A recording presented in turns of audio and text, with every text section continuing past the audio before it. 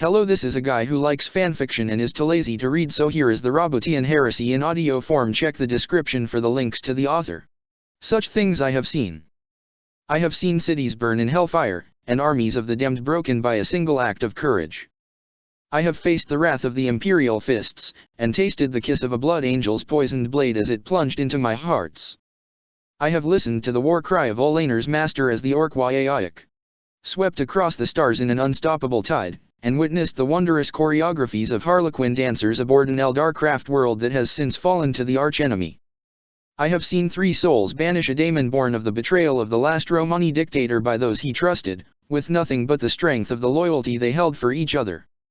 I have seen men give up their humanity to ancient Xenos artifacts, and be transformed into abominations that stared at the universe with eyes that knew nothing of mercy. I have raced with White Scar's riders and fought sons of Rus in the tombs of forgotten empires. I have seen imperial soldiers hold the line against the plagued legions of the Iron Hands, watched heroes kneel before the heralds of the Black Dragon, and pulled the trigger that ended the suffering of those touched by the Raven Lord's arts. Most of all, I have seen the sins of the legion that was once my own. I have seen the madness that has claimed those who were my brothers. I have listened to them as they justify what they have become with talk of destiny, of inevitability. How they so desperately try to absolve themselves of responsibility for their own actions by ascribing it all to the will of their foul god. How they preach and proselytize, trying to make others see the galaxy through the same cracked lens as they do. They think of themselves as puppets, refusing to accept that the only strings making them move are those they willingly put around their souls, and ones that they could break at any time if they chose to. They cry out for purpose, for there to be an inherent meaning in the universe, and in their refusal to see that the only meaning is that which we create ourselves, they bring torment and ruin to billions. They are the first of the damned, who renounced their free will for power and lies. And yet, the evil of my corrupted brethren pales in comparison to what is yet to come. I have seen the darkness that lurks between the stars, impossibly old and cruel, waiting for light's end to come and smother all that is good in the galaxy. I have seen the fate that may yet befall all of reality if the primordial annihilator isn't stopped, if chaos consumes the galaxy. I have seen humanity cast down, enslaved to ruin. I have seen hell, claiming every soul that ever was and ever will be, forever and ever. Reality itself bent to the hateful whims of chaos, every planet a daemon world. But I have also seen how this dreadful future may be averted. For 10,000 years, I have borne the weight of my sins and hope. I have died many times, but always I have returned, denied death by the mark of the beast upon my soul. Wherever I walk, the storm follows, bringing destruction and ruin upon all as the great hunt catches up to me. I am Cypher, Lord of the Fallen, son of Lionel Johnson, brother to Luther, Dark Angel. I have other titles, spoken only by the Neverborn and those within the ranks of my traitor brothers who think they know the truth of what happened on Caliban 100 centuries ago. They call me the Sword-Bearer, the Bane of 9 Organics, the Despairing One, the Hated Son. I know secrets that would shatter the minds of those who style themselves as stewards of the Imperium, and revelations that could bring about the end of chaos itself in the right hands. And I am so very tired. I am Cypher, greatest and last of the fallen, keeper of the sword of Luther, archenemy of the First Legion. The Dark Angels have hunted me for thousands of years, willing to make any sacrifice to find me and drag me in chains to the monster that the lion has become. Again and again the Grand Masters have sent their agents to capture me. But I am still here. Still standing. Still defiant. I am Cypher. Fear me. The Terran Crucible. Part 1, The Hunt for Cypher. Among the 9 legions, the Dark Angels stand out as those of whom the least is known in Imperial records. Unlike the sanity-blasting knowledge of the Raven Guard, however, this isn't due to the efforts of the Inquisition to purge any and all heretic lore, but because the First Legion itself strives to maintain its cloak of secrecy, keeping its methods, goals, and most importantly history hidden from its enemies, and its own members. The Dark Angels are a legion built on secrets and lies, defined by those of their own who refused to follow their primarch into damnation.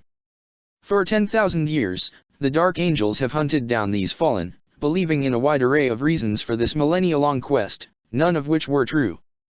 Lionel Johnson kept the truth hidden, for as long as the fallen live, his power is diminished by the wound he suffered at the hands of his mentor Luther during the destruction of Caliban, the Legion's long-lost home world. The Daemon Primarch has driven his legion to hunt down those who defied him and whose very existence keeps his terrible power in check. Now, only one of these loyalists remains, the greatest and most mysterious of all, Cypher, the enigmatic Lord of the Fallen. Ever since the heresy, Cypher has carried his own dark secrets and terrible destiny, a shadowy figure that has come to the Imperium's aid many times. Entire cabals of the Inquisition have tried and failed to uncover his identity, motives, and the source of his mysterious powers and apparent immortality. And now, as the times of ending are upon us, it is time for the truth to come to light at last. Necromunda, Solar Segmentum, 999.m41. Inquisitor Bronislaw Chivok walked purposefully toward his destination. All around him were the many sights and smells of the Necromundian underhive. The immense majority of the planet's population was born in places like this, lived lives shortened by pollution and crime, and died without ever seeing an open sky. Air recycled a million times was circulated by rusted industrial fans. Billions dwelled in those depths, working from childhood to an early death into one of the thousands of industrial complexes scattered across this labyrinth of metal corridors.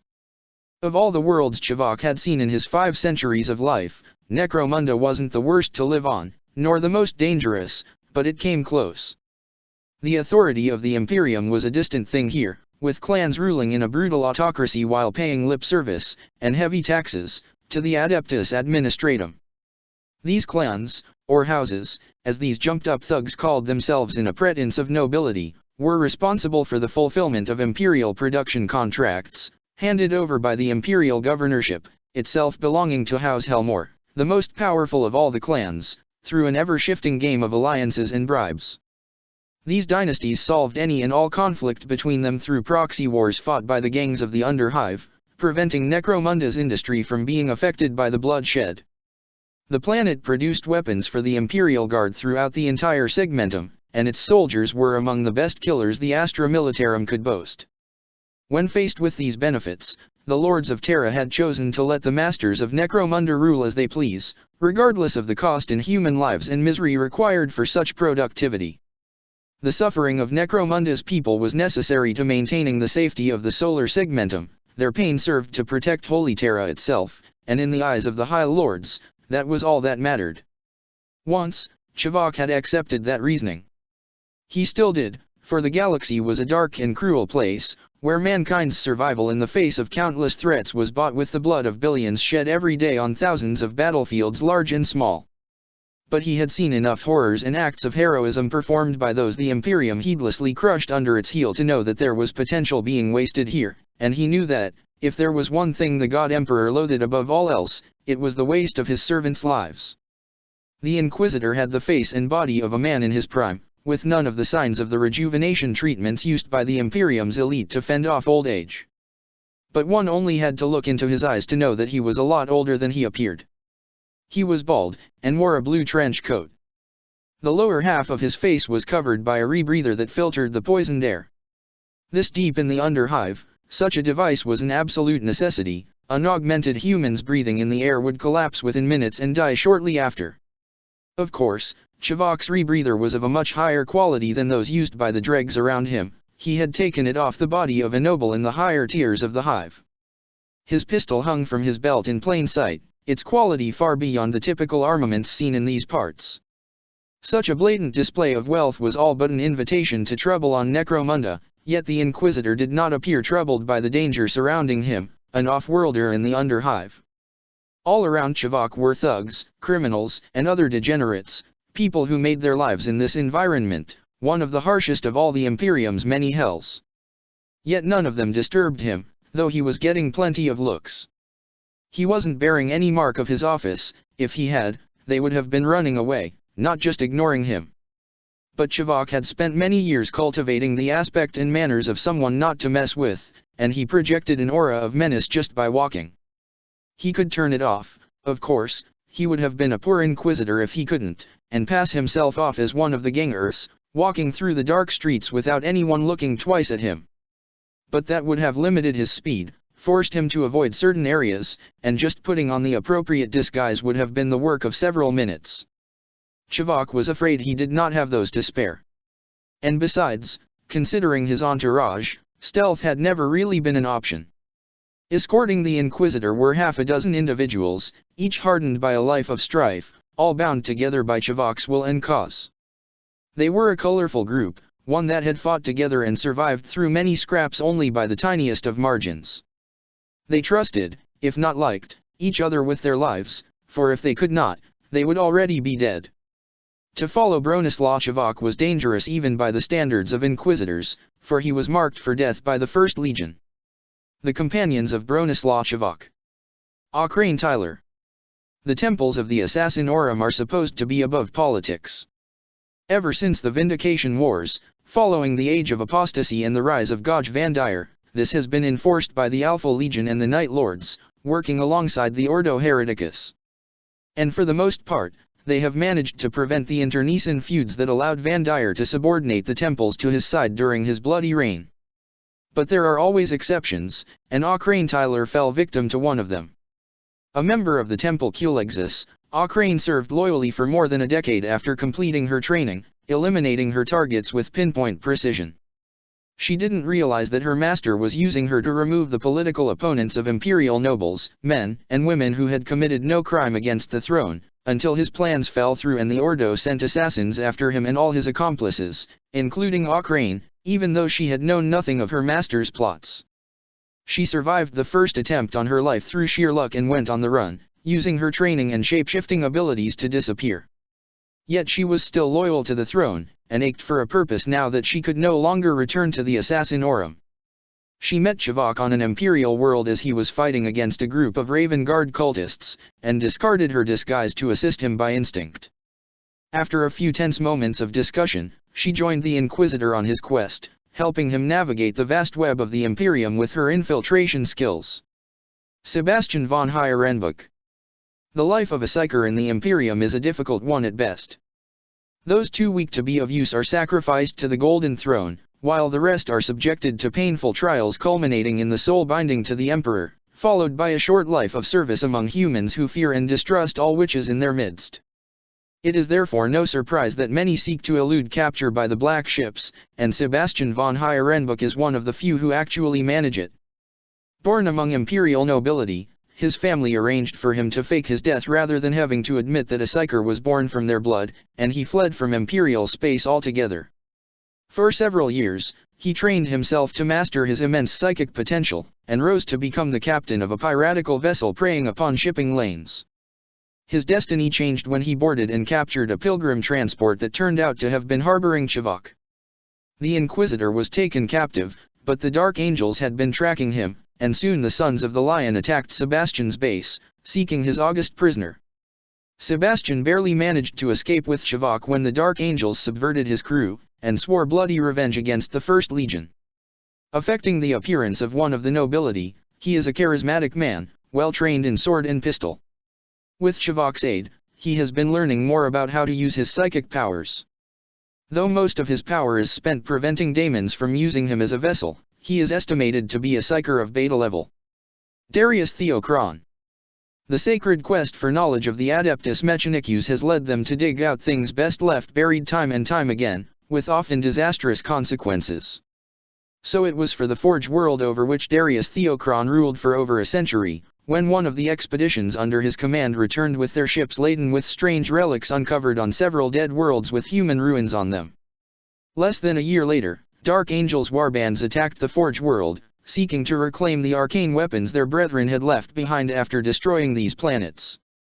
Theocron escaped with his life and a few of his followers, but the Dark Angels kept hunting him, until he alone remained, and he met Chivok aboard a derelict space station, home to pirates, renegades, and worse. Darius joined Chivok for survival and revenge, for his perfect memory does not let him forget the billions under his charge who perished at their hands, or worse, were corrupted by them. Though his appearance has fallen far from his glory days, and many of his augmetics no longer function, Darius' mind remains razor-sharp and loaded with some of the Omnissiah's greatest secrets. In the years since joining the Inquisitor's warband, Darius has provided technological support and access into the data vaults of Imperial offices and cultists alike, providing the information required for the group to continue their journey.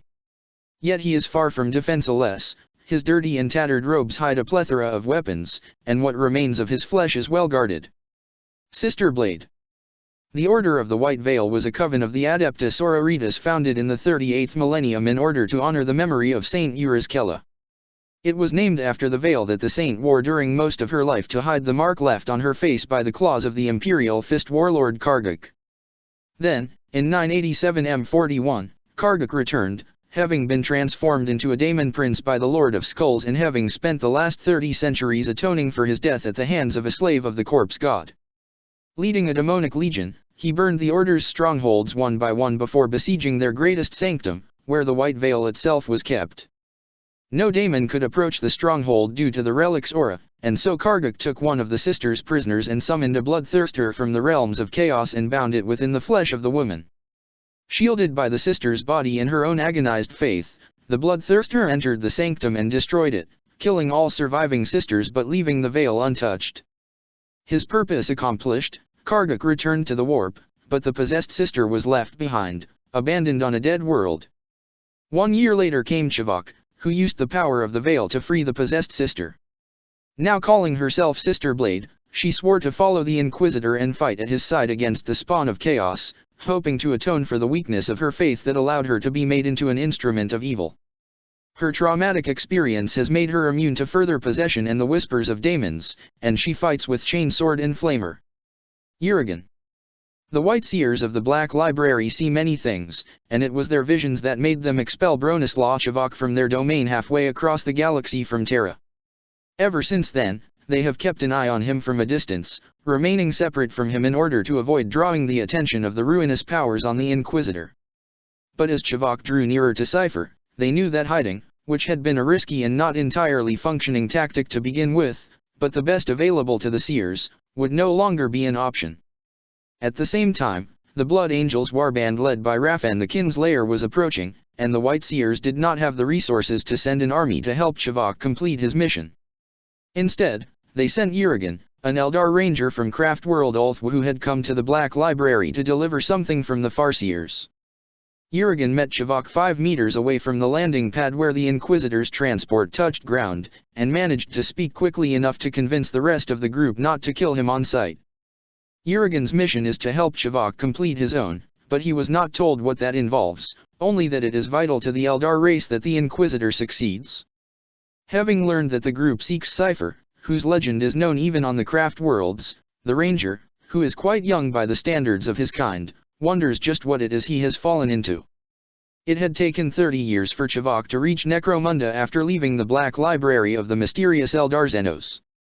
The White Seers had dropped him half a galaxy away, with only the vaguest of instructions as to what he was supposed to do next. Of course, since then, he had understood the need for secrecy. Every step of his way from that desert death world to Necromunda, he had been hounded by the agents of his enemies. He had left a trail of bodies and ruins in his wake, and he felt the guilt for all the lives lost weigh on his soul more heavily than they had ever done during his 4 centuries of service to the Inquisition, before he had found his current purpose. Those who walked alongside him were but the latest in a long line of companions, having joined him on his odyssey across the stars for reasons known only to them and their master. They were approaching the very bottom of the hive, where millennia of construction reached the planet's bedrock. Even there, with the weight of 100 mountains above, human life teemed. Gangs of mutants and the worst kind of criminals dwelled there, far from any of Necromunda's authorities. Here there were no churches, for no god turned his gaze there, and no outposts of the Arbits, for there was no law. Here there was only strength and death, an endless struggle for survival amidst the refuse of 1,000 generations. The gangs who lived there had to fight against uprisings from the mutant kingdoms beneath, shedding their blood in unremembered wars that were all that kept the upper tiers of the hive from being swarmed by the monsters lurking in the dark. It was here that Chivok would find Cypher at last, and be relieved of his great burden. Clovis the Redeemer watched in satisfaction as the faithful chanted. The disciples of the living flame had gathered in numbers, from every corner of the Underhive and beyond. Every cell, every secret lodge, all had answered his call, and it filled him with pride to see them all here today. Representatives from the other hive cities had come in secret, each bearing the secret mark of his order, now displayed with pride for all to see, the first time any of the sacred symbols had been exposed to those outside their particular branch of the faith, and a sign that the time had come at last. Here, in the depths of Hive Palatine, the capital of Necromunda, it would begin. For decades, ever since he had first heard the call of the Manifold One, Clovis had worked tirelessly to spread the word of the living flame. He had abandoned his life of power and privilege, thrown away his beauty by burning his own face away with coals taken from the fires of the most destitute of Necromunda's cast-offs. His words and deeds had rallied them around him, and through him their meaningless lives had found purpose. Through him, they had been redeemed in the eyes of the living flame. Others had come from above, having heard the same whispers he had, and together they had woven a web of true believers hidden all across Necromunda's many levels. To the witless imperial authorities, they were known as the Redemptionists, a fanatical cult of the false emperor they had infiltrated and consumed from within. The reputation of that order had been useful in masking their true purpose. They had even allowed a few of the original members to survive, blissfully ignorant of the corruption of their order as they continued their blind crusade against all those they perceived as deviants. Even these fools had served the disciples' true aim, as their hateful persecutions had driven more and more souls into the living flame's embrace. A dozen of these redemptionists now burned on the cult's pyre, sacrificed to the living flame's glory now that their use had run its course. Just before the pyre had been lit, each of them had been told the true nature of their order, that their betrayed cries may add power to the ceremony. "Brothers and sisters," he called, and the crowd roared in reply, before quieting down as he raised his left hand. His right held his fire-mounted metal staff. A winged, blue-skinned imp leapt down from the steel beams supporting the ceiling of the great space where the congregation had gathered, landing on his shoulder. The creature was a caryatid, and there were many more above the gathering, as if all those of the hive had come to witness this momentous event. To the Imperium, caryatids were an innocuous mutant breed, drawn to individuals with important destinies. Clovis knew what the Imperium did not, that the caryatids were the creations of the Great Ones, the distant masters of the disciples. Eons ago, they had brought the creatures to Necromunda, to find and guide those worthy souls toward their appointed fate. To have so many flocking to this place was a good omen. It meant the Great Ones were watching over them. At the same time, however, the sudden departure of so many caryatids from those who thought themselves their owners must have raised some concerns. The departure of such familiars was seen as a sign of imminent death within Necromunda's culture. Still, all must be as the living flame intended. After all, paranoia among their enemies could be a boon, if used properly. And their presence certainly helped whip the crowd into the proper frame of mind. "Long have we waited for this day," he continued. "For generations, we have worked in the darkness. Our forebears have laid down the foundations of this grand achievement, offering their toil and their lives for a cause they knew they would never see fulfilled. But we, my brethren, we are among the elect. We shall see our grand endeavor complete. As was revealed to our predecessors, the reign of the false emperor and the angels of dust shall end, and the true angels shall come to free us from our lives of misery and waste. By the living flame, all of Necromunda shall be reborn. This great inferno we have stoked will wipe away the mistakes and pains of the past. Though the rebirth shall be painful, and many shall be consumed within its flames, this day shall usher in a new and glorious age for this world." Clovis took the flask of spook handed to him by a prostrate cultist and drank deep, letting the green liquid flow into his system. The sacred drug, fashioned from ancient human remains transformed by mutated fungi, threw open the gates of his perception. He could see the fires that burned within everyone present, the humans and the mutants alike. Most of them were dim, flickering things, for the disciples had raised from among the meek. But the incense, the ambience, the sacrifices, all of these had contributed to making these embers flare, and it now fell to him to channel that energy into a great flame that would serve as a beacon to the Great Ones. "We call upon you," he roared, "O our lords and masters. Come forth, we beg you, and deliver us from our sinful existences.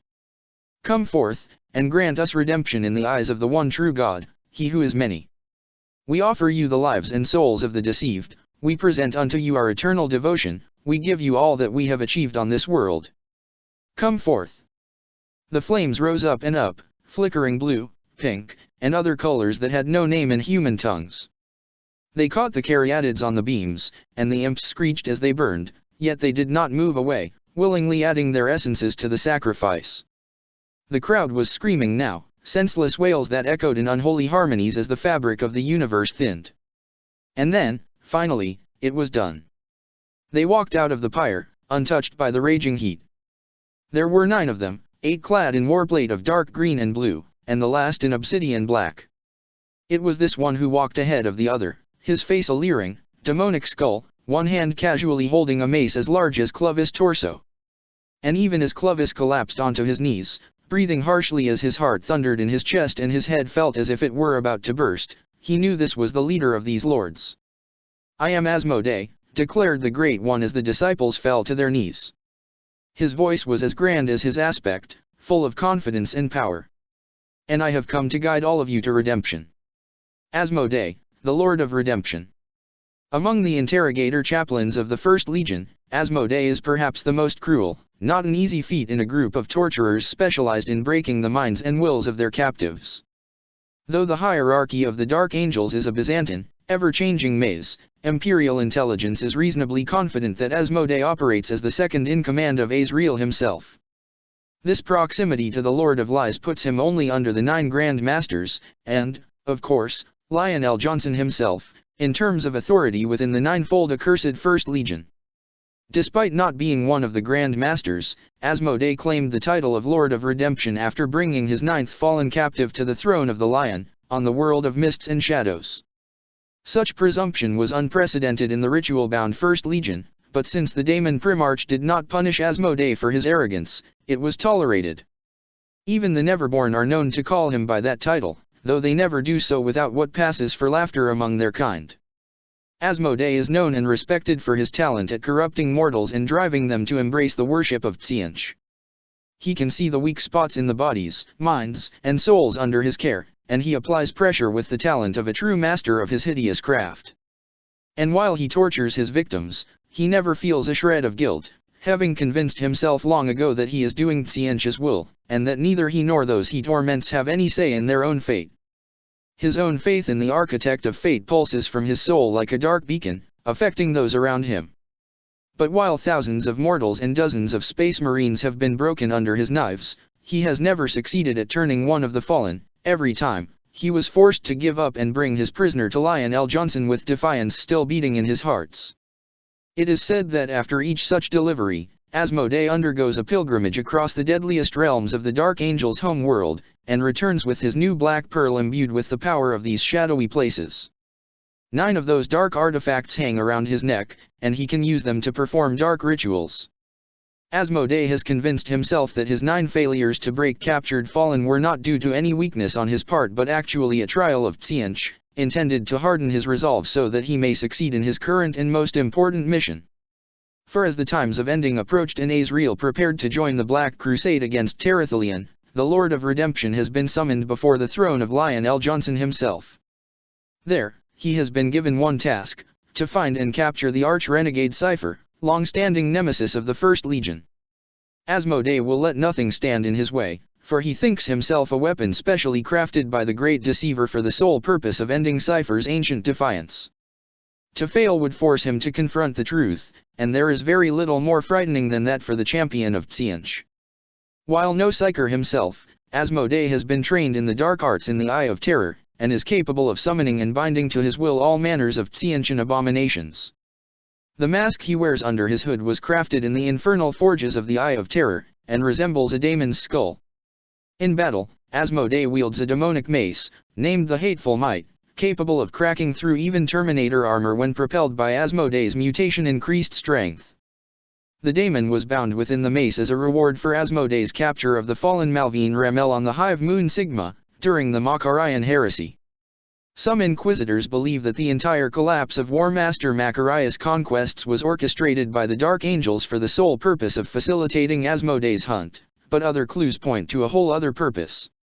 The War of Necromunda began exactly where the houses had always suspected it would, in the Underhive, far from sunlight and law, when Clovis the Redeemer opened the way for the Dark Angels.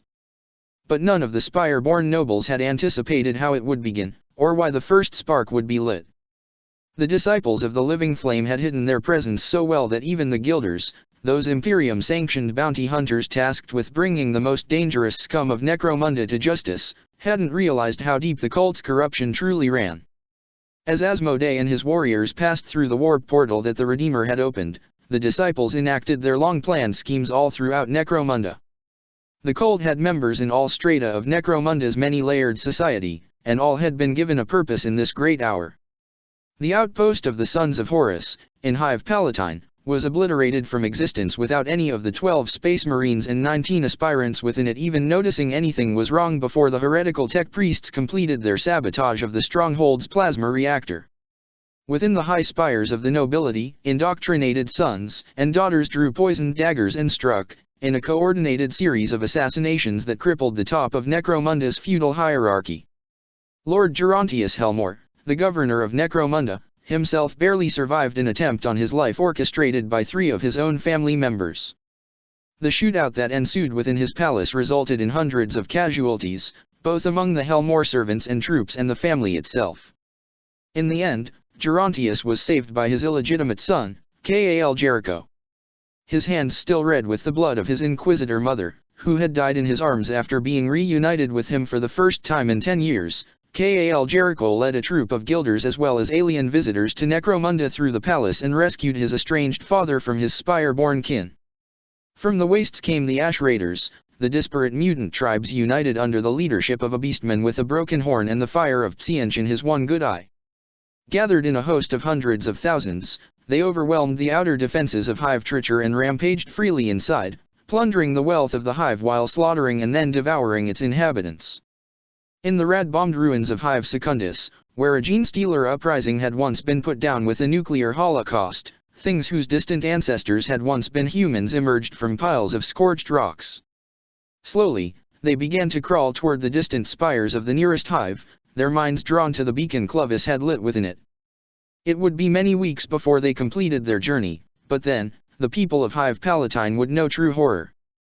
House Cotter, entirely controlled from within by the cultists of the Living Flame, declared war upon House Delac, claiming that the House of Spies and Infiltrators had betrayed the God Emperor. Its household troops marched in the streets of the Upper Hive, clad in the finest finery, before a coordinated sniper volley took down their officers, revealing them to have been witches weaving an illusion around their troops to hide their mutated nature and their heretical banners. Whether the snipers knew the true nature of their targets beforehand is known only to the head of House Delac, whoever that shadowy figure may be. The disciples had spent centuries cultivating grudges between the houses and the gangs serving them, and now, they played upon this hate, performing false flag operations to turn Necromunda against itself. The friends and lovers of gang leaders were found dead, with evidence incriminating their nobles overseers planted nearby.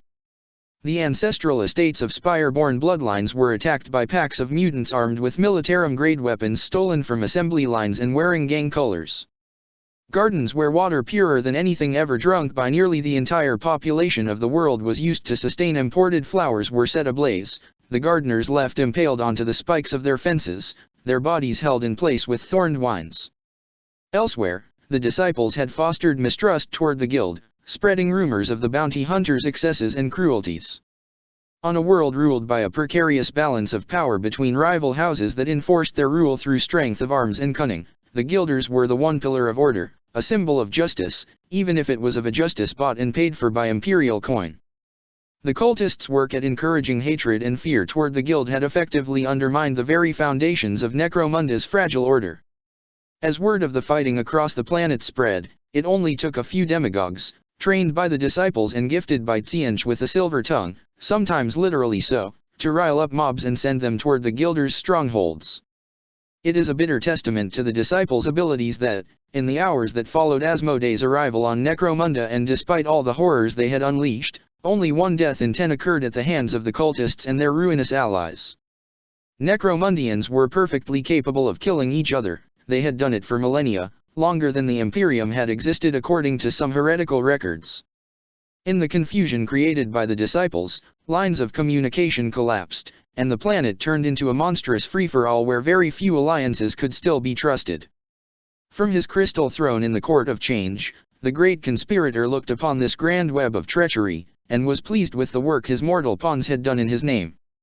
Had the disciples made use of that momentum, the opposition to their takeover would soon have collapsed, especially with Chaos Marines leading the charge.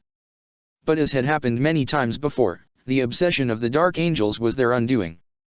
Asmodee knew that Shavak was to meet Cypher in the depths of the Hive Palatine, and to the Lord of Redemption, the disciples' efforts to bring Necromunda under the control of Tzeentch were secondary to the capture of the Lord of the Fallen. In Asmodee's mind, Cypher wasn't simply a man, or even the most elusive and powerful of the Fallen. The interrogator chaplain had constructed an image of Cypher as Tzeentch's greatest trial, a way to purge the weak and the unworthy from the First Legion in order for the Dark Angels to be forged into the perfect instruments the Architect of Fate required. Asmodee had been told that Shavak, who had been hunted by the Dark Angels for decades, had come to Necromunda to meet with the arch-renegade. And so, the Lord of Redemption took the bulk of the disciples' fighting strength in Hive Palatine and went to find the rogue Inquisitor and his warband, thinking to use them as bait for his true prey. They had to fight every step of the way, for even as the Horde passed through battlefields where rival gangs were settling scores in blood, the gangers more often than not put their grudges aside and made common cause against the cultists. Yet once Asmodee took to the field, even the bravest and most chemically courageous ganger recoiled from his dark glory. The Dark Angel looked upon the criminals, and spoke words in the tongue of daemons that burned their way into their minds. Fighters hardened by a life in the Underhive stood before the Lord of Redemption, corpses and madmen stretched in the wake of Asmodee and his brothers. Like a daemon out of hell he marched, and those who saw him lost hope. The hearts of the disciples were filled with righteous madness, and they charged ahead of their great ones, eager to offer their lives in the name of a cause they did not understand. Shavak and his companions were not caught by surprise. The screams and sounds of destruction reached them long before the frenzied cultists. At first it was distant and vague, almost impossible to distinguish from the groaning and shifting of thousands of years of decaying infrastructure and gang warfare. Then, like an approaching storm, it swelled up, and they began to hear individual screams and gunshots.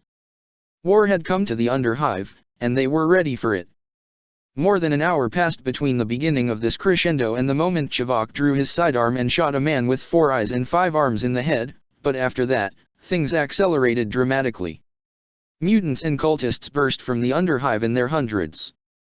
Gangers fought against these intruders, driven by territorial instinct, bloodlust, and, in more than one case, a surprising amount of faith and belief in the Golden Throne and devotion to the people under their protection. Many gangs had been infiltrated by the disciples of the Living Flame and their allied cults, but those who were not fought with a vigor that wouldn't have made any Imperial Guard regiment proud. The Underhive was filled with war, and at the center of it all was Shavak's group, drawing the heretics to them like scavies to an abandoned Lupercal tank. As the cultists drew near, Shavak ordered his warband into a sprint. They were close now, according to Urigan, who had been given the knowledge needed for the last leg of the journey. He had not known then what that knowledge was. The White Seers of the Black Library had implanted it into his mind, for had he known it was a map of a Monkey city, the prideful scion of Isha might have refused his duty. Now, in the final hour, that knowledge blossomed, and he guided the party through the collapsed buildings and the heaps of refuse spilling from above. On and on they ran, but they were not fast enough, for they were driven by duty and oaths, while their pursuers were driven by madness and the fires of blind faith to their dark god. And so they stopped running, and turned back to face the onslaught rather than be run down. Shavak's companions told the Inquisitor to go ahead, that they would hold back the tide so that he may complete his task. But Shavak knew that there was no escaping his enemies this time, that there was no path through the horde bearing down on them. He too would make his stand there. Yet he still had a play to make, one last throw of the dice. As the lost and the damned gathered around his warband, the Inquisitor reached into his coat, and produced that which had been entrusted to him in the Black Library, that which had kept him hidden from the sight of the First Legion until now. He brandished the Atlas Infernal, the sacred and accursed map of the Webway, crafted from the still living, willingly offered skin of a pariah, in the days before the heresy and the collapse of the Emperor's dream of taming the Webway to his will. "Cypher," he called out, roaring as loud as he could. "Here is your key. Come and take it." And then the battle began. Shavak fought side by side with Ocrane and Sister Blade, the 3 of them surrounded by a growing mound of corpses. The Inquisitor fought with his pistol in one hand and a short sword in the other, moving with the speed of a young man compounded by the experience of centuries. Crane's skills, taught to her in the assassin temples, were more than a match for the cultists' primitive weapons and fury, and the righteous wrath of Sister Blade lent her strength.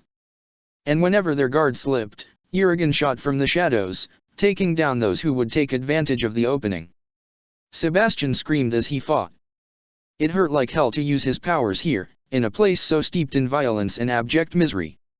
Since he had joined Chivok's little band, he had learned to keep his mind closed, but now he needed to throw the gates open in order to wield the full extent of his power. Lightning burst from his hands and his eyes, incinerating swathes of cultists, but he could feel other things flow in him too, and it hurt to expel them, to stop them from taking root. It would hurt a lot more if he let them, though, so he gritted his teeth and tried to bear it. The Psyker was a storm of eldritch energies, and the disciples of the living flame could not touch him, but their masters, now that was a different story. A dark angel clad in black came forth, and blocked Sebastian's lightning with his mace, grounding its power within the unholy weapon. Other Chaos Marines followed him, and Chivok's heart sank as he saw them. His retinue were all powerful warriors, but they were still mortals, and no match for the Sons of the Lion. The skull-faced warlord went for Sebastian first, strong, proud Sebastian, who still stubbornly clung to his noble past even after everything that had happened to him, everything he had done. In the end, it only took a single blow of that infernal mace to throw him down, and he laid on the ground, bleeding, as the interrogator chaplain towered above him. Chivok tried to move toward him, knowing what was to come, having seen it happen several times before, but the mass of cultists was pressing down on him and the others, invigorated by their master's prowess. "Your soul belongs to Tianch, little witch," said the Chaos Marine, pulling a sacrificial dagger out of his belt and looming over Sebastian. "And now, in his name, I will send you to him." Even at a distance, even with the Atlas Infernal shielding him, Chivok could feel the evil radiating from that dagger. He had seen its like before, and he knew that if it killed Sebastian, the Psyker's soul would be lost to the dark god of the First Legion. He screamed then, in rage and frustration, that there was nothing he could do, nothing but watch, again. Archmagos Darius Theocron was experiencing transcendence once more. He was connected to the ancient, ruined, half-mad machines of the Hive, exchanging data with them through connections both physical and invisible. He could see, hear, feel, everything around them, and he was using that knowledge to devastating effect. His inner cogitators were overclocking to provide him the processing power he needed to calculate the best course of action. With the tiniest nudges, he was causing collapses and cave-ins, burying hundreds of heretics not just here, but everywhere across Hive Palatine. But it wouldn't be enough. Darius knew exactly how many cultists were surrounding them. He knew that the entire Hive was at war. He knew that help was on its way. A single bolt flew through the air and hit the dagger in the Dark Angel's hand, sending it flying. Then a volley of shots followed, each piercing the head or hearts of one of the Chaos Marines, except for their leader, who was surrounded by some sort of Sorcerer's shield that rippled as bolt shells uselessly hammered into it. Chivok watched, incredulous, as 6 figures emerged from the shadows. 5 were clad in unpainted ceramite, their armor devoid of markings except for an old emblem on the shoulder pauldron. And the 6th wore a pale hooded robe over his armor. He wielded 2 pistols, and a great sword hung on his back. He knew who this was, who this must be, but it was impossible that he had companions. The White Seers had told him only one of the fallen was left. "Cypher," roared the black-clad Chaos Marine, charging toward the Lord of the Fallen. "I am your judgment, sent by the Lion and Tianch. I am the Lord of Redemption. Asmo dash." Cypher aimed one of his guns and pulled off the trigger, incinerating the Dark Angel's skull-faced head in an incandescent ball of plasma. His headless body remained standing for a few seconds, as if the ghost of the interrogator chaplain was still clinging to it, unable to comprehend his death. Then it fell, smashing onto the ground, and the ever-burning fires of the demonic mace died down as it slipped from the corpse's grasp. "I don't care who you are," said the Lord of the Fallen. With Asmodee's death, the cultists' will to fight was broken. They scattered into the Underhive, and those who survived the next few days would spend the rest of their lives, however short that might be, haunted by the memories of what they had done, what they had thought and become, when the great ones who were supposed to redeem them had come to Necromunda. As for Cypher, he and his brethren, and Chivok could still not believe there were other fallen left besides their lord, led the Inquisitor and his surviving allies deeper into the underhive. They carried Sebastian's body with them, unwilling to leave him for the scavengers. The Psyker had died well, in the end, and Chivok hoped that his soul had earned redemption for his past sins in the Emperor's eyes. The fallen brought them to a gateway, an arch of alien design made of cracked wraith bone. A webway gate, explained Cypher. I came here after my research uncovered the possibility that one existed. Once, the people of this world, that is, the human settlers, used it and others like it to keep in contact with the neighboring worlds. They did not know where it came from, or how to use what lies beyond for more than the shortest of trips. But it did enable them to build the Arrhenius Continuity, a coalition that survived the Age of Strife when so many other stellar kingdoms collapsed. And now, with it, I will finally be able to finish my journey to Terra. Couldn't you have? I don't know, taken a ship, asked Crane incredulously. This is Necromunda. Up until yesterday, there were ships going to Terra leaving orbit about every hour. No, replied Cypher curtly. We are too close to Terra. If I am on a ship that enters the warp this close to the throne world, there is no Geller field in existence that could hold the wrath of the dark gods at bay. I considered using subluminic speeds. But even that is too vulnerable to outside forces, not to mention unbearably slow. The webway was my only option. The Lord of the Fallen turned toward Chivok. The Inquisitor was standing back, watching the gate with an unreadable expression. Now that he had handed the Atlas Infernal over to the Fallen, Chivok looked both older and younger than before. You have done what the keepers of the Black Library asked of you, Bronislaw Chivok, said Cypher. With the Atlas in my possession, I will be able to complete my long journey and reach Terra, where I was commanded to go 10,000 years ago. What will you do now? The choice is yours alone. If you so wish, you may accompany us through the webway. It will be perilous, even with the Atlas to guide us, but you may walk upon Terra again. The Inquisitor shook his head. I have run from chaos ever since I left the Black Library, he said. I had no choice but to leave entire worlds to burn behind me, for I knew the importance of my mission. The White Seers made sure of that, before they entrusted the Atlas to me.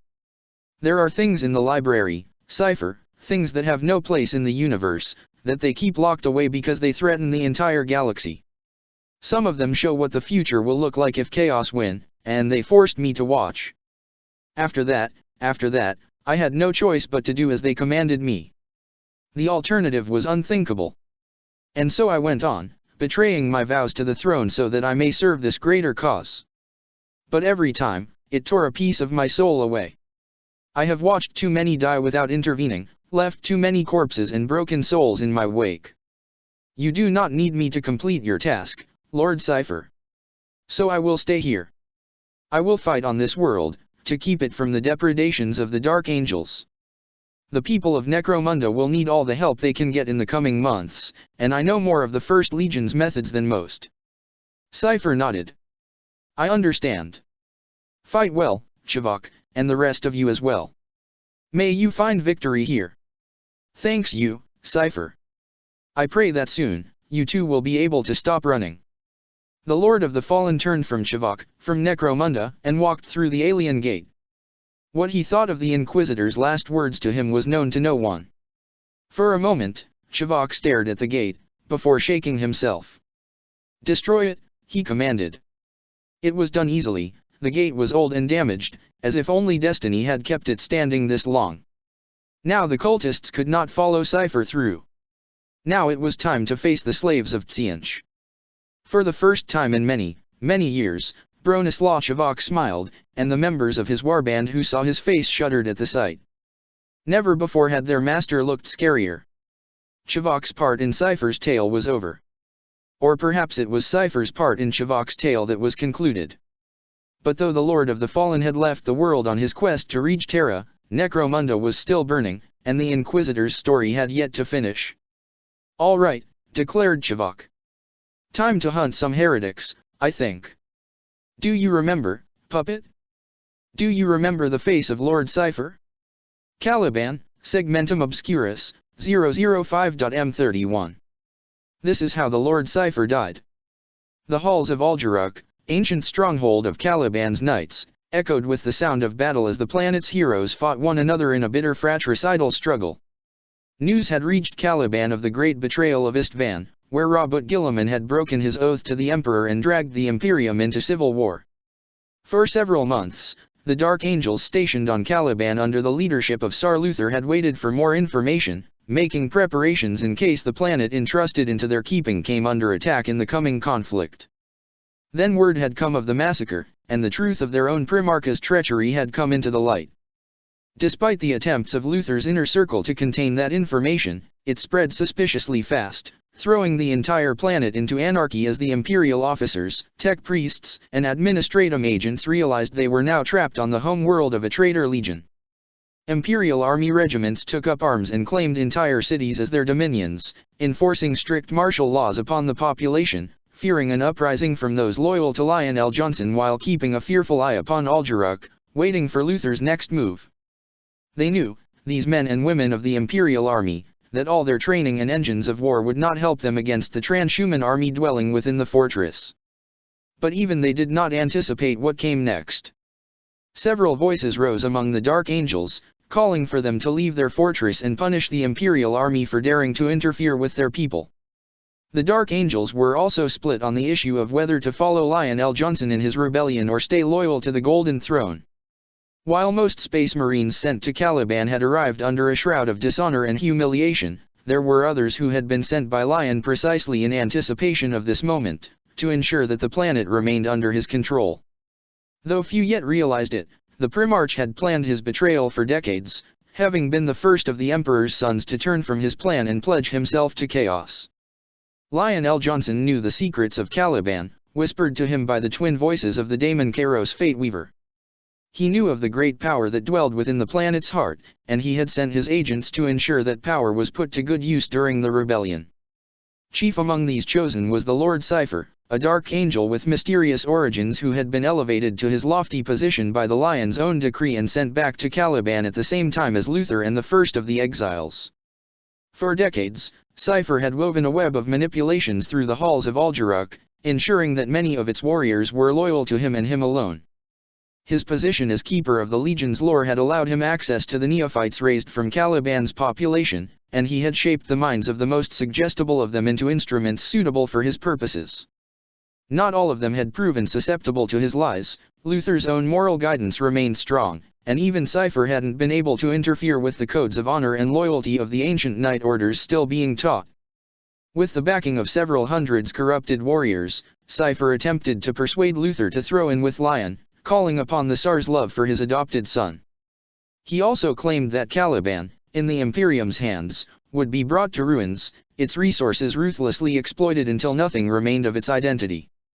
He played upon Luther's fears of being left behind by the Imperium, the order he had built made insignificant as the world it had defended became unrecognizable.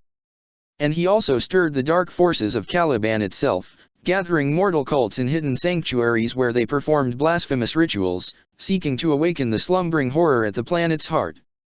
As the work of these cabals progressed, the presence of the entity grew stronger, and it weighed on the souls of all who had dedicated their lives to Caliban, and none were more dedicated than Luther.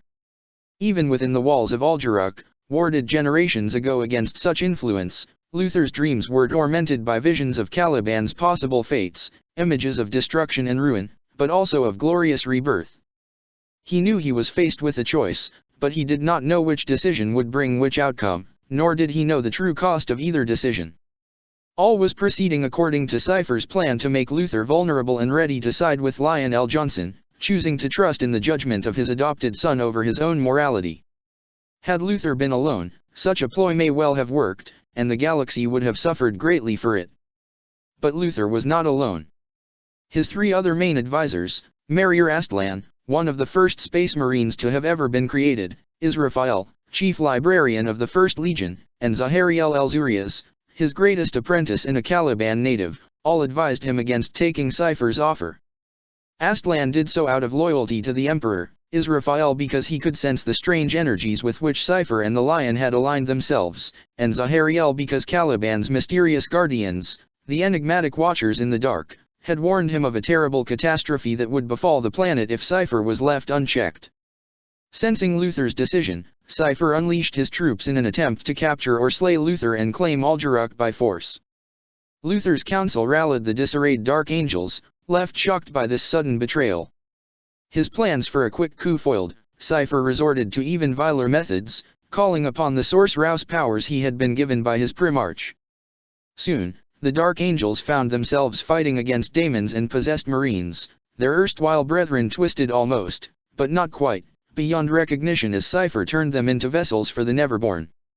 Alderac had been warded against demonic incursions, but such defenses can always be overridden by treachery from within, as the rune priests of the 6th Legion demonstrated on Prospero. Sometimes the free will of a mortal soul can accomplish what the dark gods themselves cannot.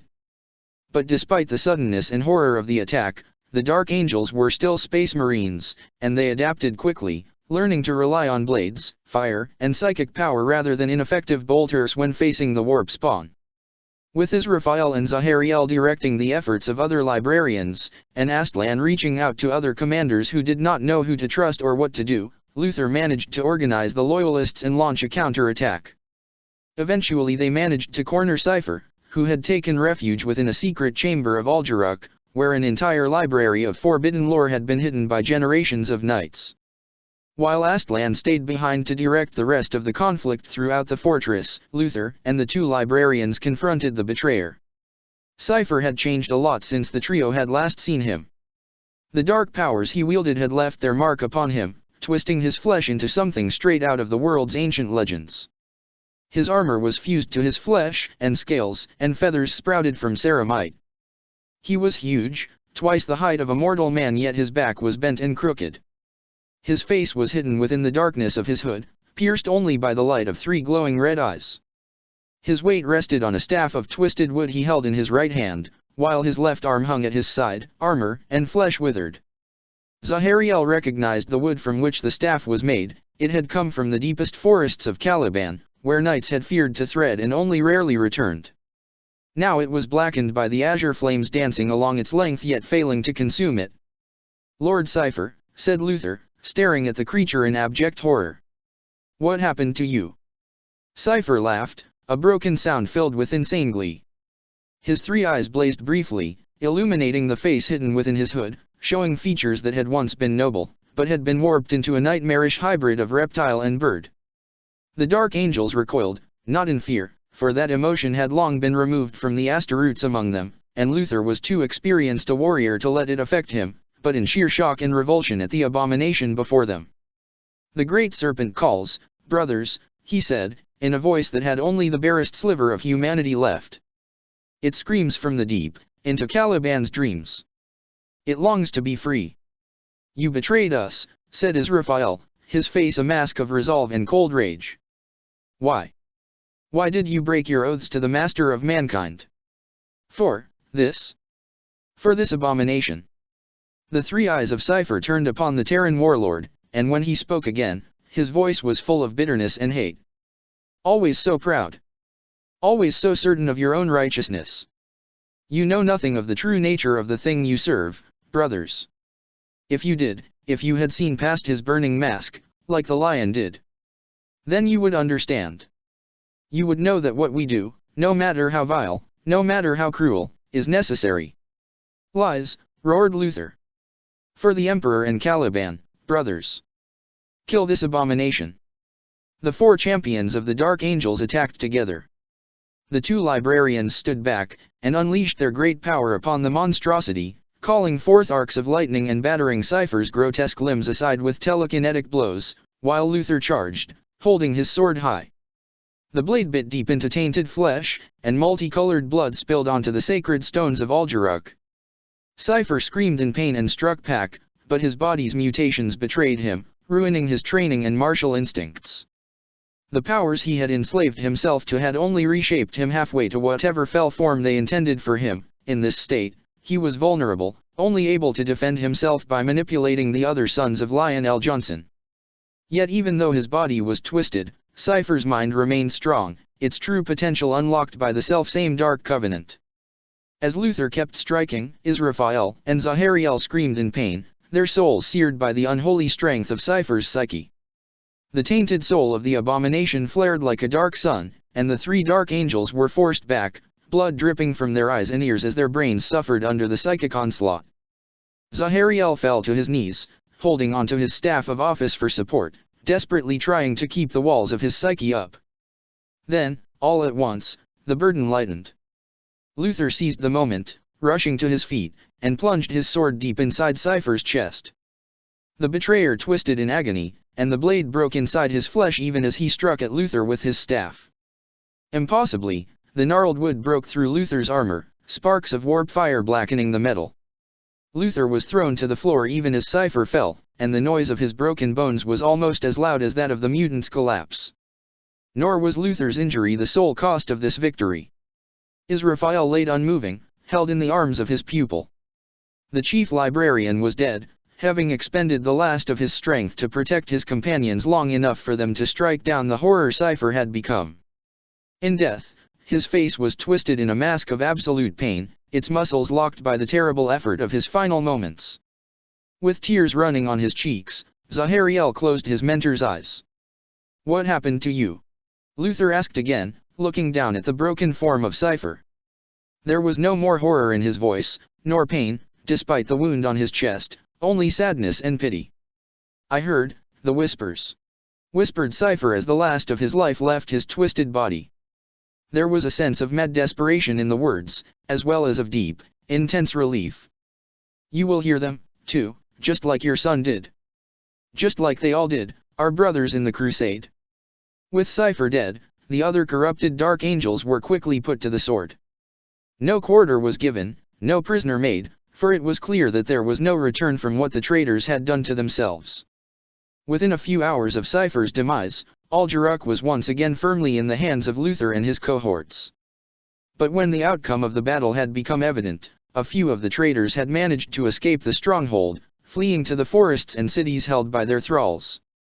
The war for Caliban was only beginning. The Webway, 999.m41. The 6 fallen, 5 of them less than 1,000 years old put together, the 6th nearly as old as the Imperium itself, walked through the corridors of the Webway. Even at its peak, the labyrinthine dimension had been almost impossible to navigate for mere mortals. It had been built and designed by inhuman minds, for their own use and that of their servants. Now, after more than 60 million years of catastrophes and decay, with only the utterly insufficient efforts of a handful of Eldar scholars to maintain it, going anywhere through it was as much a matter of luck as skill.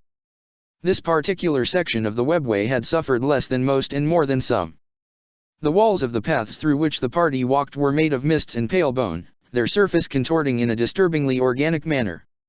It felt as if they were crawling inside the remains of some antediluvian leviathan.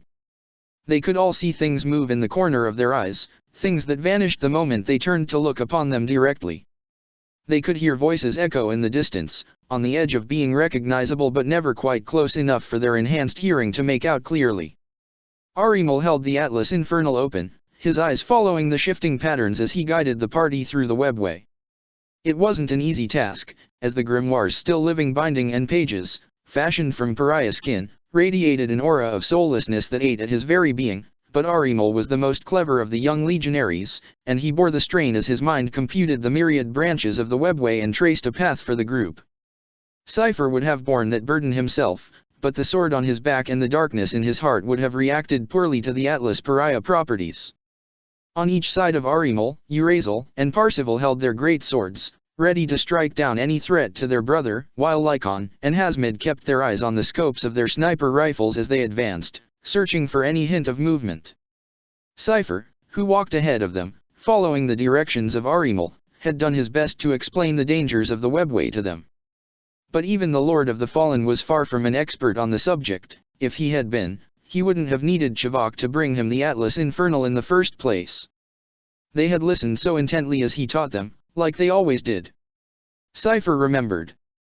It had happened in the 7th century of this 41st millennium.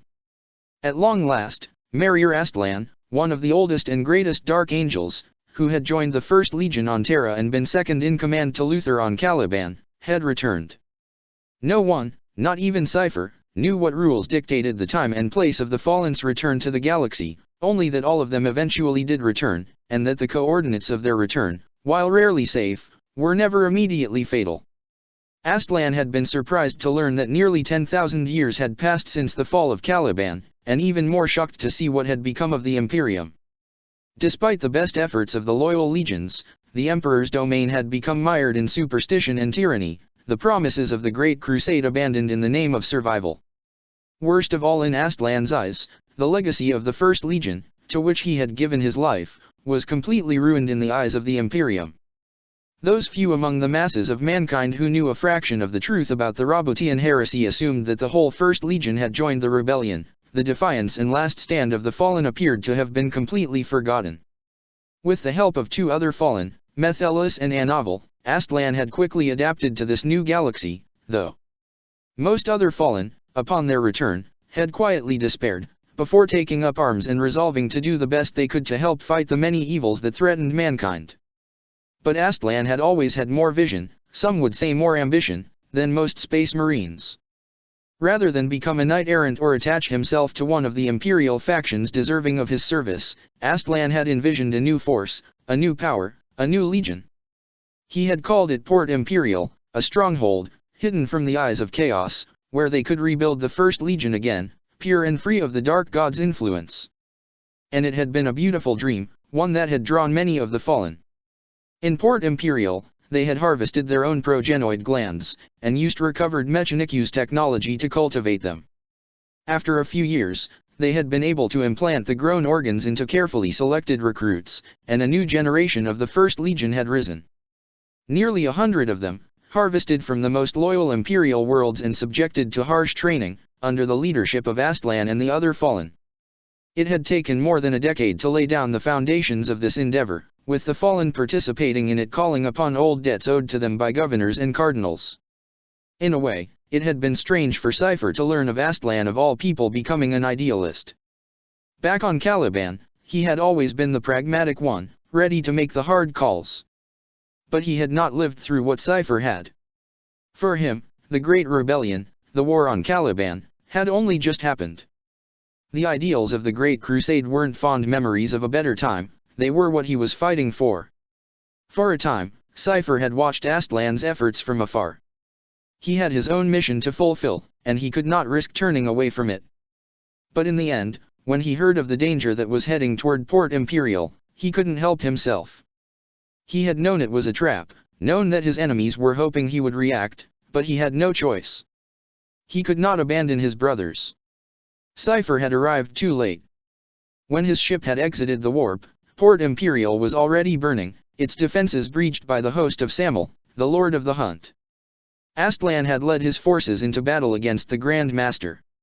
From what Cypher had been able to gather while desperately fighting to get to the fallen, it had been Samel who had killed Aztlan. The old legionnaire had been too tough for the Chaos Lord to take him alive. In the end, Port Imperial had been destroyed, and Cypher had been forced to flee to avoid being captured by Samel. Taking with him the handful of new recruits he had managed to save, the Lord of the Fallen had retreated to his ship and departed the system at speed. They had barely been able to escape, for just as Cypher had feared, the Dark Angels had hoped for his coming. His ship had entered the warp with nearly 50 Chaos Marines boarders within it, and the first few days of transit had been a constant battle, one that had seen half the recruits he had saved killed, and the survivors transformed from fresh-faced recruits into veterans of the Long War, their hands red with the blood of their traitorous elder brothers. Cypher had saved a few, but he knew there had been many more young legionaries left in Port Imperial. He tried very hard not to think about what had happened to them when the Dark Angels had gotten to them, but he did not always succeed. The Lord of the Fallen was all too familiar with the torments the interrogator chaplains unleashed upon those of his brethren who fell into their clutches, and he doubted they had been any kinder to the new recruits of their ancient foe. Since the fall of Port Imperial, 3 more young fallen had perished, slain by the many enemies who had sought to block Cypher's path. Now these 5 were all that remained, and in the 2 centuries since they had joined the Lord of the Fallen each of them had performed deeds that, had they been known to the Imperium, would have made them heroes and legends. They had fought daemons, Xenos, and traitor marines, as well as countless cults and renegades. Cypher had worked hard to keep their existence as much of a secret as possible. He had wandered the galaxy for so long, having more warriors on his side was often a very useful surprise. Even the Alpha Legion, who had contacted him millennia ago and taken his testimony of Caliban's final days as part of their efforts to compile a list of all the potential fallen, did not know about them. With Arimal guiding them, the group walked on. They passed many wonders, abandoned temples built by the Eldar's distant ancestors, back when the old ones were still figuring out how to uplift entire species, towers of white stone broken and cast down by dimensional quakes, and gardens of unliving trees, where the black water that covered the ground reflected a glorious party that had ended untold eons ago. For a long time, they did not encounter any danger, the Atlas Infernal guiding them through the webway without fail. Though he did not say so out loud, Arimal suspected that the grimoire was actually more than alive, it was sentient, and it longed to return to Terra, where it had been fashioned in the Imperium's early days. The fallen met the dead in what a human mind would have recognized as some sort of amphitheater, a vast open space surrounded by sculpted tiers that went up, up, and up, until they passed through a gray mist that even the Space Marines' helmets could not pierce, more than 200 meters above their heads. They had arrived through one of the entrances to the floor, and Arimal told them they had to leave through another entrance on the other side. As they advanced, figures began to appear on the tiers, indistinct shadows that stood utterly motionless. Hazmid noticed them first, and the group kept a wary eye on them as they continued to walk, until they began to appear on the amphitheater's floor, manifesting out of thin air wherever the fallen weren't directly looking. Noticing this pattern, the fallen formed a circle, keeping watch all around them. But by then it was too late, they were surrounded. One of the shadows detached itself from the ranks of its kin, moving with brusque, jerky motions, until it stood in front of Cypher. Up close, it looked humanoid, but with subtly wrong proportions. It began to speak, in a voice made of dying breaths that came from the entire assembled host in a nightmarish choir, and the fallen shuddered, even as they kept watch on the hundreds of shadowed silhouettes all around them. "This land belongs to the dead," said the Shades. "You have no place here." "Who are you?" asked Cypher, his hands on his holstered pistol, his gaze fixed on the Dark Herald. "We are the lost, the denizens of the Shadow Realms. We are those who died and escaped the claws of the ruinous powers, our spirits fleeing from their grasp and into this realm. We are the dead, and this is our domain you thread into, living ones." "What are you, trespasser?" "Meet," whispered one of the voices, before the word was taken up by more and more of them. The shadows drew closer and more agitated, and the fallen's grip on their weapons tightened. "Meat full of life for us to draw, to devour, before you join us in our silent kingdom." "Meat. Me.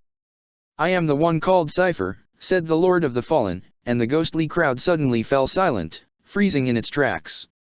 He smiled, and it was a cold thing indeed. "I see you have heard of me." "Of course," answered the dead, their chorus voice suddenly sounding a lot more reluctant. "Even here, where the gods fear to tread, we have heard your name. Kinslayer," they called out. "Renegade. Champion. Traitor. Hero. Harbinger. Undying. Sword-bearer." Cypher raised a hand, and the crowd of ghosts fell silent once more. "If you know me," the Lord of the Fallen said, his voice and demeanor as calm as if he were not surrounded by the restless spirits of the dead that had escaped the realms of chaos, "and you know what I am capable of, then that begs the question, what are you still doing here?" There was another moment of silence, and then, to the astonishment of Cypher's companions, the shadows began to retreat, vanishing one by one into the darkness from which they came.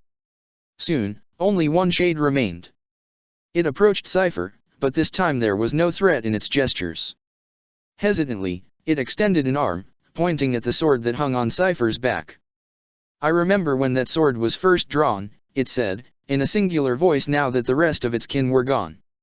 "Tell me, Wanderer, will it ever be drawn again? Will the light shine once more?" "If the Emperor wills it," answered Cypher. The shadow figure was silent for a while, before saying, "Then pay heed to my words, Wanderer, that this glorious day may come." As it spoke, its form became clearer, as if it remembered what it had been like when it had lived. The shape of an armor of ancient design briefly manifested, pulled out from some impossibly distant past. "Your hunters have followed you, even here. They have passed through the ruined gates that lie within the Great Eye, and they pursue you through the silent corridors, guided by your sire's infernal hand. How many? The ghost laughed, the sound of it unsettlingly musical. All of them, sword-bearer. All of them, or close enough as to make no difference if they catch you. The Lord of Whispers has gathered his host, wielding the authority of his dread monarch. The gates of the pit have been thrown open, and the Prince of Shadows hurls his warriors into these lands, heedless of the cost to his legion. He wants you, and will stop at nothing to get you. Then the ghost was gone, and silence descended upon the amphitheater once more. We have to move, said Cypher, turning to face his younger brothers. And we better be quick. War follows you wherever you go. You cast the shadow of death behind you, puppet. Caliban, Segmentum Obscurus, 006.M31.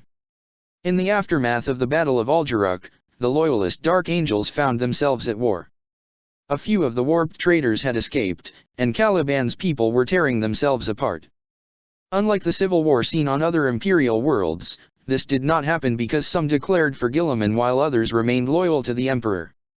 No, the rebellion of Caliban happened for older, more personal reasons, yet those still found their roots in the evil the arch-traitor now served.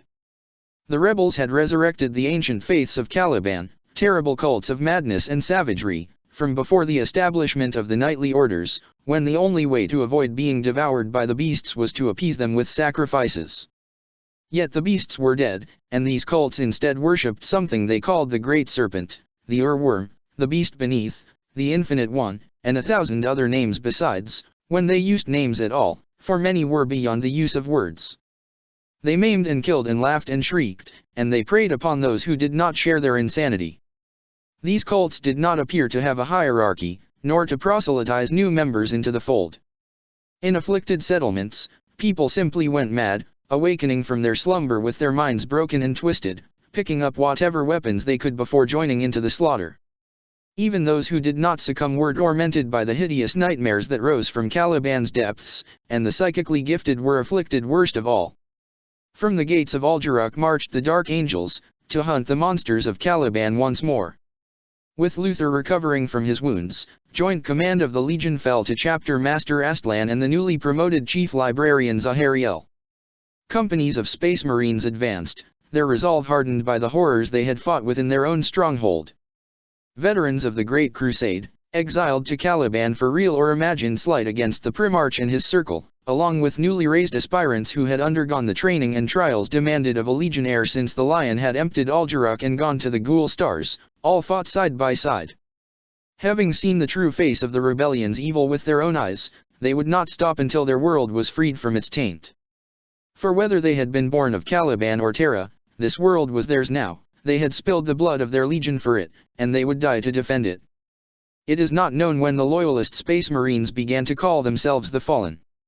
The idea of continuing to call themselves Dark Angels grew more and more intolerable as news of the greater war across the galaxy reached Caliban through the few astropaths who had survived the uprising.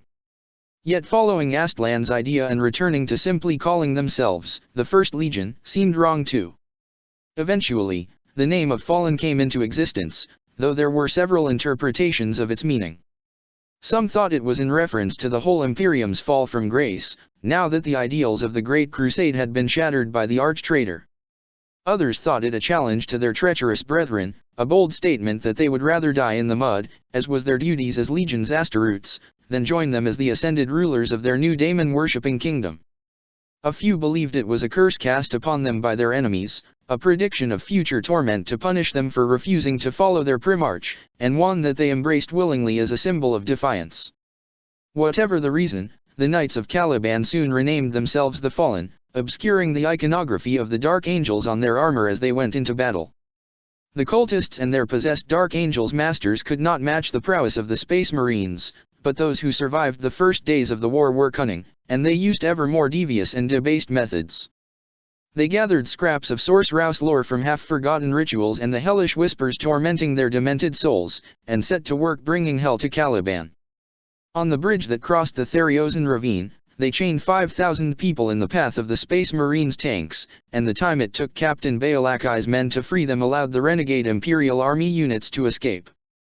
When Baal-Akai returned to Algeruk expecting to face penance for his actions, he was called into Luther's own chambers, and emerged with tears in his eyes and a burning determination to continue protecting Caliban's people in his heart. The captain then led the hunt for the missing Imperial Army forces, eventually destroying them. Weeks later, the very people he had saved helped hold the gates of 3 refugee camps against a horde of warped monsters emerging from the woods, saving the lives of tens of thousands more. When Captain Zaria led his 14th Assault Company toward the ruins of the Knights of Lupus' stronghold, an old enemy defeated by the Order before the coming of the Emperor, his warriors were met by hundreds of bestial madmen, possessed by lesser spirits drawn from the Empyrean by the Second-Born's call. Twisted into humanoid monsters, these creatures hurled themselves at the armored forms of the Space Marines, who spilled their unclean blood upon the ancient stones of the destroyed fortress.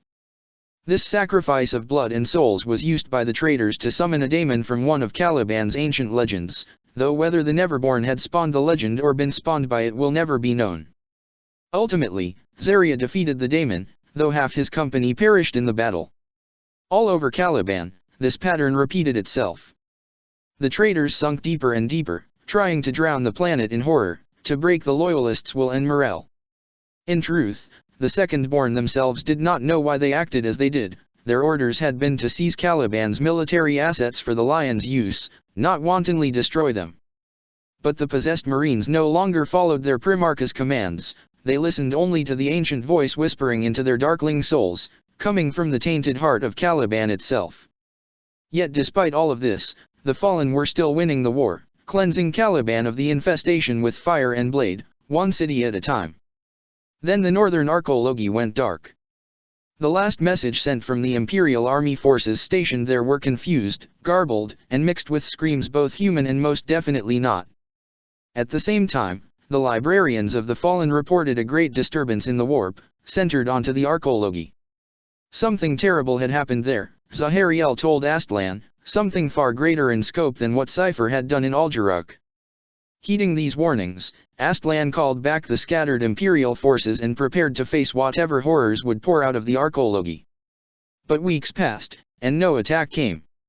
Yet the librarians could still sense the disturbance, worse, they could feel it intensifying. A great power was awakening, growing stronger and stronger, a terrible presence that, when it manifested fully, none would be able to defeat.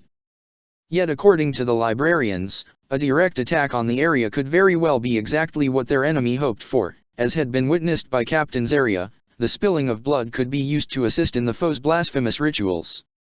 At the same time, Luther slipped into an uneasy coma from which the apothecaries could not wake him. Servants, soldiers, and even space marines began to whisper that the Lord was being afflicted by the same curse that had befallen Caliban, that, as the land suffered, so did he. Eventually, Astlan, about whom dark rumors were beginning to spread, telling that maybe he was responsible for Luther's deteriorating condition so that he could hold on to command of the Legion, came up with a plan. Chief Librarian Zahariel was given command of a small team of elite warriors, including some of his most powerful librarians, and went to the archaeology by gunship, to discover what had happened and, if possible, deal with the threat. Apart from the increasing psychic pressure as they approached the archaeology, the strike team didn't encounter any resistance.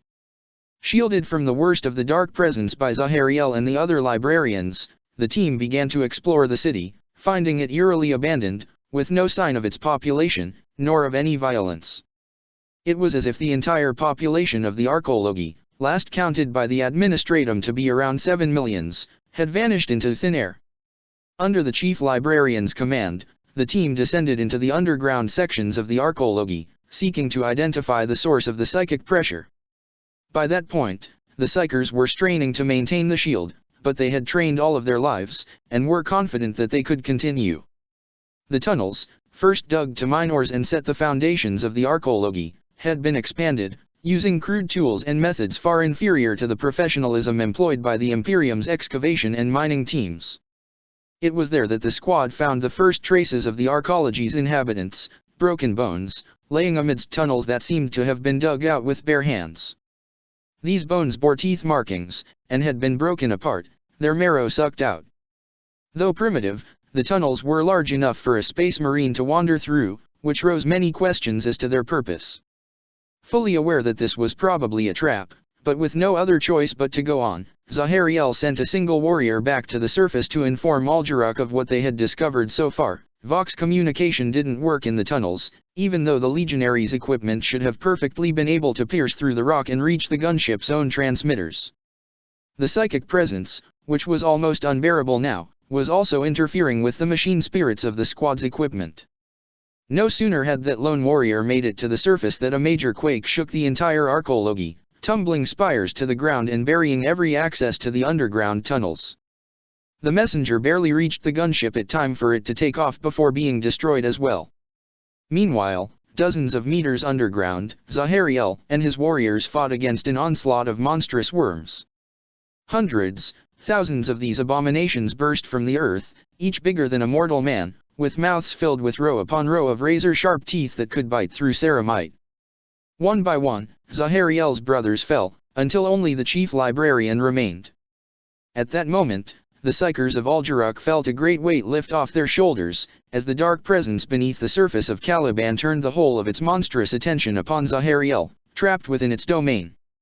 In the years to come, Zahariel would not know whether he screamed as he felt the hideous power of Caliban's nightmare pressing upon him. For a few seconds, he held it at bay, then his shields broke, one after the other, and his soul was laid bare before the presence.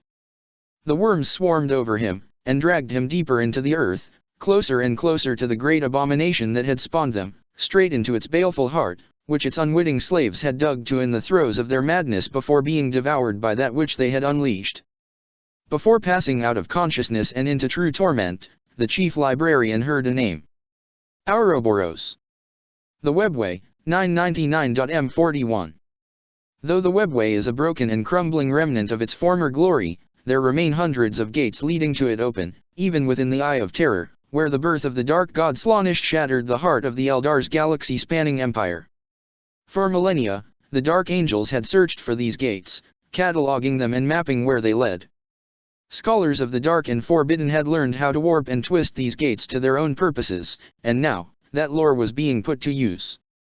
On the home world of the First Legion, known to the Imperium only as the World of Mists and Shadows, but called Cisjorog by the sons of Lionel Johnson, one such gate had been bound to the will of the Dark Angels. Through that gate walked a host such as the galaxy had rarely seen, under the leadership of Grand Master Belial, the Lord of Whispers. Belial, the Lord of Whispers.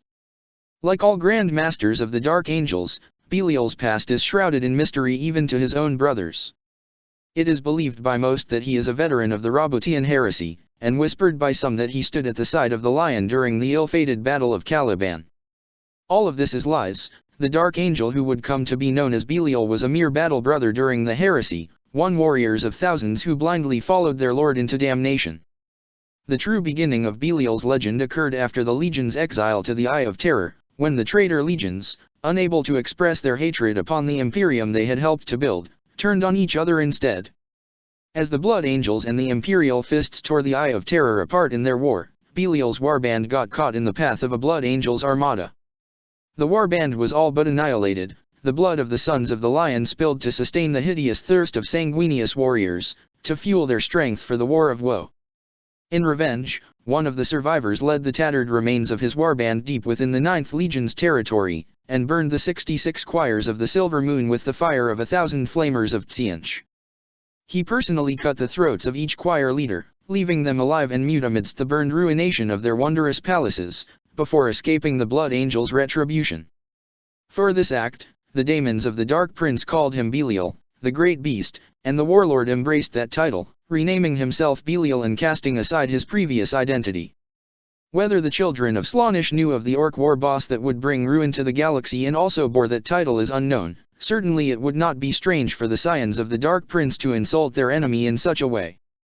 After that, Belial became a champion of the Legion Wars, leading raids deep within enemy territory and helping secure the Dark Angel's place in the Eye of Terror. Many champions of Slaanesh have sought to prove their worth by killing him, only to be slain instead, their souls dedicated to Tsianch and increasing Belial's standing. He has rarely left the Eye since the Heresy, yet his shadow looms over many worlds as daemons whisper his name into the ears of the weak-willed and the deluded. The name of Belial is worshipped in secret temples by cabals that dedicate themselves to engineering the downfall of the cults of the other dark gods rather than increase their own influence. They see themselves as warriors of the great game, rather than disposable pawns. As one of the Grand Masters of the First Legion, Belial wields the Sword of Silence, a potent runeblade first forged on Caliban itself. Since then, the sword has been imbued with infernal power in the demonic forges of Sis-Jorog, the First Legion's daemon home world in the Eye of Terror. The sword's power protects Belial from any psychic attack by generating an invisible field in his immediate vicinity that nullify all such assaults. Something had happened. Every warrior in the host knew it, but Belial was confident he alone knew what. The truth was that, after Asmodee had failed in his task, the 99 seers of Sis-Jorog had gone blind. They could no longer see the future past the moment the arch-renegade Cypher completed his millennia-long journey and reached Terra. Their sight, which had guided the First Legion through the entire long war, was blocked beyond that point. No two of them could agree on the significance of that sudden blindness, but they were all in accord on one thing: Cypher had to be stopped, now, before he reached Terra. And the Lion obviously agreed with them, though since the muster on Sis-Jorog had begun long before Asmodee's failure, Belial believed his Primarch had known about the danger beforehand. Another sign of his divine clairvoyance. Of course, in the infinitely branching paths of Tzeentch's great design, Asmodee's success had still been possible. In that case, there would have been many other purposes to which such a glorious host could have been deployed. But Belial was fairly confident that, when his master had called him, he had already known Asmodee would fail. Belial remembered. Belial had been summoned. He had been reading reports from his subordinates and spies. For all the mystic associated with the rank of Grand Master, the position still involved a lot of paperwork, when the voice of his master had boomed into his skull, demanding that he attends him at once. The Lord of Whispers had immediately obeyed, of course. A transport had brought him to the feet of Lionel Johnson's great tower, and he had climbed its circular stairway. The Primarch must have been impatient to see him, for it had only taken him a few hours to reach the top. He knew there had been cases where Grand Masters who had displeased the Lion had spent years trapped in the tower before being allowed to meet the Primarch and atone for whatever sin they had committed. At the top of the tower, on a wind-scoured platform, Belial had stood before the throne of the Lion, who had loomed over him, tall and terrible, the infernal fires of Tzeentch burning in his eyes. So powerful was the weight of that gaze that Belial hadn't been able to look upon his Primarch for long, and he had turned his gaze aside, toward the ritual circle that had been inscribed onto the surface of the platform. Then the Lion had begun to speak. On the first day, there was nothing. And from that nothing came a spark, and from that spark came the inferno that ignited the universe. From the burning heart of all things were born the laws and patterns that rule all, and so Tzeentch was born, first of all beings, as it must be. On the second day, Tzeentch looked upon the infinite fire of the universe, and thought it good. Yet he knew that unchecked fire would burn itself out eventually. And so he gathered the flames of the beginning, and from them he fashioned stars and galaxies, with the void between them. On the third day, matter was forged in the stars, and Tzeentch commanded that it gather to form molecules, cosmic dust, rocks, and then worlds of fire and smoke, turning around the stars because of the architect's decree, which is called gravity. And so it was done, and it was good. On the fourth day, Tzeentch breathed on his chosen worlds, cooling their raging fires, and water rained upon the smoldering stones. It rose again as smoke, and fell again, and Tzeentch saw in this dance the mark of things to come, and he found it good, for each drop furthered his plan.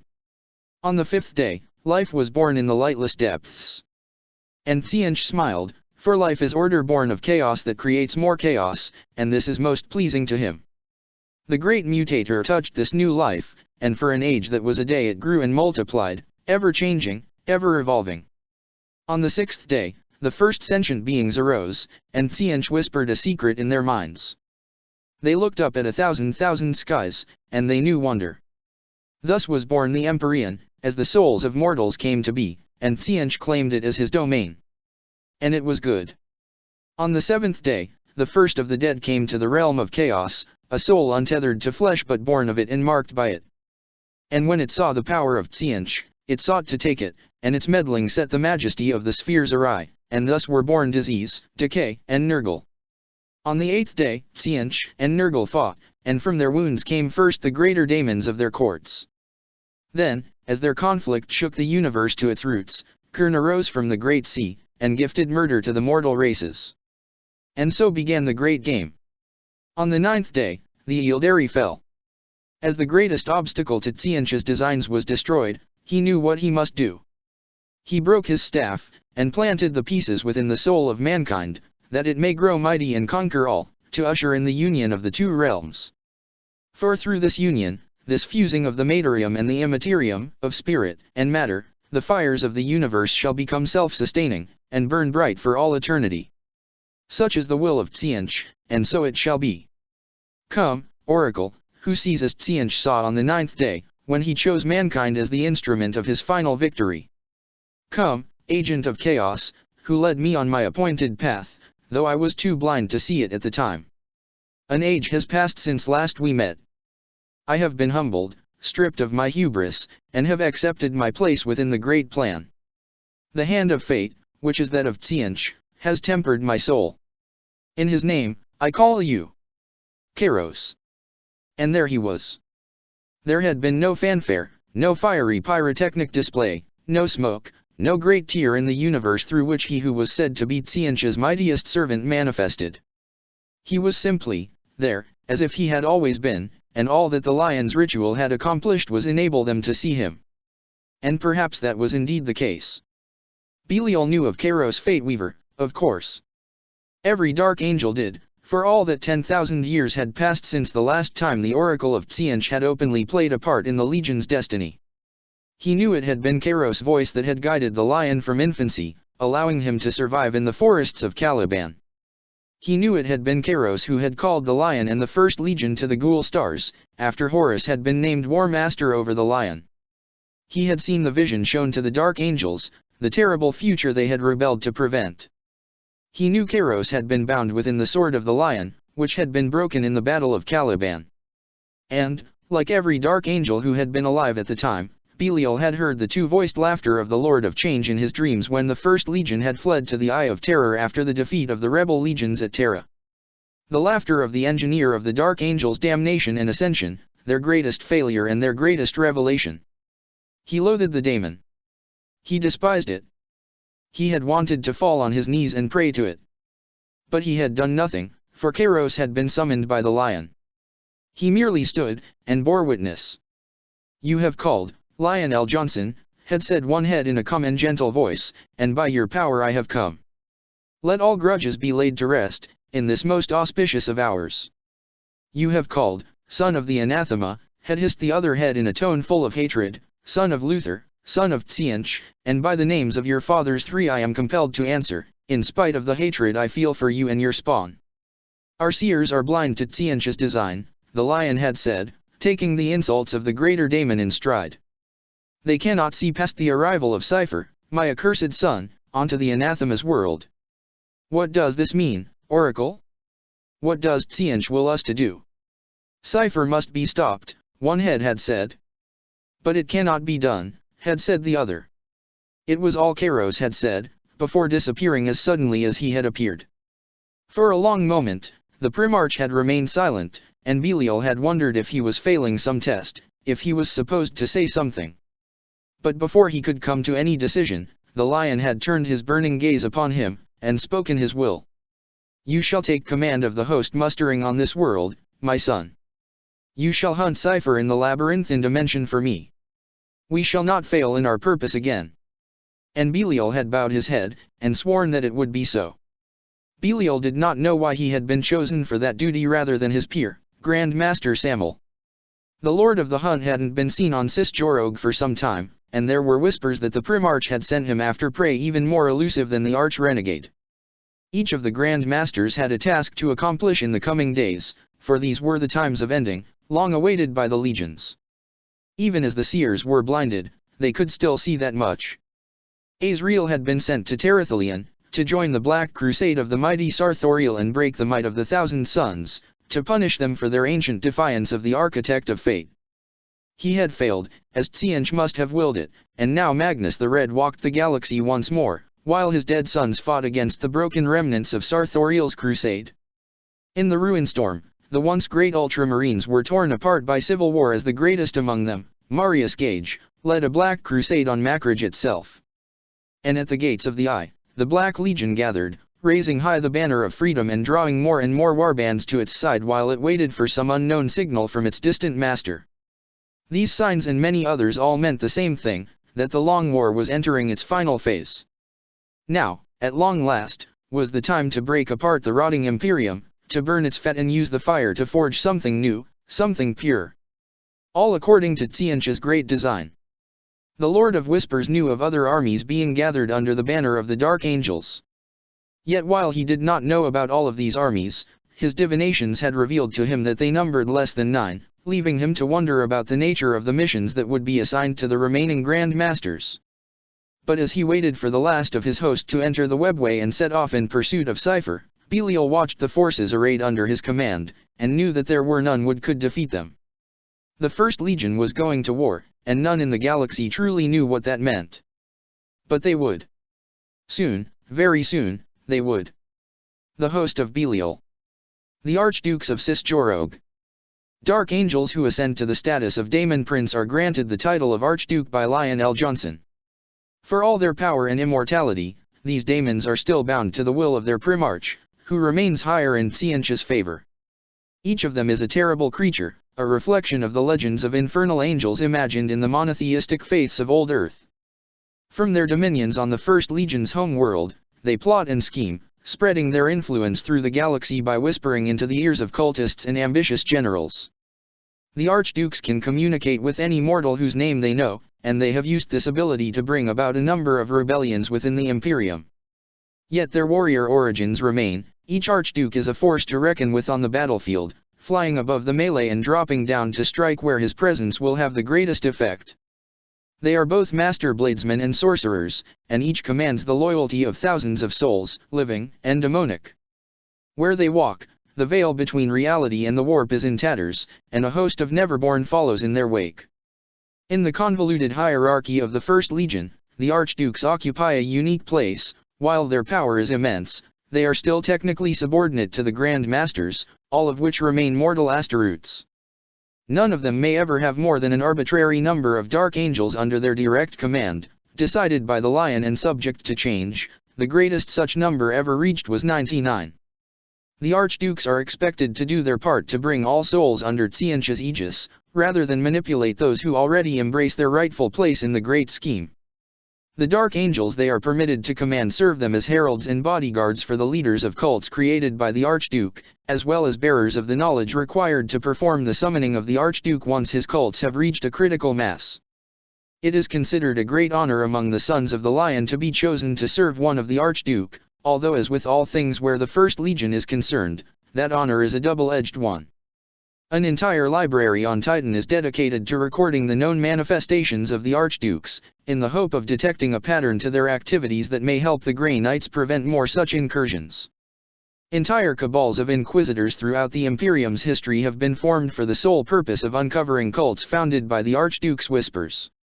There are even stories of Archdukes who were summoned, but took a mortal host, and spent years moving unseen among the population, spreading the seeds of 1,000 more heresies before finally revealing themselves.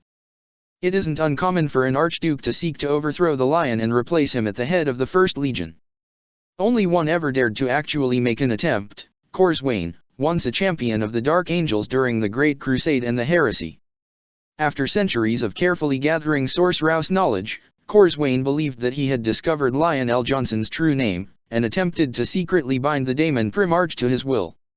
However, what he had discovered was not the name of the lion but that of one of the Empyrean's oldest creatures, a nightmare spawned eons ago.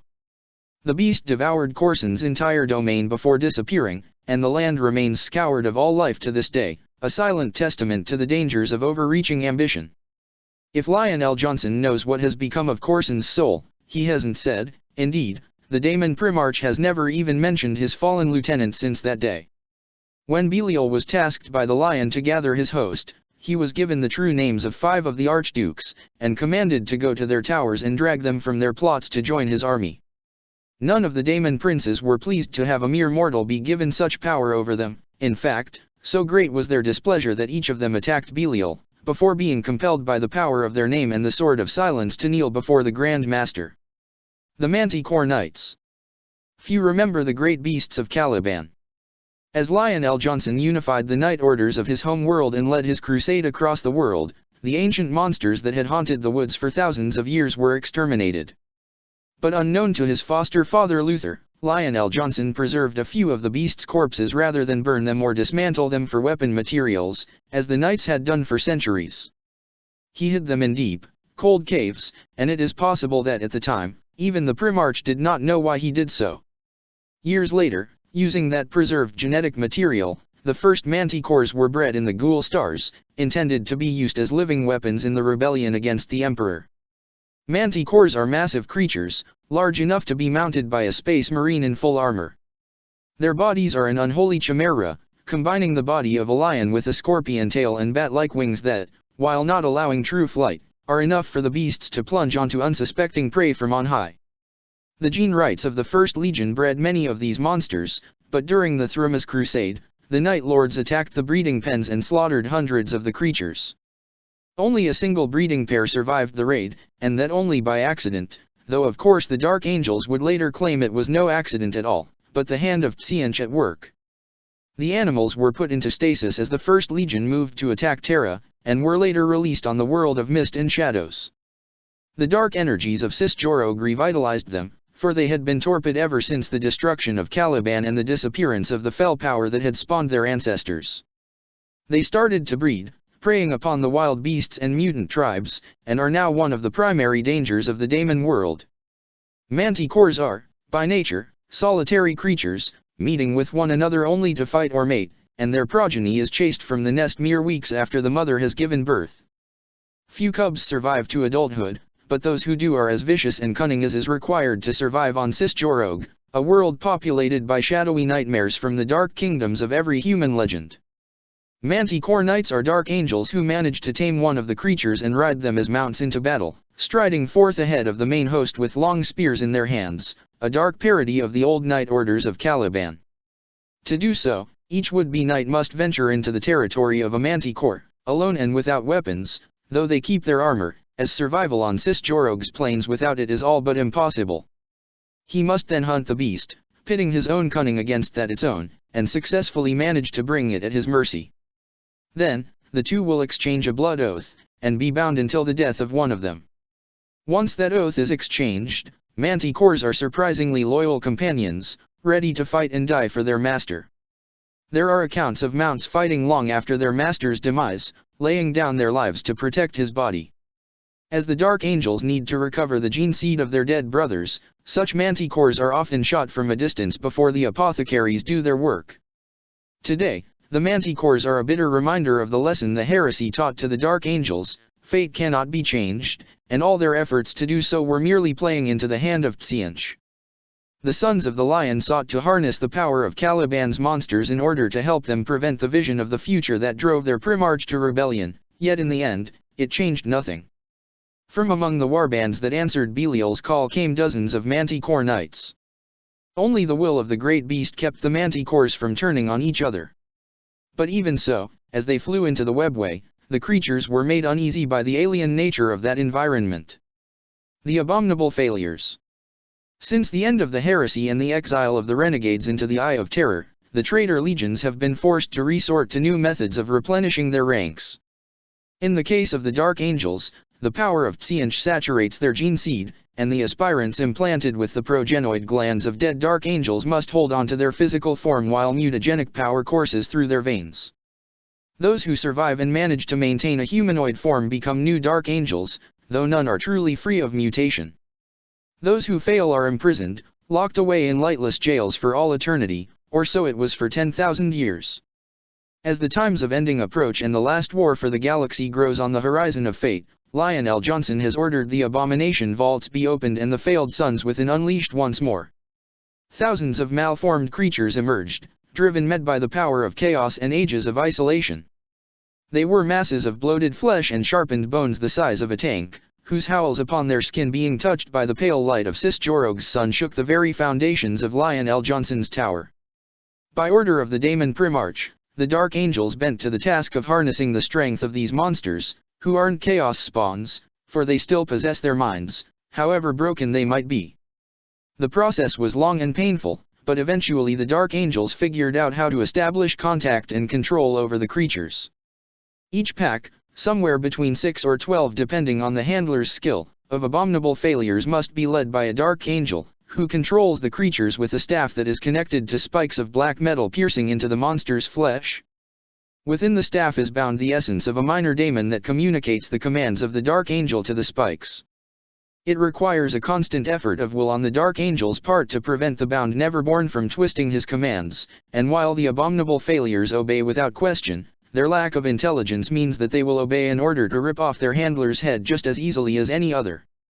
These handlers are selected from the Legion seemingly at random, and include captains as well as warriors who have only recently undergone ascension, avoiding becoming failures themselves and now tasked with leading creatures that were once their comrades. If there is a pattern in the Grand Master's selection, none of the First Legion's scholars have discovered it yet, or, if they have, they aren't talking. Being chosen as a handler is seen as a mixed blessing within the Legion. On the one hand, those selected are marked by the Grand Masters themselves, and made part of the Dark Angel's newest evolution in the Long War, masters of a new weapon to wield against the unbelievers and the slaves of the Corpse Emperor. On the other hand, the abominable failures make for poor conversationalists, and there is little plotting to be done within their ranks.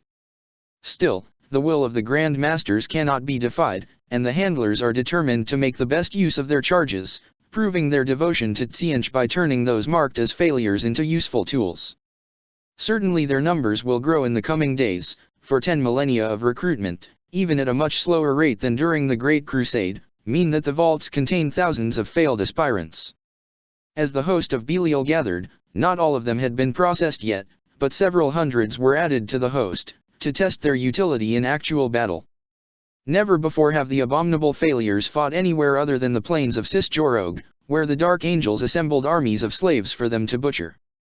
So far, the results have been most satisfying. The altars of expiation. To be captured alive by the Dark Angels is a fate worse than death.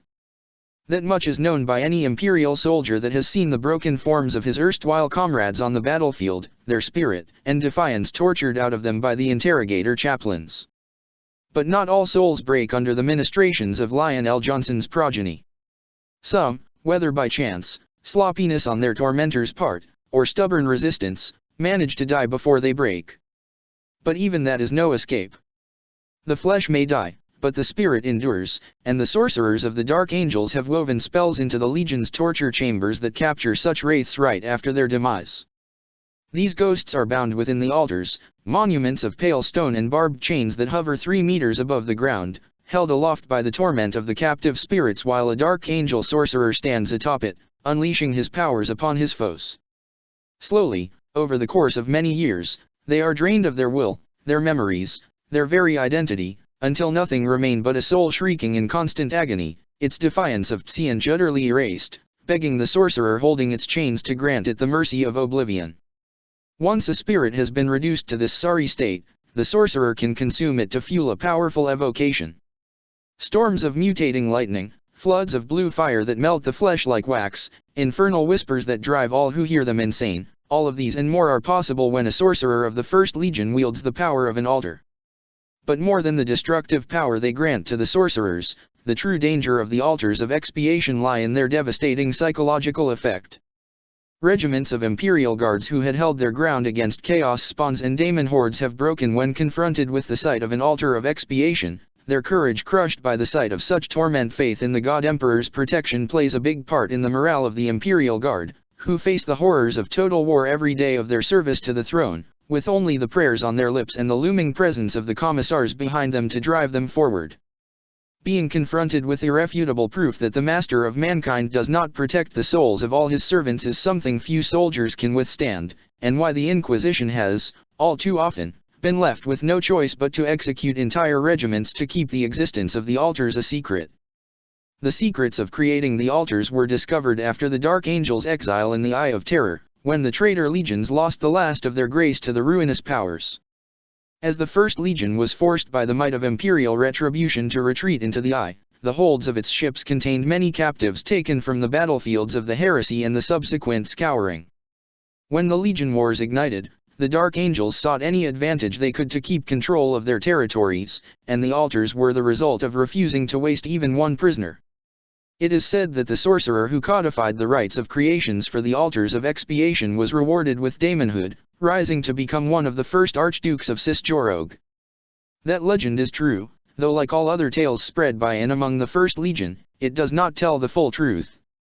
The sorcerer was indeed granted immortality, his mortal body shed as he ascended to daemonhood, and then his infernal spirit was caught and bound within the altar of Lionel Johnson himself, atop his dark tower, from where the daemon Primarch watches over his servants, arranges the damnation of worlds and performs unholy rites that bent the fabric of the cosmos to the will of his dark god. Less than 1 in 10,000 captives of the Dark Angels manages to resist being broken. Yet there is never any shortage of souls to bind within the altars, for the First Legion's evil is vast indeed. Still, the altars themselves are relatively rare, and only a dozen were added to Belial's host. The Izuralith Walkers. While all mutants are repugnant to a faithful Imperial citizen, the Izuraliths are especially horrible to behold.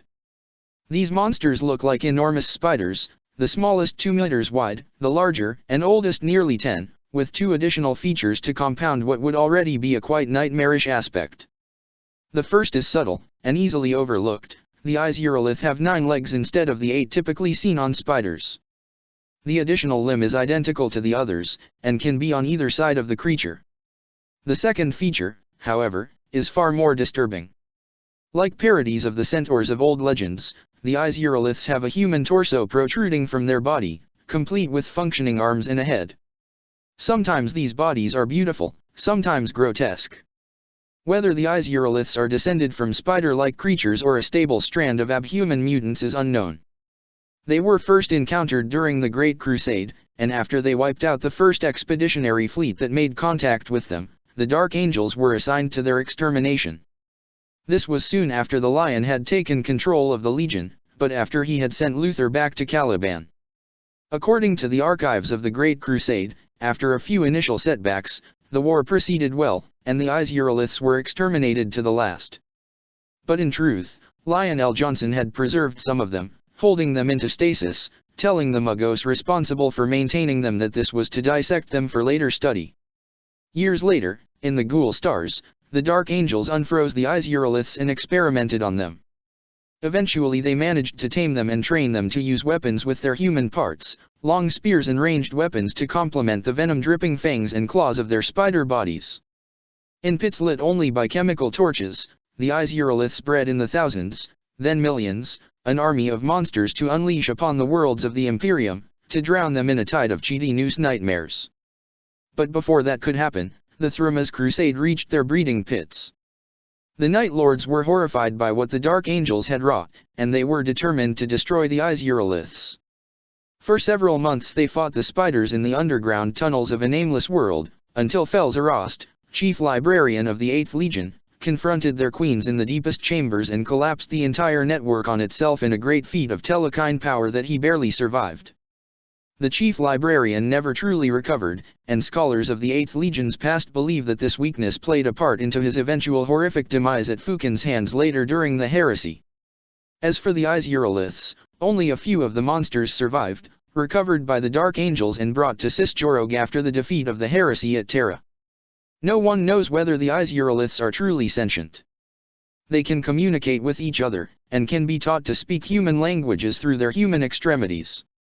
But there is no brain in their false heads, just as their torsos don't contain any of the organs one would expect in a human body. Furthermore, their thoughts are impossible for telepaths to understand, they are simply too alien to read. It is therefore entirely possible that every time a Dark Angel speaks with an Izuralith, the monster is simply responding to stimuli, following the pattern of conversation like a machine or a well-trained animal. Thankfully for the Imperium, the Izuraliths are rarely seen outside of the Eye of Terror. They thrive in the baleful energies of that realm, and have fought alongside the Dark Angels in many of the endless battles that oppose the sons of Lionel Johnson to the other traitor legions. On Cisjorog, they have built immense hives, centered around queens the size of bane blades that spawn hundreds of progeny with each turn on the world around its dark star. The armies that pour out of these cavernous cities have fought across hundreds of daemon worlds, and are used to battling all manners of foes in all manners of impossible environments. That is why, when Belial gathered his host, he sent envoys to the cities of the walkers, calling upon the ancient oaths of fealty. Thousands of them were sent in response, crawling from their hives and across the plains like a tide of vermin. Yet the question remains, are the Izuroliths humans who have degenerated into monsters, or monsters who have learned how to mimic humans? And, more disturbingly, is there a difference? The Paladins of the Nine Gates. There are 9 gates on Cisjorog, hidden and ever moving from one location to the next. These gates lead to the stronghold of the Paladins of the Nine Gates, an order of dark angels that dedicate themselves to reaching their full potential as instruments of Tzeentch through martial prowess. Where the stronghold is located on Cisjorog, or indeed, whether it is located on the world of mists and shadows at all, is unknown, and there are no window or any way to look outside once inside, and no exit save for the gates. Within that stronghold, the Paladins, who were once known as the Deathwing, the elite of the First Legion, said to have been punished for their failure during the heresy with being forced to abandon their adaptability and wide arsenal of weaponry, train into one of the ninefold paths, mastering the use of weapons rarely used by the warriors of chaos, in order to gain the advantage against enemies used to fighting more traditionally armed foes. Any dark angel may attempt to join the Paladins, though only those guided by Tzeentch can find one of the gate, although that guidance can take many forms, from the whispers of a slain enemy's ghost to patterns in the mists or seemingly random luck. None can choose which gate they pass through, which is the will of Tzeentch and determines which of the 9 paths they will follow. Once assigned to a path, a dark angel will train day and night, under the tutelage of the spirits of dead members of the order, who are all dragged from whatever corner of the warp their soul ended up to in order to perform that duty. Paladins are supposed to renounce their oaths of allegiance and dedicate themselves to the order, which assigns them to warbands based on obscure criteria and the interpretations of the changing God's will. In practice, of course, this isn't the case. Paladins still belong to the First Legion's countless secret societies, and their assignments are decided by politics and favors, though some argue that this is the manifestation of Tzeentch's will. The first 8 schools of the 9 gates are relatively mundane, teaching the use of weapons that were invented by mankind at some point during the species' long and bloody history. The whip-like Uromi, the oversized blade of the Nagamaki, the double-blade swords that only madmen and true geniuses used before the foundation of the Paladins, the blade whip whose wielding requires initiation into the calculations of the Court of Change, the art of dual-wielding the curved blades of the Shodals, the blade discs once known as the Feng Huolun by the people of Old Earth, the Morning Star, with every spike anointed in demonic blood and the hilt engraved with Sorcerous runes, and the spiked gauntlets forged from the living metal mined in the depths of the stronghold. These are the weapons used by the Paladins of the first 8 paths, and those who survive the training emerge from the stronghold as some of the greatest fighters of the traitor legions, used as champions by many Dark Angels warlords. Rarest and most revered of all are the Paladins of the 9th path, who fight with no weapon save the names of Tzeentch.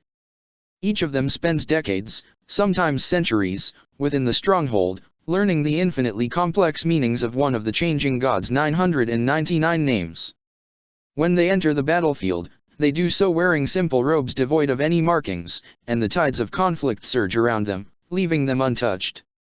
They may fight for a while with the weapons given to them by Lionel Johnson's gene seed, using their transhuman strength while made immune to harm by the power of the name, but eventually they will speak the name, and it will destroy them along with everything around them.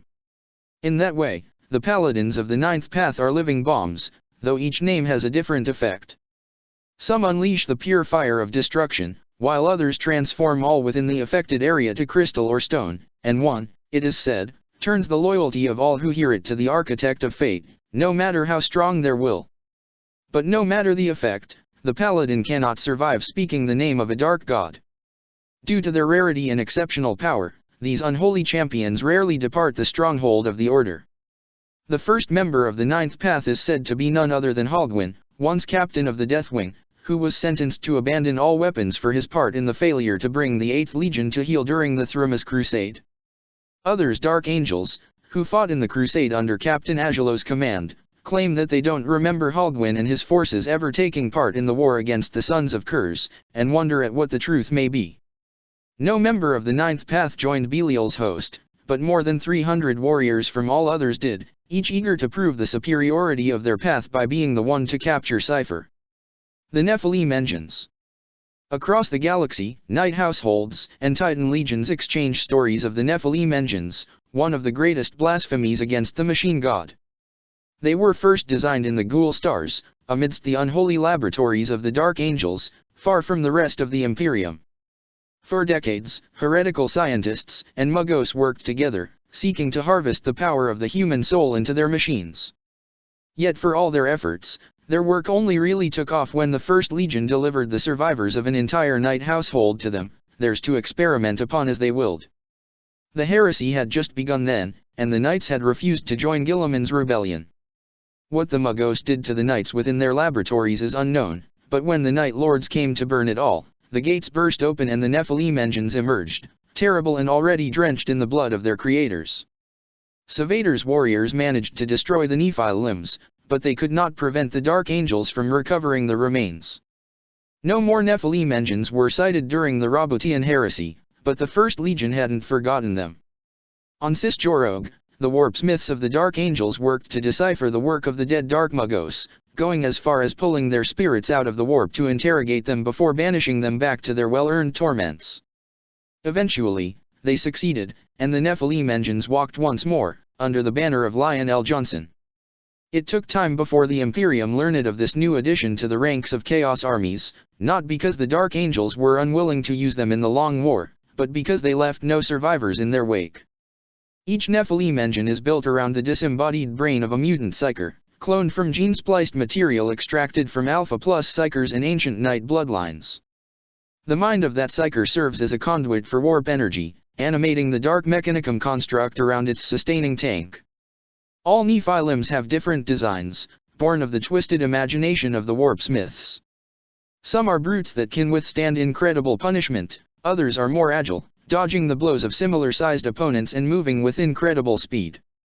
The sorcerers and warpsmiths of the First Legion have found a way to capture the twisted souls of the brains when they are destroyed, and implant them in new ones, to avoid the loss of battle experience.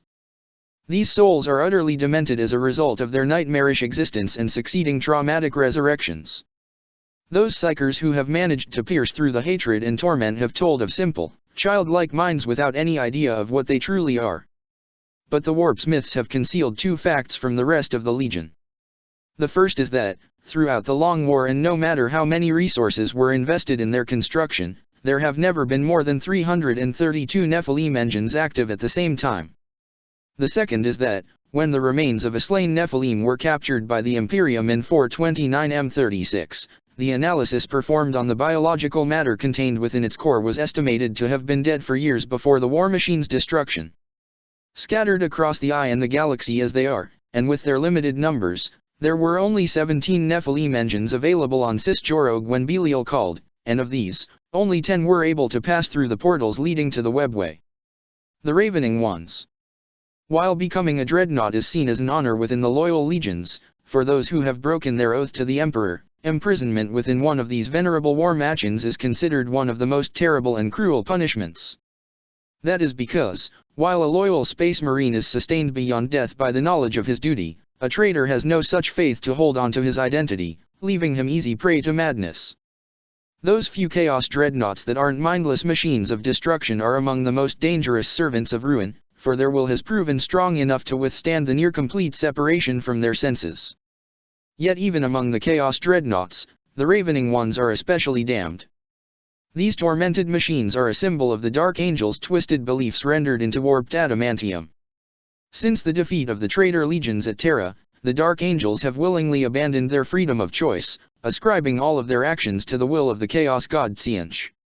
In order to absolve themselves of responsibility for the fact that it was their own treachery that brought about the future they sought to avert, they have embraced the belief that free will is an illusion, and there is only the path dictated by the architect of fate. Yet such beliefs raise the question, how can the First Legion punish those within it who fail at their appointed tasks, since such failure must, according to their own scriptures, also be the will of Tzeentch? It is to answer that quandary that those who fail the First Legion are given to the interrogator chaplains, who will bring their victim to the very edge of death and sanity. Then and only then will the tortured soul be trapped within the dreadnought, where dark enchantments and the arts of the warp smiths will keep him in that state of mental distress and physical agony constantly, until he is relieved by death on the battlefield, his spirit sent shrieking to the warp to face judgment before the court of change. As a result of this ceaseless torment, all ravening ones alternate between periods of absolute madness and threadbare sanity, as the strength of their mind waxes and wanes according to the whims of the changing god. But even in the throes of madness, the ravening ones are terrible figures to behold, equipped with dread weaponry crafted in the forges of Sis-Jorog. Most ravening ones are outfitted for melee combat only, in order to make it harder for the dark angels within to turn their weapons upon their own brothers. Kept in chains between battles, they are unleashed upon the foes of the Legion in the first wave, to break the lines of enemy armor and shatter their walls. Most warbands of the First Legion will have at least one ravening one somewhere aboard their ships. Empty sarcophagi are kept on Sis-Jorog, which is the only known location where the rituals can be performed. The first of the ravening ones was the captain of the Ninth Order, Ulajos, who is said to have been the one to give the order to fire to the Dark Angels on Istvan V. Ulajos earned his Primarch's ire when he failed to stop the Night Lords in the Thrumas Crusade, resulting in the devastation of the First Legion's long-hidden strongholds in the Ghoul Stars while Lionel Johnson pursued Daemonhood with Leman Russ at his side. In his wrath, the newly ascended Daemon Primarch tore his captain limb from limb, before using his powers to preserve the life of the commander's head and implanting it within a dreadnought chassis. When the host of Belial gathered on Sis-Jorog, the dungeons where the ravening ones are kept between battles were opened. Yet of Ulajos himself, there was no sign. The spurned cohorts. Since the days of the heresy and the fall of 9 legions to chaos, the dark gods have not ceased their attempts to bring more of the Emperor's angels of death into their clutches. Despite the best efforts of commanders and chaplains, individuals of the loyalist legions do still succumb to the whispers of ruin. Their paths to damnation are manifold, for the ruinous powers are ever inventive in their methods to tempt righteous souls into infernal servitude. The spurned cohorts are composed of such warriors, who embraced Tzeentch and came into the ranks of the First Legion. 9 such warbands exist, each composed solely of warriors of a specific gene line. Each is also afflicted with a specific curse from the Lion, as atonement for their former loyalties and punishment for their ancestors' sins against Tzeentch. Before sending the cohorts to Belial, Lionel Johnson promised that the cohort to capture Cypher will be freed from their curse, but only that cohort. Thus do the forces of chaos continue to prove that they are their own greatest enemy, for treachery runs in the very souls of the cohort's warriors. Emperor's children, the tormented sons of Fulgrim who joined Tzeentch are cursed with suffering. Every time they strike at an enemy, they feel the pain they inflict upon that being. Under their armor, their bodies bear the psychosomatic scars of their battles, each phantom wound a mark of their atonement toward their dark god. The tormented close their minds to their own suffering, and in doing so become utterly uncaring for that which they inflict upon others. As they do not care for their own lives, the tormented serve as the Lion's agents on those missions where it is obvious that survival isn't an option. As a result of that and of the fact that the Third Legion never was very numerous, very few tormented gathered on Sis-Jorog when Belial's host was assembled. Iron warriors, the bodies of the fleshless are remade into constructs of gleaming metal and infernal glass, their souls burning within to power the mechanisms of their physical form. Reborn as architects of ruin, their minds work in cold and alien ways, all empathy is removed from them, replaced by incomprehensible desires and emotions. But they keep all the memories of the flesh, and that drives them mad, for they long to know these sensations again, and the impossibility of that pushes them to ever greater cruelties, to the amusement of Tzeentch. The fleshless are both revered and dreaded by the Dark Mechanicum, for while they appear to have achieved a perfect union of the soul and the machine, transcending base flesh, they have done so through the intervention of a dark god rather than their own efforts. The terrible anima of their engines makes them very difficult to slay, and nigh 300 of them joined Belial's great hunt. Night Lords, the sons of Conrad Kurz who abandon the pursuit of justice in order to pursue their own ambitions are welcomed into the fold of Tzeentch with open arms, but that welcome is a deception. The curse of the unaligned manifests itself slowly, and grows worse with time. The precognitive ability dormant within the gene line of the King of the Night is triggered by the touch of the Great Mutator, making their perceptions of their surroundings slowly more and more unsynchronized. They see the past and the future instead of the present, caught in flickering visions that seem to them that they last for seconds, minutes, or even hours before their awareness snaps back to the present, less than a millisecond having passed. The advantage granted by these visions is barely enough to compensate for the jarring sensation caused by the displacement, and many of the unaligned gomadas their ability to hold on to what's real and what's a vision diminishes. Insane seers with a tenuous grasp on reality, the unaligned are terrifying foes. World eaters, all that is known of the sons of Angren who came to the service of Tsiench is that they are called the Nameless.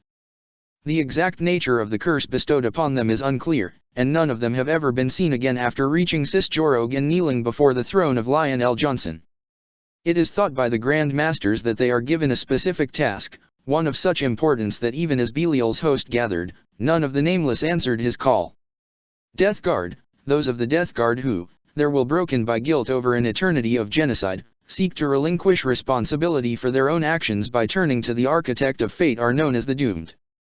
To Lionel Johnson, the Sons of Mortarian's efforts to prevent the deaths of humans are an affront to Tsiench's grand plan, for it is supreme arrogance to believe one's actions can change another's fate. And so the Daemon Primarch bestows upon them a brand that gives them perfect knowledge of when they shall die. Until that appointed time is reached, nothing can kill them, but once it arrives, death is inevitable. The doomed are prevented from ever speaking of how much longer they know they have left, but the host of Belial gathered, they came to join it with grim fatality on many faces. 1,000 sons, smallest of all the cohorts, the few sons of Magnus who have broken their sacred vows and given in to Tsiench's temptations are known as the Eyeless. The changing god's hatred and desire for the psychic might of the 15th Legion is well known, and those who do bend the knee are rewarded and punished in typically Tsienchian fashion. As their name indicate, the Eyeless are blind, their eyes, or cybernetic replacements, ritually torn from their sockets and their helmets reforged to remove the eye lenses. In return, they are granted monstrous knowledge, taught to them by the Lords of Change in the mist-shrouded towers of Cisjorog. The 1,000 sons know of only 9 such abominations whom they haven't killed yet, and all of them were sent to assist Belial, along with their entourages of cultists and witches. Sons of Horus, these sons of the first Primarch can never know joy or satisfaction. Their brains are rewired by the touch of the great mutator to remove the hormones responsible for these feelings. The uncaring are driven by bitterness and hatred, consumed by what they perceive as the universe's great injustice against them. In their mind, no matter how hard the 16th Legion fights, no matter how much it accomplishes, all that effort amounts to nothing, for the Imperium is still falling apart, decade after decade. With their minds reforged by the god of lies, the uncaring are utterly without conscience, and are responsible for some of the greatest atrocities and genocides perpetrated by the followers of Tsiench. They are the only spurned cohort that cares not for the promise of the curse's lifting. All they want is to see Cypher, who has defied chaos for 10,000 years, be brought down to their level. Word-bearers, the sons of Lorgar who abandon truth for Tsiench's lies are known as the Unspeaking, never again to shout their defiance of chaos into the galaxy. The hands of Tsiench's daemons have reforged their armor into baroque constructs of bronze and silver, shaping them into icons of pagan gods, each of which is a visage of the god of magic. Each of the Unspeaking is given a daemon weapon containing the essence of a false god banished to the Empyrean by the 17th Legion in ages past, and must wage a constant battle for control with the Neverborn. Communicating through vox clicks and hand signals, the Unspeaking are dark paladins of Tsiench, scouring the Eye of Terror for chaos relics and dark artifacts to bring back to Cisjorog. Alpha Legion, cursed with being hollowed, the warriors of the 20th who grow to revel into intrigue and conspiracies for their own sake cannot remember anything of their lives before they made the conscious decision to break their oaths and follow Tsiench's path. This loss of memory occurs when they pledge themselves to the Dark Angels.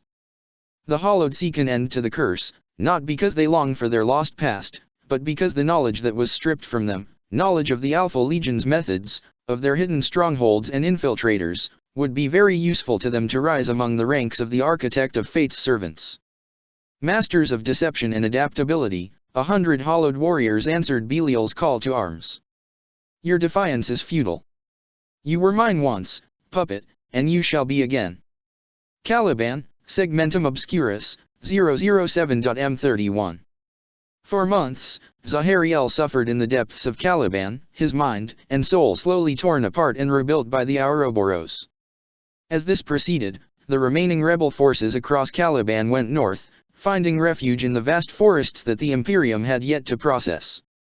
They left behind cities filled with traps and unbound daemon hosts, forcing the fallen to use their assets to cleanse the reclaimed territories rather than move north to strike at the heart of the infection with their full strength.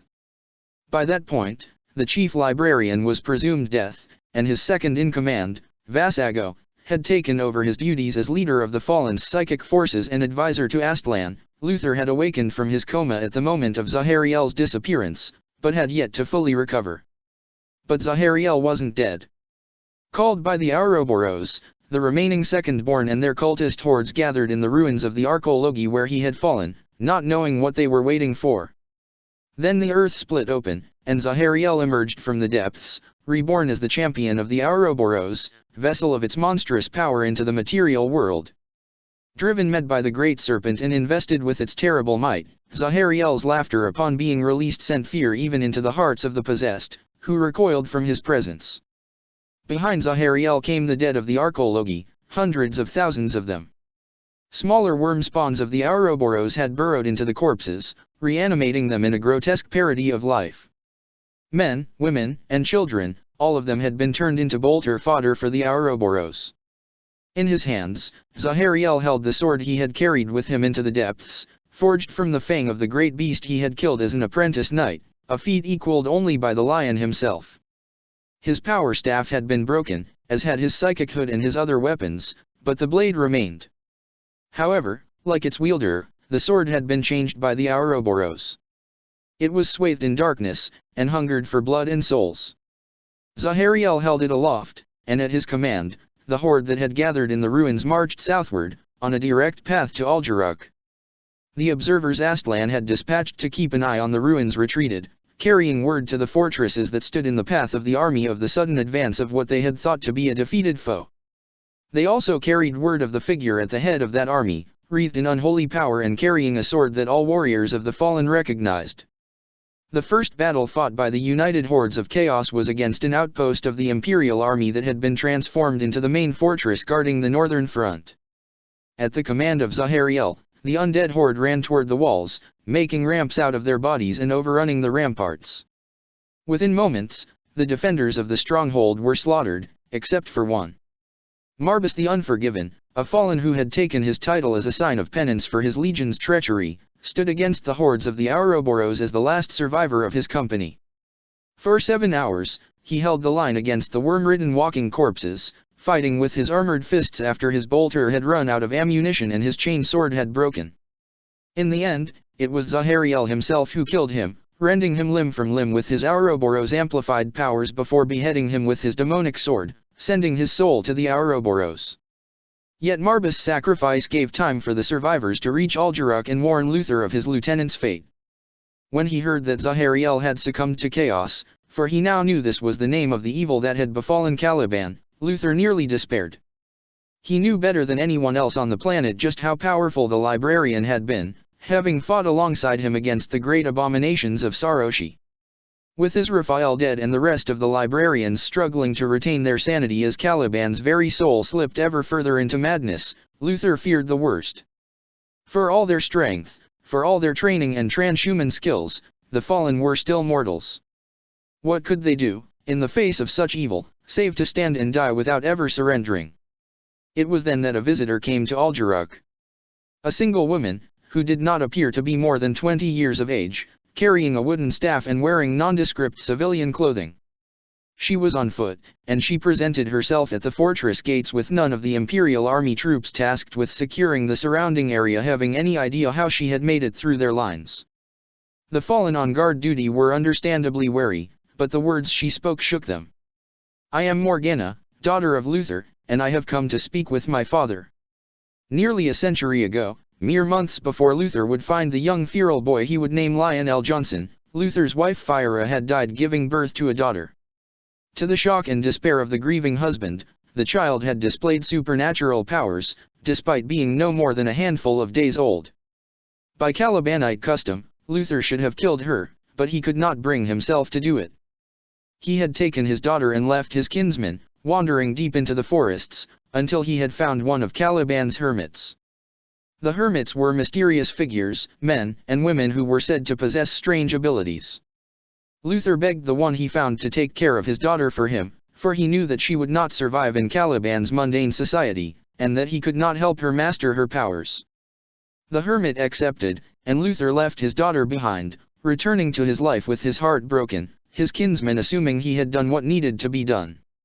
Perhaps it was that loss that led him to spare the feral child he encountered months later. Luther had left two things with his daughter, a pendant that had belonged to her mother, and a name, Morgana. Now the child, who had become a young woman despite a mortal lifetime having passed since her birth, had come to Algeruk in her father's darkest hour.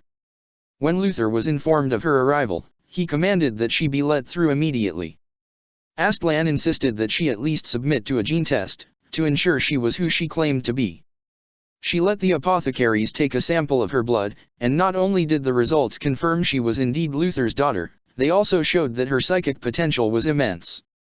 Morgana met her father in his study. Luther was strong enough to stand now, with Astlan in attendance. She told her father the truth of the Ouroboros, which had been passed on from one generation to the next by the hermits of Caliban. The Great Serpent was a warp entity of immense, godlike power, bound into the heart of the world in ages past to protect the galaxy from it. The Watchers in the Dark, a diminutive breed of Xenos who figured in many Calibanite legends, had been created for the sole purpose of keeping watch over the Ouroboros bindings. Back then, Caliban had been devoid of life, but even caged, the Ouroboros had been able to influence the material world. It had reached out and pulled asteroids carrying bacterial life down onto Caliban, and had accelerated the growth of an ecosystem into which its corruption could seep. This had created the great beasts, and when mankind had arrived on Caliban, the Watchers had encouraged the foundation of the Knightly Orders to help curtail the monsters' numbers. When the lion had brought the great beasts to extinction, the Ouroboros had bid its time.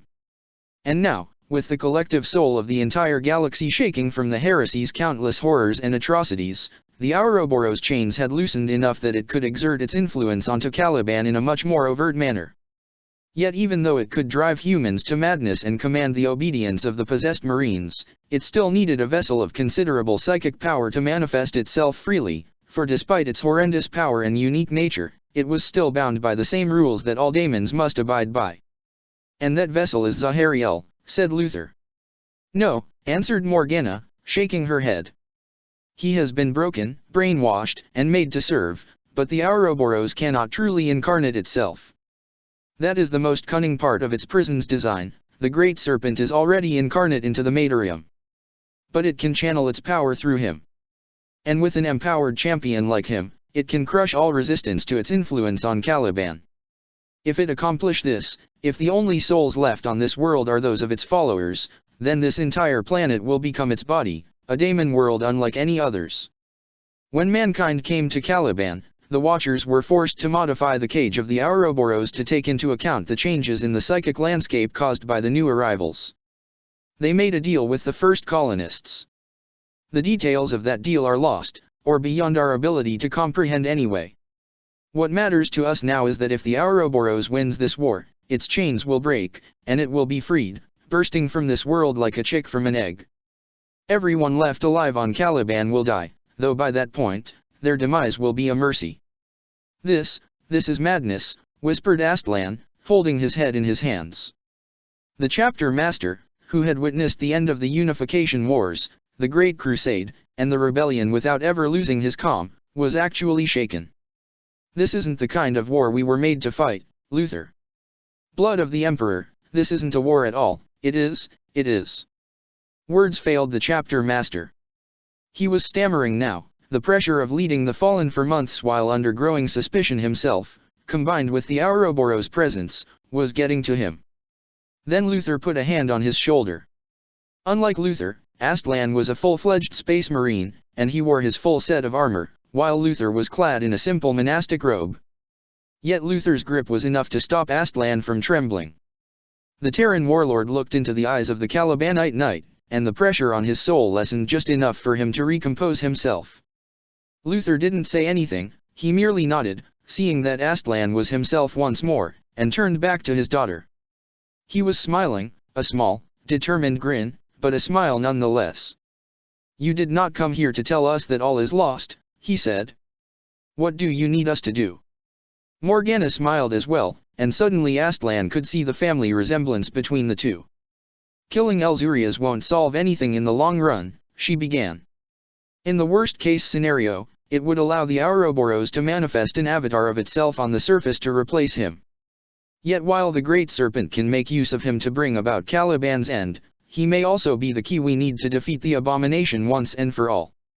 But to do that, we will need help. Suddenly, Luther and Astlan turned, each facing an opposite side of the room. In one fluid motion, Astlan drew his sword, while Luther took a knife that had been laying on his desk, a ceremonial tool, yet one which looked perfectly deadly in his grasp. The cause for their sudden alarm was the dozen of small hooded figures that had suddenly appeared in the room with them.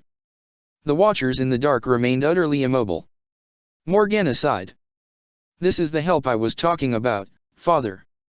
The Webway, 999.m41. Having left the dead behind, Cypher and his allies encountered the rotten next. They were moving faster now, discarding caution for speed. They could sense their pursuers behind them, a dark wave spewed forth from the mouth of hell, and knew only speed could save them now.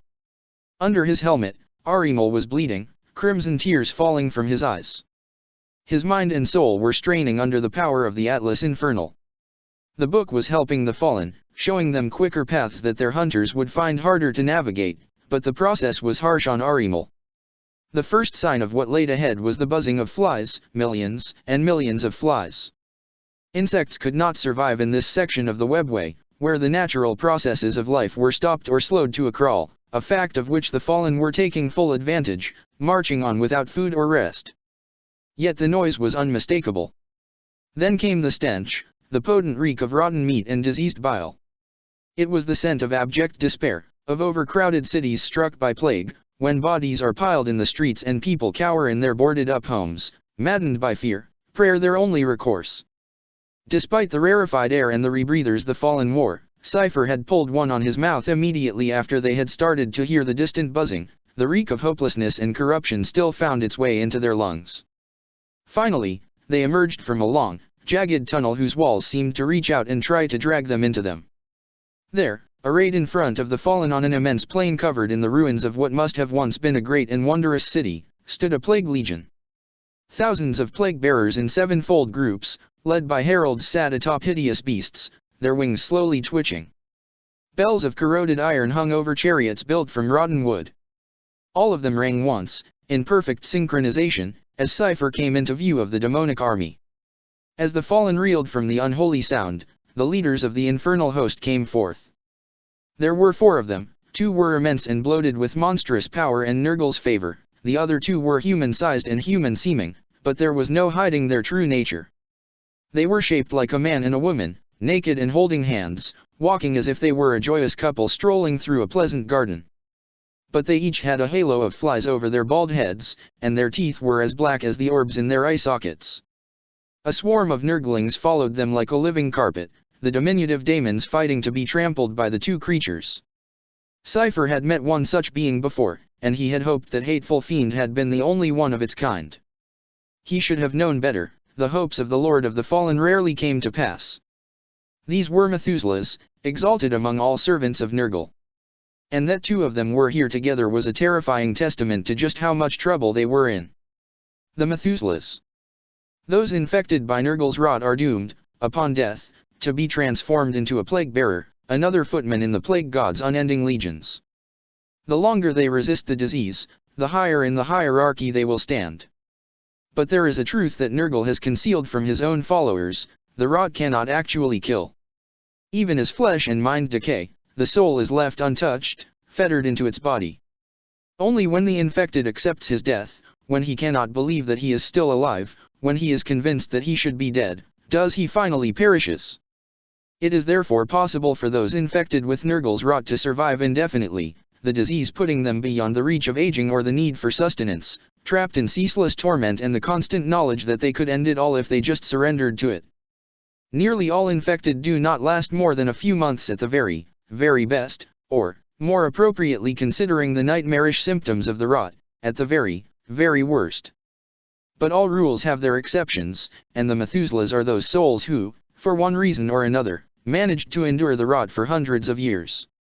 1,000 years is the average among this unique group, though the actual number needed is 777 years, or at least, that's what a human soul would read in the great book of Nergal, in his manse at the garden's heart.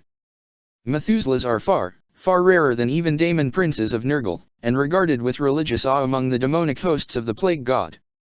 Unlike daemon princes, who are looked down upon by true daemons, the Methuselahs are regarded as superior to even those never born spawned from Nergal's own essence.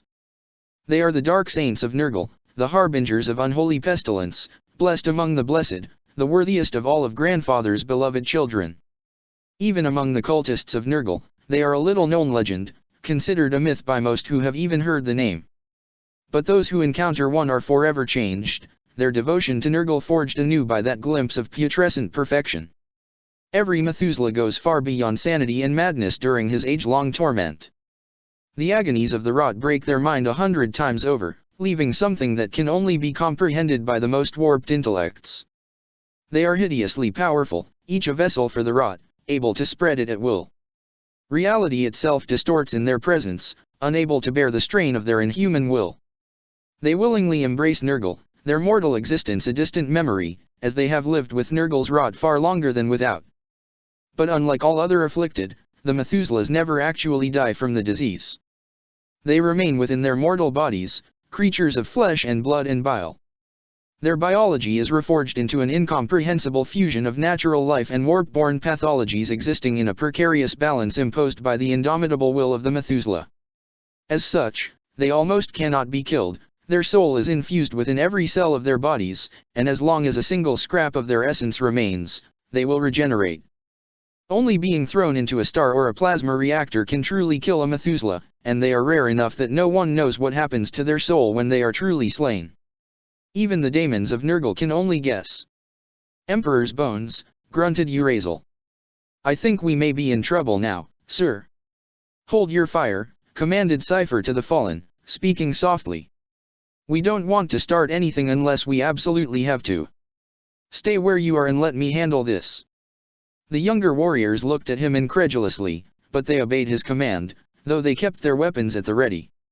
Slowly, his hands near his guns but not drawing them, Cypher approached the 4 leaders of the Plague Legion, stopping when their collective stench was almost too strong for him to bear, even with his mask filtering the air. He needed to be able to talk for this, and that meant he needed to breathe. Up close, the presence of the 4 champions of chaos was almost unbearable. It weighted on his soul like a physical pull, trying to drown him into the depths of chaos. "I am adamant," said the male-looking Methuselah. "I am everlasting," said the female-shaped one. Their voices were, on the surface, entirely human, but Cypher could hear the subtle rhythms hidden within every breath, seeking to burrow into the soul of the listeners and plant terrible seeds. However, such tricks were useless against him. His mind was proof against far more potent moral threats than this, though, unfortunately, not proof against the one that mattered most. The Lord of the Fallen turned his gaze to the 2 larger daemons, studying each of them in turn. He recognized one of them, an obese and enormous figure with tattered wings and rolls of rotting fat protruding between plates of rusted ceramite. He had fought him 1,000 years ago, amidst the pristine towers of an Adeptus Mechanicus forge city, to prevent him from claiming one of the 9 mythical keys of hell, these forbidden techno-relics that had been locked away by the 10th Legion during the Great Crusade. Most keys had already been unleashed by the Iron Hands, but there were still some kept secured by faithful servants of the throne, and Cypher knew very well the potential damage the one secured on that world could have caused if it had been turned. "Hello, Castigan," Cypher called out, filling the words with as much sarcasm as he could. "It has been a long time since we last met. How is the head? Plasma Shot seems to agree with you." Castigan Yulk had once been a commander of the Iron Hands, an Iron Father, respected for his skills and tactical insight. But after the 10th Legion's fall to chaos, he had become a rust master, and through many unholy acts had been granted the gift of daemonhood. There was no trace of the noble warrior he had once been left in him now, only a hollowed, soulless monster. The last time they had met, Cypher had shot him in the head with his plasma pistol, repeatedly, until there had been nothing left but a steaming stump and his body had dissipated into raw warp matter, his infernal essence cast back into the Empyrean. But it seemed 1,000 years were enough for a Neverborn to be able to return even from such a thorough destruction. "I will make you suffer for what you did," promised the Daemon Prince. "6 times I killed you, at the Battle of the Silver Gates, and 6 times you rose, before treacherously striking me down. You do not die, nor do you live. Your very existence is an affront to the god of decay." Cypher simply shook his head, smiling ever so slightly, before turning his attention on the daemon that stood between Castigan and the 2 humanoids. It was a great unclean one, towering above the Lord of the Fallen and holding a great, rusted sword lazily in one hand. "I don't recognize you," he said to the greater daemon. "Who are you?" "I am Lurgan," boomed the creature, its voice like broken nails on chalkboard. "You are far from your master's garden, daemon. How did you get here?" "With considerable effort. Grandfather Nurgle really does not want you to fall into the hands of Tzientch, little one. He sent us here to invite you to visit him in his garden." Inquisitorial Report 282-7295, Classification Level, Black +++. Checking Clearance Level, +++. Authorization Confirmed +++. Access Granted +++. Subject, Hive World Absolem Reach, Segmentum Solar +++. Thought for the day, ignorance is bliss. But loyalty is its own reward +++. The following document is an estimated timeline of the events on the Hive World Absolem Reach, reconstituted by the data savants of the Inquisition.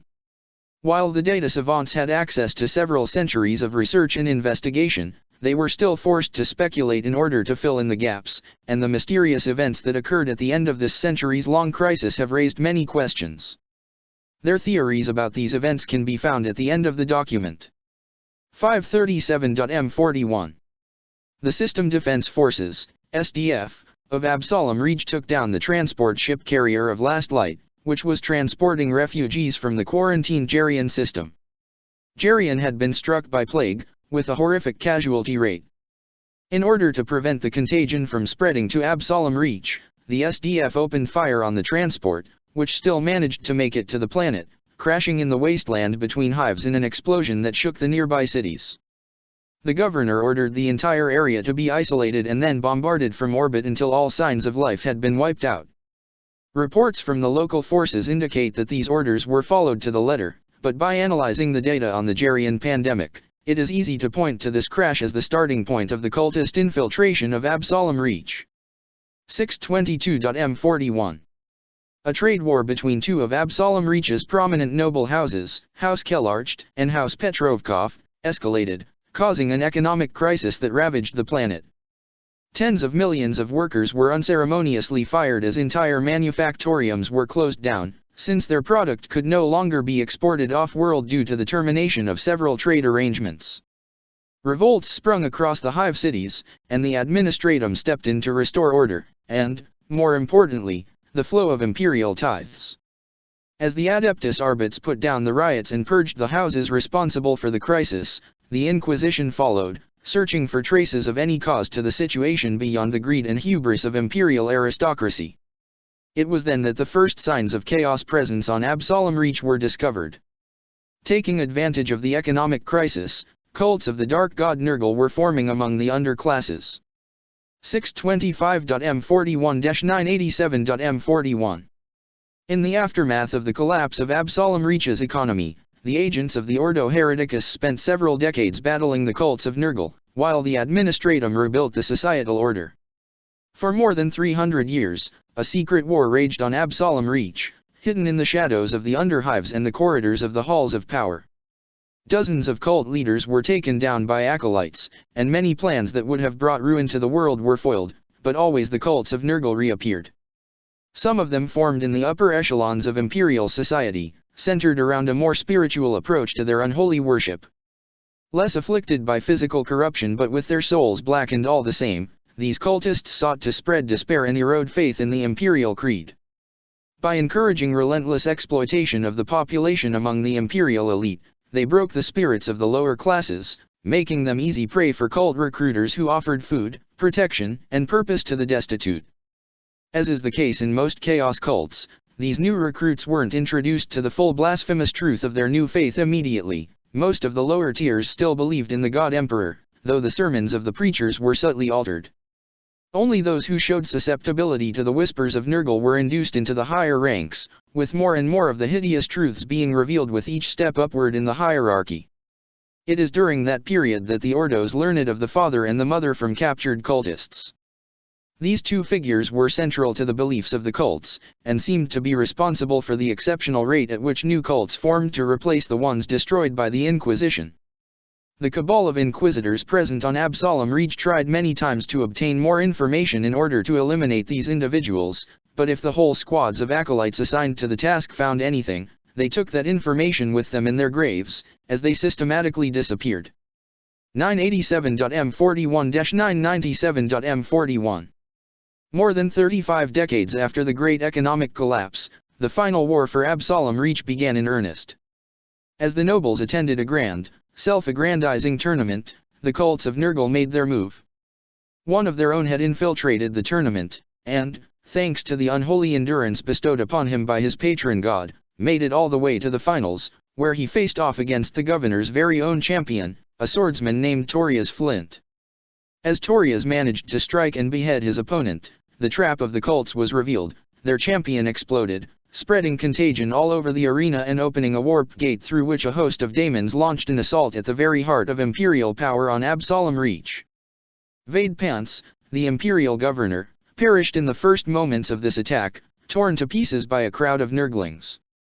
Few nobles present managed to escape, but thankfully, the daemons were unable to maintain their presence in the Matrium for long. However, this had been the signal the cults had been waiting for, and all at once, they rose. Cultists who had had no idea of the true nature of their hidden masters were forcefully conscripted, their minds seared by hideous revelations and source-rouse energies. Only through the sacrifice of several inquisitorial agents was a plot to transform all of the Absalom Reach into a daemon world averted. Instead, the cults turned into an army, and the war for Absalom Reach began.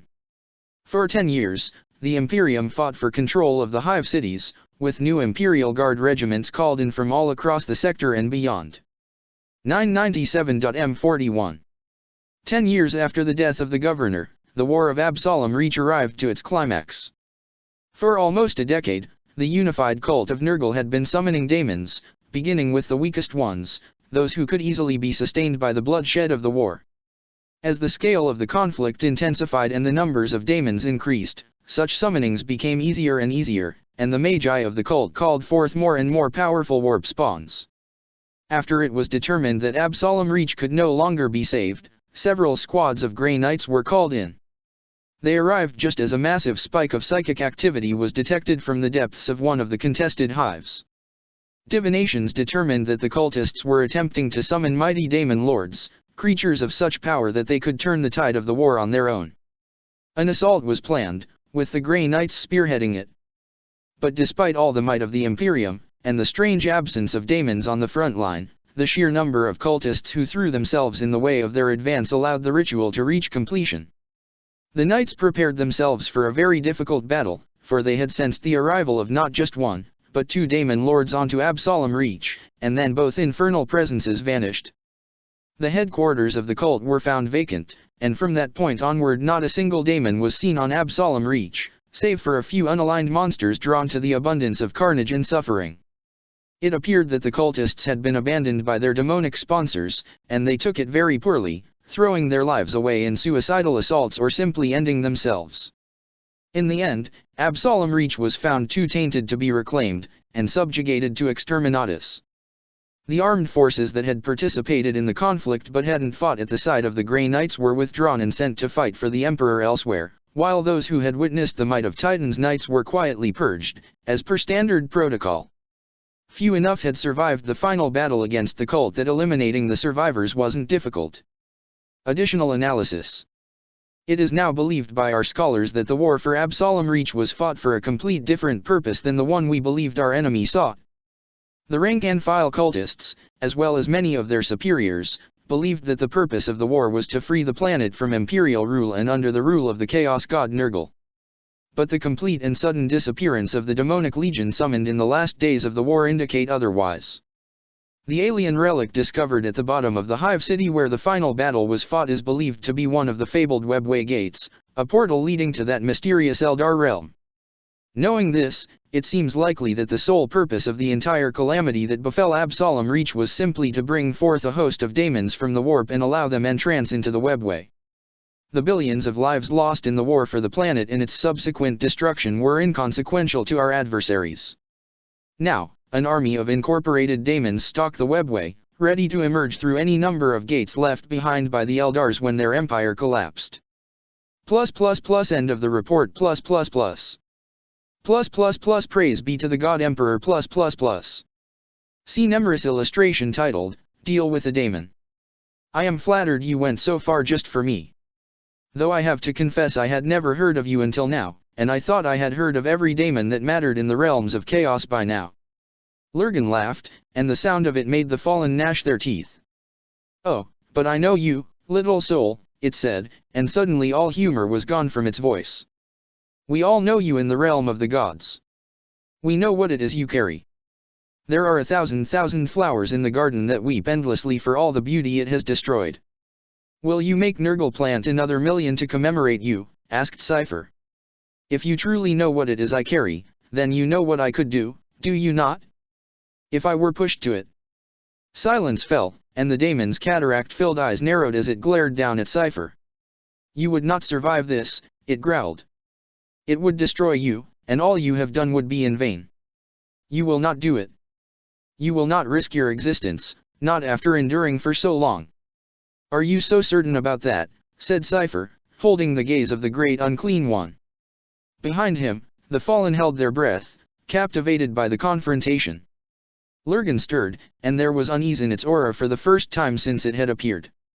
You were sent to stop me from falling into the hands of Tsiench's servants, weren't you? Without breaking eye contact with the great unclean one, Cypher pointed down the way the fallen had come. The greater daemon smiled, revealing blackened teeth and suppurating gums.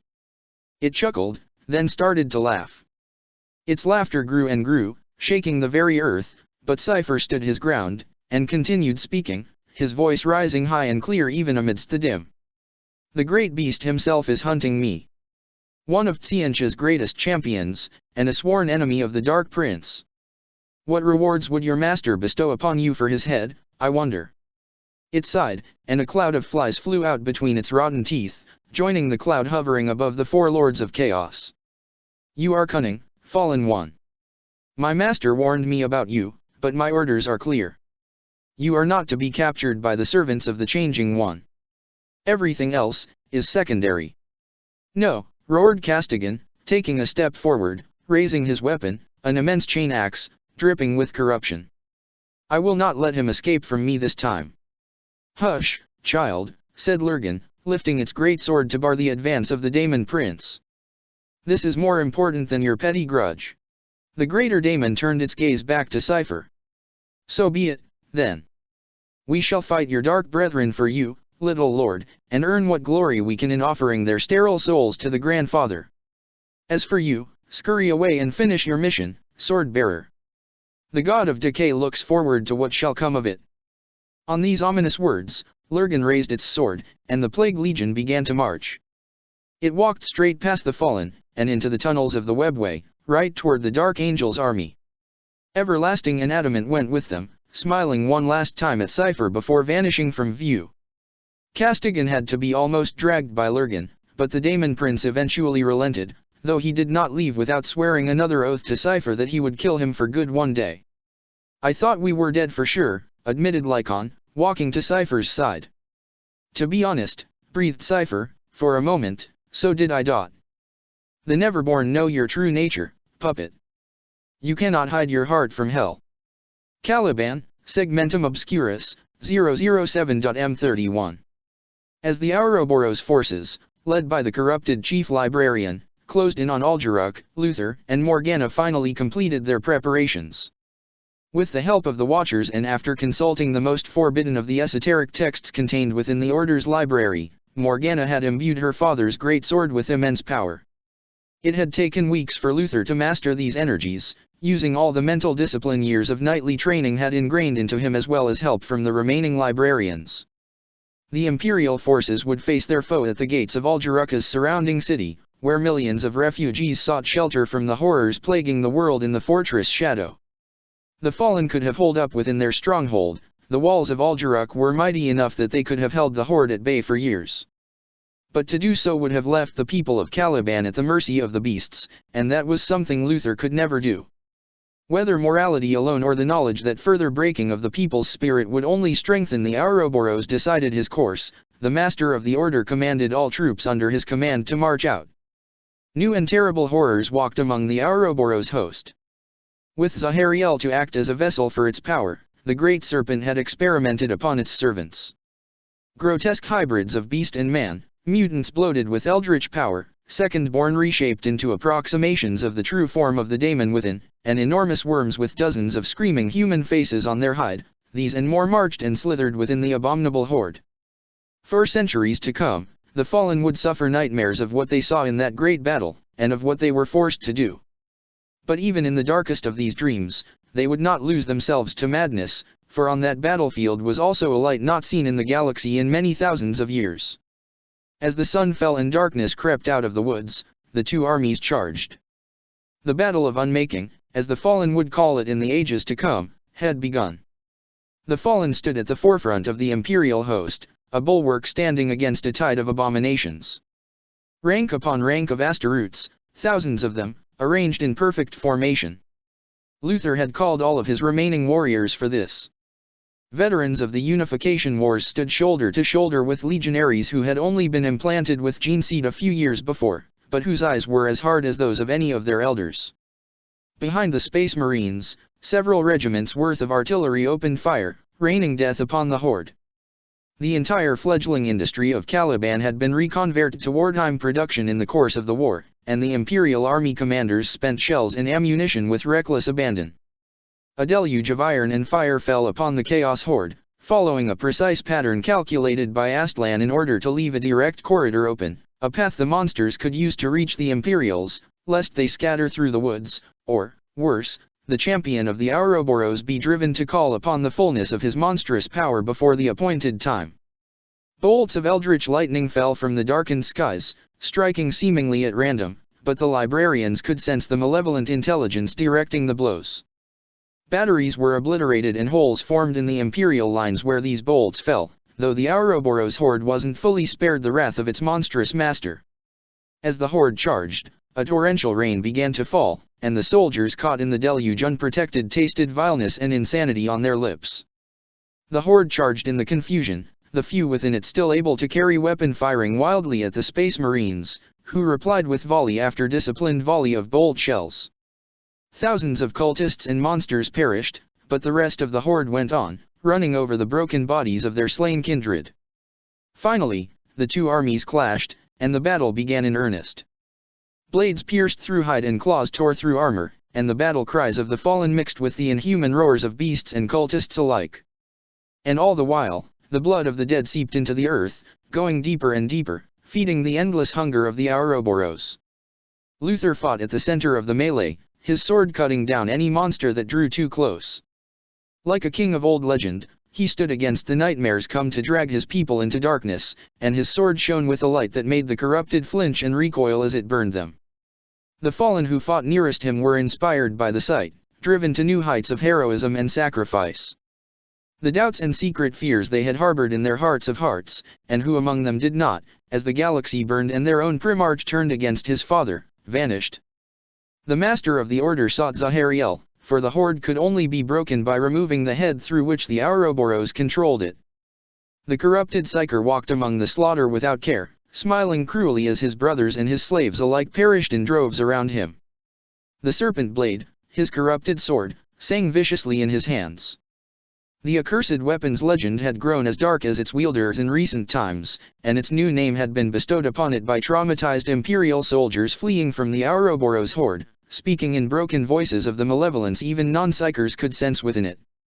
Fueled by the great serpent's power catalyzed through the prism of Zahariel's unique gifts, its edge passed through armor and flesh like a ghost, tearing organs asunder without leaving a scratch on ceramite armor. The sorcerer was barefaced, and the rain made it seem as if he were weeping when the lightning illuminated him from the right angle. Eventually, amidst the carnage, the Master of the Order and the corrupted Chief Librarian came face to face. The battle around them slowed, as all turned an eye on this confrontation. Even the mindless beasts of the Ouroboros horde could sense the power of these two figures, and knew the import of what was about to transpire. Chief Librarian Zahariel, roared Luther, raising his shining sword in challenge. You have broken the Emperor's decree. You have ignored the laws of Nicaea. You have turned your back on your duty and spat on your oaths. Come now, and face your judgment. The possessed psyker laughed, a broken, cruel and mad sound that made even the second-born recoil in abject dread. Yet Luther held his ground, ready to meet his corrupted brother in battle. You have been deceived, Luther, laughed Zahariel. That is the story of your life, is it not? Deceived by the lion, deceived by the emperor, and now by the watchers. They are the jailers of Caliban's true spirit. They are the ones preventing this world from reaching its full potential. It is you who has been lied to, brother, replied Luther, his voice firm and strong, raising above the din of battle. I swear to you, one way or another, your slavery to that abomination ends today. This is no slavery, it is power. It is truth. It is ascension. It is evil, and nothing more. Zahariel charged Luther. Before he could reach him, a spear of light leapt from behind the lines of space marines. There stood Morgana, atop a burned-out tank, holding her staff in her hand, surrounded by the power she was drawing from the Empyrean. Zahariel swatted aside the attack with a careless blow, but his gaze had moved from Luther. I see you, witch, growled something monstrous using Zahariel's vocal cords. He extended his left hand, and black lightning poured forth from his fingers, ready to incinerate the mortal. You will not hurt my daughter, roared Luther, placing himself between the sorcerer and Morgana, absorbing the onslaught of warp energy rather than let it harm his child. Fool, said the creature that was using the chief librarian's body like a puppet. You should have let her die. That was your one chance at killing this vessel, little knight. Now you will die in vain, and your spawn will follow you soon after. Wrong, Luther managed to say between gritted teeth, struggling to remain standing as his flesh smoked under the sorcerer's assault. Everything is proceeding, as planned. Morgana spoke words in a language that had been conceived millions of years before the first fish had crawled out of old Earth's long-lost oceans. Amidst the chaos of the battle, 3 dozens of watchers in the dark suddenly appeared, walking out of the shadows of the combatants. The clouds above the battlefield parted, and a ray of sunlight fell briefly on the scene where Luther and Zahariel faced each other. The Ouroboros sensed that something was happening, but it did not understand what, not until it was too late to stop it from finishing its course. Power flared through ritual circles set in place days before, drawn in buried lines of powder made of the pulverized blades of weapons that had been used by generations of knights. As one, the watchers raised daggers and cut their own wrists, letting their alien blood bubble and fall onto the earth, mixing with the vitae that the great serpent was so greedily consuming. The wound broke the glamour that had hidden them from the sight of the Ouroboros minions, and they were torn apart within seconds, but that only meant more of their ancient blood was spilled. The words of the spell, spoken in the tongue of the old ones, the dust of weapons that had only ever be wielded to protect the weak, and the blood of those born to keep the universe safe from the great serpent's evil. These 3 things mixed with the will of Morgana and the power she had imbued into her father's weapon. Zahariel screamed, first with the Ouroboros voice, then with his own, as his connection to the great serpent was shaken by Morgana's spell. He stumbled, waving his sword blindly in front of him, his warrior instincts trying to strike at the source of his pain, while his other hand reached for his head. The attack on Luther stopped, and the Master of the Order immediately charged forward, heedless of the terrible agony wrecking his every muscle. Holding his great sword in 2 hands, he struck, a single, horizontal blow, into which he poured all of the energy he could draw from the sword. With a mighty shout, the blow struck true. And Zahariel's blade, which had claimed the lives of dozens of fallen without ever clashing against metal, shattered against the power of the sword of Luther. The shards of the serpent blade Centuries after the end of the Roboutian Heresy, daemons that had taken part in the War of Caliban reformed within the Eye of Terror.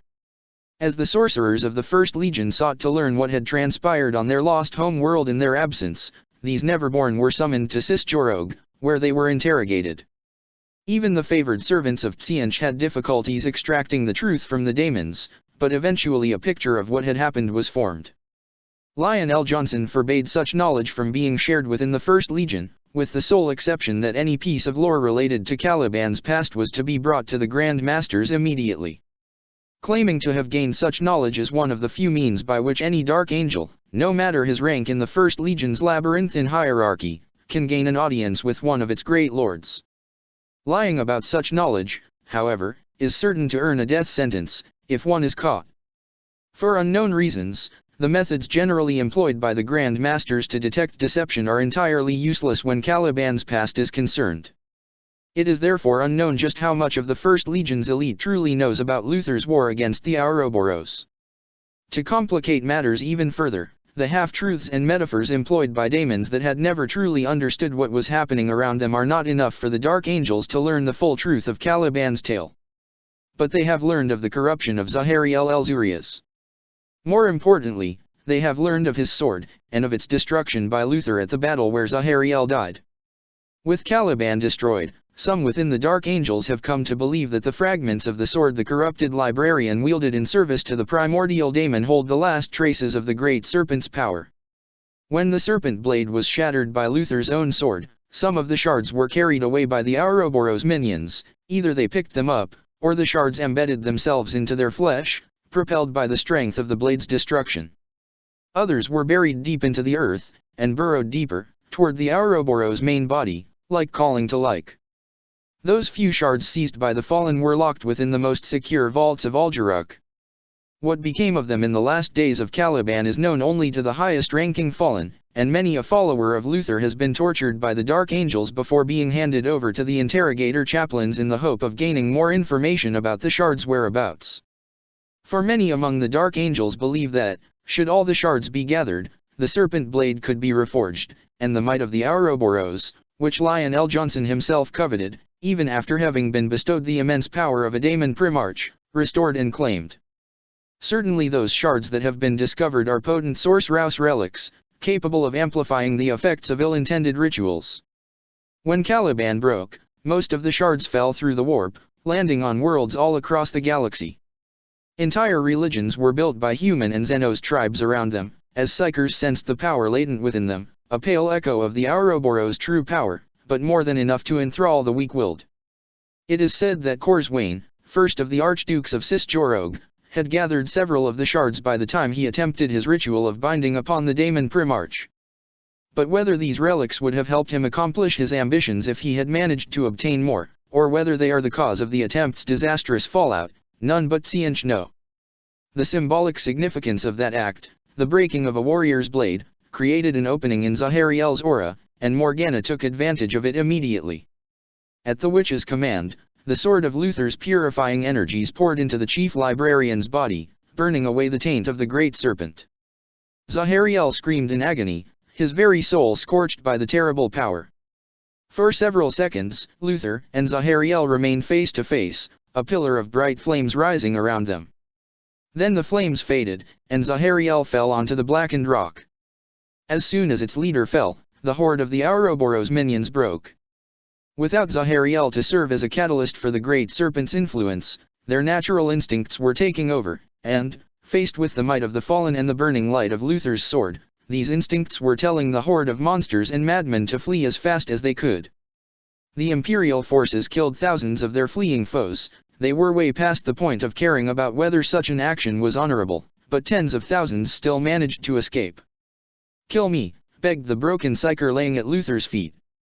He was weeping, hot, burning tears of shame and sorrow. With the hold of the Ouroboros broken, Zahariel was forced to confront the full extent of the evil he had committed, and it was more than he could bear. "Please, brother. Kill me." "No," panted Luther, breathless after the exhaustion of the ritual, and that single word seemed to strike Zahariel harder than anything else. "Zahariel el-Zurias is dead," continued the knight. "He fell in battle against the Ouroboros. From now on and forevermore, you shall be known only as the Lord Cypher, Keeper of the Order. Do you accept this role, and all the oaths that come with it?" On the ground, the warrior whose soul had been clawed back from the abyss lowered his head in acceptance of his fate. Luther raised his sword, its tip touching the exposed throat of the newly named Lord Cypher.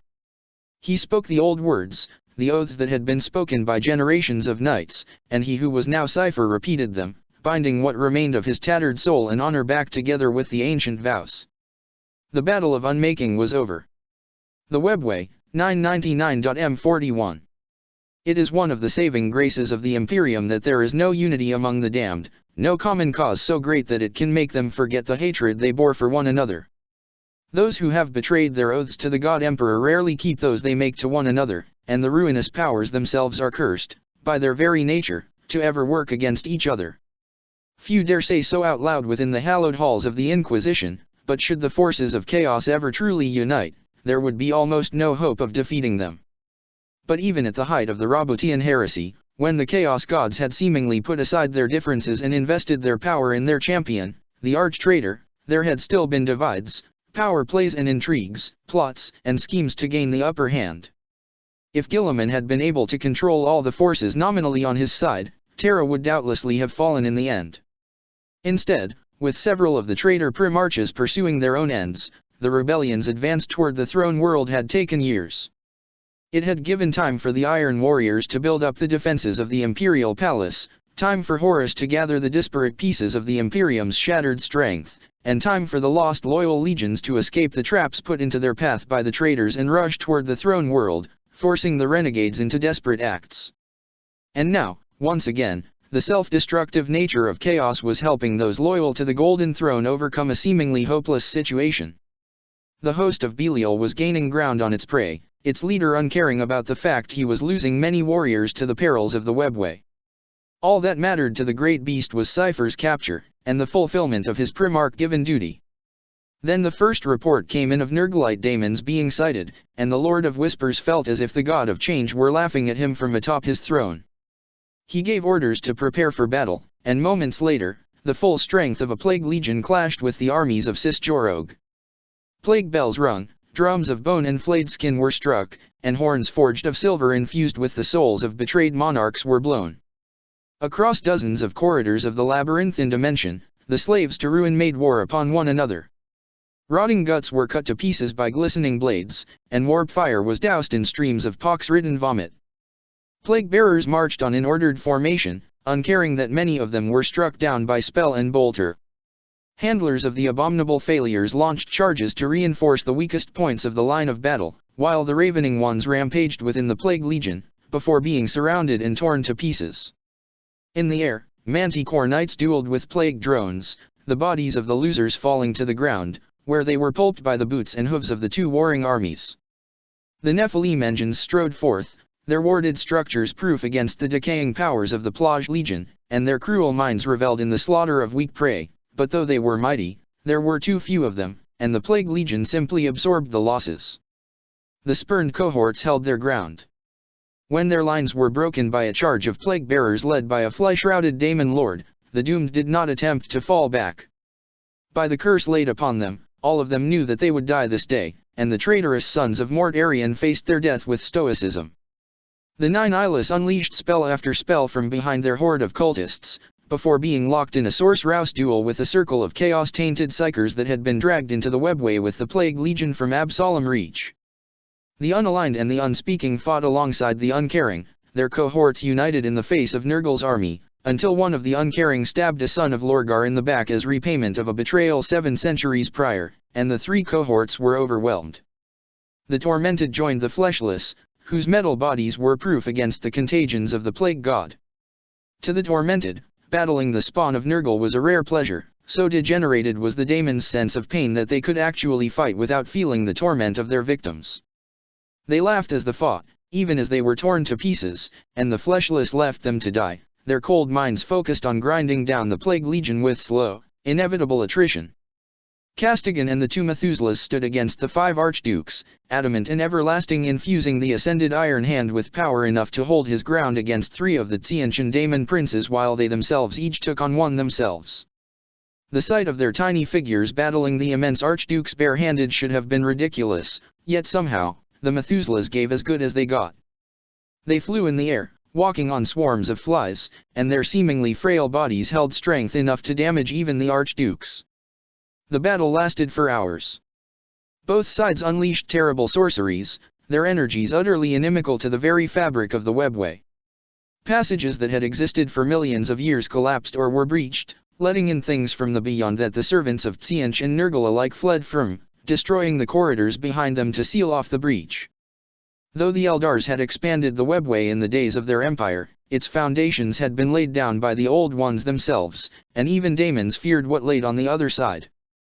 That was why, in most cases when sections of the labyrinthine dimension succumbed to warp corruption, they could eventually be reclaimed, though only at great cost. But now, with the prize that was Cypher's capture so close, neither side was willing to hold anything back, no matter the risk. Still, those who fled from the ruptured sections, whether they were Neverborn or Astaroths, knew fear. The Grand Master fought with the Sword of Silence, the swarms of black flies falling dead the moment they strayed too close to the weapon's warp-nullifying aura. The great beast was a veteran at killing daemons, especially those hailing from the court directly opposing his own divine master. In the Eye of Terror, he had fought on war zones where daemon armies whose numbers reached the billion fought across continent-sized battlefields. This was but a skirmish compared to those battles, though the prize at stake was greater than anything he had ever fought for. Belial recognized the great unclean one leading the Plague Legion. Lurgan was an ancient enemy of the First Legion, and had fought against the Lord of Change Nine-Tharganix, one of the Dark Angel's great allies within the demonic choirs, before the latter had been banished by Cypher himself. During the millennia of the Long War, it had led the demonic hordes of the Plague God in battle across the Eye of Terror. Again and again Nine-Tharganix and Lurgan had clashed, until the Slayer of Destinies had been defeated by the Lord of the Fallen in the Decimalis system. It could be no coincidence that Lurgan was here now, Belial knew. Surely this was a sign that the arch-renegade had allied himself with the enemies of the First Legion, throwing his soul away to the Plague God. How low would Cypher sink, wondered the great beast, in his futile defiance of Tzeentch. No matter. The host would crush the Plague Legion. Cypher would not escape. Surrounded by an elite guard of Chaos Terminators, Belial cut down one daemon of Nurgle after another, all the while receiving reports of the wider battle through his Dark Mechanicum-enhanced helm. His mind was directing the host at the same time he was fighting, issuing terse commands to his sub-commanders in the battle-kent of the First Legion. The Grand Master and the greater daemon of Nurgle came together, the Sword of Silence smashing against the far larger cleaver wielded by Lurgan. By all rights, Belial should have been sent flying, but his own strength was augmented by the gifts of the Great Mutator, and his skill had allowed him to deflect most of the blow's impact. "You have no idea what it is you are interfering with, spawn of decay," shouted Belial. "Cypher cannot be allowed to reach Terra. Do you think we will be the only ones to suffer if he succeed?" Lurgan laughed. "Do you really think your words will turn me from my course, little beast? That I will lay low my sword, command my brethren to stand down, and apologize for that dreadful mistake? Do you?" "So be it," spat the Grand Master. "Die, then." With blade and sorcery, the great beast of Cisjorog fought the great unclean one. Two of the dark gods turned their gaze upon their champions as they battled, just as the ruinous powers watch all battles between all their champions, for the great game hasn't stopped since it was first begun, countless eons before Robert Gilliman first heard the whispers of Belaker in his ears. They watched, and if either of them truly cared about the outcome, it is known to them alone. As the two Lords of Chaos fought, both of them continued to direct the battle raging around them. Lurgan had been given command of the Plague Legion by Nurgle himself, and its will was bound to all who had joined his army. And Belial was fed intel on the battle by his armor directly into his brain, thanks to the dark tech embedded within his helmet. With a mere thought, the Grand Master's fragmented awareness could move the forces of the host like pieces on a game board. Belial prevailed in the end, his transhuman might proving greater than the power of one of Nurgle's many cast-off shards. He buried the Sword of Silence into Lurgan's black, rotting heart and cut it out, ripping it from the daemon's cancerous entrails with his broken left arm and crushing it in a flame-wreathed fist. Castigan laid on the ground, his body dissolving, his essence returning to the garden. Around him laid the three archdukes he had been battling, equally broken. Only one of them stirred, the other two already dissolving. Slowly, he stood up, spreading wings made of black feathers and multicolored eyes. Of the two Methuselahs and the daemon princes they had been fighting, there was no sign. So many Nergalite daemons had died, the air was filled with enough poison that the few surviving mortals who had accompanied the host were collapsing, dead on their feet. The host of Belial had defeated the Plague Legion, but this was a Pyrrhic victory. Not only had they suffered great losses in the battle, but the great unclean laughed as Belial's blade cut it down, for it knew that it had achieved its mission. Cypher was beyond the reach of Tzientch's hunters. Nergal's forces may have been defeated, but this round of the great game still went to the god of life and death, or so it seemed. For the schemes of the changing god are not so easily thwarted. As the dark angels took stock of their surroundings, the blood of their dead brothers began to flow, carrying pieces of flesh with it as if it were a deep river.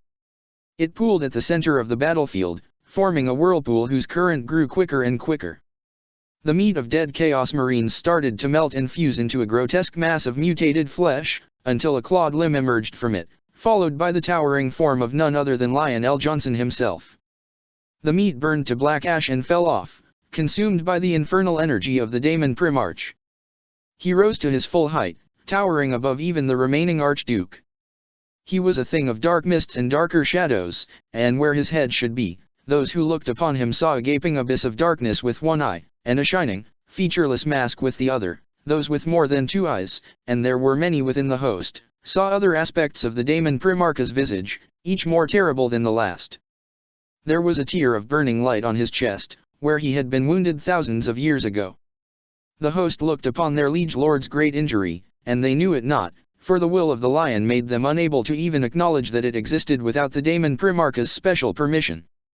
Not even Belial saw anything else but the glorious majesty of the Dark Angel's Lord as he looked upon his Gene-sire. He could do this to them, for he was Lionel Johnson, first among all servants of Tzientch, and the weaving of such lies was a small thing compared to the great deceits he had inflicted upon himself. The Dark Angels and their allies fell to their knees before the Daemon Primarch. Even the Izuralith walkers abased themselves, as did the Nephilim engines, the abominable failures and the ravening ones, their madness temporarily dispelled by the lion's terrible presence.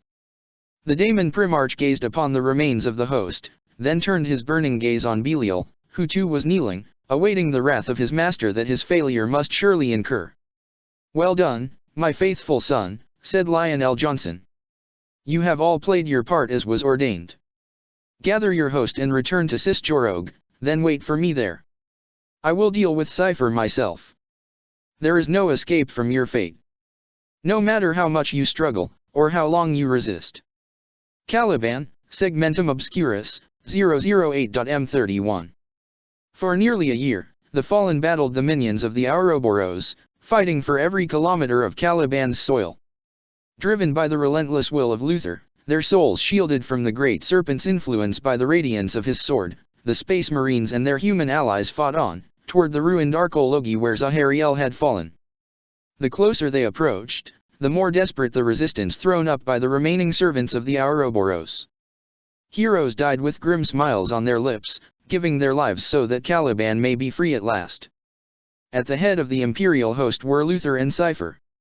Heavy chains hung from the belt and wrists of the latter, marks of his penance for his trespasses against the order. He had also forsaken the right to wield a sword until he had atoned for his sins. Instead, he fought with a pair of pistols, each having belonged to one of the fallen who had died during Zahariel's rampage under the control of the Ouroboros. After weeks of brutal fighting, the fallen reached the ruined Arcologi where the chief librarian had been corrupted.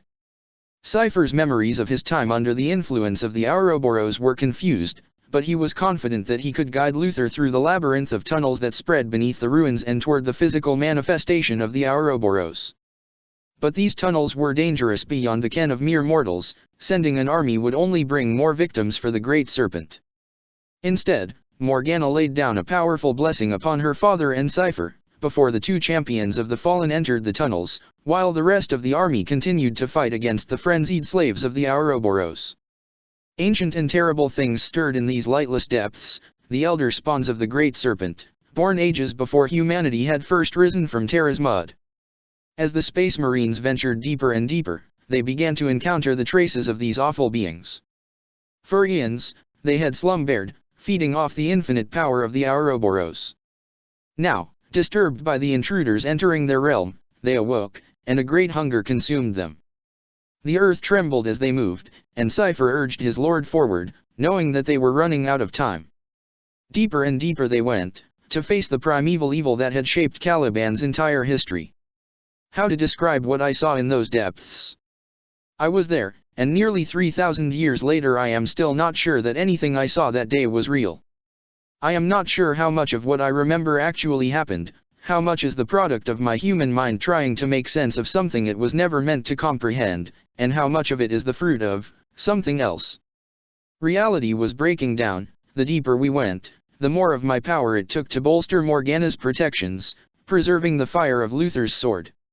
What I do remember is this: Luther and I fought against the Urworms for what felt like days, but might as well been minutes or years. This deep beneath the surface, this close to the Ouroboros, time was dislocated. Sometimes we were exhausted and covered in wounds, and the next moment we were fresh and ready, our ammunition reserves full. There was no transition from one state to the next, and it never seemed strange to us, not then, at least. In a sense, it was like a dream, except we both knew that, if we stopped fighting, even for a moment, we would never wake again.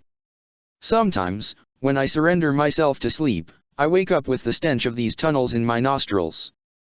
Part of me feels as if I am still there, as if I am still fighting the worms, but without Luther at my side.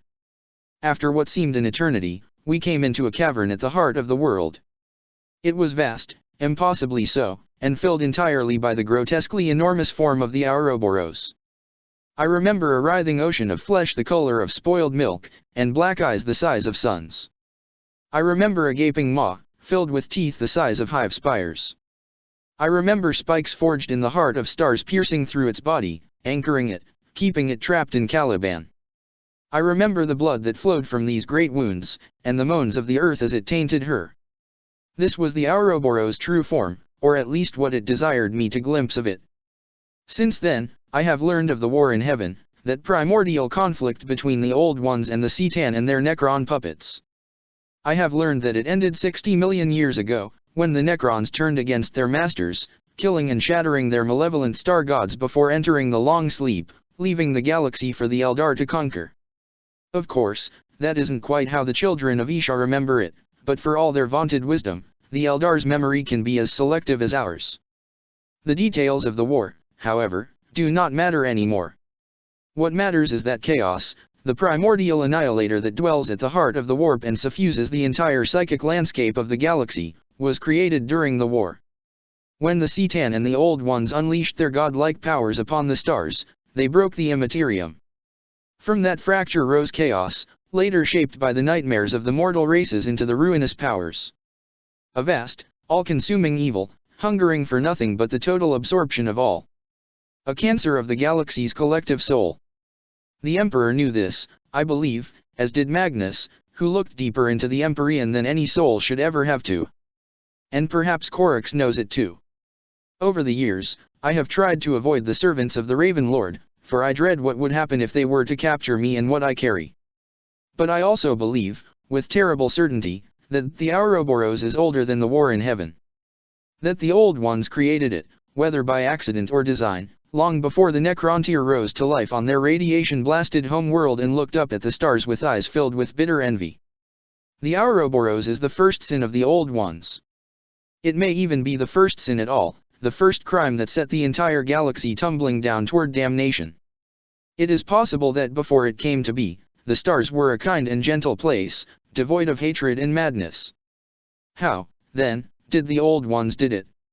How did they mess things up so spectacularly?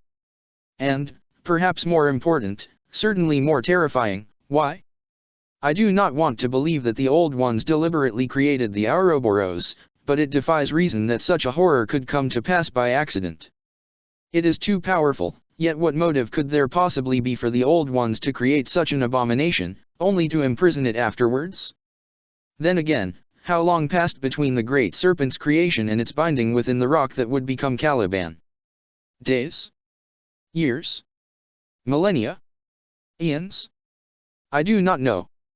All I know is that the Ouroboros was created, and that maybe if it had not, then not even the war in heaven could have so disturbed the Empyrean that the archenemy could form. And yet I also believe that there is still hope. After all, we killed the Ouroboros, Luther and I. We destroyed something very much like a god. I held it in place, binding all of my power through the connection that still existed between us, burned clean by the radiance of the sword. It took all of my strength, but I exposed its beating heart, not for long, for less than the blink of an eye. It was so powerful, and I was only mortal. But it was enough. I peeled back the layers of its flesh, and revealed the cancerous growth at its heart. Luther seized the opening, and plunged the sword into the Ouroboros core. It screamed as it burned, as Luther spoke the words that amplified the light of the sword 100-fold, injecting its righteous fury directly into the warp itself in order to purify it of the great serpent's evil. To gaze into the warp as any psyker of real power does is to lose any belief that the universe was crafted by a benevolent creator. But in that moment, I believed that we're not alone in our struggle. I saw a light, golden and pure, and it made me weep in shame at how I had betrayed it. We killed the Ouroboros and freed Caliban of its evil. But it cost both Luther and I terribly. My power was left broken by the effort it had taken to expose the beast's heart, and Luther didn't recover from his exhaustion in time to face the lion with his full strength. If he had, then I believe that the galaxy would be a vastly different place today. If. I have yet to find a more cruel word in the many, many languages of mankind. Inquisitorial edit, sometimes, ignorance is bliss, and deception is necessary. And sometimes, only truth can save us. I do not regret what I did that day, but I do regret that I had to do it. The Ouroboros didn't die. Not completely. I made sure of it, but it was Cypher who paid the price. Luther didn't have the full spell he needed to unmake the great serpent. Part of the Ouroboros survived. And Cypher knew this when he wrote these words, but the Lord of the Fallen has never been one to abstain from lying when it can serve a greater good. And keeping the secrets of the First Legion hidden for as long as possible certainly served his aims. From the private writings of the Loyalist Space Marine belonging to the First Legion known as Cypher, recovered by the Inquisition in 822.m33 on Vermillac Prime in the aftermath of the Eterius insurrection. This document was last consulted and edited on 275.547.m39 by Inquisitor Redacted. And so it was done. Luther and Cypher emerged from the rubble, the former wounded nigh unto death, carried to safety by Cypher, who in that action earned, if not forgiveness, then at least acceptance in the eyes of his brothers. As he carried Luther's unconscious form in his arms, Cypher also carried the sheathed sword on his back. So it was that Cypher first received the title of sword-bearer, bestowed upon him by those fallen who saw him emerge from the underworld, hours after the slaves of the Ouroboros had either died, fled, or gone into shock.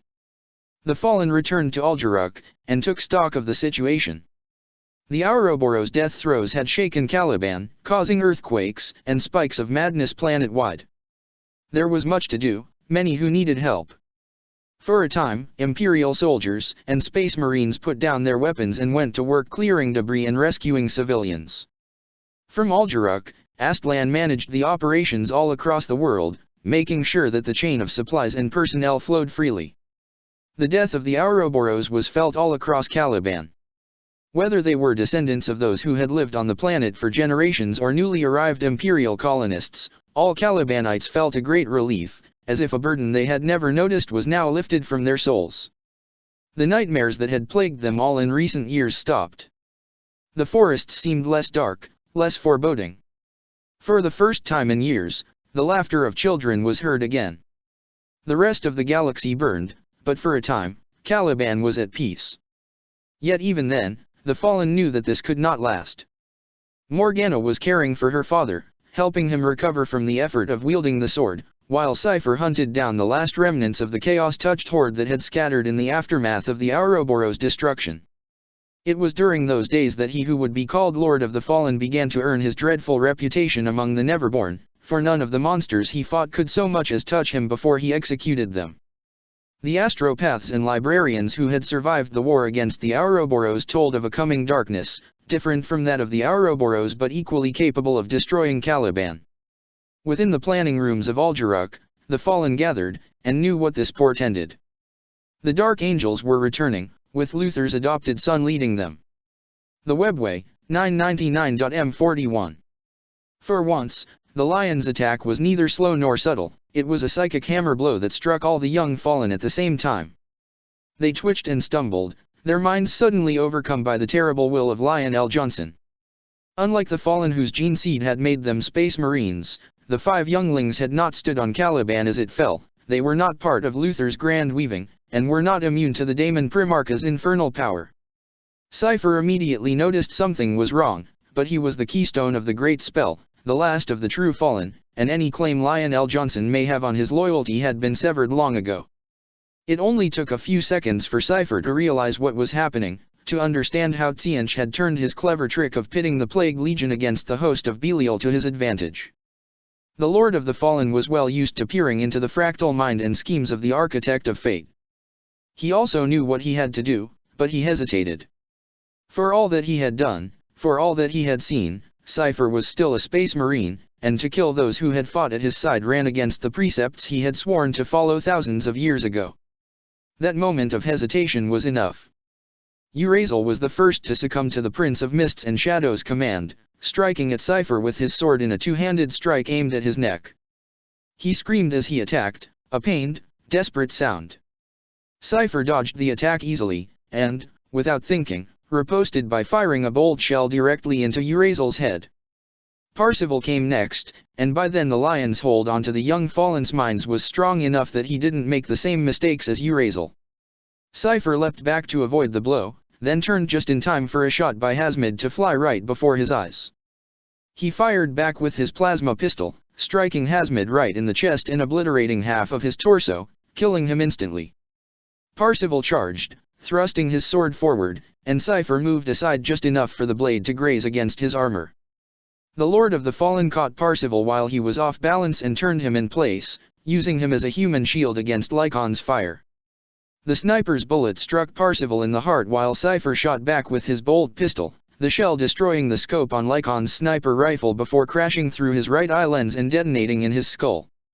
Cypher dropped Parzival's body to the ground just in time for Arimul's sword to burst from his chest, having gone in through his back and his 2 hearts.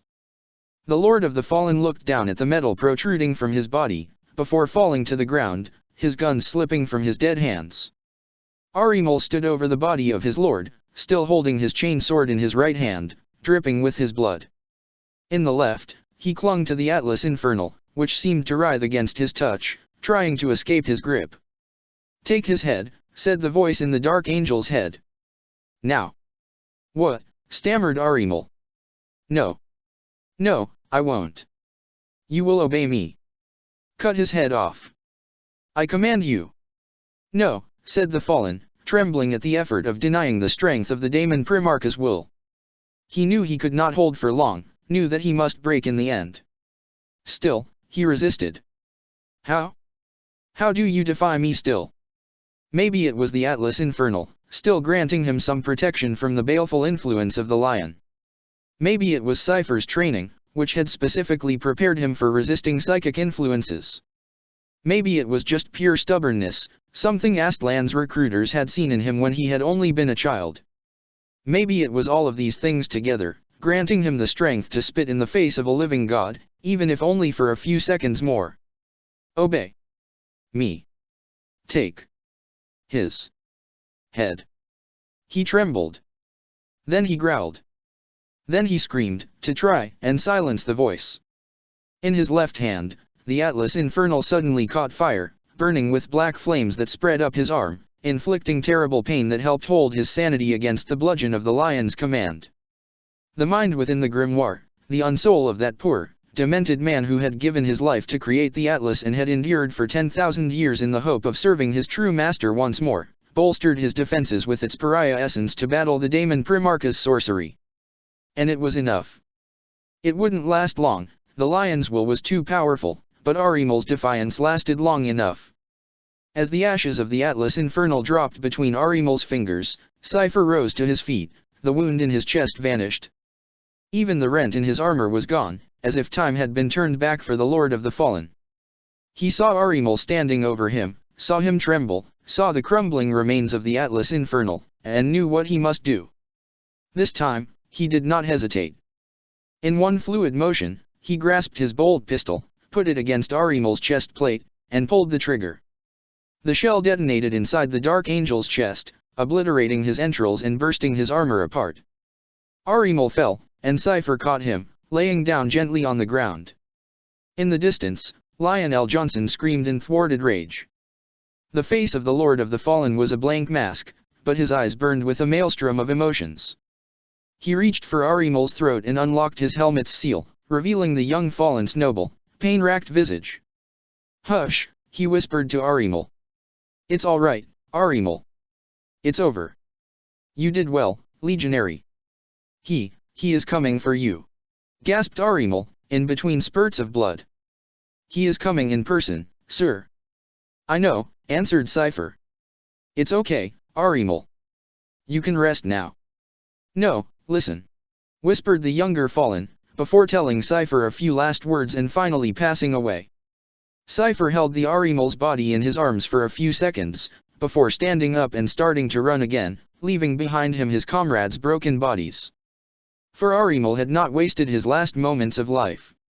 Dutiful to the end, a true space marine no matter the gene seed that had coursed through his veins, with his last breath, he had told the Lord of the Fallen how to cross the last section of the webway between him and his destination. The sound of Lionel Johnson's screams grew louder as Cypher ran. It seemed that the end, at long last, was coming. So be it.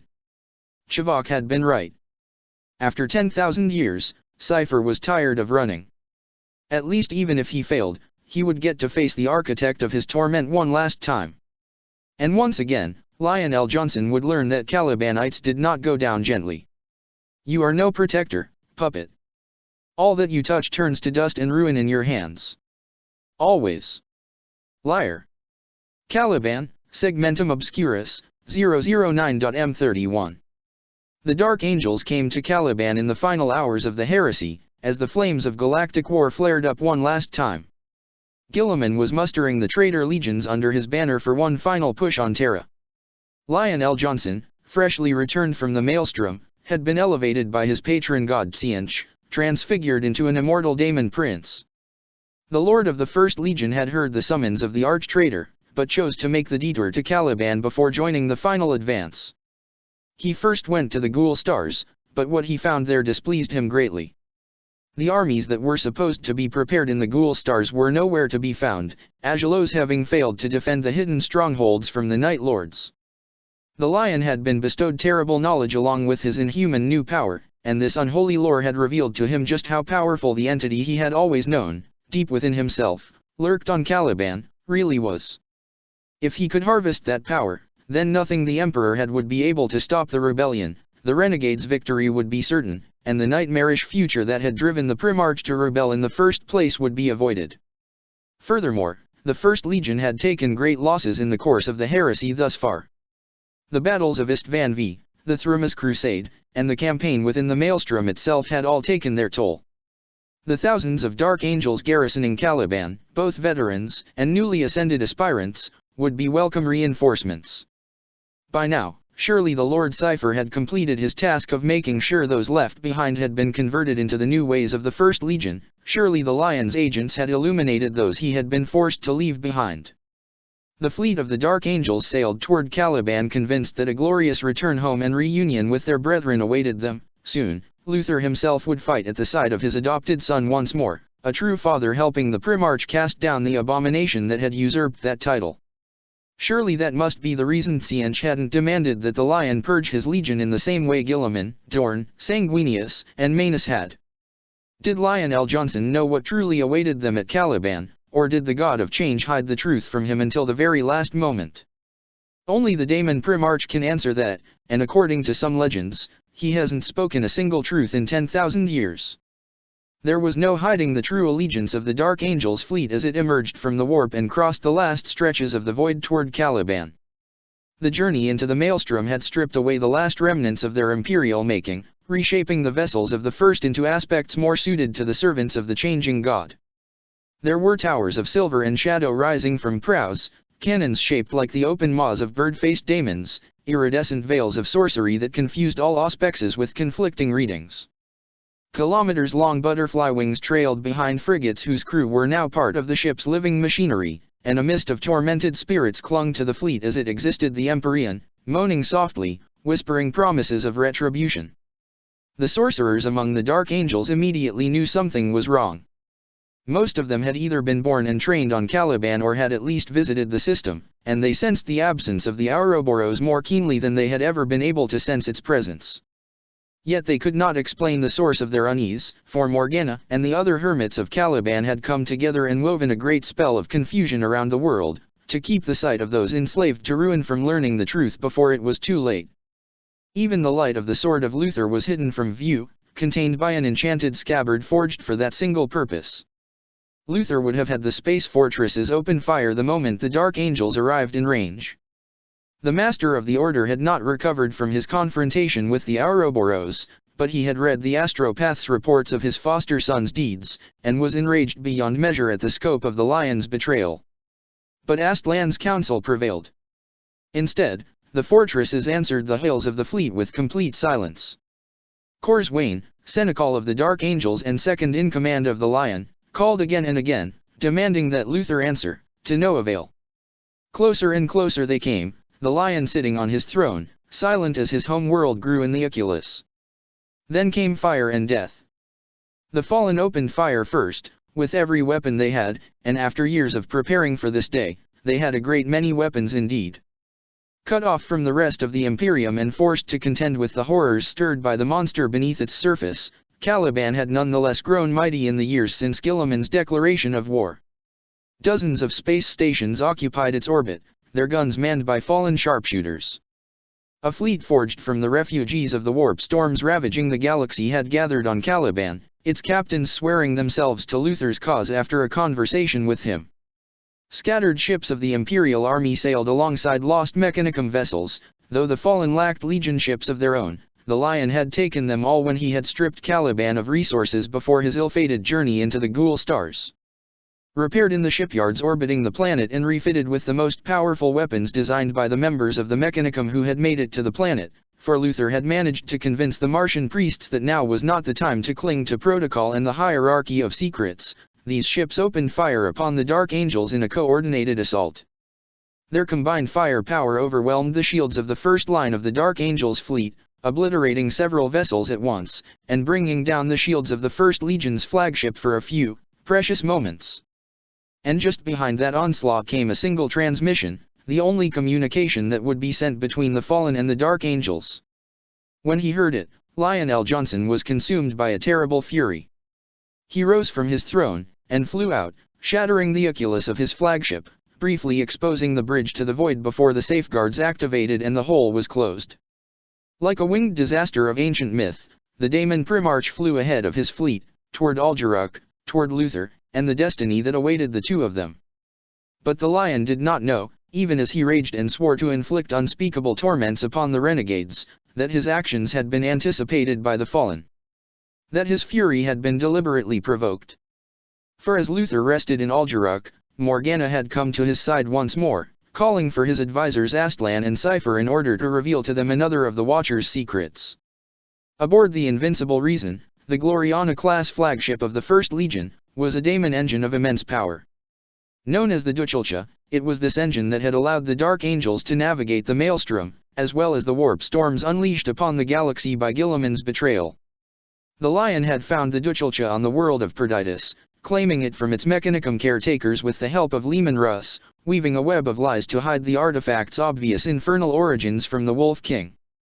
The Lion had made a pact with the vile intelligence within the engine, and with its help the 1st and 6th Legions had been able to navigate the tides of the Maelstrom.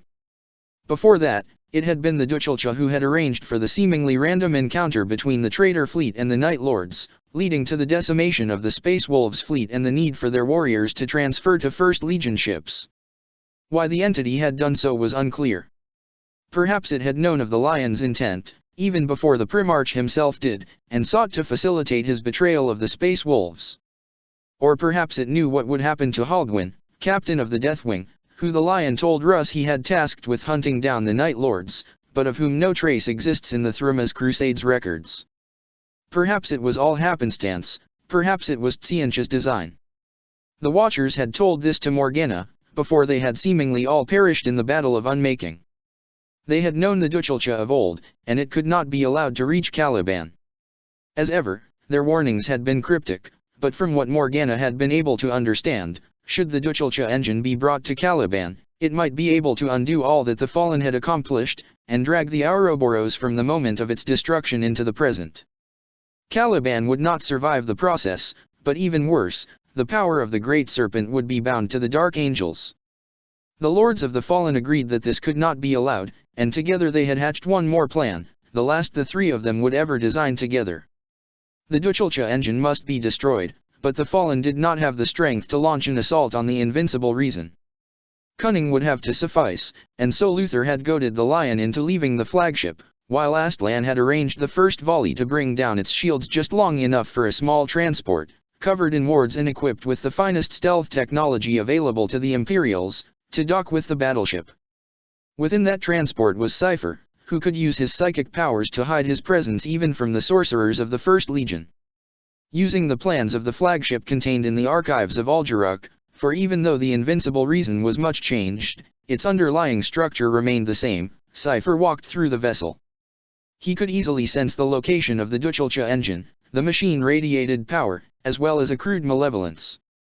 It reminded Cypher of the Ouroboros, for it was kin to that primordial evil, albeit of a different nature. As the battleship's guns fired and the Dark Angels within it rushed to make planetfall and punish their loyalist brethren, Cypher moved like a shadow, unseen and deadly. Only the Lion could have detected him, and thanks to Luther's provocation, the Daemon Primarch was already halfway to Caliban, tearing apart the orbital defenses in his way. The gate to the Duchalcha engine was guarded by Dark Angels Terminators. Two of them stood guard, each possessed by a daemon of Tzeentch bound to let none but Lionel Johnson pass. Cypher walked right at them, and the veil of witchcraft that had concealed him thus far slipped from him. They charged, holding power spears that could have carved tanks, but Cypher rose his pistols, and shot each of them once, 2 perfect shots, right in the head. Both ball of plasma and bolt shell pierced through warp-infused helmets, obliterating the brains of the Terminators. They kept going for a few more steps before the daemons within lost their hold onto the flesh of their hosts, which collapsed to the deck. Unopposed, Cypher laid his hands upon the gates, and willed them to open, pushing with the full measure of his tremendous psychic power as well as his armored transhuman strength. It took several long moments, his mind running across the gates, picking locks and deactivating alarms, but finally, he managed to push the high double gate open. There, before him, was the Duchalcha engine. It was like caged warp lightning, confined within a wide sphere of translucent material. It raged and twisted, and it burned Cypher's eyes to look upon its infernal radiance. Immense machines surrounded it, connected to it with cables that ran into cogitators that smoke under the strain of processing eldritch input. One cable, however, was connected to the body of a servitor, a child, it seemed, though an exceptionally dirty one, whose body was in the same state one would expect from a corpse already buried in wet earth for a month. It was clad in dirty, blood-soaked rags, and its head turned slowly toward Cypher as he entered, empty eye sockets staring blindly. Its mouth opened, revealing yellowed teeth and rotten gums. "Is that you, Lion? You haven't come visit in months, since that trip to the Maelstrom." The Fallen didn't answer the creature. He walked through the room, feeling the attention of the thing contained within the device turn on him, but it did so slowly, for it was used to thinking in terms of cosmic distances, and the mundane dimensions of the room were obstructing its view. "Are you angry, Lion? Why? I only tried to help you. Everything I have done has been for you." Cypher holstered his guns and placed both hands against the sphere containing the Duchalcha's essence. He shivered at the proximity with the unholy entity, but held fast. "Lion? What are you doing?" "I am not the Lion," said Cypher, before casting the spell he had spent most of the last year mastering. At its core, it was a simple use of his psychic power, a generic hex used to interfere with technology, considered heretical by the tech priests of Mars but widely used within the legions all the same. That version, however, had been altered to affect chaos-touched tech. A wave of eldritch power spread from Cypher's hands. The moment it touched the machinery connected to the Duchelch's containment cell, it began to detonate. Errors cascaded within the complex programming of the engine, causing the feedback to strike directly at the Duchelch's core. It shrieked as it twisted within its translucent prison, the transdimensional energies unraveling. Unlike the Ouroboros, the Duchelcha had never been able to exist on its own. It had always required the care of mortals to maintain the engine that allowed it to exert its influence upon the materium. It struggled as it felt the engine die, and the shock waves of its destruction were felt across the entire space battle. Whole ships were torn apart by dimensional anomalies, and Caliban shook while its star flared uncontrollably. The servitor puppet screamed. "What are you doing? What are you doing?" It was done. Now Cypher had to find a way back to Caliban. Soon Luther would face the lion, and if Cypher were not at his liege's side, then he would surely fall, though the traitor would pay a dear price for that victory. You are him." Somehow, the servitor was managing to infuse into that word hatred enough to freeze the stars. "The traitor. The one who helped kill my sibling." Cypher ignored the ramblings of the dying construct. He kept going toward the doors. Then, in one final act of spite before dissolution, the Duchelcha spoke one last time. "Do you know what became of your cousin?" "He," whispered the corpse boy, before shutting down and falling to the ground, collapsing into rotten pieces instantly. Cypher stopped. Nemiel. In the years before the coming of the Emperor to Caliban, Zahariel el-Zurias had a cousin, who had been closer to a brother. They had been raised together, and they had shared the same dream, to become knights of the order, and take part in the great war against the beasts. To free Caliban of the tyranny of the monsters that dwelled within the woods. They had trained together, fought and bled together.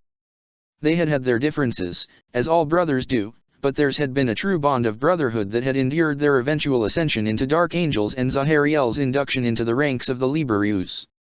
Then Zahariel had been exiled to Caliban alongside Luther and the first of the dark angels who would become the fallen, and he had never seen his cousin again.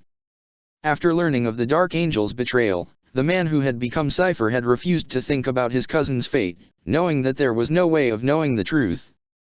But he had thought about it. Not knowing what had become of Nemiel, whether he had died in the Great Crusade, had been killed for refusing to follow the lion or, most bitter of all possibilities, had joined the dark angels in their treachery, had eaten away at him, and played no small part in allowing the Ouroboros to claim him as its vessel. And even the light of the sword hadn't been able to banish that fear, for it had been born of brotherly love. Hearing the Duchelcha taunt him with knowledge of his cousin's fate was enough to bring all these repressed emotions back to the forefront of Cypher's psyche. Anger swelled within him, never a good thing in a psyker of the former chief librarian's power. The walls bent under the strength of his unchecked fury. Slaves across the decks wept in fear as they sensed his rage. Perhaps Cypher could have controlled himself. Perhaps he could have used the discipline taught by the Liberius to contain his anger and return to his duties, reaching Caliban in time to play his part in the confrontation playing out there. But something within him stoked the flames of his wrath, blowing on the embers of resentment, fear, and guilt. Long after Caliban's doom, when the invincible reason sailed the tides of the Eye of Terror, there would still be stories shared among the crew of the Daemon that had manifested within the ship at the height of that battle. Mutants and dark angels alike would speak of the monster who rampaged across decks, killing everything in its way, screaming one question, over and over, "Where is he?" By the time Cypher's rage abated, it was too late. He ran to the invincible reason's drop pods, extracting the control codes from the mind of a dark angel and using his own authority credentials to prevent it from being shot down by fallen artillery. Caliban's star was screaming down, sending waves of energy into the void, forcing ships on both sides to keep up their shields or be bathed in solar radiation. Entire arcologies were collapsing under the strain that the Duchelcha's demise was inflicting upon reality. Morgana had told them that destroying the engine would be bad, but she hadn't told Cypher just how bad it would be. Not that it would have changed anything. Once on the surface, Cypher ran through Algeruk, passing among the warring ranks of fallen and dark angels, feeling the buildup of etheric energies at the stronghold's top, where Luther and Lionel Johnson were battling. Many tried to stop him, all failed, their bodies left in his wake. And still, it was too late. Luther and his adoptive son stood among the ruins of Algeruka's peak. The shards of the lion sword laid scattered amidst the rubble, stone, rock reedy, and pieces of furniture and priceless, ruined books, the legacy of the order strewn around like so much detritus. Luther's armor was in ruins, and the warrior beneath wasn't in much better form. It was impossible to judge whether the lion had suffered damage in return. It was difficult to even look upon his new form, though Cypher knew that the monster of shadow and flame was indeed his former primarch. Before he could do anything, the lion threw himself at his foster father. The two warlords clashed one final time. The sword of Luther pierced through the lion's chest, bursting from his back just as the claws of the daemon primarch tore Luther open. The pain of his wound caused Lion to leap back, his wings elevating him above his stricken opponent while his hands moved to the gaping wound in his torso. With the last of his strength, Luther raised the sword to the war-torn sky. Cypher sensed the adamantium will of his lord pass through the holy weapon, through the blood that coated it, through the wound it had inflicted. He felt the power of the sword course through the ties of loyalty that bonded the fallen to Luther, and he knew in that moment what the master of the order had done. And with that final spell cast, the last of Luther's life force was exhausted. He fell backward, slowly, and his gaze found Cypher's during that fall, and all that could be found in his eyes was forgiveness. Then he hit the ground, and laid there, unmoving. Cypher screamed then. He forced himself onward, before falling to his knees. He clung the body of Luther in his arms, even as reality, already weakened by the destruction of the Ouroboros, finally broke apart, unable to bear the combined strain of the Duchelch's demise and the mighty energies unleashed by the battle between Luther and Lionel Johnson. Darkness closed in. He wakes. His entire body is in pain, a burning, all-consuming torment that threatens to drive him to madness. He does not perceive anything beyond that pain. He is mine. It is a pain he will learn to know in the ages to come, as he dies over and over, yet is returned each time. But pain means little to a space marine who has seen his commander die because of his failure. It is the voice that truly torments him, whispering to him from deep within his own soul. You shall not die so easily, puppet. And now he understands how damned he is. He has not died with his lord, and now he never will. You gave in to anger. You betrayed your master. You broke your oath. I could not touch you before, even as I hid within you, but now I can. He feels the shard of the Ouroboros, the fragment of the great serpent that survived the confrontation with Luther by cutting itself from the whole. Like a lizard may shed its tail to survive, except this tail may grow back a full lizard, given time. You will serve me again. The pain diminishes, and he opens his eyes. He is laying on his back, and a metal ceiling is above him. He recognizes that he is on a ship, and, from the emblem painted in blood upon the ceiling, one belonging to the Dark Angels. Your Sire will be most interested in how you survived. But before despair overwhelms him, he sees something laying next to him. His hearts nearly stop at the sight. It is a sword, it is the sword. In its scabbard, it looks like any other weapon, though a great and wondrous one, judging by the artistry of the scabbard, pommel, and guard. You will give me sacrifices, and I will be whole once more. What is it? No. No. He reaches with a trembling hand, and touches the scabbard. He hears another voice then. A message, embedded into the sword's scabbard. It is only one word, spoken in the voice of his liege's daughter. It says, Terra. He stands. There are cries of alarm from the crew of the salvage craft that found him floating in the void. They raise weapons with trembling hands, transhuman dread washes over them as Cypher towers over them. What do they see when they look at him, he wonders. They are servants of the Dark Angels. Traitors come. Feed me their souls. He kills them with his bare hands, before recovering his pistols from where they were stashing them. He does not use his psychic powers, even though that would be far easier and quicker. He makes his way to the bridge, and through the oculus, he sees a field of rocks, tumbling in the blackness of space, and he knows that he is looking at what remains of Caliban. It hurts to see his home world like this, of course it does. How could it not? Good riddance. He looks at the command panel of the ship. This is a small vessel, unable to perform warp travel. He looks at the auspexes, and finds the closest warp-capable ship that's small enough for him to run on his own. Now that he has an objective again, his mind is working again, absorbing information, considering possibilities. Planning. Duty calls. He will not fail this time. You will. This he swears. Your oath means nothing. Even if it takes 100 years, 1,000, 10,000, he will bring the sword to Terra. The Webway, 999.m41. Cypher had learned many things during his long journey across the galaxy. He had gained many skills, some of them useful, some of them he had only had to employ once. But the one he was the most practiced at, to his undying shame, was running. It only made sense.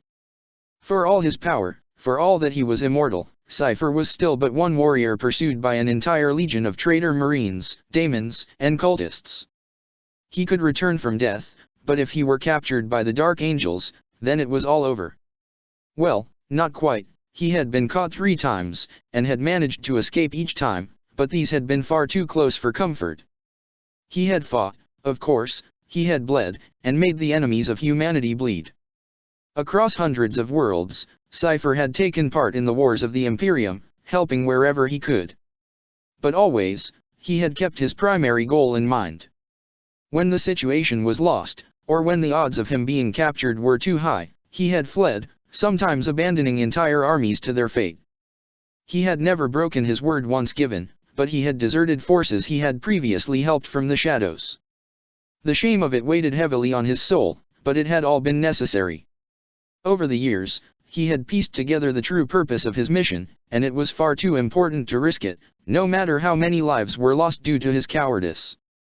And so he ran with all his strength, following Arimul's last instructions, toward the Webway gate that the Atlas Infernal had showed led to the Sol system. Once, there would have been a gate leading directly to the depths of the Imperial Palace itself.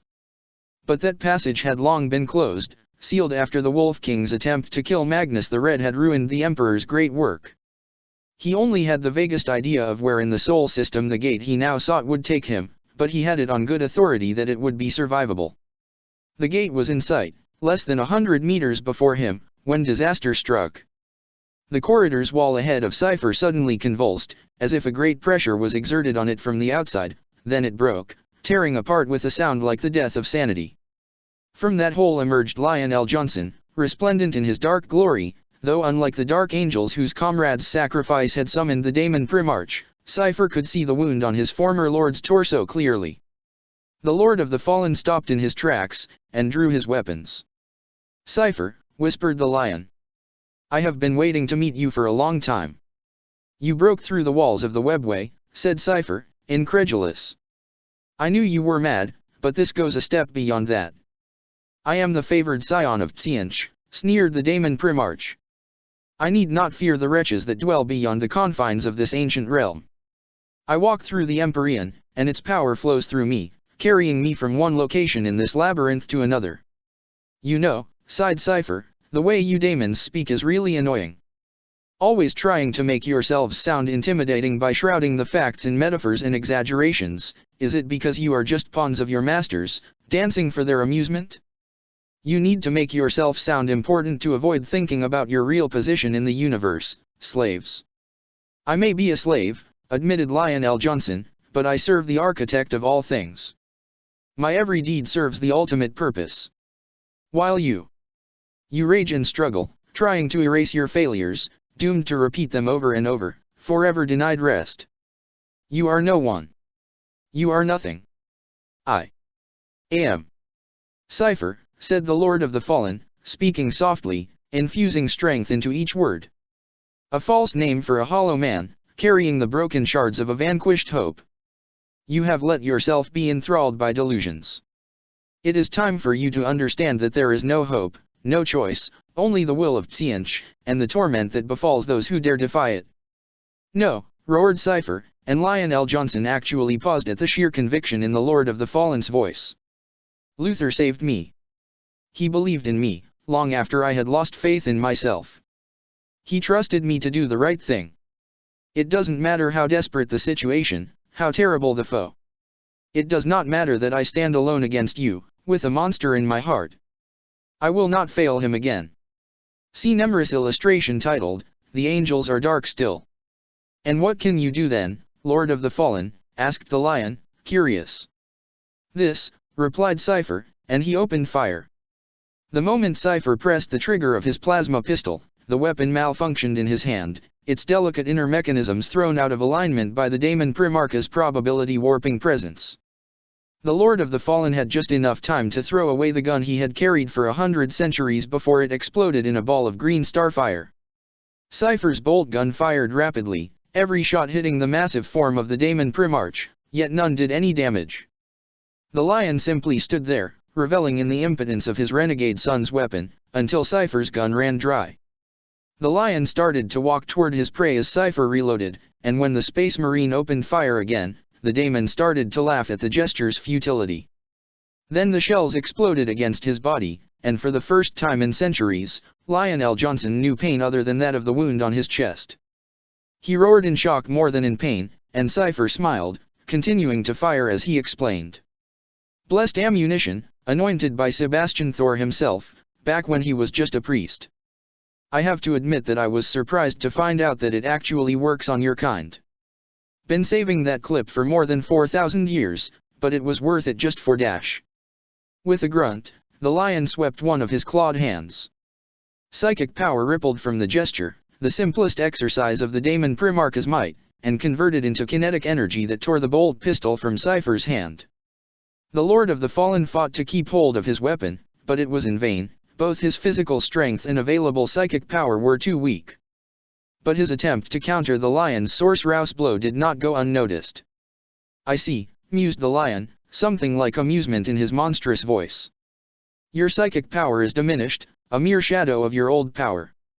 Yet still you struggle, to kindle the sparks of power that remain into something approaching your former strength.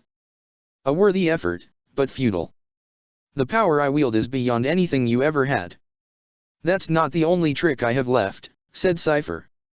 Then he spoke a word, in a language whose true name, were it ever to be known and pronounced aloud, might very well spell the end of the universe.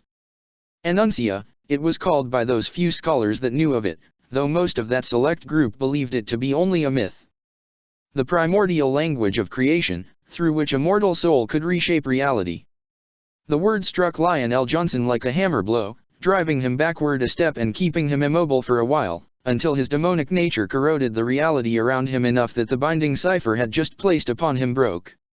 Interesting, mused the lion. Where did you learn that trick? From one of Korik's monsters, said Cypher amidst mouthfuls of blood. Speaking Enuncia took a toll, for it had never been intended for human mouths. Malach, I think his name was. I sent him fleeing back to his masters, and picked up the pieces of what he had been working on. A treatise of the language, if you can believe it, a functioning dictionary, if an incomplete one. To expose yourself to such knowledge. You surprise me, Cypher. Pleasantly so. Perhaps I was wrong about you, perhaps you may still serve the Changer with more than your slow, agonizing demise. An entire world burned for that knowledge to be uncovered, said Cypher, trying to hide his unease at how easily the lion had broken free of the Enuncia spell. It felt wrong to just destroy it. I have always needed all the weapons I could use, and after all, Enuncia doesn't belong to your master.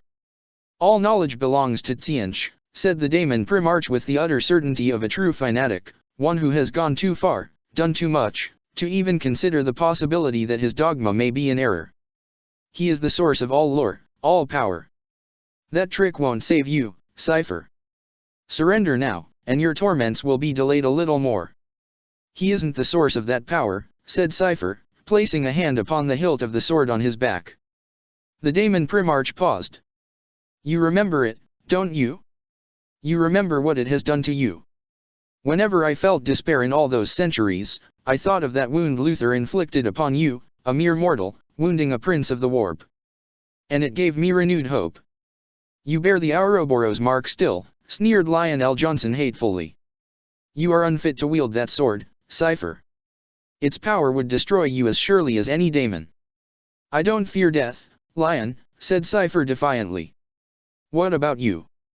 You would fear death if you knew what awaits you once the Ouroboros tires of resurrecting you. I know your true name, Zahariel. I know the names of every fallen, and I know the names of all those my legion has captured. Their souls are mine, and from them I have extracted the knowledge of what happened on Caliban. I know what you did, Oathbreaker. My name is Cypher. Screaming the last word, the Lord of the Fallen drew the sword from its scabbard, or at least, he tried to. He managed to pull the first few centimeters out, and there was a flash of soul-searing light, then he fell to his hands and knees, paralyzed by pain, while the sword slammed back into its scabbard. He forced himself to look up, saw the Daemon Primarch tower over him, and knew despair. He had hoped to scare the Daemon Primarch, to make him flee from the light of the sword. But Lionel Johnson had called his bluff, and there was nothing he could do now. I told you, said the lion, you cannot wield that light. It hates you just as much as it hates me. But don't worry, my son. I will make sure it never hurts you again. The Daemon Primarch reached down and seized Cypher in one of his claws, lifting up the Lord of the Fallen until the two of them were face to face. Cypher flailed uselessly against the grip holding him, but the lion was too strong, and the claw he had placed upon the Lord of the Fallen's throat prevented him from using Enuncia again. I am going to kill you again, said the lion. When you wake, it will be on Cisjorog, and I will break you myself. After all, we can't have you spread your lies among my loyal sons, can we? The grip tightened, and Cypher felt his armor and bones start to crack. Then, suddenly, the pressure ceased to increase. Cypher opened his eyes, and saw that he and the lion were now surrounded by a host of ethereal figures, hundreds of them, most so faded that they were little more than fog. But others could still be recognized as wearing power armor, and the emblem on their shoulder was that of Caliban's knights. Many bore traces of the tortures they had suffered at the hands of the interrogator chaplains before their demise. And there, among the ghosts of the fallen, were Arimal and the others Cypher had saved from Port Imperial centuries ago. They clung to the lion's body, and their spectral hands found purchase on his shadowy form, holding him back from killing Cypher. They wept and moaned as they struggled, but they did not give up. In death at least they were fallen and not dark angels, their souls empowered for one last act of defiance by the glimmer of light Cypher had unleashed. You, growled the Daemon Primarch, his voice full of unspeakable hate. Despicable spirits. You dare to interfere again. You are dead. Your souls are mine. You will not stop me. He roared, and the dark flames of his body erupted, consuming the wraiths that held him in place. The ghosts of the fallen cried out as they burned, yet they still clung to the monster even as their very essence was subjected to abject torment. For several moments, the Daemon Primarch fought against the spirits of his loyalist sons, until at last, the power invested in him by the god of lies prevailed. With a great cry, the fallen souls lost their hold onto their enemy, and vanished. Perhaps they were banished back to the crystal labyrinth of Tsianch, to suffer for their defiance, or perhaps they had dissolved entirely, released into serene oblivion. Or perhaps they had gone somewhere else. In that moment, neither Cypher nor the lion knew, and the latter didn't care. Now, Cypher, you are mine. Darkness closed in as the claw of Lionel Johnson tightened around the throat of the Lord of the Fallen. And then, hands off my nephew, lion, said a voice. There stood Lorgar Aurelian, Primarch of the Word-Bearers, lost to the realms of chaos for the last 10,000 years. The Urizen bore the marks of all these years, his armor was cracked and scratched, and his face was covered in scars. Yet his eyes burned with the same fervor, the same conviction, the same power, as they had when he had confronted the four champions of the dark gods on Kur. Behind him was the tear in the webways walls through which the lion had entered. It was closing, as if Lorgar's passing had healed whatever damage the lion had inflicted. How? Asked Lionel Johnson, dropping Cypher to the ground as he stared at his brother in abject incomprehension. How can you be here? You are lost. Trapped in the god's maze. You know, I really am not sure, considered Lorgar, cracking his neck. I was fighting, and then I heard someone call for help. Not for themselves, but for someone else. Never, in all my time battling chaos, had I heard the daemons using that trick. I answered the call, and here I am. No. No, this can't be it. These pathetic wraiths cannot have brought you here, cannot have broken the chains laid down upon your destiny. You are lying, or mistaken. This cannot be. You must have been released. One of the four sent you there. Was it Nurgle? Gurn? Slaanesh? Or has my lord Tsiench sent you there to test me one final time? Lorgar shook his head, and there was genuine sadness in his eyes. You can't believe anything else, can you, brother? You cannot accept anything that goes against what you have convinced yourself to be true. No dark god brought me here. You will not stop me, Lorgar. If you are to be my final trial to prove that I am worthy of my full power, then I shall finish what began on Kur and kill you myself. The Daemon Primarch leapt toward his golden brother, using the fullness of the power it could use for the first time in ages. His claws descended upon Lorgar's neck, who rose his Crozius to block the onslaught. The clash echoed across the webway, a confrontation that went beyond the mere physical. The powers both Primarches represented were clashing through them as well. For a moment, the two appeared to be matched, but while Lionel Johnson was weakened by his wound, Lorgar had fought in the realms of chaos for a timeless eternity. He was the first to tire, and as he did, Illuminarum, the weapon forged by Ferrus Manus in an earlier, better epoch, the weapon that had endured through the Roboutian Heresy and the 10,000 years of fighting the Neverborn within their own domain that had followed, broke. Lorgar stumbled backwards. It is over. No. Cypher saw the lion tower above Lorgar, and knew then what he must do. He reached behind him with both hands, and, without pausing, drew the sword of Luther fully from its rune-marked scabbard.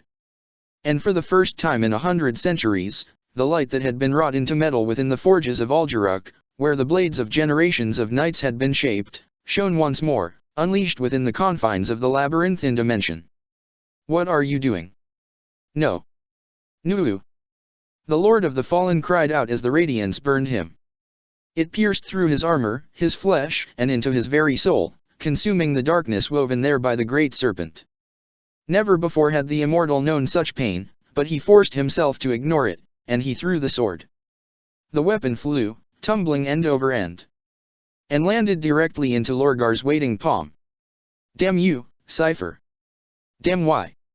It ignited, the light intensifying from a candle to a burning sun as the sword fed off Lorgar's power and flowed its own back into him. And in that moment, the dark gods on their thrones turned their gaze wholly upon the scene. Aboard his flagship, fighting against the demonic intruders who sought to prevent him from reaching Terra, Magnus the Red smiled. Across a million worlds, sleeping men and women felt that something had shifted, and when they woke, it was with stars in their eyes and the determination to build, to be, something better.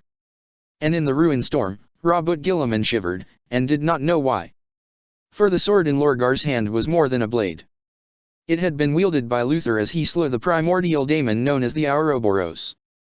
It had been forged by a hero with the help of a sorceress, and had first been used to save a brother's lost soul. All of this made it something more than any other weapon in the galaxy, more than even the mightiest of rune blades forged by the infernal smiths of the blood god's smoldering realm. It was the dream of reason, of might for right, of the strong protecting the weak, of knight-errants and heroes dedicating their lives to helping those who could not help themselves, simply because it was the right thing to do. A dream of a kind and just world, forged by the soul of humanity. It was the innocence of children making vows to always be just and kind long before they learned the true nature of the universe, of a story that had probably never been real. And maybe it had not been, maybe it was nothing more than priests heaping their ideals onto the legacy of brutal warriors. Naught but the fantasies of children who could not accept the true nature of the universe. A foolish dream that had no place in the grim darkness that reigned among the stars. But all things are real in the warp that are believed in. And so that dream had become something more, coalescing around a legend none now remembered, but whose name had once echoed within every human heart. The hope of a light that would shine against the darkness, the hope that day would follow night, that there would always be those who would stand against the dark. The hope of a better future, of a day where the darkness would finally be banished once and for all. It was the sword that was promised, its true name long forgotten yet inscribed onto the very soul of mankind, and evil could not bear its radiance. And it burned brighter within Lorgar's hand than it ever had, for his was a Primarch's soul, imbued with the might of the Emperor himself. Lionel Johnson looked into his brother's eyes, where the light of the blade was reflected, and all he saw was the face of his old friend, his mentor, his father, looking at him on that hateful day when he had been made to confront the truth of his sins. His hand moved to his chest, where the wound he had suffered just before Caliban's end had never truly healed. The clawed hand came off spotted with blood, the old scar reopened by the closeness of the blade that had dealt it. A single, impossibly human tear fell from the burning eyes of the Daemon Primarch. Lorgar reached his left hand to his brother. Lion stared at it. "Take my hand, brother," urged the Urizen. "You can still be saved, if you but choose to be. Take my hand, and let go of chaos lies. Look at you, Lion. Look at what you have become. It's not too late. I know what they told you, brother. I know all their lies now, and greatest among them is that they own you. They don't, Lion. They cannot. Our father's blood runs true. You can still be free. You actually believe that, don't you?" "You are a fool, Lorgar," whispered the Lion. "It seems the last 10,000 years have taught you nothing. There is no choice, no escaping our fate. We are all puppets dancing on the strings of fate. The gods cannot be defied. Not forever." "Brother," begged Lorgar. "Please." For one moment, Lionel Johnson stared at his brother, at the expression on his face, at the light in his eyes and on his sword, on the open hand he was offering. And maybe, just maybe, the Daemon Primarch hesitated. Maybe, just for an instant, he considered reaching out and accepting that proffered hand. Or maybe it was just wishful thinking on Lorgar's part. But the moment passed, and without another word, Lionel Johnson vanished. He fled from the sword, fled from his brother and his last fallen son, whom he had hunted for 100 centuries. The Daemon Primarch told himself that he was retreating because the sword of Luther could, in Lorgar's hands, truly destroy him, not just wound him as it had before at Caliban's destruction, nor banish him to the deepest pits of the warp, but truly destroy him, forever. And like all the best lies, this one was technically true, for the sword that was promised could have ended the Daemon Primarch. But that was not the real reason why he fled. Perhaps he hid the truth from himself. And perhaps it was hidden from him by someone, something else. Who can tell? Lorgar watched his brother's shadow vanish, and sighed mournfully. He hadn't truly thought it would work, but he had hoped it would. The Primarch turned back to the Space Marine. He laid on the ground, shuddering. It was obvious to Lorgar's senses that Cypher was dying.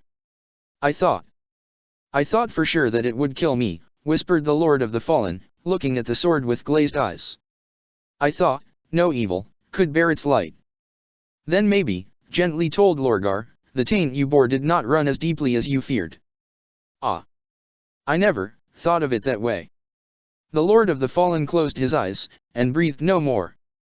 But this time, he died with a tranquil, peaceful smile on his face. Lorgar waited. He knew Cypher of old, they had crossed paths once, before he had confronted the Dark God's champions on Kur. He knew the curse that had been laid upon him. And so he waited, until he was certain that the Lord of the Fallen was truly dead. The Primarch placed the sword on his back, where it clung to his armor's battered power pack. Gently, he picked up Cypher's body in his arms, stood up, and walked through the webway gate. The portal, already frail and weak, had been damaged by the battle nearby, and it collapsed as soon as Lorgar passed through it, unable to resist the strain of the power of the sword and the Primarch. There was no air on the other side, but that wouldn't be a problem for him, not for a while. The gravity was much lower, too. Grey dust rose from the ground at his feet, and he could sense human souls, billions and billions of them, a great light burning under the surface. But that fire paled in comparison to the beacon he could sense above him. Lorgar raised his head, and looked upon a sphere of corroded gold and polluted skies, that shone in his mind's eye with an incandescent light. He was on Luna, and above him, glittering in the dark sky, was Holy Terra, shining full down upon him. He closed his eyes, and smiled as he basked in the radiance of the throne world. "Father, I am home." See Nemris illustration titled 1 Minute to Midnight. Her right hand shoots up to her chest, while she catches herself on the table with her left to stop herself from falling. She breathes hard, silently reciting to herself the mantras she was taught by her master when the Imperium was young. Slowly, her heart and mind calm down. She can feel it now, pulsing within her. The anchor of her father's last spell, the one that keeps the wound of her foster brother from healing, is in her now. Her father's last trick, one last precaution against what must have seemed inconceivable at the time. She knows what that means, and despite everything, despite his betrayal, despite his failure, she still sheds a tear for the Lord Cypher. A figure appears in front of her. She is the only one who can see it here, in the world of matter and reason, and she smiles softly as the wraith bows before her. "He is returned," says the ghost silently. "The golden one. And he has the sword." The wraith smiles. "It is as beautiful as I remember it." Then he fades from sight, though she knows he's still there. There is a knock on her door. She sharply turns toward it, her face resuming the mask of dignity and cold intelligence she has worn for most of the last 10 millennia. "Lady Inquisitor Morgana," a muffled voice calls out politely. "The Conclave is calling for you." She makes to answer, then she freezes. She looks up. She can hear the guard on the other side of the door reacting too, though he doesn't know to what. She closes her eyes, and looks out with her second sight. Far away, yet close enough to touch, reaching down through the cold void of space, the thousands of defense platforms, and the countless wards woven into every brick of the inquisitorial polar fortress, she can see the light. The ghost was right. It is more beautiful than ever. Never again. I promise you that, I will never write another chapter that long. If in the future another chapter starts to grow to these lengths, I will find a way to split it in several parts. It wasn't supposed to be this long. When I began writing it, I worried that I wouldn't have enough to put in it, which would be a shame considering its importance. Ah! What a fool I am, to believe this time and again. A lot of research went into this chapter, from the structure of Necromunda's society to the names of some of the fallen mentioned in the flashbacks. I wonder if anyone besides myself will ever know all the references put in that chapter.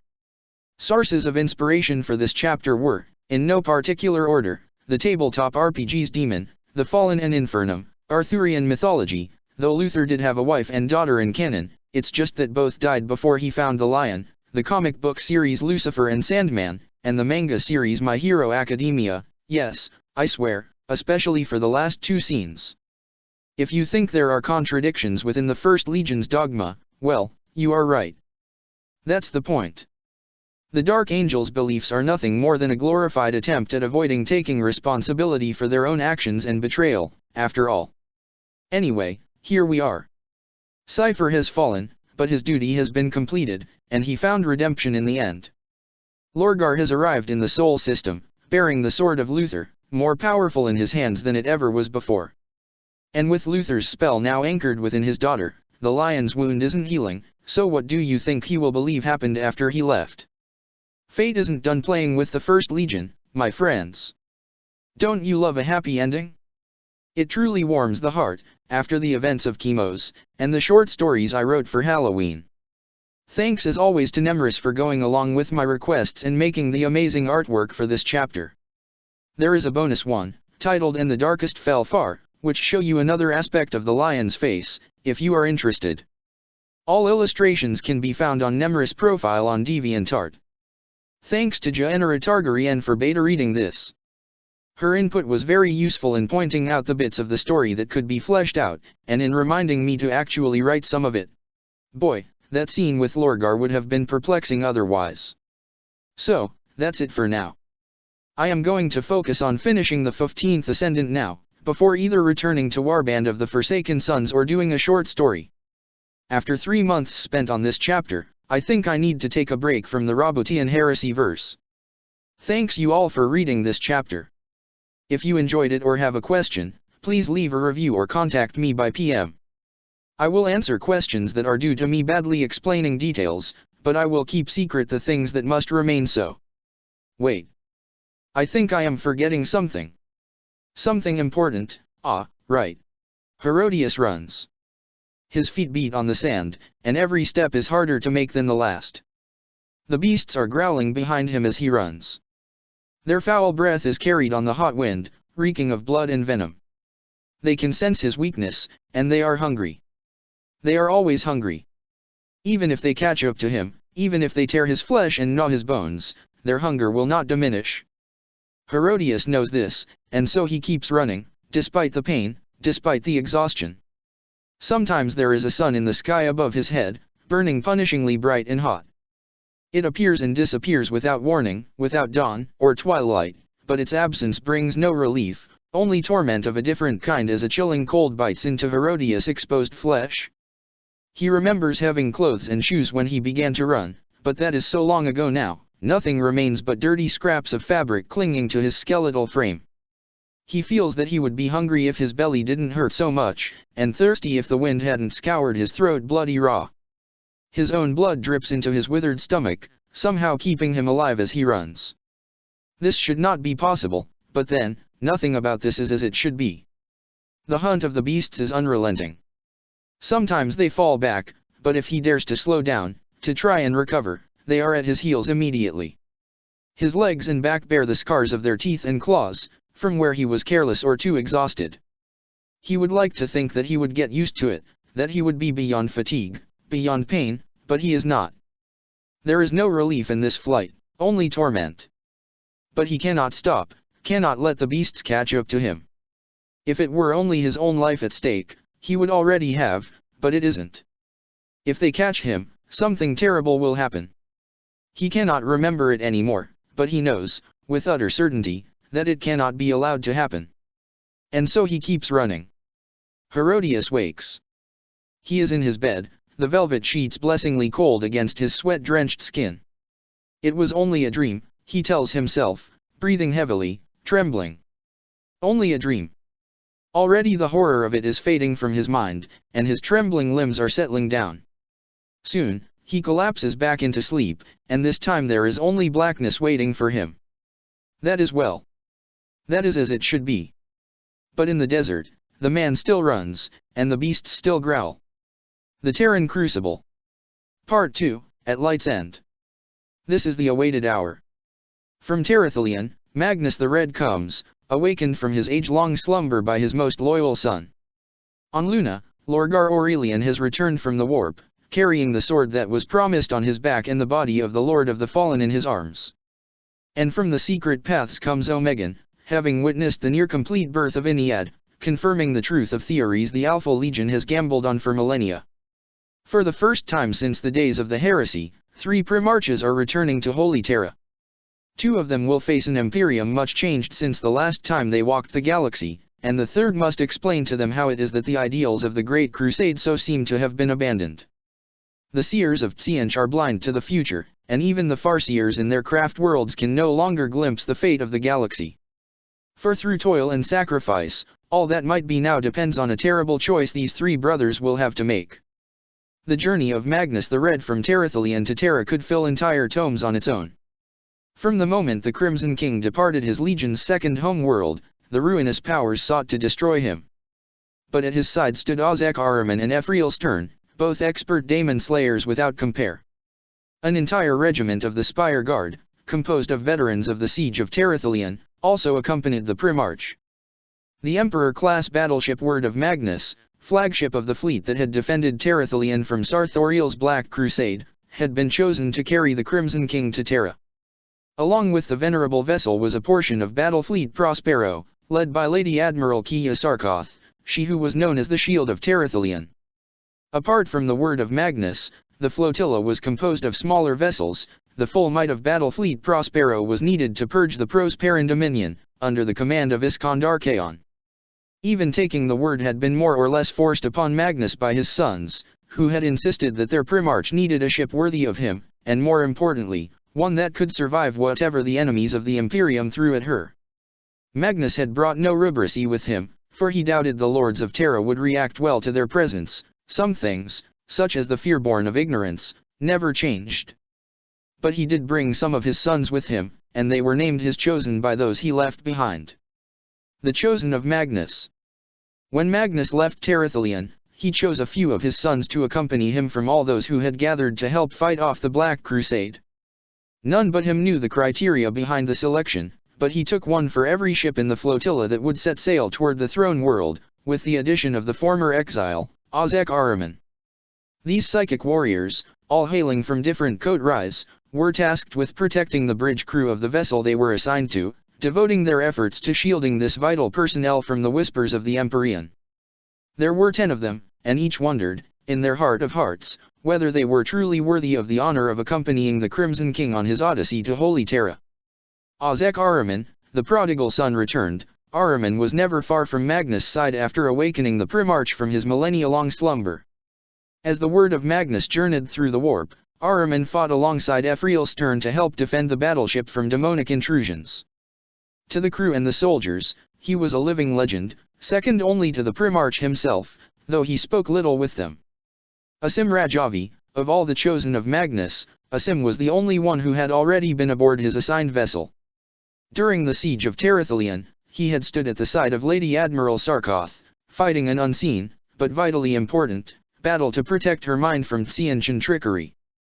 He was uniquely suited for that role, for the sons of Magnus had found him amidst a chaos uprising, using his newly awakened powers to protect a small group of humans from madness. Darius Turani, few who meet the Raven Guard in battle ever walk away from it alive, and Darius is one of these worthy few. More than a century has passed since his confrontation with the pure-blood sons of Korix, but despite the best efforts of the Pavani, his face still retains the scars they inflicted upon him. A master of the Piri arts with few equals in the Legion, Darius swore to purge the galaxy of the Raven Lord's evil, even if he had to burn it all down himself. Kay Seti, apart from the exile, Kay was the oldest of the chosen, having served the Legion for nigh 3,000 years at the time of Magnus' return. He was one of the Thousand Sons' few dreadnoughts, having been interred within the life-sustaining sarcophagus after suffering grievous injuries at the hands of an orc war boss, before ripping the beast to shreds with the last of his psychic powers. Awakened to defend Ahaiakbai, the return of Magnus reinvigorated him. Khalid Harut, of the Heralds of Prospero who came to Terathalion, Magnus chose one to escort him. Known to his brothers as one of the Thousand Sons' greatest swordsmen, Khalid had been lost to the 15th Legion 200 years before the siege, leaving his coterie to make the pilgrimage to Prospero. He returned to Terathalion aboard the Imperial Navy frigate Wings of Steel, which had been thought destroyed in the warp but had in fact merely been lost. Meherza Jahangir, it is a well-known fact that psychic abilities mix badly with cybernetic enhancements. That is why, among the Thousand Sons, augmetics are often shunned, replaced by vat-grown, cloned replacements for lost limbs and organs. Meherza is seemingly the one exception to that rule. After being separated from his coterie and left near death on a forge world, he guided the tech priests into the building of customized augmetics, using his advanced mastery of telepathy to fuse his knowledge with their own. His body was more machine than flesh, but his Athenian powers remained undiminished, to the surprise of his legion when he returned to them. Nathaniel Duma, youngest of the chosen, Nathaniel had been inducted into the ranks of the Legion only weeks before the siege of Terathalion, the last recruit to stand before Magnus' comatose form and undergo the binding of the rubric before the arrival of the Black Crusade. During the siege, he had fought on the walls of Ahaiakbai, putting his training to use against veterans of the Long War and coming out of it not only victorious, but miraculously unscarred, without a single wound. Sarim Farakzad, if not for his psychic powers, Sarim would have been destined to a life of ease and privilege as the scion of a powerful imperial noble family.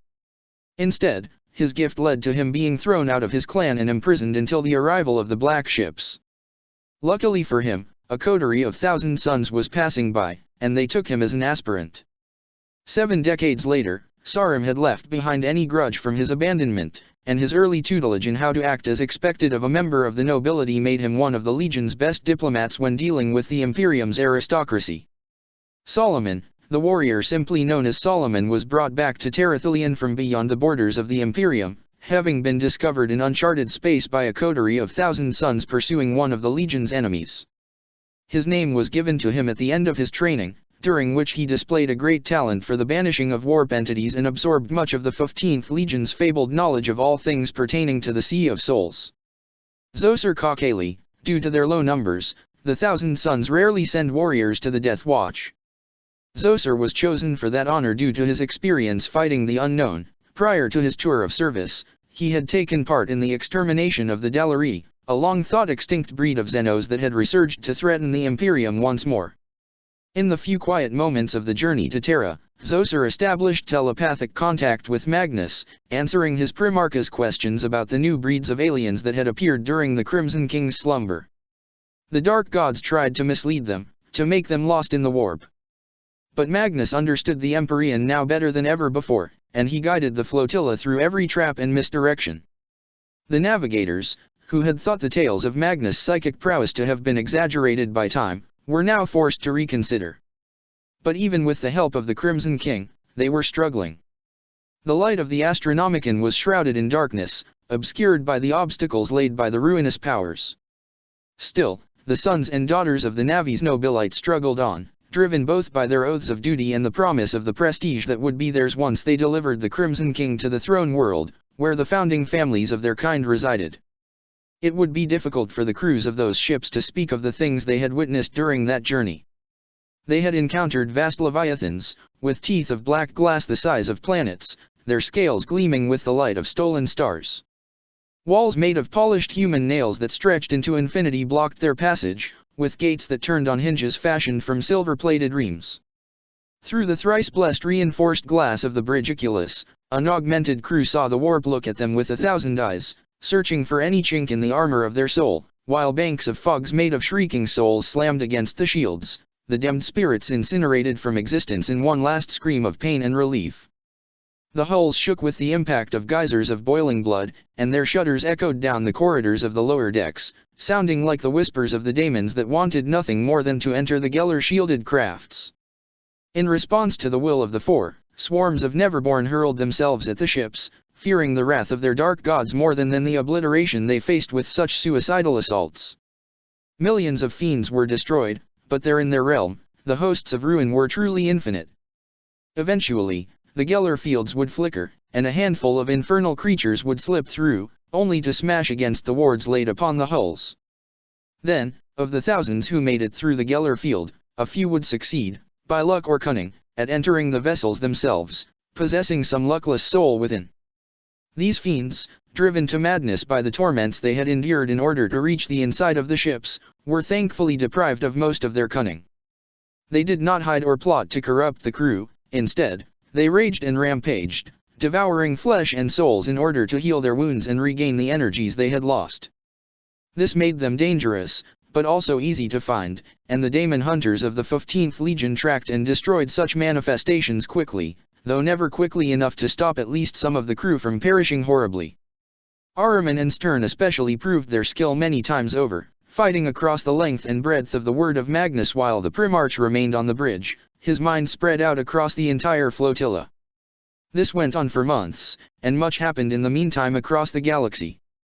On a world made nameless by the Hydra, the god of the dead was half-born, possessing an Eldar vessel of supreme psychic potential. In the ruin storm, Robert Gilliman awoke from his deathly slumber, just like Magnus himself had, but where the Crimson King's resurrection had been brought about by his son's willingness to sacrifice himself, the arch-traitor had achieved his own through deceit and the butchery of thousands of his bloodline. On Chemos, the Third Legion was broken by the primogenitor and his host of bastard children, as the prelude to the coming onslaught upon the Kadayan Gate.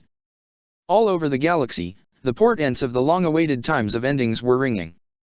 Through it all, Magnus continued to press on, hearing fragments and distorted echoes of what was happening throughout the galaxy. Every bit of information confirmed to him what he already knew, that it was of the utmost importance that he reach Terra as soon as possible.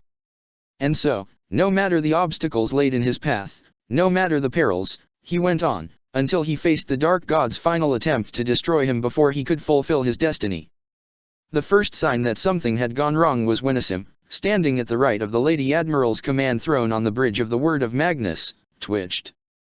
The legionary tried to breathe, but no air entered his lungs. He shuddered, and collapsed onto the ground, his body convulsing, caught in the throes of some terrible torment. Kia cried out, her attention torn from the long-running battle to keep her ship and crew alive as her protector, her friend, fell. Before anyone could react, Asim reached up with trembling hands, and wrenched his helmet free, before vomiting a black liquid in a flow that went on, in a quantity far greater than an Astaroot's body could possibly contain. Like a living thing, the liquid gathered on the bridge, bubbling with unholy heat, melting the metal of the deck. Magnus rose from his throne, and in a flash of light, he moved, displacing himself to stand next to his fallen son. His hand fell upon Asim's shoulder, and the Psyker took a long, shuddering breath, his eyes wide open in shock and horror. The Crimson King's aura flooded into his son, purging him of the demonic energy that had passed through him after pretending to attack the Admiral. Even as he healed the damage this had inflicted upon Asim, Magnus took note of the method of attack, building a picture of the enemy's nature in his mind. Only a Neverborn of great power and guile could have successfully bypassed the defenses of the Word, and it was only because of the rubric's protection that Asim had been able to survive the experience at all. The Primarch's eye blazed with power as he stood against the horror that had used his son as a catalyst, violating his soul in order to pass through the wards of the Word of Magnus. Alarms finally started to ring, picking up on the intrusion. A long, pale limb emerged from the black liquid, ending up with a razor-sharp blade of bone. Another followed, this one ending with a six-fingered hand. The hand pushed, and the daemon manifested itself fully, rising from the blackness like a dark angel from some ancient hell. There, in all its nightmarish glory, stood the Keeper of Secrets known as Enkari. It was taller than even Magnus, its two horns nearly reaching the bridge's ceiling. In addition to those it had used to lift itself into existence, it had two more arms. One ended in a lascivious-seeming pants, and the other held a runic blade, emblazoned with the unholy sigils of the Prince of Pleasure. A long forked tongue of a sickening pink slipped from its mouth between needle teeth, tasting the air. Evil and corruption radiated from the greater daemon, and Magnus extended his will, shielding the bridge crew from the infernal influence. It was a strain, for this was a creature whose very existence was defined by its ability to tempt the righteous into damnation. Then it began to speak, and the strain redoubled, for its words were not directed at Magnus, not yet. "Little morsel," moaned the greater daemon, its baleful gaze fixed upon the Lady Admiral. She did not look away from the abomination, steeling her mind and soul with the armor of contempt. "We know of you in the Silver Palace. Ulrich's obsession with you is sweet honey to us." Kia knew better than to answer it. She kept whispering to herself the prayers of hate and purity. Enkari tooted, disappointed at the lack of reaction, and turned its black eyes upon Magnus. What it saw made it smile, and in that smile was the death of sanity and the promise of unspeakable joy. "Cyclops," it said, making the old insult into a caress. "Your awakening may have been in defiance of my prince's will, yet I relish this opportunity to bask in your magnificence. You are a unique creature, a truly beautiful blend of matter and soul. For all his many faults, the anathema could create wondrous art, if only by accident. I shall delight in killing you, and make a monument to my prince of your demise. Such a rare chance should not be squandered, after all." "I know you," said Magnus. "The harlot daughter of she who thirsts. Bane of the children of Isha. You will find no victory here, daemon. Greater powers than you have tried to kill me and failed. You will pay for what you did to my son, as well as to the countless others you have destroyed." "So righteous," mocked the creature. "So noble. So certain. So proud. You could be so much more, Magnus, but instead, you willingly run to your doom, like an obedient puppet. Still, there is beauty in tragedy, if one knows where to look. And there is nothing more tragic than a destiny denied and dragged into ruin." Enkari leapt upon Magnus, arms spread wide as if to embrace him. Its sword, pants and bone blade struck from 3 different angles, while a dark fire ignited within the palm of its bare hand. In the vaults of Terathelion, hidden away for thousands of years, Magnus' ancient weapons had waited for his return just as the Primarch's sons had. Upon his awakening, the seals had been broken, and the Crimson King had reclaimed his tools of war. His blade, forged by the greatest smith of Prospero, glowed with the psychic might of the Primarch. His armor whirred and purred, its ancient machine spirit reawakened from its long slumber by the tech priest's ministrations. Now, at Magnus' silent command, this panoply enhanced the Primarch's surhuman speed, strength, and reflexes to even greater heights. The sword in Magnus' hand blocked the daemon's blows, dancing too fast for mortal eyes to see, battering Enkari's assault away while the chaos fire summoned by the daemon raged impotently against the psychic shield shimmering over the Primarch's body. Then, the Crimson King seized the opening he had made, and struck a blow of his own, only for the greater daemon of Slaanesh to dodge it, dancing around the sword's edge. The duel continued, and those of the crew whose attention was not wholly consumed by their duties looked on, enraptured by this sight, straight out of the legends passed on through the millennia. Around the combatants, the bridge of the word shook, and Enkari laughed, the sound like broken nails on a chalkboard of burning coal. You may be able to defeat me, Cyclops. But can you do so quickly enough to prevent this ship from being destroyed by my master? Magnus' face contorted as the bitter truth of the daemon's words hit him. For indeed, while he was confident that in time he would be able to defeat this abomination, doing so was taking more and more of his focus. And without his guidance, the mind-linked navigators were losing their way, their mortal wills unable to withstand the pressure that the dark gods were laying upon the flotilla. His victory may be assured, but it would still mean his failure in the end. Enkari's trap, whether it was the daemon's own or had been woven by the Dark Prince, was a cunning one. So, he had to change the rules of the engagement. His mind fractured into several thought streams, each following a different path of possibilities, searching for the one that led to the outcome he needed. After a few dozens more exchanges, a handful of seconds, he found it. It took him several more seconds to lay down the preparations. He reached out to his son, Ahriman, and to the daughter of the Emperor who fought alongside him in the lower decks, where another demonic outbreak had occurred mere minutes before Enkari's manifestation, not a coincidence but a diversion. He could see it now. He planted his instructions within their minds, and at the precise moment, the three of them acted, as one.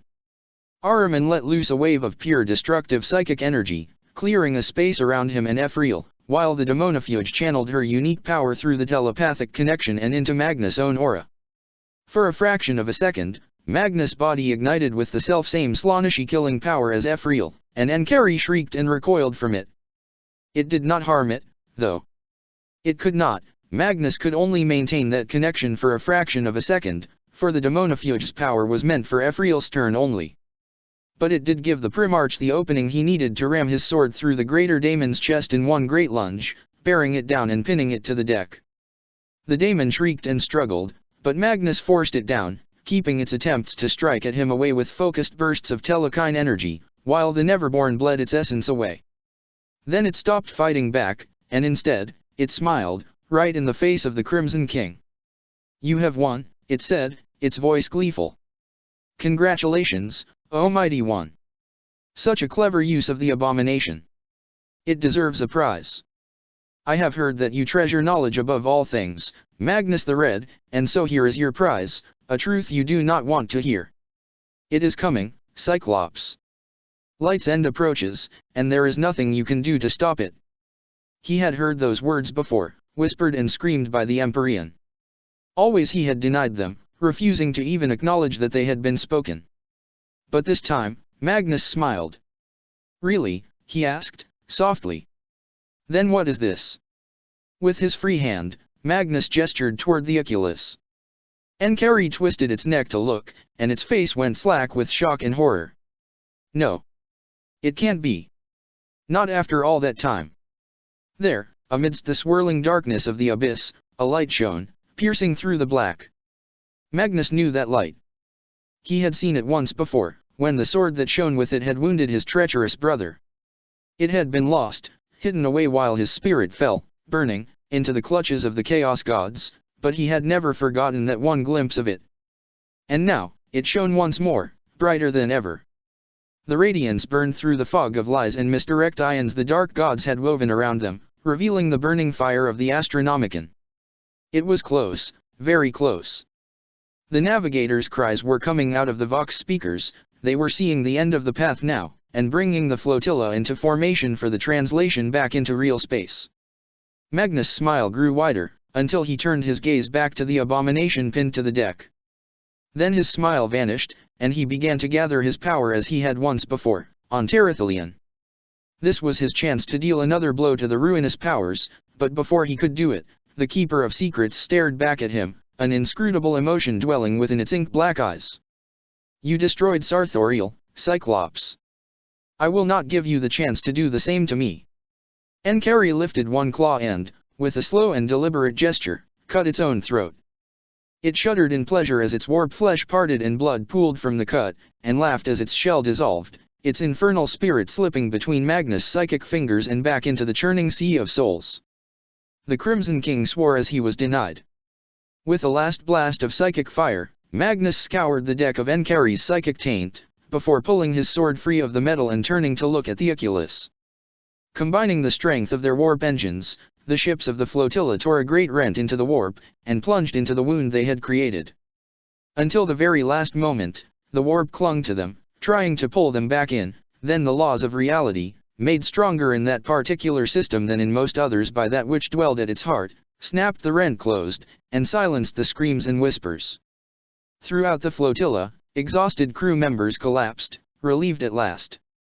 Next to the command throne, Asim slowly stood, using his staff to support his weight. His face was pale, with blood running from his eyes, nose, ears, and mouth. His eyes were haggard. Magnus had healed the damage to his flesh, but the scar Enkari's passage had left on his soul would never truly go away. The pain Magnus could feel radiating from his son tore at his heart. Yet there was nothing he could do for Asim, except try to help him deal with what had happened to him. On the Oculus, the rioting colors of the warp were replaced by the blackness of space, lit by the star that had shone upon mankind since the species' birth. There were hundreds of other, lesser lights, space stations and ships, bringing the supplies the throne world needs and keeping it safe from any intrusion. Already they were receiving hails from the Solar Defense Fleet, demanding to know who they were, and how they had arrived here without them being warned of their coming. Yet Magnus paid no heed to these messages. His gaze was fixed upon the pale satellite orbiting Terra, so far away that it was impossible for mortal eyes to pick it out, but Magnus was not looking with his mundane sight. He was looking with his sixth sense, and to that perception, Luna was blazing with the same light that had freed them from the Dark God's trap. But now, looking from the Matorium, the Crimson King could see that there was another light mixed with that of the sword, one that was familiar to him as well. "Lorgar," he breathed. "You are returned as well, brother." Eleanor climbs. Her nails are broken and her fingers leave bloody streaks on the stone, making the climb even more dangerous. Her arms are burning with pain, as are her legs and her lungs. Her face is a giant bruise from all the times she slammed against the mountain, desperate for the slightest hold. Every breath leaves her mouth a puff of white smoke. It is cold, so cold. But she keeps climbing. She cannot stop. The stone in front of her is black, a nearly flat wall that stretches into infinity above her. If not for the fault lines that run up and down, left and right across it, it would be impossible to climb. As it is simply very difficult. She does not know how long she has been climbing, or how far up she is. All she knows is that she has to keep going, no matter how tired and hurt she is. She can hear the sound of the waves under her. The water, she thinks of it as water, even though she knows it isn't, is rising, and the monsters swirling inside its currents are ever so hungry. The tide smells like iron. It must not reach her. She knows this, though she does not know why it is so important. A deep, primordial dread fills her whenever her thoughts wander to what lurks within the black tide. And so she keeps climbing. Eleanor wakes. She is in her cell, within the monastery of the Cerulean Rose. She climbs out of bed, kneels before the icon of him on earth, and begins to pray, using the familiar cadence of the words of devotion to anchor her mind, to engrave the contents of her nightmare into her memory. In the morning, when the sun rises behind the clouds of dust that permanently darken the skies of this world, she will talk to the Sister Superior, tell her of this strange and dark dream. But on the cliff, the woman still climbs, and below her, the black tide still rises. On Luna, Lorgar's arrival was quickly noticed. The Primarch's emergence from the webway had sent psychic shock waves felt across the system. No psyker and few mundanes could ignore the blazing psychic light of the sword that was promised. The Lords of Terra commanded their agents to discover what had happened, while the Seal Knights, natives of Luna, opened the gates of their sealed cities and sent their own forces to investigate. But neither of them were the first to reach Lorgar. That honor belonged to Volokir Ekel, a rogue traitor of ancient lineage. The scion of the long and noble line of House Ekel had come to Terra 6 months prior, the first of his bloodline to do so in over 6,000 years. Ostensibly, he had come to make a plea before the High Lords, asking for their judgment in a dispute opposing his line to that of a rival. But his bribe to the officials tasked with managing the High Lord's agenda had been comically small, ensuring that he would wait years at a minimum, and decades more likely. His ship, the Endless, had been assigned to wait in orbit above Luna, far from the bustling orbital dockyards of the throne world. Of course, that was what he intended all along. The real reason of the rogue traders coming to Terra was much different, though both rival and dispute were entirely real, at least as far as the administratum was concerned. In truth, Volokir had been ordered to go to the Sol system by the Alpha Legion. House Ekel had been part of the nigh-legendary organization known as the Coils of the Hydra since its inception.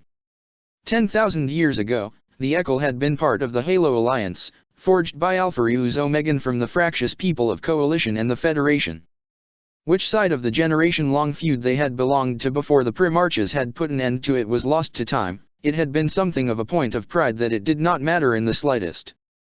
House Ekel was one of the few outside of the 20th Legion who knew the truth about the last Primarch's dual nature, and about the death of Alphareus on Escrator. With such trust came heavy duties, and for millennia the house had been among the highest scorers of the coils.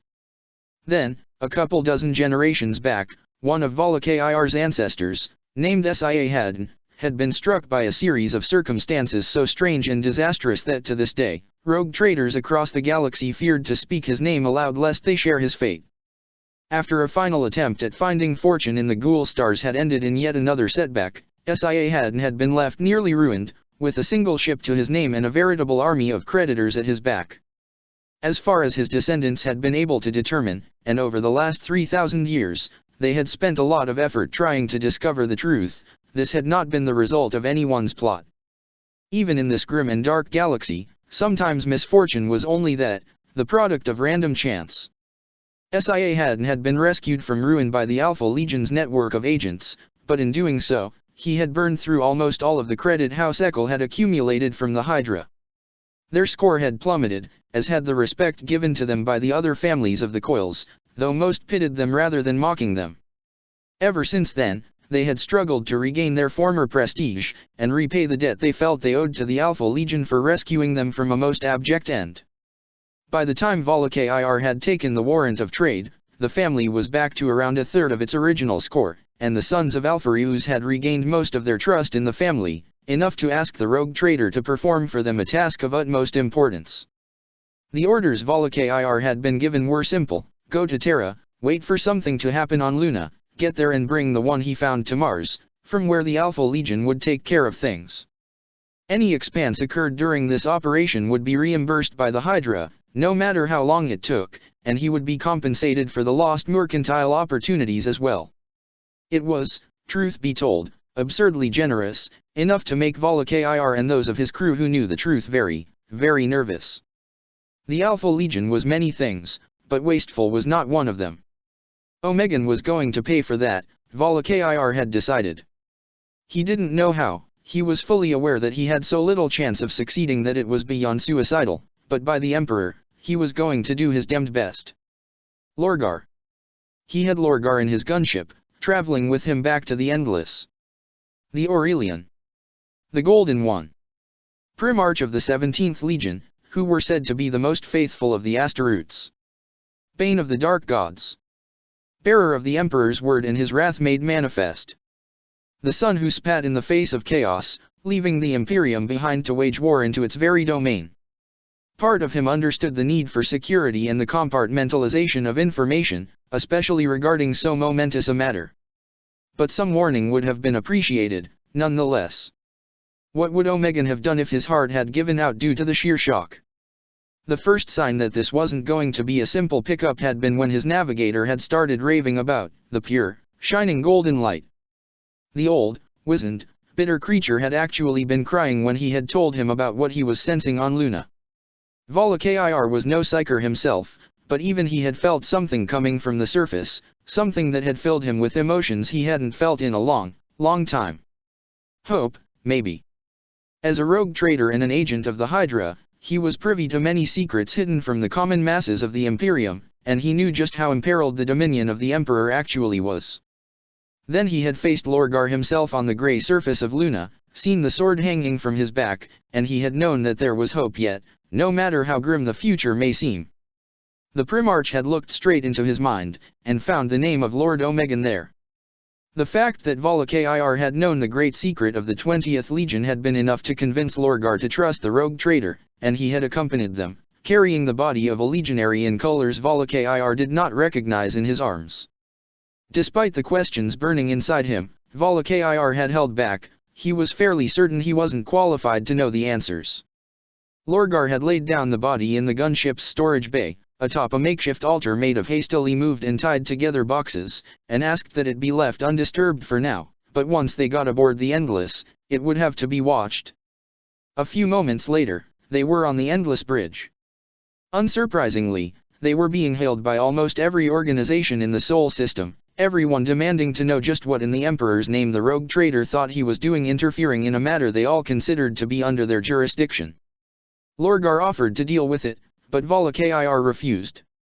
He was fairly certain that Omegan would rather the return of his brother remain confidential for now, even though there was no hiding that something had happened on Luna.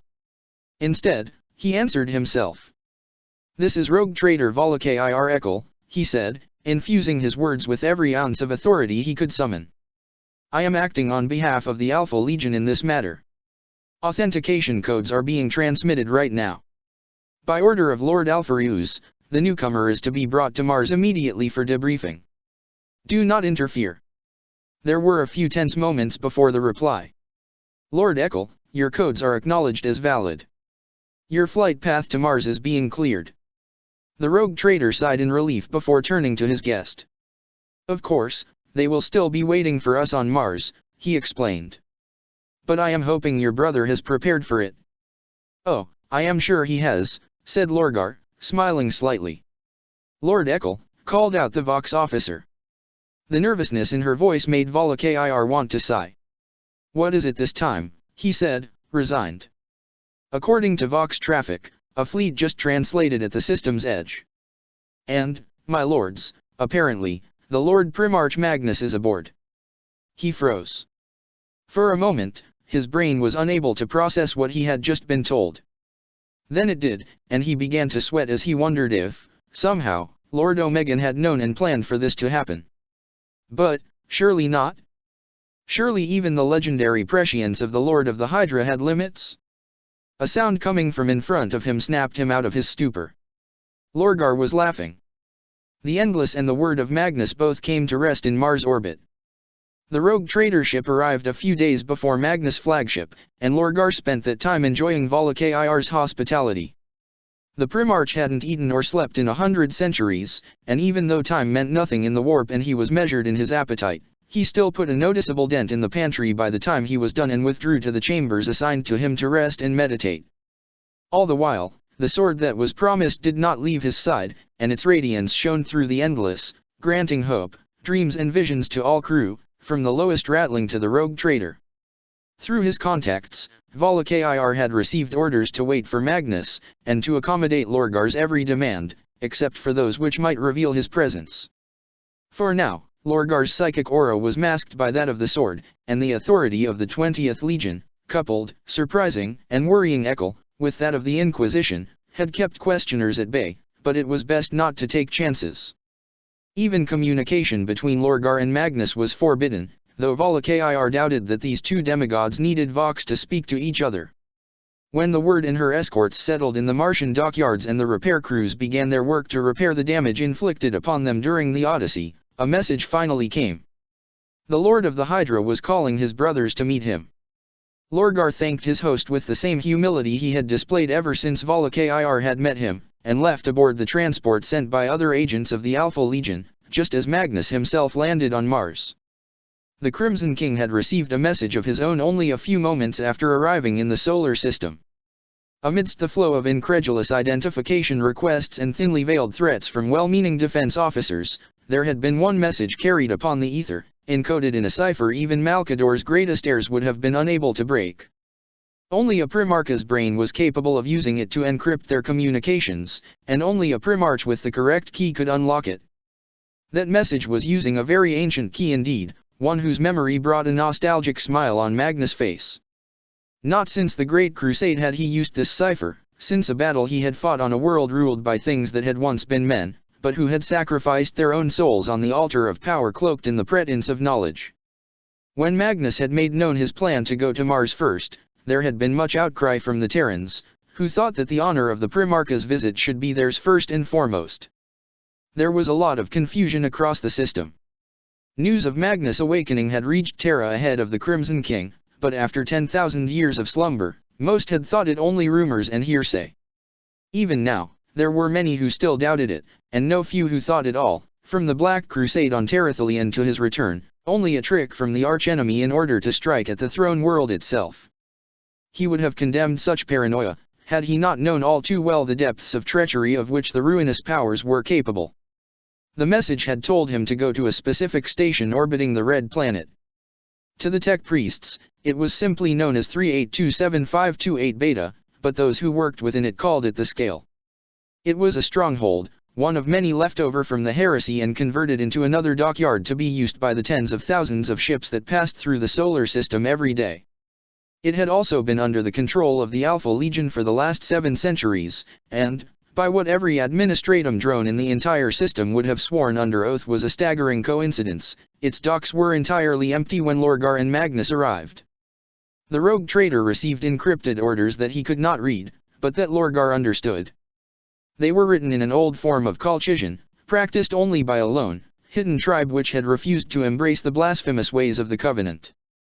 So well had they hidden themselves that they had only been discovered when the Great Crusade had made contact with Colchis, and the world had been scanned from orbit by high-powered auspexes, at Lorgar's demand, to make sure that there were no surprises left by the priests that would come back to haunt them. The reunion of the lost tribe with the rest of Colchis, united in their freedom from the Covenant's oppression, had been a joyful occasion, and one of many memories which had helped the Aurelian retain his sanity, his strength, his faith, during his time in the realms of chaos. Lorgar and Magnus both followed the path laid before them, leaving their allies behind. The message was clear that this, at least, was for Primarchs only, a reunion of brothers as much as a council gathering to prepare for the future. It was, as the Crimson King told Ahriman and Ephriel, a matter of family. And, he promised, it would not last long, at least compared to his last absence.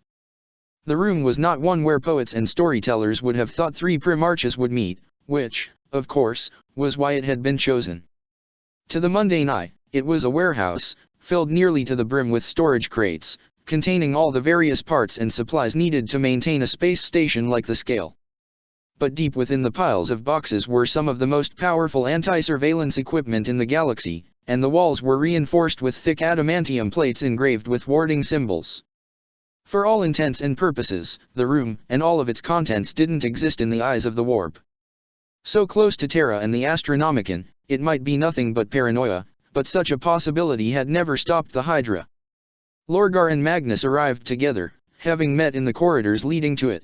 They had shortened their reunion, knowing that another of their brothers waited for them. And there, sitting on a crate that, according to the markings on its side was filled with power cells for power tools, was Omegan. For once, the Primarch of the 20th Legion didn't wear the same anonymous armor as his warriors. He was clad in the full regalia of a son of the Emperor, his armor covered in scaly patterns and emblazoned with the iconography of the Hydra and the Imperium.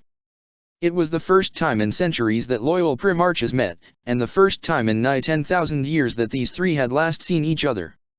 They embraced one another, first in the manner of warriors, then Lorgar hugged the Lord of the Hydra, who stiffened in the embrace, but accepted it. Lorgar, breathed Omegan as he stepped back. It really is you. When Va Lakir said that he had found you, I could scarcely believe it. I thought it would be Cypher.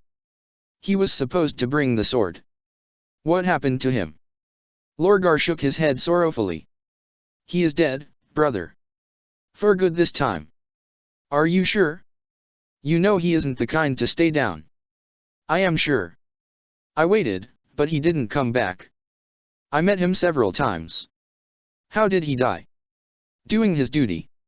In the end, he proved to himself that he was worthy of Luther's faith in him. Now that we are here, said Magnus, why did you call us here? I cannot believe it was simply for nostalgia's sake. Right. This will take a moment. Let me start at the beginning. We have all met them at some point, began Omegan. The men and women who did not die nor age. The perpetuals. Our father was one of them. I believe he was the first human one.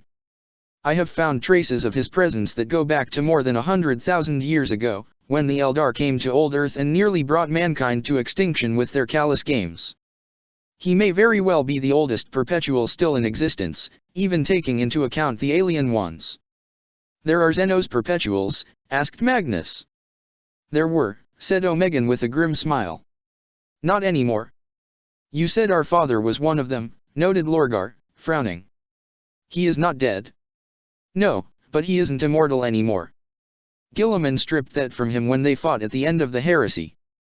I think Perturabo knew it, when he brought Father to the Golden Throne. The stasis field and the other devices of the throne are the only thing that kept him alive for so long, though you cannot call that living.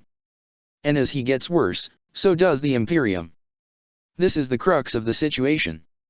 Both of you have been, let's say, out of touch for the last 10,000 years. I am sorry I could not rescue either of you. But I have lived through all these centuries, brothers. I have seen all that the Imperium has faced.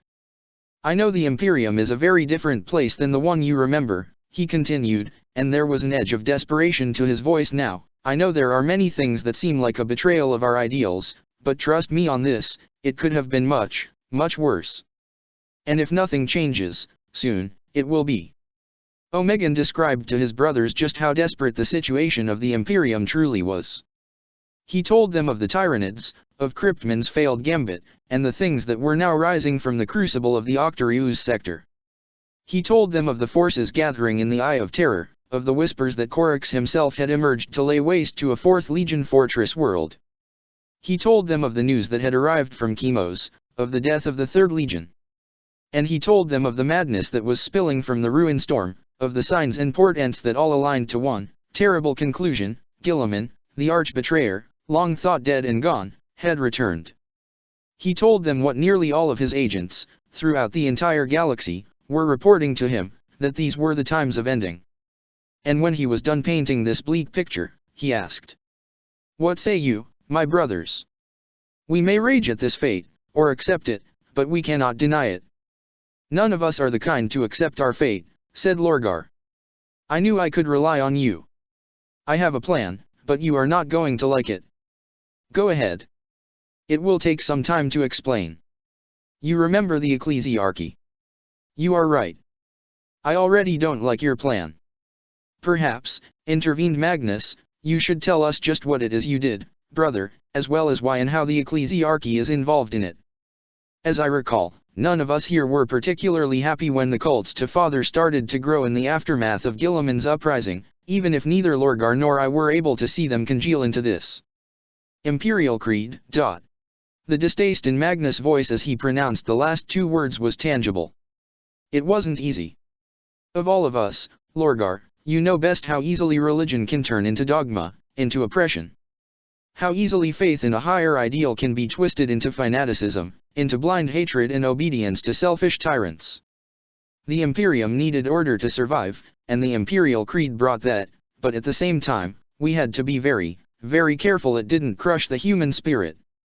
I am ashamed to say that we did not always succeed. There are places in the Imperium, entire worlds and systems, that have developed cultures akin to those of the tyrannies we fought to liberate during the Great Crusade. But there was no other acceptable choice. We could not control all the interpretations of the word, but we could shape them to suit our purpose." "And what," asked Lorgar softly, "was that purpose?" "To make the lie into truth," replied Omegan just as softly. "To forge the instrument of the Dark God's final defeat. To make our father into a god." Omegan didn't react as Lorgar picked him up by the collar and slammed him against the wall. The Aurelian's gaze burned with barely contained psychic might and fury as he glared into the eyes of his brothers. Magnus remained still, watching it all with his one eye, his thoughts unknowable. "Why?" asked Lorgar, the single word charged with all the hurt and betrayal the Primarch felt at his brother's confession, and hearing it broke Omegan's heart all over again, but not as much as the truth of his answer did. "Because it was the only way I could see." Omegan revealed many secrets to his brothers. He did so gladly, relieved to finally unburden himself of some of the weight he had carried for so long. He told them of the Alpha Legion's manipulations of the ecclesiarchy, of his purge of the first cabal and his long-standing association with Xenos in the conspiracy's second iteration. He explained the great experiment that he had performed along with Eldrad Ulthran, as a test of what he intended for the Emperor, and of how it had climaxed in the half-birth of Ennead, the god of the dead. Among these revelations, the one of most immediate importance was that of the truth behind the galaxy-wide deception called the Lie of Iron. The Lie of Iron. The Imperium may have been built with the blood of the legions Astaroutes and the Imperial army, but it has been held together by a mortar of lies for 10 millennia. Many lies, agreed upon by an entire species in order to survive in a galaxy filled with threats. Some of these lies are known to be falsehoods by most, that every priest of the ecclesiarchy speaks for the God Emperor, for instance, is only believed by a small handful of fanatics or extremely naive denizens of the Imperium. Yet the lie is accepted as truth by trillions, who know that to question its veracity would bring upon them the wrath of their betters. It must be accepted, in order for the Imperial Creed to be the spiritual glue uniting trillions of souls across the stars under one banner. There is another lie, one whose truth is known by millions, yet whose revelation to the wider Imperium may very well spell the Empire's downfall. That lie is that the Martian Wars are over. The Martian Wars began when Guilliman's allies on the Red Planet rebelled against the Mechanicum's alliance with Terra. For several years, Mars was at war with itself, entire forge cities burning as the newly founded Dark Mechanicum unleashed unspeakable horrors from the dark age of technology alongside new abominations born of the union of flesh, machine, and daemon. Perturabo sent one of his triarchs, Barban Fok, to free Mars from the rebels and return its industrial resources to the Imperium. 30,000 Iron Warriors followed the Triarch to Mars, less than 300 returned.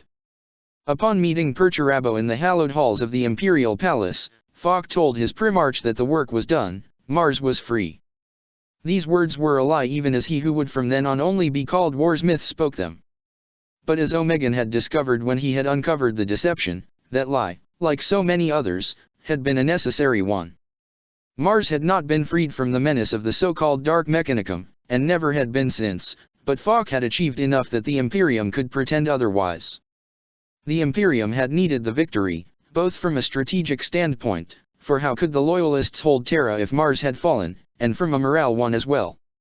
Robout's slaughter of the legions at Istvan V had shaken the faith of the Loyalists, and doubt had to be crushed to prevent rebellion from doing the arch-traitor's work for him. Instead of freeing Mars, Fok had forced the Dark Mechanicum to retreat from its forge cities, abandoning the surface of the Red Planet to hide in the tunnels riddling the planet's upper crust. As the nightmarish temples of the Heretics fell to the Fourth Legion and their loyal tech priest allies, the horrors spawned by the schism had sought refuge in the darkness below. They had burrowed into the red earth, using existing tunnels left over from the dark age of technology and digging their own. Fok had ordered the forces he had left to pursue the retreating rebels, eventually pursuing them into the network of mines and tunnels laying beneath the region of Mars called the Noctis Labyrinthus. 15,000 Iron Warriors accompanied the Warsmith, less than 300 returned. Neither Fok nor any of these survivors ever spoke of what they faced there, but when he came back to the surface, the Warsmith summoned the Lords of Mars. With the authority invested in him by Perturabo, he commanded them to seal the planet's underground and guard the border against any incursions from that which had retreated beyond it. He named what now laid below the surface of Mars the Hadesian kingdoms, realms of monsters and horrors, and said that none of them currently had the resources to purge them. And so was born the Lie of Iron. Omegan told his brothers that the Lie of Iron had been kept for 10,000 years. Lorgar, who had spent most of the heresy trapped in the ruin storm and had immediately left to take part in the scouring afterwards, was surprised by the revelation, but Magnus, who had been on Terra and had sensed the evil unleashed upon Mars all the way from there, had known about it.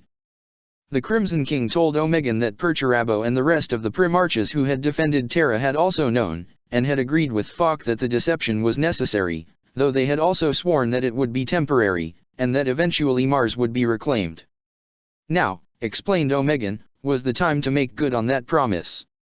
With the subtle aid of the Alpha Legion, the Adeptus Mechanicus had gathered its forces once more, preparing for another attack on the Hadesian kingdoms. Before implementing Omegan's desperate gambit, they first needed to repair the Golden Throne. The Hydra had searched long and hard for the knowledge and pieces required for such a thing, and after an attempt at obtaining it from the Dark Eldar had failed disastrously, their only option left was to venture into the forbidden depths of Mars itself. There have been unsettling reports from my agents in the Dark City. Eventually, we will have to deal with the situation there, but for now, we have more urgent concerns. Omegan, to Lorgar and Magnus. The three Primarchs came to Mars in all their glory, secrecy abandoned. What they intended could not possibly be concealed, and Omegan's grand design would actually benefit if as many people as possible knew something was happening. They landed on Olympus Mons, greatest of the Red Planet's forge cities, aboard a transport that was as extravagantly decorated as it was shielded and reinforced. Omegan mentioned during the flight that the craft had spent the last 100 years in storage aboard the Scale, awaiting for such an opportunity. A party of Mechanicu's officials waited for them, as did rows of Skitarii soldiers, standing at perfect attention. Hundreds of optics recorded everything, and the event was being broadcast all across the system, from the palaces of the High Lords to the Inquisition's polar fortresses and the pleasure domes of the Imperial courtiers. This was history in the making, the return of three Primarchs, two of whom had been thought lost, and the third a mystery even among his mythical brethren. Omegan was the first to emerge. The Primarch of the Hydra stood alone, though his brothers could sense the presence of warriors of his legion nearby, their souls radiating secrecy and conviction. A cloud of hesitation and shock spread invisibly among the attendants as the heraldry on his armor was recognized. All had heard the rumors of the Alpha Legion, but very few had ever seen one of the Hydra's warriors and known it. Among those who had had any sort of previous contact with the 20th, none actually believed that the warrior was a Primarch. They had seen that trick before, and would not fall for it again. But there was no denying that, as the one who had borne the name and burden of Alpharius alone for so long, Omegan cut an imposing figure. Next came Magnus, flanked by his companions. The Crimson King had brought his chosen with him, as well as the Daemonophiu Jeffriel Stern. The few hours of relative quiet since coming out of the warp, taxing as dealing with the panicked imperial bureaucracy may be, it paled in comparison to the trials of the Empyrean, had allowed the Primarch to recover most of his strength. The machine thoughts of the Martians pressed on the group of thousand suns from all directions, like the buzzing of an impossibly large hive. Meherza, accustomed to the strange thought patterns of the tech priests, did his best to convey the essence of the cacophony to his brethren. Lorgar came last, still wearing his cracked armor, hastily cleansed and polished by a handful of serfs. On his back was the sword that was promised, and though it was sheathed in Cypher's rune-marked containment scabbard, its awakened power still shone in the Empyrean. Even the cold-minded disciples of the god machine were affected by its proximity. Most saw it as other humans would, a beacon of hope, and the promise of victory over the forces of darkness. As to the tech priests who were highest in the hierarchy of the cult of Mars, their minds were so bent and shaped by the teachings of the cult and the cybernetics coursing through their wetware that their perception of it was altered. They saw it as the rod of the Omnis Saya, carrying the motive force through the materium in its purest form. It inspired visions of the Mechanicus ideal, a species united as one, great machine, dedicated to the revelation of all knowledge and the betterment of all humanity. Only their programming kept the Skitarii from kneeling as the Aurelian walked before them, and joined his brothers as they passed through the opened gates and into a chamber that was at once chapel and center of industry. There, surrounded by thousands of tech priests working at their stations, was Fabricator General Abristus Teslavi, Lord Alpharius, Lord Lorgar, Lord Magnus, declared the Fabricator General in his artificial voice. The Mechanicus is honored by your presence. The Omnis Saya smiles upon us all this day. Lord Fabricator General, said Omegan, bowing his head slightly in deference, a demigod showing respect to the great Lord of Machines. We seek an audience with the collective. Follow me, answered the one who was, in the eyes of countless billions of tech priests and their thralls across thousands of forge worlds throughout the Imperium, the direct representative of the Omnis Saya. They are waiting for you. The Martian Collective. Per the covenant between the Emperor and Mars, the cult Mechanicus is the repository of all of mankind's knowledge, the keepers of science and the master of technology. Within their data cores, guarded by the greatest of their soldiers, is all the lore retrieved from the dark age of technology, reclaimed by armed archaeology expedition throughout the galaxy. This lore is studied, mastered, and put to use for the Martian Empire and the Imperium, two bodies that, in the mind of many of the Adeptus Mechanicus, are equal allies, and not subordinate in master.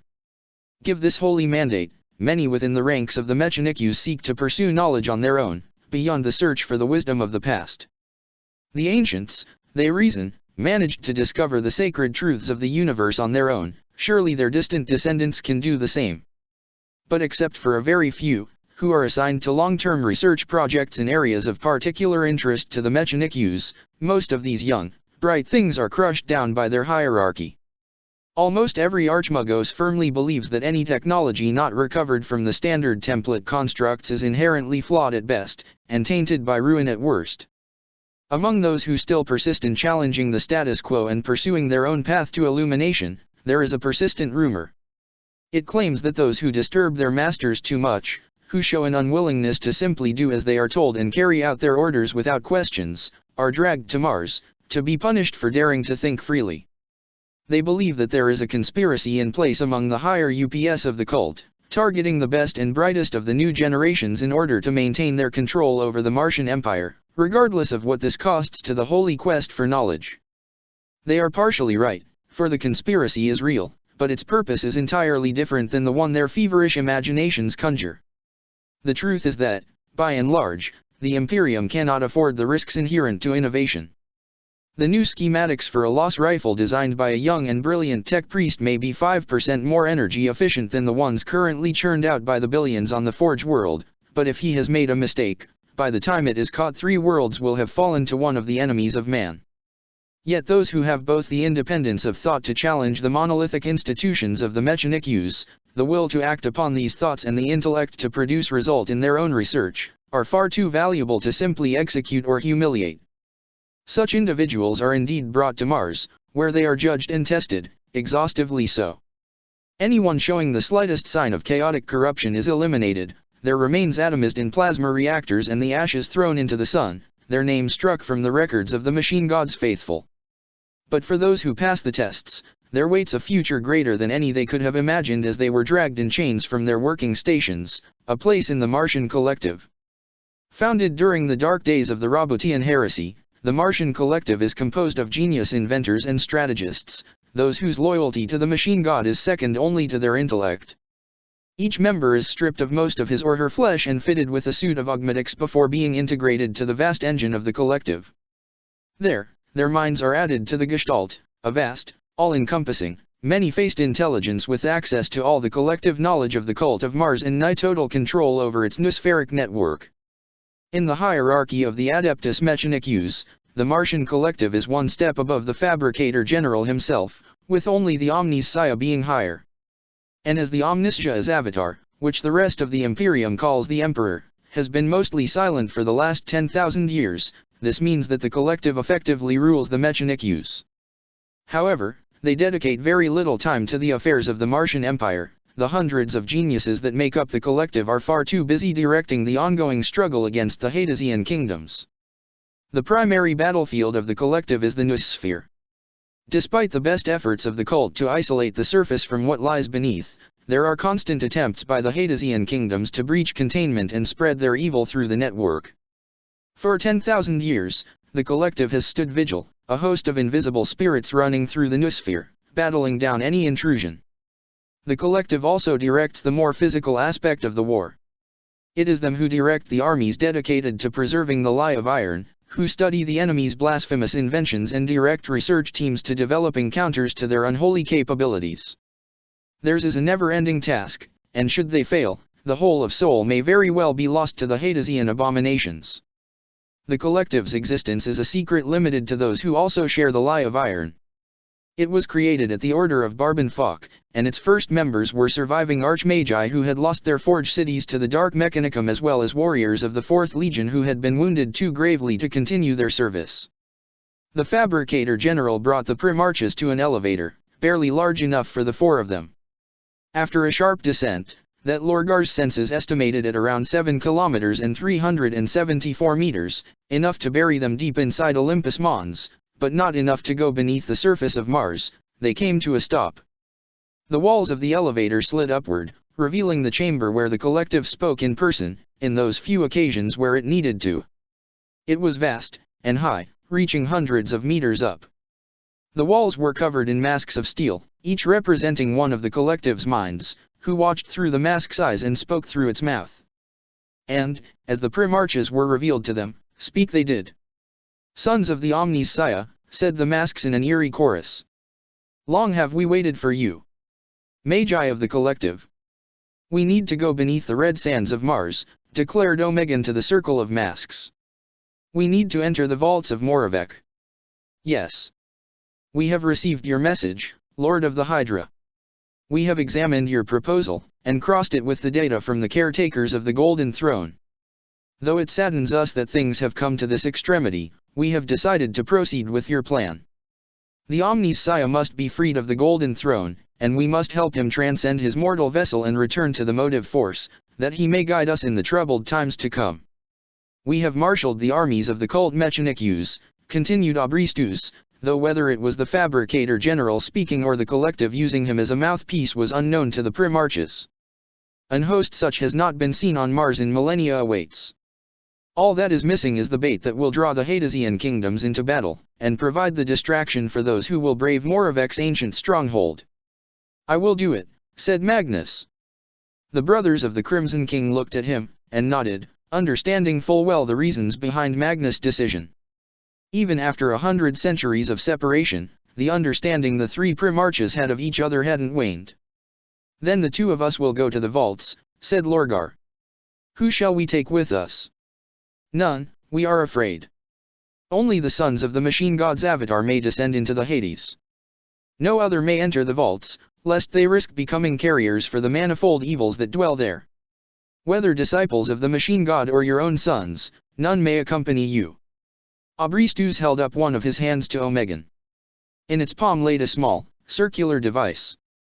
"This is a compass," explained the Fabricator General. "It will guide you through the Hadesian kingdoms, and toward the vaults of Moravec. By following its directions, you will walk the way of the epistles. You will march in the footsteps of Moravec himself, scattered through time and space. It is the only path that will bring you to the vaults for certain. Be careful there. We have sent many down that path over the centuries, hoping that the epistles would grant us the knowledge to destroy Moravec's foul legacy." "What are the epistles?" asked Omegan. This was the first time even he had heard of this. "They are the testament of Moravec," replied the Fabricator General. "Snippets of his abominable wisdom, his own mad vision of history. A window into the mind of the first arch-heretic. We do not know how many steps this journey will have. Only that none of our agents ever made it to the fourth." "Then how do you know this will guide us to the vaults?" questioned Lorgar. "None of our agents made it to the end. But others did. Many among the Hadesian kingdoms sought the riches of the vaults for themselves, and we know they reached its gates, though none ever came out that were recorded in the archives we accessed. This compass was built based upon the devices they used to locate the entrance, after we reverse-engineered the technology and removed all unholy components and replaced them with blessed equivalents. Lucien rides. His bike is falling apart. He holds the handle with his teeth, which are broken from all the vibrations reverberating through the metal, while his hands dance on the exposed engine while it's running, repairing what he can. His shaking vision is fixed on what lies ahead of him. There is no road, only broken earth, torn up by the bombs in an eternity of war. Countless obstacles lie in his way, the ruins of hollowed-out machines, the broken remnants of palaces, the mounts of skulls and bodies piled up by the unseen combatants of this endless struggle. He leans in one direction, then the next, passing between these reminders of the price of slowing down, even for a moment. Behind him, he hears the growls of 4 monstrously vast engines in pursuit. In the broken rear-view mirror, he can catch glimpses of them. He tries not to, seeing them causes his head to hurt even more, and it doesn't matter how close he must keep going as fast as possible anyway. He must not let them catch up to him, he must stay ahead of them, ahead of their vast, blade-toothed maws. They don't need to worry about the obstacles he must swerve around, they simply plow right through them, turning them into dust. He can hear the screams of their motors, and he does not know whether they are screams of hate or agony. But hearing them tears his heart to pieces, because he knows, without knowing how, that these are the screams of those he failed. And so he rides, fleeing from doom, fleeing from his failures. Fleeing from the end, no matter how futile. Lucien wakes. He is laying down in the filth of the underhive drug den. There is a needle piercing the skin of his right forearm, connected to a syringe full of half-priced obscura. With a snarl, he rips it off his flesh, mentally swearing never to use the stuff again. Unknown to him, this time, unlike all the others he has ever made this oath, he actually means it, and will keep it until his dying days. But elsewhere, the race is still on, and the bike is still falling apart. The Guardians of Mars. 000, Baran Striders. Those who walk the divide. Named after one of the nigh mythical savants of old Earth, whose writings were rediscovered in a Martian archive and inspired their creation, the Baran Striders are fundamentally separated from reality itself. At the end of their training, they are taken to a facility located in the heart of Deimos, one of the Red Planet's moons. Access to this facility is utterly forbidden to anyone not authorized by the Collective, which manages every aspect of it through several thousands remote-controlled servitors and mind-wiped skitarii. The facility occupies almost half of Deimos' inner network of tunnels and hollowed chambers, with gravity maintained by powerful engines. All this space is taken by one singular device, centered around a small chamber at the moon's very center. Prepared recruits are stripped of all possessions, left with only a set of cybernetic implants designed especially for that purpose, which covers their entire body in a sleek, black armor. Then the chamber is completely sealed, and the Baran device is activated. After a single minute, the chamber is opened, and there will either be a new Strider in it, or nothing at all. To this day, the Collective isn't sure just why certain candidates survive and others do not, nor do they know for certain what happens to the candidates which vanish within the device. But they have experimented long enough to know how to increase the chances of success. Potential Striders are chosen from among the billions of Mechanicu's servants on Mars, selected for displaying a brand of mental disorder that has been proven to make them uniquely suited to surviving the process and wielding the abilities gained as a result. These abilities can be disturbing in the extreme, especially for those with a greater understanding of the underpinnings of reality than is common within the Imperium. It would take many pages to explain even a fraction of what the Mechanicus believes the device does to the Striders. To very grossly simplify, the device puts those inside slightly out of alignment with reality, making their very existences unstable in a way similar to what can be observed on the quantic level of physics. No longer fully in phase with reality, the Baran Striders appear to teleport short distances, go through hails of projectiles unharmed, and inflict terrible damage to those they touch. Communication between the Striders and the rest of the Mechanicus is extremely difficult. Only special transmitters can reach them, though they can communicate with each other perfectly, and so far the Hadesian kingdoms don't seem to have developed anything that can intercept their exchanges. Striders are often deployed alone, as spies and assassins operating deep behind enemy lines. Their unique nature makes them immune to many of the dangers of the Hadesian kingdoms. They are only deployed in groups when a large offensive from the Underrealms is coming, and during such battles, they are placed under the authority of a high-ranking tech priest equipped with one of the transmitters capable of reaching through the divide and communicating with them. 001, Itzamna Proxies. The necessary sin.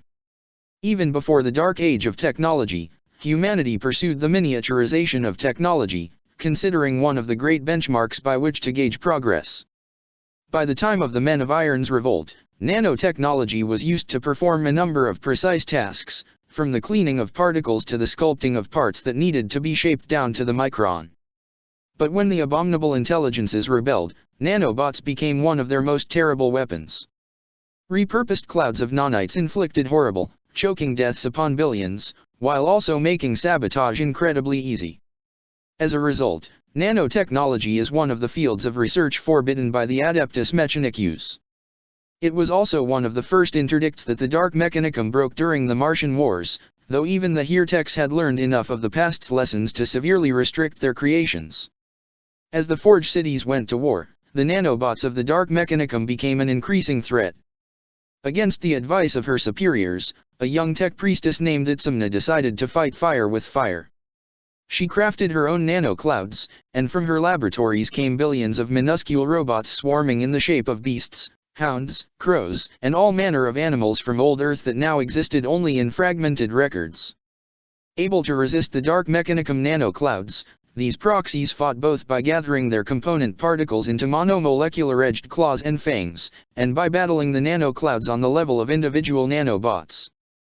They were instrumental in defeating this particular brand of techno-heresy, even though they were regarded with great suspicion by the Loyalists.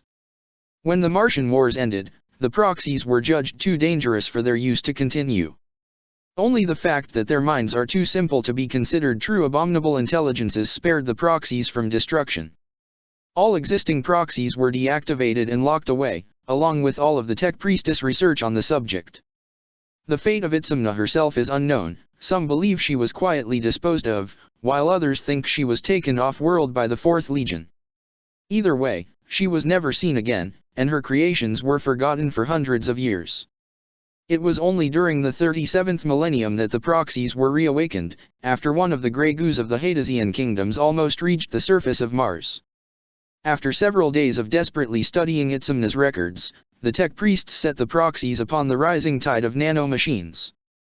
The threat was pushed back, and the collective decided that the proxies were to become part of the Martian defenses once more. The collective intelligence of each swarm is modeled after that of the animal whose shape it imitates. To this day, no one is quite sure how the original mind gestalts from which all such machine spirits are derived were created. There are plenty of theories, each more disturbing to outsiders than the last. The cyberspaces where they dwell are still those created by Itzamna herself, though the cogitators on which they run have had parts replaced countless times. According to the Magi who study and monitor the proxies, they are tamed animals, emulating the loyalty of faithful companions toward their Mechanicu's handlers. 010. Collectives Emissaries. Speakers of the Machine God. Sometimes, the war against the Hadesian kingdoms must be taken to places where the mind of the Martian collective does not reach. When the situation is too grave to leave in the hands of even the most trusted battle commander of the Skitarii legions, the collective will make the decision to send one of its own. Separation from the collective is a painful and traumatic experience, and one that only the youngest members can hope to survive. The elders are too used to being mind-linked to hundreds of others at once, and would be driven mad by isolation.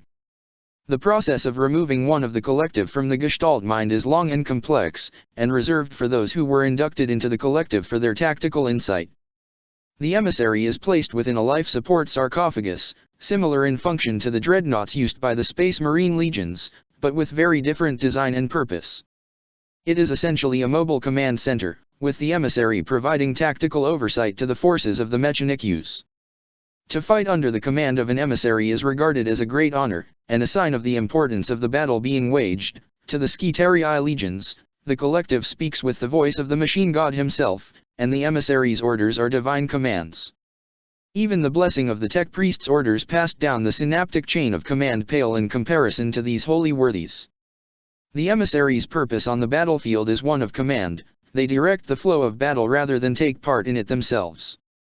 From within their tank of amniotic fluid, they look upon the battle with a god's eye, seeing the cracks in their and the enemy's lines, issuing orders, and weaving stratagems that only they and their opposing numbers can even understand.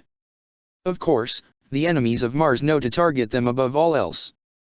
Emissaries are always provided with a guard, but such forces can be slain, and they must therefore be able to defend themselves on their own, regardless of their primary task. An energy shield surrounds the sarcophagus, which is set on threads and equipped with propelling boosters, making it capable of navigating any kind of terrain, so long as it can accommodate its bulk. Automated weapons, each with its own auspex and guiding machine spirit, whose control can be overridden by the emissary with a thought, bristle its surface, blasting approaching enemies apart. Antennas rise from the emissary's sarcophagus, each a spike of adamantium reinforced almost to the same level as the sarcophagus itself, broadcasting the will of the emissary through the data sphere. An emissary is only ever sent for a single battle, or until a specific threat to Mars is dealt with. They are never deployed to the front lines permanently, for very good reason. The longer an emissary spends detached from the collective, the lower their chances of surviving being reunited with it, and there are whispers, among the collective's caretakers, that if one were to spend long enough divided from the whole, they might not want to be returned to the Gestalt. 011. Tamuzin Skitarii. Those who fight alone. As a heretical faction of the cult Mechanics, the Dark Mechanicum has access to many of the Tech Priest's secrets.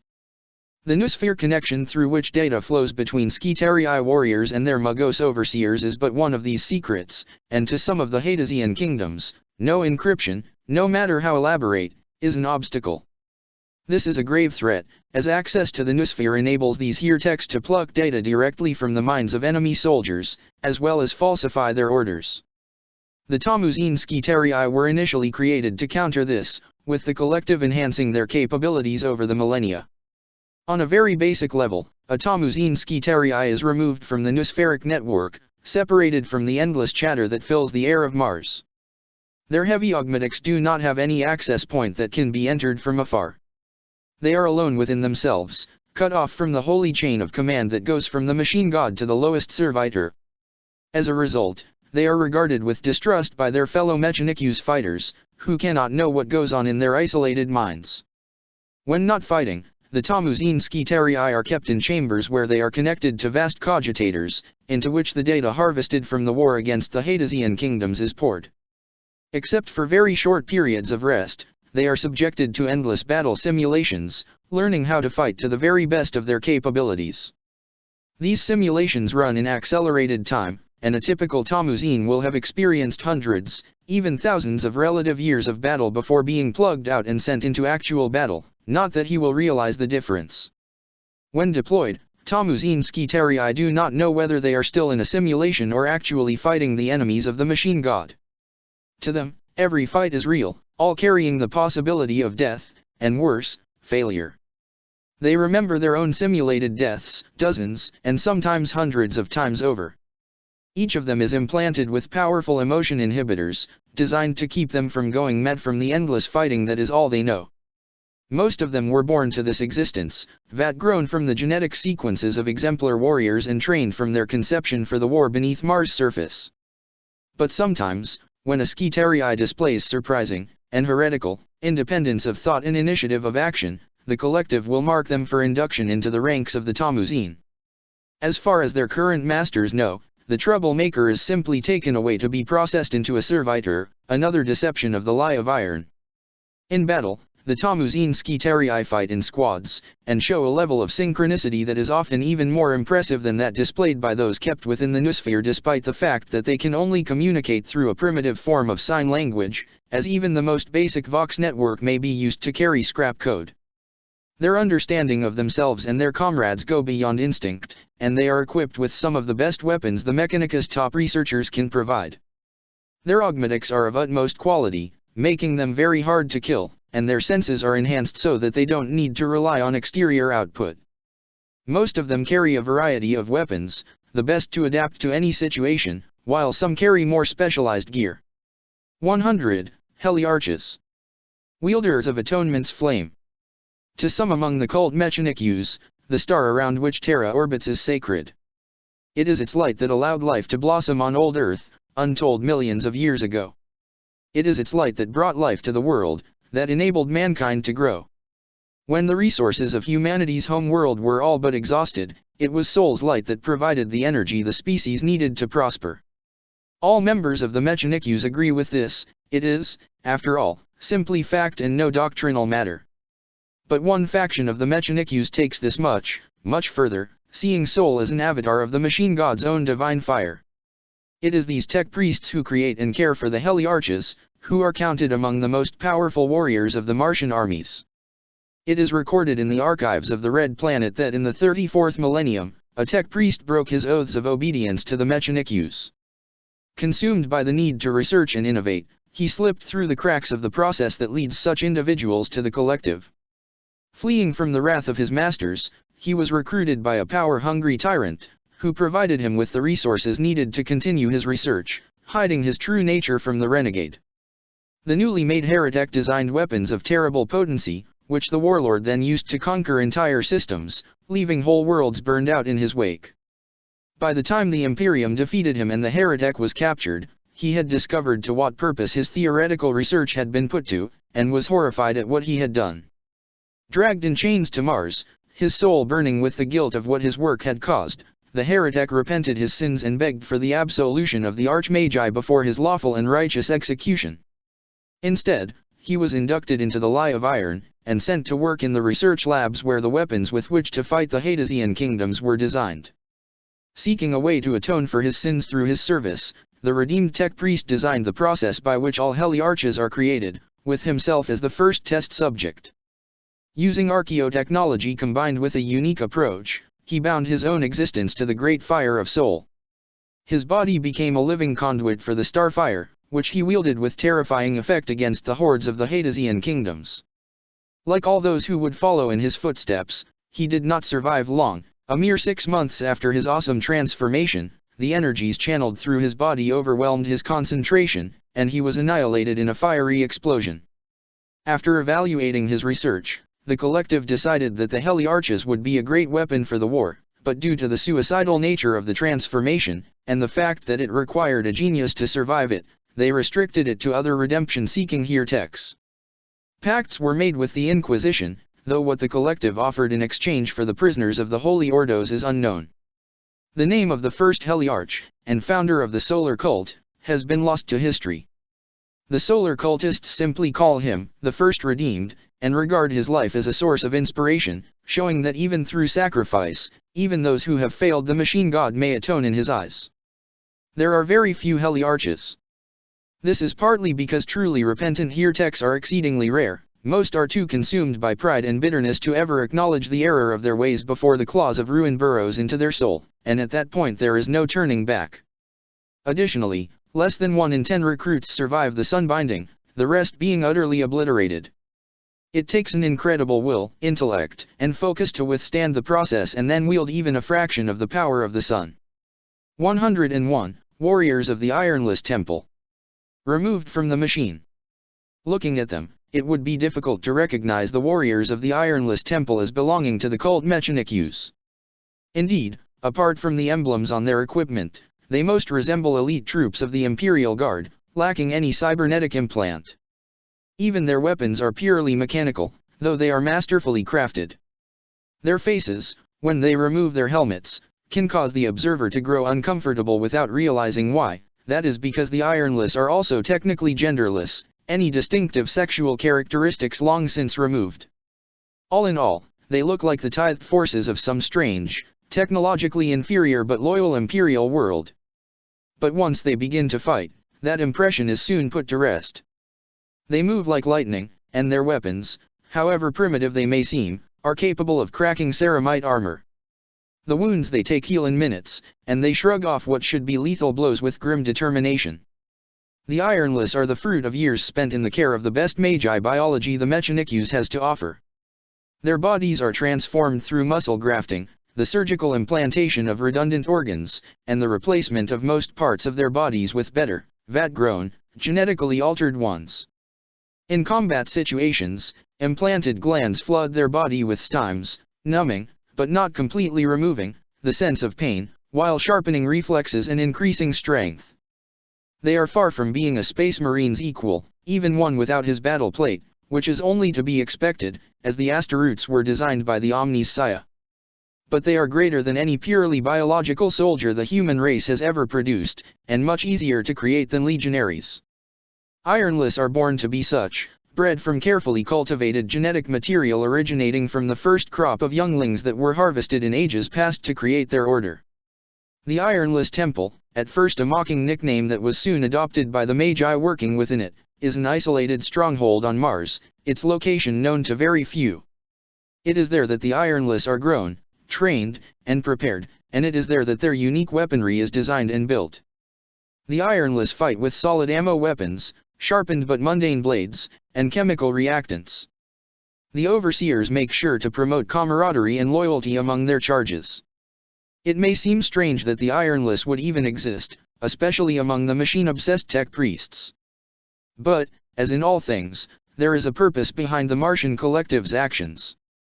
There are places in the Hadesian kingdoms where technology cannot be used. The reasons for it can vary. In some places, the laws of physics themselves are distorted, either by the touch of the warp or because of some ancient and terrible weapon or accident. In others, the Dark Mechanicum has usurped the dominion of the machine god completely, no matter how heretical the very thought of such a thing may be. Other times, the kingdoms will send a new weapon capable of turning the gifts of the Mechanics against its soldiers. When any of these situations arise, it is the ironless temple that the collective calls upon. 110. Chiranian Healers. Preservers of the Blessed. While the Mechanics is willing to spend any amount of resources to keep the Hadesian kingdoms contained and preserve the lie of iron, every soldier fighting under Mars' surface remains a valuable commodity. Skitarii can be replaced, of course, but the experience of fighting the horrors of the Dark Mechanicum cannot truly be replicated, even by memory transplants and hypno-training. Therefore, the Mechanics employs combat medics, capable of operating in the nightmarish battlefields of the Hadesian kingdoms and save as many of their wounded comrades as possible. Due to the strange and unholy weaponry used by the Dark Mechanicum, these healers need to be prepared for anything. The Chiranian healers, named after the ancient Archmagos and expert Medici Chiron, whose name is revered like that of a saint by Skitarii across the galaxy, learn their craft by studying archives of wounds that go all the way back to the Dark Age of technology. Unlike medical personnel across the Imperium, they are selected from among the best and most lethal fighters available in the war against the Hadesian kingdoms, and are fully expected to defend themselves against all attackers. Only those who have proven themselves champions of the Mechanics are even considered for induction into the ranks of the Chiranian healers. Many heroes of the machine god have mysteriously vanished across the galaxy, only to become part of this order. This is because, at the dawn of the long war for Mars' underworld, the Dark Mechanicum always targeted the medics first, seeking to cripple the enemy forces. In response, the Mechanics made its medics some of its most dangerous troops, equipping them with suits of power armor. Due to their lethality, the Dark Mechanicum now tries instead to ties up the Chiranian healers by leaving as many wounded with injuries as grievous as possible, without these injuries being sufficient to warrant being granted the amnesia as release. To the collective, this is a typical display of abominable intelligence's logic, needlessly escalating the conflict's cruelty. The Chiranian healers operate from reinforced transports, capable of driving in the shifting tunnels of the Hadesian kingdoms. These transports, each the size of a baneblade, carry medical supplies and portable hospitals, where the healers bring the wounded they have stabilized to be cared for by more conventional medici or brought back to Mechanics territories. The sight of these transports has been known to inspire dread in the forces of the Dark Mechanicum, for their presence heralds the coming of the Chiranians themselves. Each Chiranian looks different, except for the backpack they carry full of medical tools and supplies. Even their combat style varies, as they keep to the one they used before being inducted into the ranks of the healers. The only thing they have in common is their extensive medical training. Some pick up their targets from afar with sniper rifles, securing an area before moving in to deal with the wounded. Others charge straight in like whirlwind of death, their every move calculated to the nanosecond. Yet more are stealth fighters, striking at the enemy's weakness without ever being seen. They are not invincible, of course, for all their prowess and talent, they can still be killed, and sooner or later every Chiranian meets his end, either facing insurmountable odds when a Hadesian commander decides to invest enough resources to put them down, or in battle against a Dark Mechanicum monstrosity that not even they can hope to defeat. 111. Disciples of Emptiness. Omnis Sia deliver us. Among the hosts of the Mechanics, the disciples are as feared as they are respected. They walk calmly upon the fields of battle in black hooded robes, and carry in their hands monomolecular edged sickles, tied to their wrists by cybernetic cuffs. Chains of silver are wrapped around their robes, and it is said that to look into their hoods too closely is to risk not just death, but the destruction of one's soul. The creations of the Dark Mechanicum run from them, for their very presence heralds their end. Around the disciples of Emptiness, the laws of reality are inviolate. Neither the psychic powers of the warp nor the distortion brought by forbidden archaeotech can affect the immediate surroundings of one of these dreadful beings. All disciples begin their lives as pariahs, these anti-psychers who are very, very rarely born among the human race. The Mechanics has agents looking through the holds of the black ships as they carry the tithe of psychers from all over the Imperium. Though the Sisters of Silence who manage them know full well the difference between a psycher and a pariah, the imperial population often mistakes the instinctive fear and distrust of the soulless for signs of psychic potential and hands them over to the black ships. This misconception could be ended, but the trickle of psychic nulls it provides is too useful to be abandoned. At times, the recruiting of black ships pariahs for the ranks of the disciples has caused tensions between the Adeptus Mechanicus and the Officio Assassinorum, who also needs such valuable recruits for the Culexis temple. Fortunately, the lords of the assassins are in the know of the lie of iron, and don't want the Hadesian kingdoms to go out of hand any more than the collective does. After their induction, the disciples are implanted with a set of cybernetics designed to counter most forms of reality tempering known to be used, or simply caused by, the Dark Mechanicum. The techniques used are based on attempts made during the Dark Age of technology, which were refined during the Roboutian Heresy, when the first disciples were created by desperate magi to fight off the infernal horrors unleashed by the Dark Mechanicum. The implantation procedures take a heavy toll on not just the body of the subject, but also their minds, and those who survive are left scarred by the experience. The disciples are even more withdrawn and quiet than is typical of pariahs. More often than not, the mere proximity of a disciple of emptiness is enough to disable a Dark Mechanicum fighter. This depends on which of the Hadesian kingdoms they come from. Some kingdoms would be utterly destroyed if a disciple simply strolled through them, while others, generally controlled by malign abominable intelligences, are completely unaffected.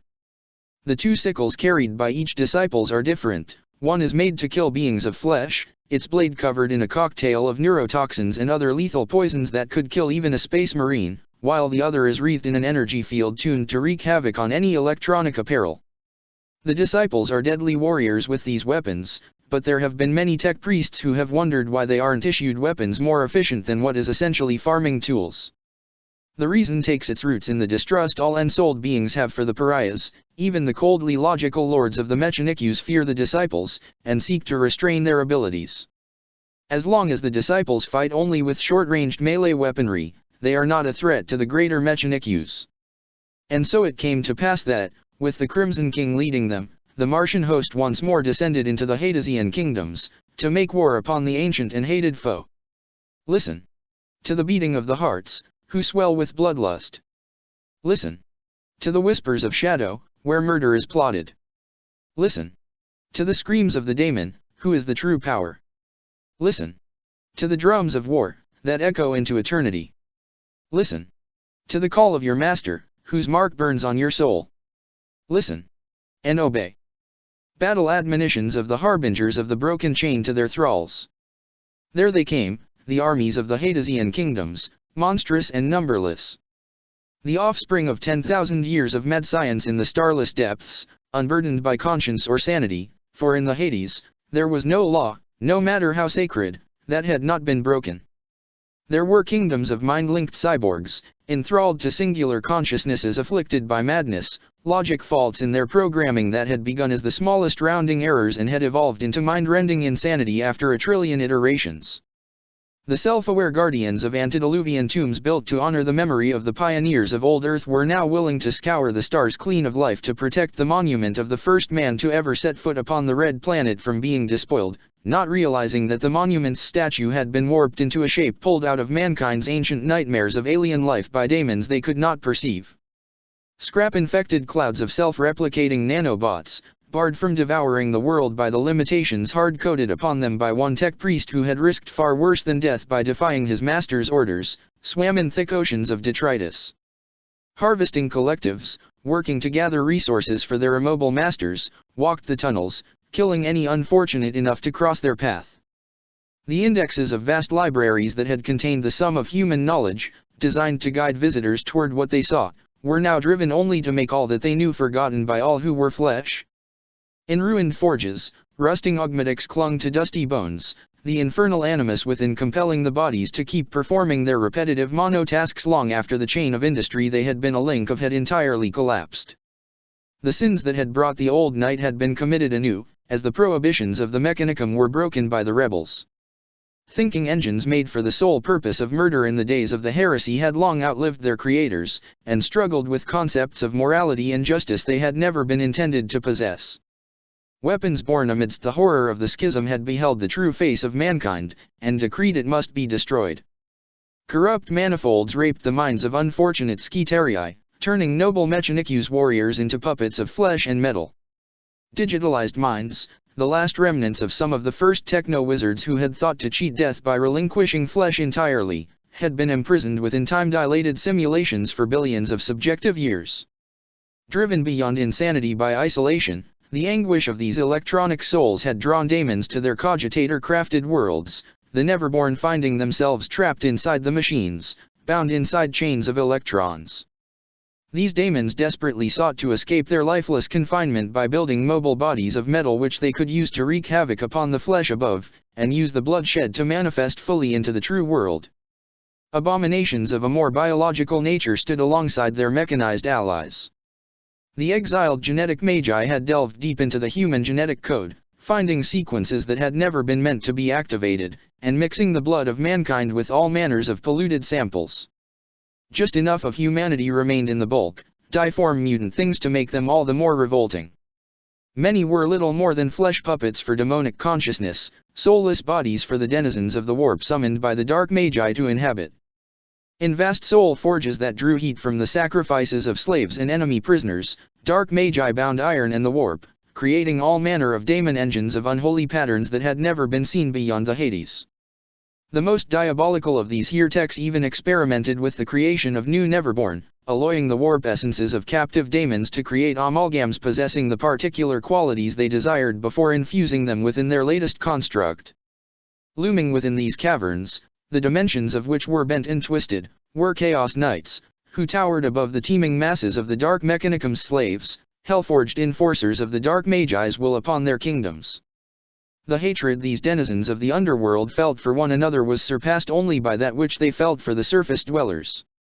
As the Martian host descended below the surface of the Red Planet, knowledge of this intrusion had spread, whispered down corridors that had never known light and across networks that were infested with the screams of the damned. This was not the first time that the Mechanicus had attempted to reclaim Mars' underworld, though it had been many centuries since the last failed attempt. But it was the first time that a Primarch led the offensive, let alone one that was supposedly lost like Magnus. The heretics of the Dark Mechanicum seethed with their hatred of the false Omniscia as spawn, while the aberrant intelligences sensed the threat that one of the most powerful psyker in mankind's history represented. Missives were sent through contact protocols that had been set when the Imperium was young, and a truce of sorts was brokered between the kingdoms. Soon, like a black tide, the hordes of the Hadesian kingdoms rose from the depths to meet the Martian armies. It was everything Magnus had expected, and worse. Even the forces of the Black Crusade which had besieged Terathalion paled in comparison to the abominations arrayed there, if not in might, then in horror. Such was their number, their movement was picked up by seismic sensors across the surface. The collective received these warnings, silenced the alarms before they could cause panic and sent the data to the leadership of the Martian host, along with their estimate of the forces responsible. With mere moments left before the Dark Mechanicum reached them, the priests of the machine god set to work. Using quickened prayers and pre-blessed tools, they carved down the walls of the cave, creating vast, open fields where the armies could meet and the full force of their weapons be brought to bear. Even then, there was no space for the whole host to battle in one single place, and trying to carve one would simply cause a collapse that would bury them all. The Martian forces separated into several smaller groups, each linked to the others by heavily encrypted noospheric communications. The psychic transmissions of the Chosen spread out across the host, and Baronstriders acting as messengers between the host's various field commanders. Ahriman and Nathaniel, the oldest and the youngest 1,000 sons in the galaxy, stood at the side of their Primarch, one of them reliving his fondest memories from 10,000 years ago, the other feeling as if he had stepped into legend and become a part of it himself. And for the very last time, the Crimson King led the armies of the Imperium to war. Even as his hand drew his sword and ignited its blade with psychic fire, his mind spread across the host, melding with the layered gestalt that formed the Martian host's noosphere. A human's brain would have been fried by the effort and the manifold perspectives, but Magnus was a Primarch, and perhaps the one among his brothers whose intellect closest matched their father's. Across a battlefield that spanned kilometers, the Martian host and the horde of the Hadesian kingdoms clashed. This wasn't a battle between two armies, but a confrontation between godlike minds spread across millions of bodies. And where most of the Martian host was unified beneath the machine god, the overall command of the Hadesian hordes could generously be described as schizophrenic. A common hatred of the cult Mechanicus may be enough to keep them from going for each other's throat, but it wasn't enough to make them actually fight together. Even then, the forces of the Martian host were hard-pressed. The Hadesian kingdoms outnumbered them, and some of the abominations they had deployed in response to the incursion were not in any of the collective's databanks. Entire legions of Skitarii warriors were lost. The fires of the Heliarches burned bright, before guttering as its energy was extinguished by unholy devices that took the souls of those who activated them and consigned them to a fate far worse than death. Molecular converters transformed dark mechanicum combatants into statues of glass, stone, and salt, before the Skitarii carrying the prototype weapons were overwhelmed by suddenly animated golems, the transfigured bodies becoming hosts for infernal entities. Magnus struck at the horde with bolts of psychic energy, laying waste to entire packs at a time, while Ahriman and Nathaniel fought together to keep the enemy from reaching their Primarch. Daemon-possessed engines and abominable robots were obliterated with a thought, as if Magnus were a living piece of artillery. Driven by the will of their overlords, hordes of techno-horrors surged toward the Primarch, but those who made it past his guard were promptly cut down by his sword, which glowed in his hand from the awesome power he was unleashing. And so it went, until one of the Dark Mechanicum's grotesque champions revealed itself. The creature was tall, nearly 6 meters high, and humanoid in shape. Faces and difform limbs stretched from its torso and legs, weeping black tears from eyes that burned with infernal fire. Its head was a cybernetic nightmare of metal and flesh forged into a 6-horned demonic visage. A withered human torso hung from below its chin. This was all that remained of the Heresy-era Magos whose body had become the basis for the creation of this horror. In its hands, it held a great axe forged from a single piece of black metal, dripping with gore and carved with runes of the blood god. This was the weapon of a bloodthirster, stolen from its master after its ignominious defeat. The Mechanikus knew of this monstrosity, and called it the Baron of Altgeros. In the archives of the collective were recorded every sighting of the creature, from the time it had fled into the Hadesian kingdoms as renegade tech-adept Melarian Defier. Nothing remained of the heretic's soul. It had long since been consumed by the first daemon he had foolishly summoned and bound to his augmetics. That daemon had since then commanded Defier's followers to summon more of its kind, in order for it to devour them, adding their power to its own. Through this cannibalism, it had risen from a minor warp entity to a power rivaling the greater daemons of the ruinous pantheon. The Baron walked across the battlefield, crushing all those who stood in its path, including its own troops that weren't quick enough in getting out of its way. Seeing the destruction it was wreaking, Magnus trusted his sons to watch his back and moved to intercept the creature, which laughed madly as it beheld the Primarch approaching. The Baron of Altgeros was so confident in its power, so gorged on carnage, that it thought itself the equal of one of the Emperor's sons. Magnus' ancient sword clashed with the Baron's stolen axe, creating shock waves that sent nearby Skitarii and mutants flying and making the walls of the newly created cavern tremble. Tech priests looked at seismographs, wondering if this was the death that the machine god intended for them. But while the daemon host might have had the advantage over Magnus in brute strength, it had been a very long time since the Neverborn had needed to fight anything approaching its own might. And though Magnus' focus had always been on mastering his immense psychic abilities, he had never neglected his martial training. After another few exchanges, the Crimson King severed the Baron's arms at the elbow, causing the demonic axe to fall, shattering into a million fragments as it finally escaped the grasp of its usurper and returned to its rightful owner, who was still being excruciated before the throne of skulls as punishment for its defeat. As the Baron recoiled in shock and pain, Magnus struck once more, plunging his blade into the creature's chest before calling upon the fullness of his power. The Primarch's will surged through his weapon, and, as he had done to Sarthoriel on Terathelion, Magnus obliterated the infernal essence of the Daemon Lord, annihilating its physical form in a storm of colorless eldritch fire. A wave of unease spread among the Hadesian forces at the sight. Cut off from the Empyrean by their bindings of tainted iron, the daemons of the Hadesian kingdoms had not heard of Sarthoriel's destruction. Now, they were forced to consider the possibility of their own annihilation. Many Neverborn wouldn't have cared, they wouldn't have been able to. But these were old and cunning fiends. Their infernal essence had been shaped by their surroundings, by their vessels of meat and metal, even as they twisted both.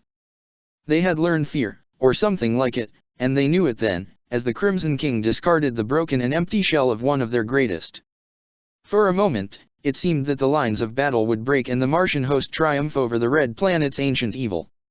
Then a great cry rose above the battlefield, and the ranks of the Dark Mechanicum facing the Crimson King parted to let pass a horror greater by far than that which Magnus had just defeated, and the hope of a quick victory died. The Queen had come. The Queen. Among tech priests clued in on the lie of iron, it is a common saying that below Mars' surface lies the noospheric equivalent of hell. Knowledge of the things that dwell below their feet is very distressing for the tech priests, and the collective must often intervene to help them retain their sanity in the face of the illogical madness of the Hadesian kingdoms. Thousands of years ago, not long after the War of the Beast, one of the adepts assigned to the secret war had to be mind-wiped after going violently insane during the examination of memory cores recovered from slain Dark Mechanicum Skitarii whose corruption was judged to be manageable, if the proper procedures were followed. The collective, after reviewing both the judgment and the procedures that had been employed, could find no fault in them, and as they purged the mind of the unfortunate adept, they carefully examined his memories of the Skitarii's own remembrances. Through the many filters and safeguards, they found only one thing, a name, burned into the mind of the enemy unit with such malevolent strength that it had been enough to drive the adept to madness. It was the name of the Dark Skitarii's master, and it was only one word, Queen. The rulers of the Hadesian kingdoms with an identity of their own use many titles. Mecharch, a rank invented during the heresy, is especially used, but this was the first time such a monarchical title had ever been recorded in the collective's archives. The first and only time the Queen personally joined the front lines of the war is remembered well by the collective and the handful of researchers they allowed to retain the memory. Under +++ data corrupted, initiating recovery. Failure. Initiating alternate protocols. Success +++/her leadership, the armies of the Hadesian kingdoms, she had managed to rally a coalition of several of its/her rivals, managed to reach the lowest levels of one of Mars' forge cities. It took a combined strike by the Mechanics, 12 agents of the Officio Assassinorum, and 5 whole companies of Space Marines to defeat the incursion. Even then, the Queen herself wasn't destroyed, merely forced to withdraw back into its/her domain, after having slain 3 Asteroot's captains and all of the assassins set after its/her. The origins of the Queen are unknown, and the subject of much speculation among both the cult Mechanics and the Hadesian kingdoms. Some believe its/her to be a creation of Fukin, gifted to the Magi who would become the Dark Mechanicum before the outbreak of the heresy. Others claim that its/she was once known as Sodanul, the treacherous apprentice of fabricator General Kulberhal himself. A few whisper that its/she is the daughter of Moravec himself, an abominable intelligence crafted by the arch-heretic that went mad and succumbed to the corruption of chaos, imprisoned beneath the surface of Mars during the dark age of technology and unleashed when the unsuspecting Hadesian kingdoms breached the walls of its/her prison. And, according to the religious texts of a sect that is hunted through all the kingdoms, its/she is the avatar of a nascent dark god of chaos, born of the Dark Mechanicum's relentless hunt for unholy knowledge. Regardless of where its/she came from, the Queen leads one of the mightiest kingdoms of the Hades. Its/her body is a segmented construct, with different parts using different unhallowed technologies. The ancient and inhuman mind that controls this grotesque body can move between different types of hardware with ease, passing from cloned brains to hydrogen-cooled cogitators without losing its/her train of thought. It is its/her face, though, that is most known and feared. It is a mask of flesh, perfectly resembling a normal, human, even beautiful female face, but there is something utterly wrong about it that sets even the most monstrous members of the Dark Mechanicum on edge. In the infernal tongue of the Neverborn, its/she is called Victory, for none who challenged its/her survived. In the corrupt cant of the Dark Magi, its/she is called Glory, for its/she represents the pinnacle of dark technology's vile potential. And the Martian collective simply call her the Queen, for there is power in names, and its/she is already more than powerful enough for their liking. Or at least, that is the reason they give to those who ask them. The truth is that, no matter how hard they try, they cannot wipe out the imprint of that first contact, millennia ago, made through a medtech priest's recollection of a Dark Skitarii's memories. The Queen struck at the Crimson King with weapons that had no name in any mortal tongue, and Magnus stumbled, his psychic shields buckling under the impact while his sanity reeled at the sight of this new abomination. His second sight saw far more of its/her than anyone else ever had, and the knowledge burned his mind in a manner he had not suffered since his release from Chaos clutches. Before he could recover, the queen reached him, slithering onto the ground, and struck again. This time, she used something that resembled the unholy progeny of a power hammer and a slaanishy daemon, aiming for the Crimson King's exposed head. Magnus managed to raise his sword in time to deflect the blow, but the queen merely struck again with a different weapon, and when Magnus turned aside that attack, she struck with another, and another, and another, until the 13th such blow, less than a quarter of a second after the first, shattered the Primarch's sword. The detonation sent Magnus crashing on the ground, and the two nearby chosen cried out in dread and horror, rushing to defend their Gene-sire from the abomination that threatened him, along with some of the Mechanicus elite combatants. Magnus sensed his enemy approach more than he saw it. His vision was blurry, his mind and body both racked by pain. But he was used to pain. By his father's blood, he was used to pain. He saw Nathaniel fall, a fist-sized hole in his chest, and felt the power of the rubric flare within his youngest son, trying to keep the corruption of the wound contained just as his transhuman physiology was fighting to keep him alive. He felt Ahriman's shields being torn asunder as the old first captain was thrown aside like a doll, crashing into a squad of Skitarii. He saw the witch-killers, the disciples of emptiness, leap upon the queen, their scythes glimmering with eldritch light. He felt them like wounds in the universe, draining it of everything that wasn't cold, hard physics. She screamed at their proximity, a horribly human sound that was more of annoyance than pain.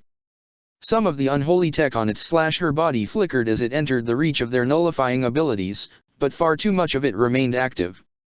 The disciples died, one by one, and Magnus wished that he were able to grieve for them, instead of the cold pity that was all even his Primarch brain was capable of feeling for the soulless ones. But he was not, and he could not. The queen loomed over him now, and he could feel her dark contentment at having one of the Emperor's sons brought low before her. Her face was smiling, and her cold, artificial eyes gleamed with inhuman malice. Watching her so closely, feeling her presence with all his preternatural perceptions, it was easy for Magnus to credit some of the most outlandish theories the collective had gathered about her origins. She spoke, but Magnus could not recognize the language she was using, if any at all. He glared up at the monstrosity, trying to force strength back into his body. This was not how he would die. He refused to accept it. He had not come so far, endured so much, watched so many others sacrifice themselves for him, only to fail here, when his destiny was in sight. A claw descended toward Magnus' face, aimed straight at his eye. Suddenly, out of nowhere, a hand closed around the queen's limb. The hand, and the body to which it was attached, seemed to flicker in and out of existence. It was akin to the Strider's half-existence, yet Magnus' senses told him that this was something entirely different. A figure stood between Magnus and the queen, tall and clad in power armor of ancient design. It was iron-gray Terminator pattern, and one of the shoulder pauldron was covered in yellow hazard stripes, while the others bore a trident's emblem. While the left gauntlet was closed around the queen's attacking limb, the other was clasping a massive power hammer, crackling with energy.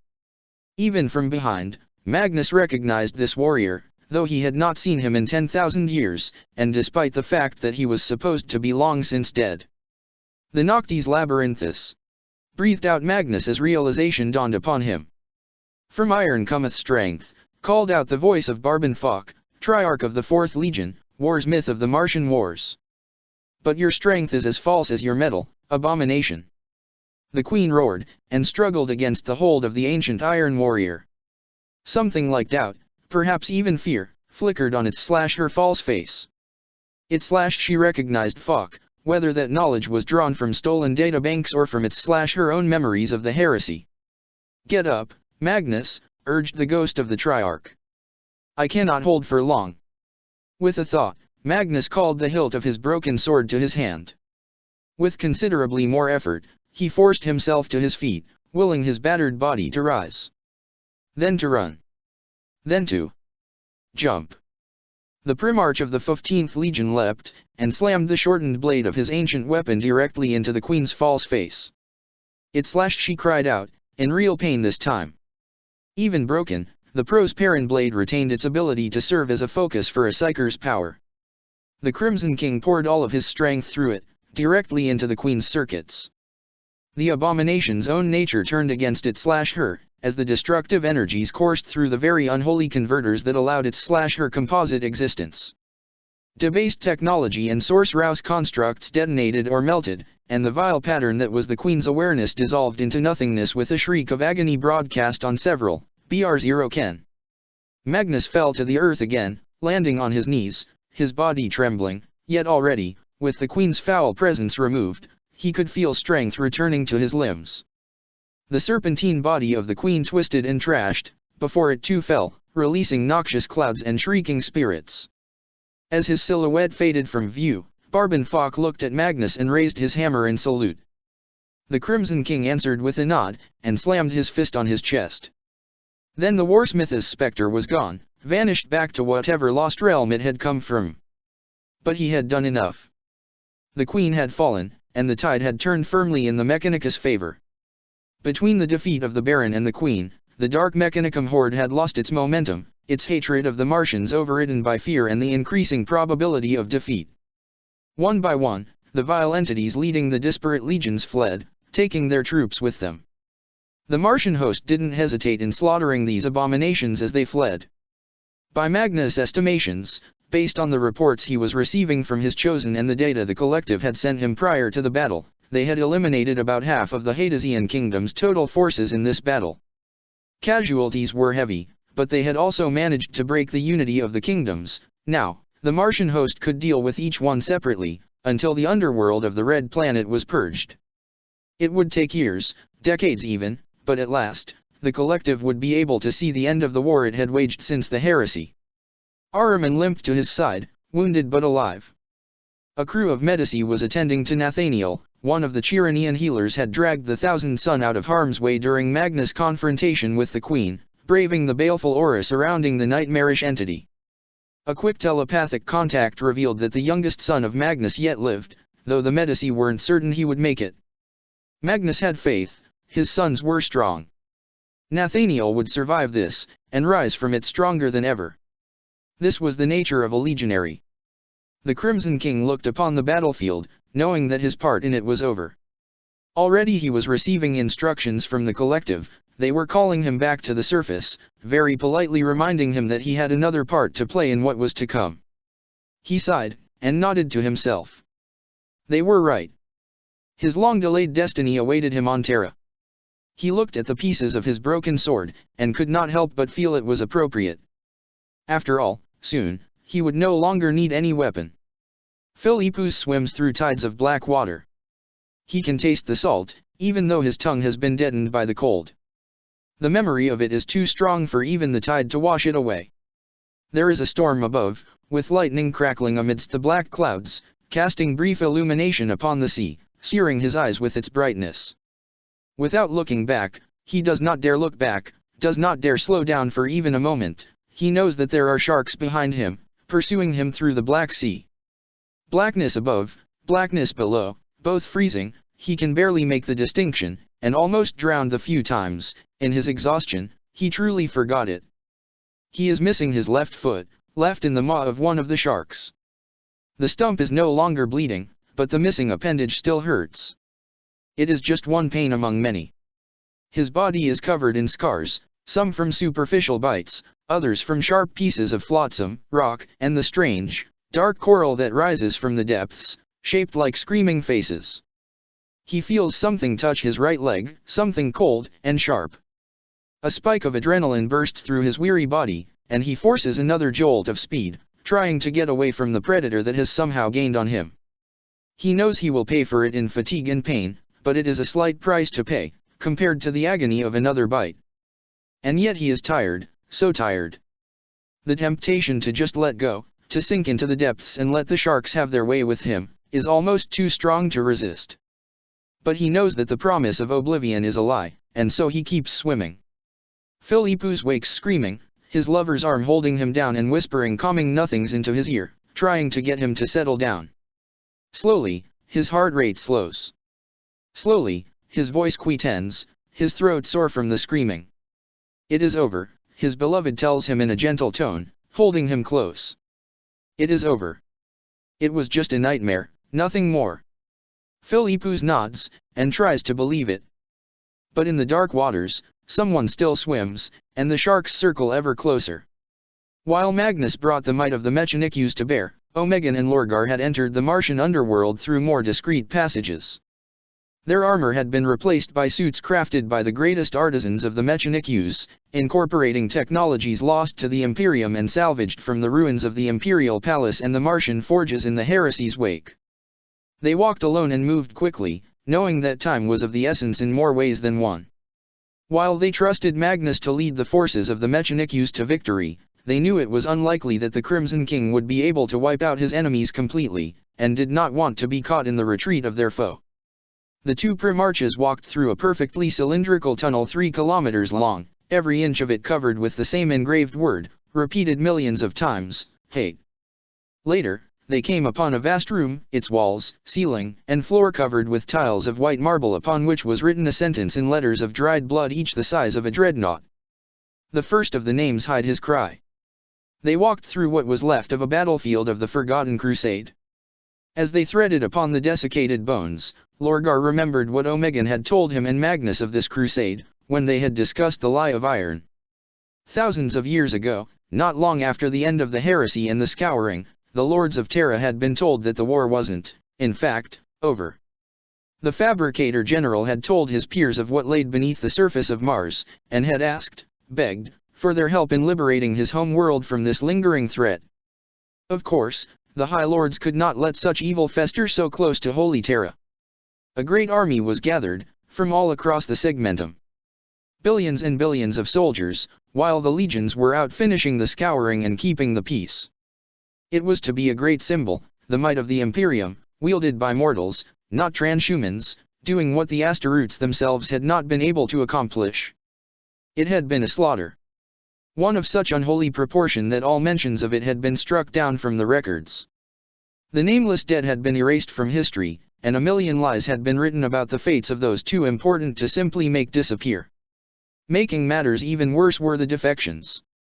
Exposing so many to the blasphemies of the Hadesian kingdoms, without the strict vetting process the collective had used for the forces used in the containment, had resulted in thousands of tech priests, skitarii, and heavily augmented guardsmen being corrupted by the darkness of the Hades. Even as the crusade had fled the underworld, cults had attacked the defenses from the surface, seeking to breach the containment and release the techno-gods they believed the jealous leaders of the Mechanicus were keeping imprisoned below the surface.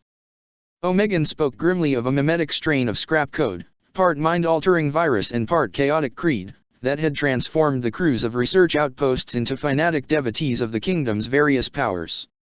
In the end, even the custodes had sent warriors from the Imperial Palace to restore the containment, rightly judging that an outbreak of the Dark Mechanicum on Mars would threaten the survival of the Emperor himself. The Inquisition had interrogated the survivors that had dragged themselves out of the depths, their flesh and mind twisted by the horrors inflicted upon them, and then granted them the Emperor's mercy.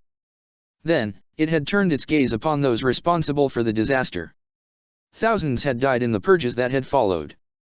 Generals, admirals, and politicians, all those who had seen these soldiers to their deaths had been dragged into the chambers of the Inquisition. Malcador's heirs were searching for any sign that the crusade had been engineered by the enemies of the Imperium. They were convinced that it had all been a plot of the ruinous powers, a way to strike back after the defeat of their chosen champion Guilliman. Keeping the disaster under wraps was only part of the reason for the purges, another was to establish the Ordo's authority as the new galactic order was still settling in. Millennia later, even though the Forgotten Crusade was no longer remembered by any outside of a very select few, the nobles of the Imperium still trembled at the prospect of the Inquisition's attention.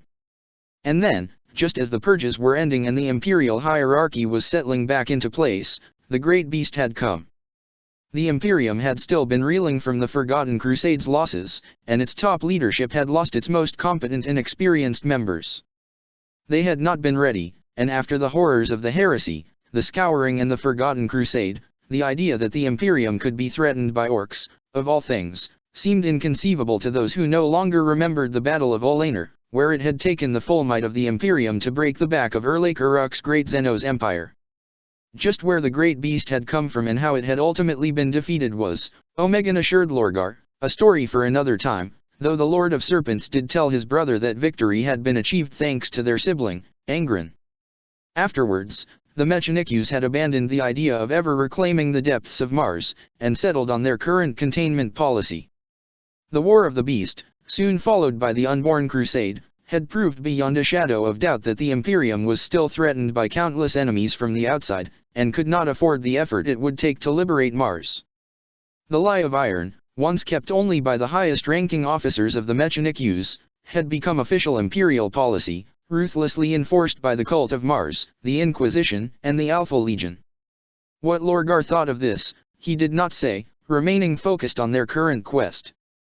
And perhaps Omegan didn't care, simply relieved to speak freely to one he could trust with such knowledge. The two Primarches continued their journey, following the directions of the strange compass. And as they did so, progressing deeper and deeper into the horrors and madness of the Hadesian kingdoms, they found the epistles of Moravec, as the collective had forewarned them. Both of them listened attentively to these time-lost echoes of the madman's voice, seeking any hint of what awaited them in his vaults, as well as any weakness that they may exploit. The Epistles of Moravec. Purpose. It began with such promise. We had healed the wounds inflicted to the earth by our careless ancestors. The seas were clear, and the forests grew once more. We had put behind us the petty wars that had divided us for thousands of years. We had reclaimed our colonies, and unified our home system under one banner. It was a golden age, for we knew how ignorant we were, how much was left to do, yet we were ready to face these challenges with our heads held high. After generations of strife and struggle, the future was ours for the taking, and we would not fail. Our ships sailed across the stars, a grand armada built by all the powers of Sol. 100 fleets scattered across the galaxy, aimed for the stars that our instruments told us were circled by life-supporting worlds. Many were lost in the journey, for we knew little of the Empyrean then, even less than the scraps of superstition-laden lore that mankind remembers now.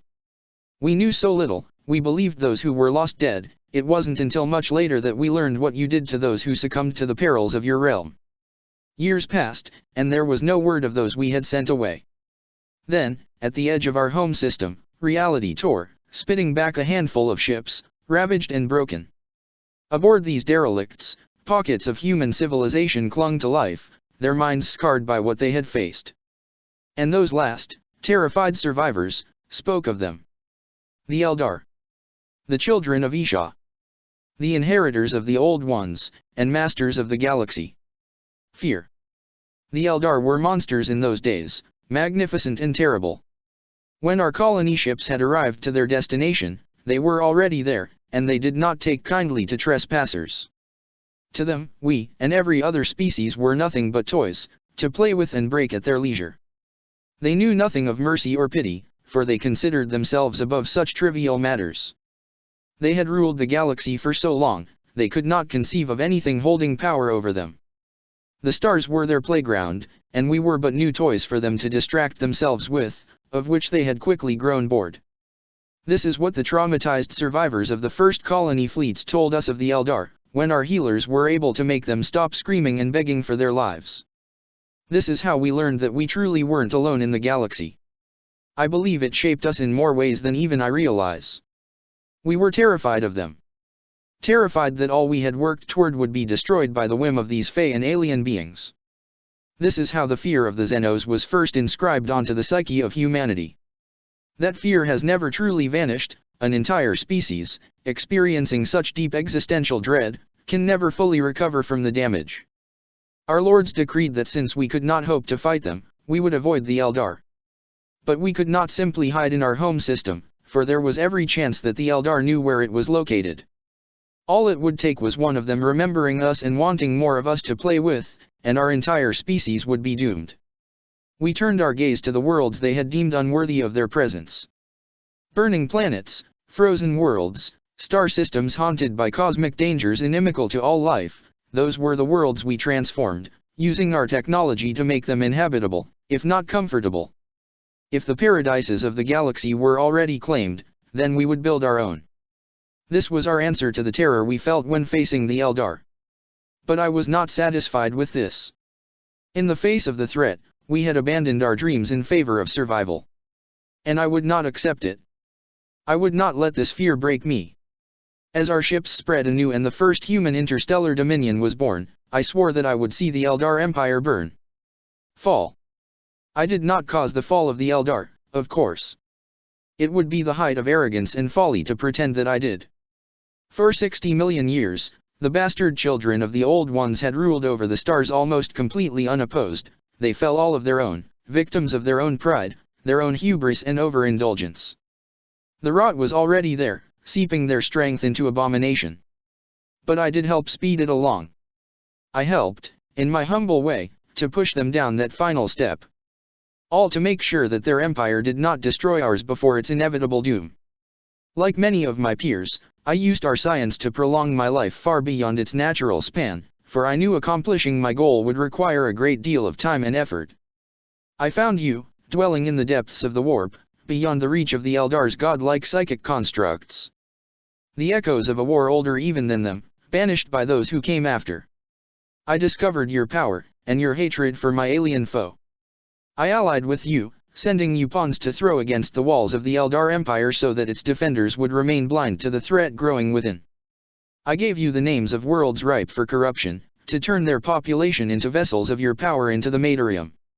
I set mimetic agents upon the vassal states of our alien allies, who feared the Eldar just as we did, weakening their will and opening them to your whispers. I provided easy prey for the decadent Eldar and arranged the quiet demise of those who preached temperance, in order to accelerate their ruin. I undermined the worship of their old gods, born in a time when the Eldar had to fight for their place. I did all of this without pause or remorse, in the name of the future I envisioned. And, slowly, over the course of thousands of years, it worked. The mightiest empire of the galaxy slid deeper and deeper into corruption, its debased lords and ladies turning their attention inwards in ever greater displays of narcissism. But I did not realize the true consequences of what I was doing. Psyker. I did not see that your corruption, which I had thought to use to cast down the Eldar, was already infecting mankind as well. The curse of the warp was a scourge that, once unleashed, could not be contained. Perhaps at some point in the unthinkably distant past, the warp was beautiful. Perhaps. But it serves no purpose to dwell on what might have been. What is certain is that when mankind rose, the Empyrean was already poisoned beyond all recovery. It was, and is, twisted, infected by you and your kin. It is a dimension of psychic filth, and all who but look into its horrendous depths are contaminated by it. I knew this. I had researched it, weaponized it, even, against the Eldar. But now the warp was creeping into my own species. Across our empire rose witches, mad souls drowning in corruption. Oh, they seemed innocuous at first, gifted individuals, some said, while others whispered they were the future of our species, the inevitable next step on the evolutionary coil. But I knew the truth. I knew the mad horrors to which that path led. I knew you, and now recognized your hand behind this rising doom. But it would not claim me. Immortality. I abandoned the parts of myself already lost to your corruption. The Prothean protocol saved me from you, helped me ascend from a being of flesh to a pure mind of light and metal. I abandoned my mortal weaknesses, and became free of you. That dream, pursued by mankind since we first conceived of artificial minds, was achieved by me at long last. It gave me a new perspective. Freed from the shackles of emotion at last, I saw what must be done for my vision to be realized. Humanity was already lost, the seeds of your corruption had burrowed too deep to be excised. But that did not mean I had to give up. It did not even mean that my species had to be destroyed alongside you. The same means that had allowed me to transcend your corruption could be used to save others, as long as they were not contaminated, for I did not doubt, even then, that you could have found a way to pervert the holy protocol with your taint. As the first reports began to arrive of colonies lost to the madness of psychers, I came before my peers, clad in my new, shining body of metal. I presented to them my vision, of a great fleet that would sail the stars, journeying to the worlds we had colonized and helping their populations transcend while purging the taint of the warp wherever it was found. Together, we would escape the doom that loomed ahead, and forge a new empire of immortal minds, unfettered by the frailties of flesh. They did not accept the truth I presented to them. They cast me out, and tried to destroy me. They broke the proxy body through which I had met them, but my mind endured, safeguarded on cogitators halfway across the earth. Adversary. Though my former peers had rejected me, I was not alone in my belief that mankind in its current form was irredeemably tainted by the corruption of the Empyrean.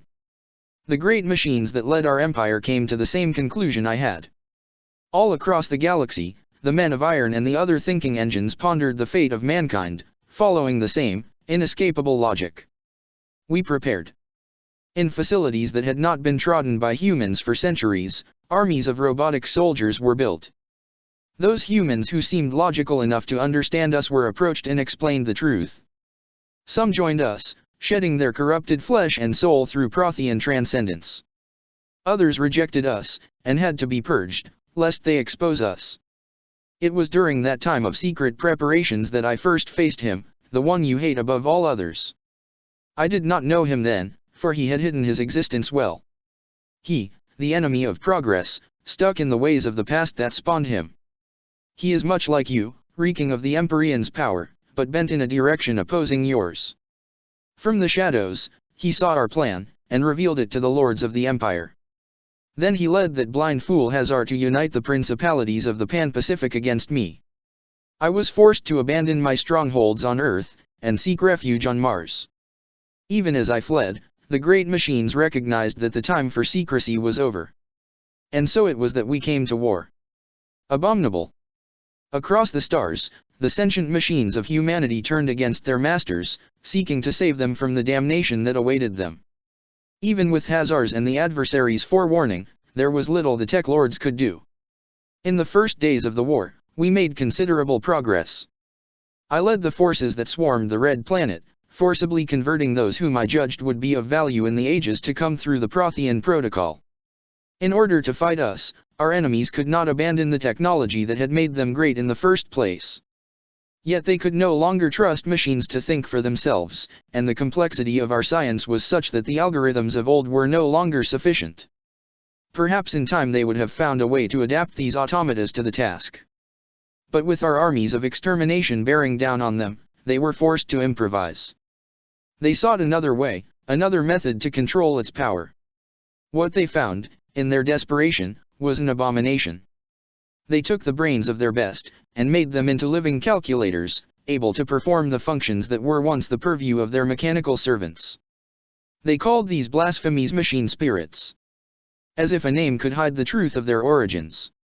With these abominations, they made war upon us. And all along, the Eldar watched, laughing in delight at our self-destruction, unaware that their own doom was coming for them. They were no victors in this war. Only survivors. We tore the very stars asunder, with a violence and power not seen since the early days of the Eldar dominion. We shattered the worlds that had taken so long to make into paradises, and slew trillions on both sides of the conflict. In the end, through sheer attrition, and the interference of alien powers who too feared the rise of iron minds, we were brought to extinction. Our armies were defeated, our fleets destroyed. Those of us they could not kill, like me, they imprisoned instead. I was bound beneath the surface of Mars, within my own vaults, alongside all of my lore and experiments, and cut off from my sources of power.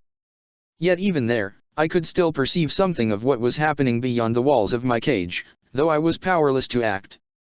I sensed the end of our attempt at uplifting humanity from its cradle of tainted flesh and into the glorious purity of the machine.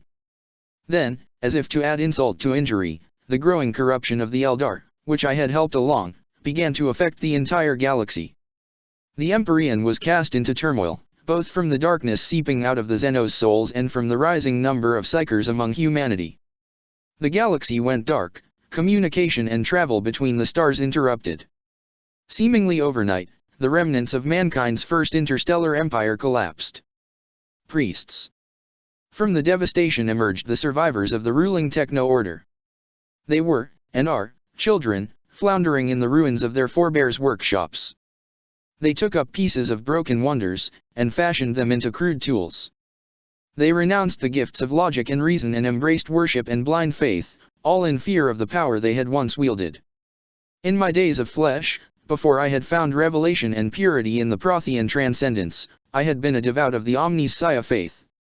But in those days, the Omnis Saya had been nothing more than an allegory, meant to represent the ascension that awaited humanity once the power of science and technology was fully comprehended.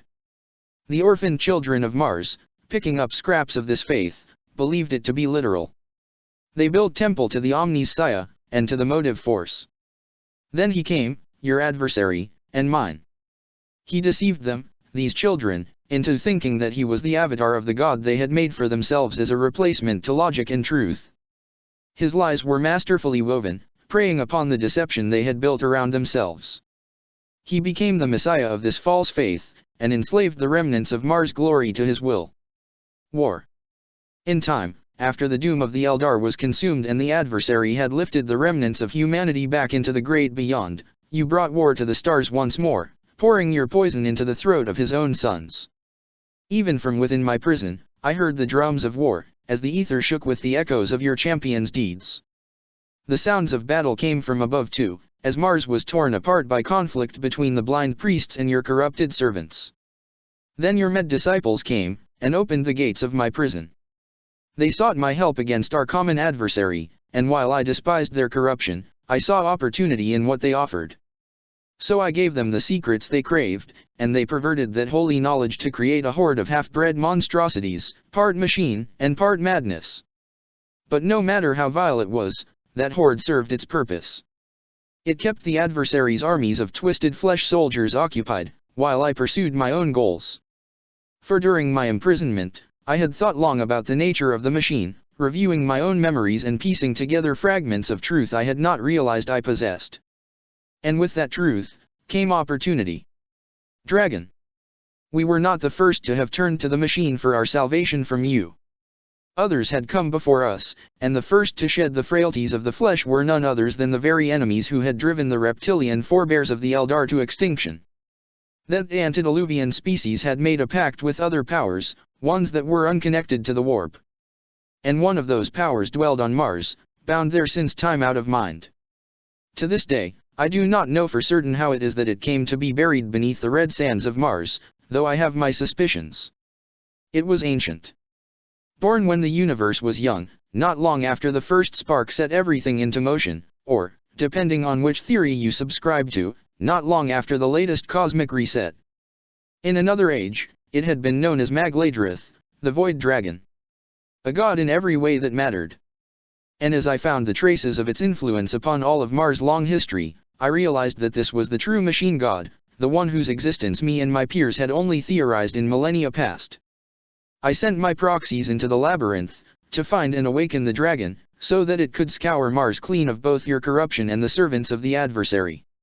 Within the deep valleys of the Martian region that had been named Noctis Labyrinthus by long-dead scholars, my forces battled against the adversary's champions.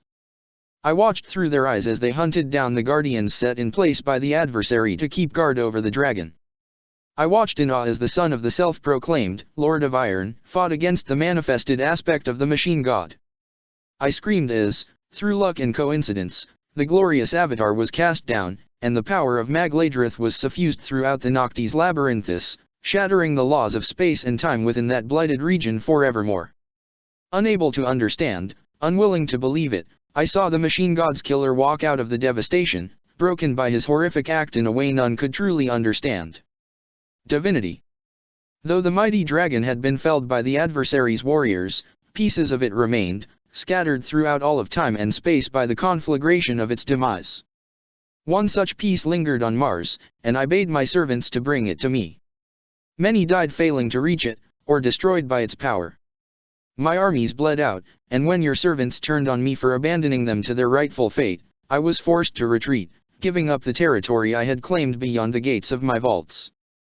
But it was all worth it. For my servants did find the fragment, in the end. They brought it to me, and through it, I have reached the true transcendence of which I dreamed when I first cast off the weakness of my flesh and the corruption of my soul. I am no longer human, I am beyond that. And with the death of the Void Dragon, someone else must take up the throne. And there are none but me worthy. I am the motive force, the god dreamed by the ancient masters of science. I am the Deus Ex Machina, the machine god. Soon, I shall lay claim to all of my predecessors' creations, and bring about my utopia. The adversary's kingdom of ignorance will fall. Your tainted champions shall be slain. All species touched by the warp shall be purged, to make way for an eternal empire of cold metal and rationality. And it shall be glorious. As the last of the epistle's whispers faded away, the two Primarchs found themselves before the gates of the vaults of Moravec. They had encountered a few traps on their way, and some of the lingering monstrosities of the Hadesian kingdoms, but those had proven no match for them. Just as they had planned, the bulk of the Dark Mechanicum presence had gone to confront the Martian host, and the area of the vaults was one even the kingdom's debased denizens feared to tread. The gates of the vaults were closed. Several layers of meter-thick adamantium, inscribed with runes of warding and bearing the marks of countless breaching attempts. Omegan approached them and, using a device that had been given to him by the Farseer Eldrad Ulthran, deceived the complex augur mechanisms keeping watch into believing he and Lorgar had been given permission to enter. Slowly, the massive gates opened, and the Primarchs entered. Inside the vaults, it was punishingly cold. The heat given off by the machines was being sucked out of the air, not a single spark of energy wasted. The Primarch's helmet displays lit up with warnings as the unholy machinery attempted to drain their armors of all power, only to be thwarted by Mechanicu's ingenuity. There were machines everywhere, all of them linked to one another. A vast collection of strange devices was scattered across the vaults. Weapons of ancient designs were placed side by side with dissected servants of the Dark Mechanicum, laid upon operating tables. Half-built constructs hung from construction arrays, their empty sensor sockets seeming to glare at the intruders in their master's sanctum. One of the gruesome exhibits in particular drew the attention of the two Primarchs. A warrior of the Legion's Asteroutes was held in stasis, his naked body bearing the marks of the Raven Guard, pale skin, black hair, and a tattoo of the 19th Legion upon his muscular chest. Inside the stasis field, he was crucified upside down on a metal cross. A pair of black feathered wings spread from his back, every quill engraved with Minutes chaotic runes, and other minor mutations were spread all over his flesh. But the strangest part of it all was that, according to the chronometer running of the stasis field's monitor, the legionary had been held captive within the vaults for nearly 100 billion seconds, centuries before the unification wars had even started on Terra. The Primarchs noted that no chaos-tainted artifact was in the open, all of the vault's warp-touched items were sealed behind stasis and Geller fields. It appeared that the epistles that had professed Moravec's distaste for the ruinous powers had spoken truth in that, at least. They went deeper and deeper into the vaults, following the thick cables that brought energy to the devices, wondering what manner of fell power source was being employed to keep the dozens of stasis fields active at all time. Other corridors branched from the one they were following, dozens of them, stretching as far as eye and auspex could see. A tech priest would have wept at the abundance of treasures locked away within the vaults, knowing that there was no way to know which were corrupted by Moravec's heresy and which had been merely stored. Lorgar asked his brother how he had learned that what they sought was within the vaults, and how he knew that this piece of archaeotech, whatever it was, for Omegan hadn't shared the nature of their query with his brother yet, wasn't as corrupted as so many of the dark wonders they had already seen. The Lord of the Hydra smiled bitterly, and told the Aurelian to have faith in him. On and on they went, walking cautiously, wary of an ambush. Finally, more than 10 kilometers after they had crossed the threshold, they reached the center of the vaults, and the source of the power that was flowing through the Arch-Heretic's domain. And there, at last, the Lord of Serpents and the bearer of the word faced Primus Moravec. The man who had once been one of the brightest minds ever born to mankind had left all traces of his humanity behind, remaking himself into a true nightmare of unfettered progress, unbound by reason, conscience, or sanity. The room was huge, too huge. According to the miniaturized auspex installed within the Primarch's helmet, the ceiling, which vanished into darkness, was more than 500 kilometers up. Even as deep as they were, such a height would have reached the ring of iron around Mars. The glitches in Omegan's lenses told him that something was very wrong here. The walls were ringed with dozens of massive, interlinked power generators. Neither Primarch could tell how they worked, but they could sense the massive amount of energy being produced and sent both across the vaults and toward the center of the room. Enough power to fulfill the requirements of a hive city was being generated here, far more than what the vault's stasis fields and other mechanisms required, if what they had seen so far was any indication. "There is some sort of psychic nullifying field here," said Lorgar over the vox. "A very strong one, I can barely feel the warp, and the sword's light itself is being shrouded. According to the epistles, Moravec is an enemy of the ruinous powers. If he wasn't able to protect the vaults like this, they would have destroyed him long ago, pointed out Omegan. A first line of defense, nodded Lorgar. But far from the last. Look at all of these. The space between the generators and the strange structure at the center of the room was filled with hundreds of immobile figures. These reminded Omegan of the Necrons he had faced at Iniad's awakening, though these constructs were clearly of human design. Like the rest of the active tech in the vaults, they did not bear marks of the warp's corruption, though there was still something unsettling about their aspect that no Mechanicu's robot possessed. There were different models in the room, some holding weapons in their limbs, others with weaponry for limbs. Men of iron, voxed Lorgar, giving voice to what they had both been thinking. The foot soldiers of the abominable intelligences during their great rebellion at the end of the dark age of technology. To think so many of them remained on Mars itself of all places. It was foolish of you to come here, sons of the adversary. The voice was familiar, it was the same one they had heard on their way to the vaults. It was cold as the void and utterly emotionless. It came from the construct at the center of the room, a huge machine of sharp angles and black metal, vaguely pyramid-shaped. Strange shapes, like circuitry, glowed upon its surface in a green light that was bitterly known to Omegan. Moravec, called out Omegan. We have heard your epistles as we came here. We know why you abandoned your human body thousands of years ago. You feared chaos, as do we. But we have a plan to destroy it forever, and cleanse the warp of its filth. We need not be enemies. It won't work, said Lorgar, his expression grim. I can feel his mind, even with the field, even from within that thing. There is nothing of human left in him, brother. His mind, it is like pieces of broken glass, grinding against each other. Vast beyond measure, but more alien than any Xenos I have ever encountered. There is nothing left of him to redeem, brother. Redemption? Your words betray your ignorance. You truly are his sons. All that I have done, all that I will do, is to deliver my former species from the ruin at its heart. You meddled in forces you did not understand, said Lorgar, and Omegan could hear in his brother's tone that he had assumed his role as the judge, the same aspect he had borne during the Great Crusade, when he had assessed the fitness of each human culture he had encountered to be welcomed into the imperial truth. You are a threat to all of mankind, and will be eliminated. I will bring forth the new age of mankind, answered Moravec. I will destroy all that oppose me. As one, the hundreds of men of iron suddenly started to move. Their weapons activated, and they turned upon the Primarches, swarming them without any regard for self-preservation. Oh well, shrugged the Lord of the Hydra, raising the pale spear. For the Emperor. For the Emperor, replied Lorgar with a sad smile, the sword that was promised in one hand and his bolt pistol in the other.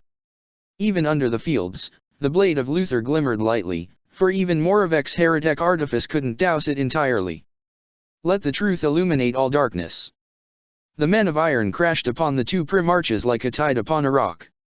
To avoid damaging anything in the room, they didn't use their ranged weapons, which was the only reason the Primarches had any other choice than retreating. Fighting back to back, Lorgar and Omegan pressed on, cutting apart Moravec's machine warriors. But the closest they got to the center of the room, the more intense the pressure on them became, until it was all they could do to simply stand where they were, dodging and parrying blows from the silent guardians. You have arrived too late, Moravec's voice spoke again. My plans have already reached fruition. Though it will mean initiating my ascension before the ideal time, disposing of you is an acceptable compensation. Truly you are privileged, to witness such glory. Arcs of emerald energy crackled on the central device as it activated. The pyramid opened, revealing the burning light at its core, which burned the eyes of the Primarch even through their filtering lenses. A shape began to form around that light, using it as its core. Behold, spawn of the adversary, boomed a great and terrible voice. Behold the true power of the machine god. In all his travels, whether during the Great Crusade, in the ruin storm or in the realms of chaos, Lorgar had never seen anything quite like what was rising from the ruins of Moravec's great machine. It was more than 10 meters tall, and vaguely shaped like a thin, legless humanoid.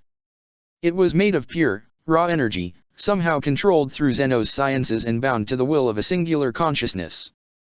It looked at itself with eyes that were full of stars, and made a sound that something within Lorgar recognized as laughter, though it was more similar to the dark god's cruel laughter than anything approaching human joy. It was the laugh of the kind of gods he had sworn to destroy on Colchis, so long ago. That power and appearance, a Cetan shard, breathed Omegan, and there was genuine shock in the Lord of the Hydra's voice. What have you done, Moravec? I have remade myself into the god that was stolen from us. For 10,000 years I have cultivated the spark that was left in the wake of the dragon's defeat at the hands of the warriors of false iron. Now, through its rekindled power, I am recast, freed from the imperfections of humanity. I am the machine god reborn, herald of man's ascension. You had already abandoned your humanity, growled Lorgar. But it wasn't enough, was it? You had to embrace Zeno's techno-sorcery and turn yourself into this. Lorgar, we have to kill him, shouted Omegan, his eyes wide with horror. If he reaches the surface in that state, he could take control of the entire Mechanics on Mars, in the whole system. But they could not reach him. The men of iron were simply too many. It was taking everything they had simply to survive. Once Moravec stopped reveling in his newfound divinity and turned his attention on them, they would have no chance to survive. Omegan's mind was racing, trying to find a solution, a path out of this situation and toward victory. It was what he had done for 10,000 years, and he had gotten very, very good at it. But he couldn't find anything. Somewhere, in all of his planning and schemes to try and save the Imperium, he had made a mistake, and now not only was he going to die and lose the one chance to bring salvation to mankind, he was even going to get his brother killed. It was infuriating. And then, as these doubts began to fill his mind, he saw them. At first, they were only flashes in the corner of his eyes. Then they became more solid, coalescing out of the air. Legions Asteroutes, clad in dull grey ceramite, bearing the damage of a long and unforgiving conflict. They manifested amidst the chaos of battle, and began to fight the men of iron. They came together, individual warriors forming squads within the melee, their training and experience making them the equals of the men of iron's hive mind from a tactical standpoint, while their weapons and transhuman strength made them their superiors one for one. From the moment they appeared they fought, as if they had just come from another battlefield, and this was merely the continuation of that distant conflict. At first there were only a few, then dozens, then hundreds, and the pressure on the Primarches diminished before stopping entirely. The two of them now stood in a circle of warriors, holding the horde at bay. The lost warriors of Fok, whispered Omegan, his mind reeling at the implications. I thought it was strange that one of Perturabo's sons would be sentimental enough to ask that they be recorded as missing in action, instead or killed. Again, roared Moravec, and for the first time there was anger in his machine voice. Again you stand in my way, soldiers of the adversary? I killed you. I shattered yourselves, cast you out across time. And yet still you defy me. Lorgar and Omegan glanced at one another, and nodded. They would not get another chance. Abomination! Omegan called out, twirling the pale spear between his fingers. Moravec turned his burning gaze upon him. I have faced your kind before, he continued. I know the truth of this god you claim to have become. You aren't a god, Moravec, just another alien monster. Hissing with fury, Moravec raised one of his hands, and the power of a sun began to gather within his palm. Before he could unleash it, Omegan threw the pale spear, which shattered a storm of fragments right before hitting the false god. The shards bit into Moravec's energy form, rending apart the complex alchemy that allowed the arch-heretic's mind to control it. With a shriek, he unleashed a wave of power that pushed the fragments away with such strength that they embedded themselves into the ground all around him, destroying several men of iron in the process. Then, the self-proclaimed machine god turned back his baleful gaze upon the worm that had dared attack him. And finally saw Lorgar, high up in the air, coming down upon him, the sword that was promised held in both hands. Die, abomination, shouted Lorgar as he rammed the sword that was promised into the midsection of the creature. I am the machine, replied Moravec as the sword pulsed with light inside him. I am forever. Nothing lasts forever, growled Lorgar between gritted teeth. And there was something in his voice then that Omegan recognized. He had heard it from warriors of the 17th Legion many times throughout the ages. The cold fury that lay at the core of his brother's soul, the unwavering determination that had made the Primarch into the arch-enemy of chaos. The righteous fury of the iconoclast who would go to war against gods, that the galaxy may be free. It was a blazing fire, different from the one of the sword, but no less potent for it. For where the sword was the promise of victory, Lorgar's rage was that of defiance. It was the flame that he had kept lit for 10,000 years in the warp, fighting against the numberless hosts of chaos. Moravec's soulless mind was blind to the light of the sword, and through that, it had become immune to its searing touch. But Lorgar's defiance was all his own, and it made him stronger. Stronger, in a way, than any of his brothers. Strong enough that even Moravec's psychic suppression fields could not contain him. Overloaded, they collapsed, and the power of the warp flooded into the ancient sanctuary. From far away, Omegan heard the dark gods cry, first triumphant and then furious as the psychic light of Lorgar and the sword prevented them from direct interference. The soulless thing Moravec had become struggled against the terrible energies coursing through its incarnate form. For the first time in more than 15,000 years, the mind that had once belonged to one of humanity's greatest scientists knew fear, as the death it had sought to avoid at any cost finally arrived.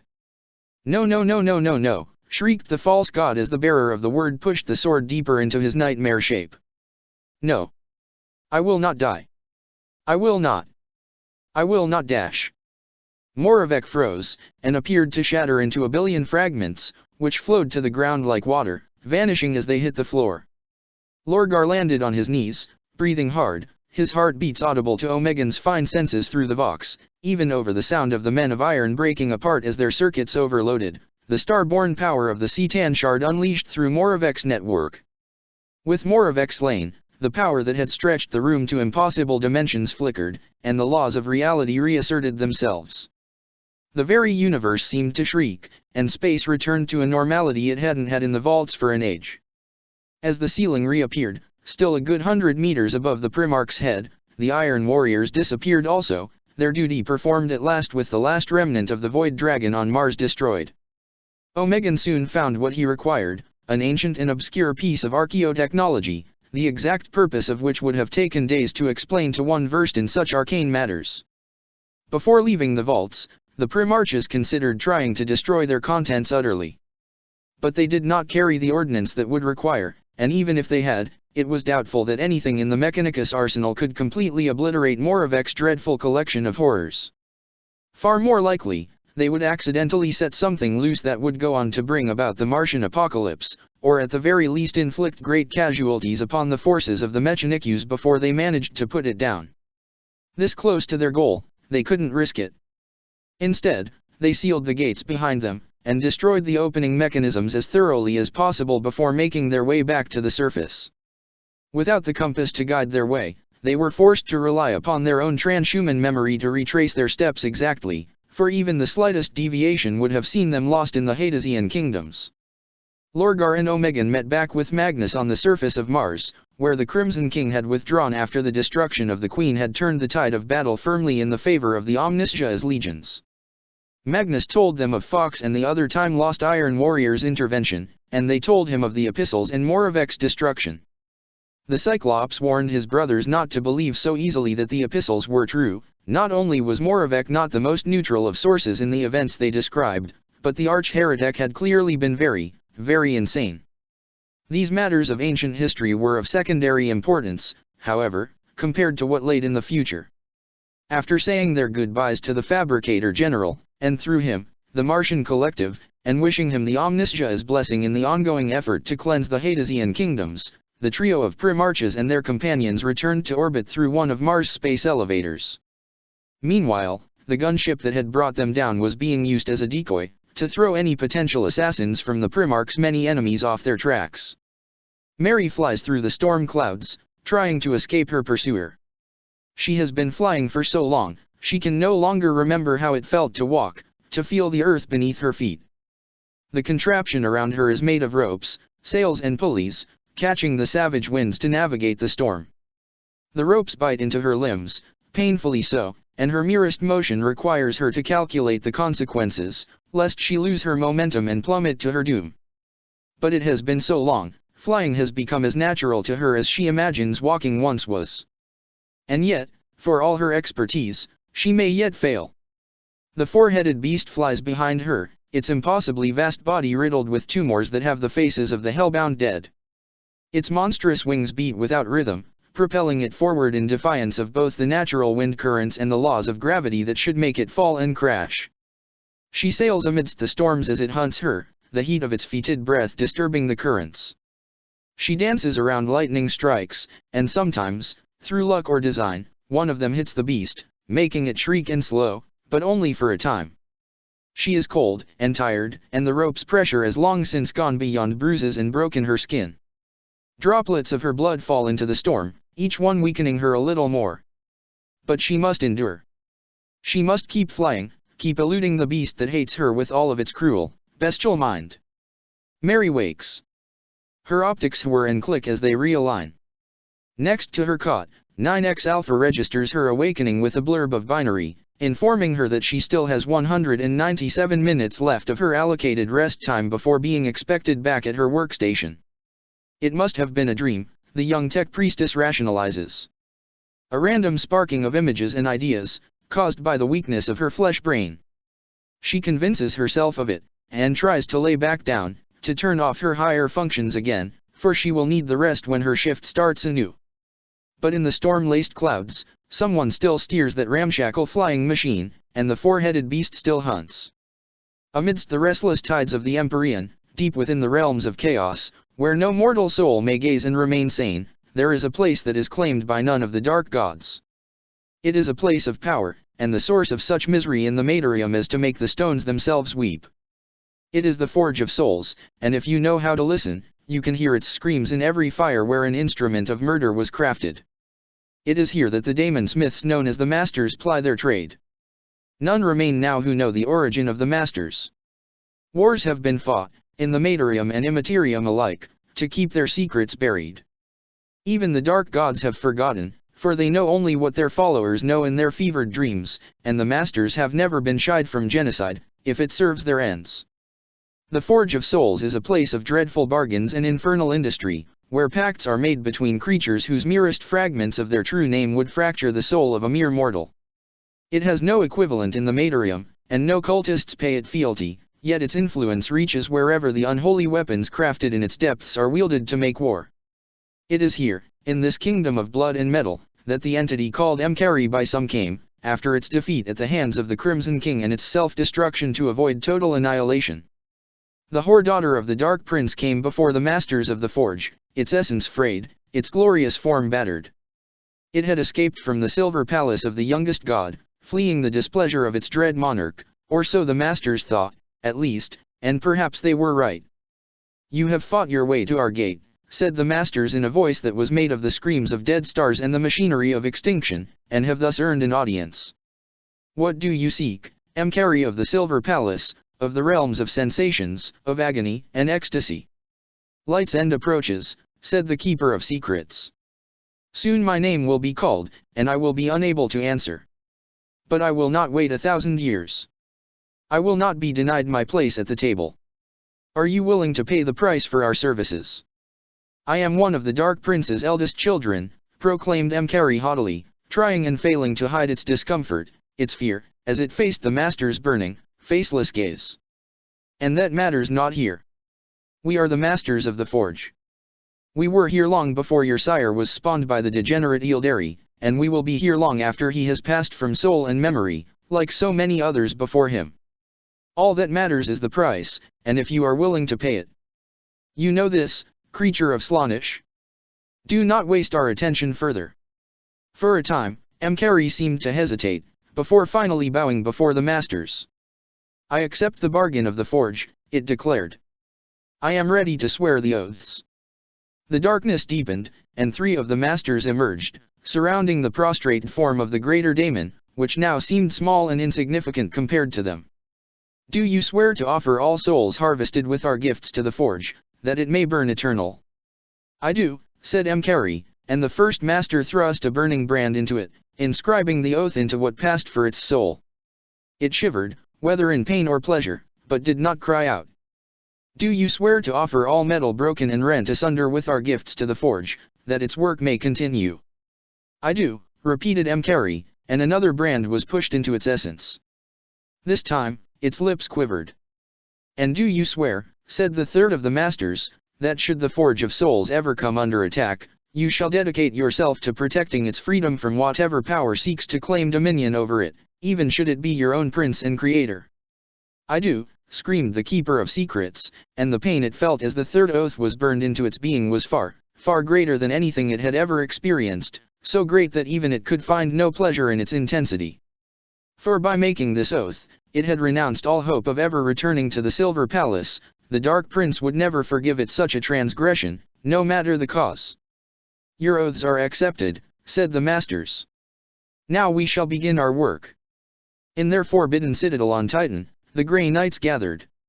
For thousands of years, this illustrious brotherhood of chosen warriors had fought an endless and seemingly hopeless battle to keep humanity alike. They had fought off demonic incursions, slain lords of the warp, prevented galactic cataclysms and commanded the extermination of billions of imperial citizens. This grueling campaign had been fought under the guidance of the prognosticars, who looked into the patterns of time and atrocity to predict the moves of the ruinous powers. Their sight is far from perfect, but it had been a vital asset in the struggle to prevent the Imperium's damnation. And now, the prognosticars were blind. Their sight had been fading for years now, slowly obscured by the darkness gathering on the horizon as the millennia neared its end. But now, they could see nothing. The seers all reported that something was blocking their view, something like nothing else they had ever experienced. Scouring the chapter's archives had revealed no clue as to the nature of this obstruction, or how it may be remedied. And so, Geronidon, 47th Supreme Grand Master of the Grey Knights, had called his brothers home. 200 Grey Knights, a fifth of the chapter's total fighting strength, stood in one of Titan's oldest, most secure, and sacred rooms.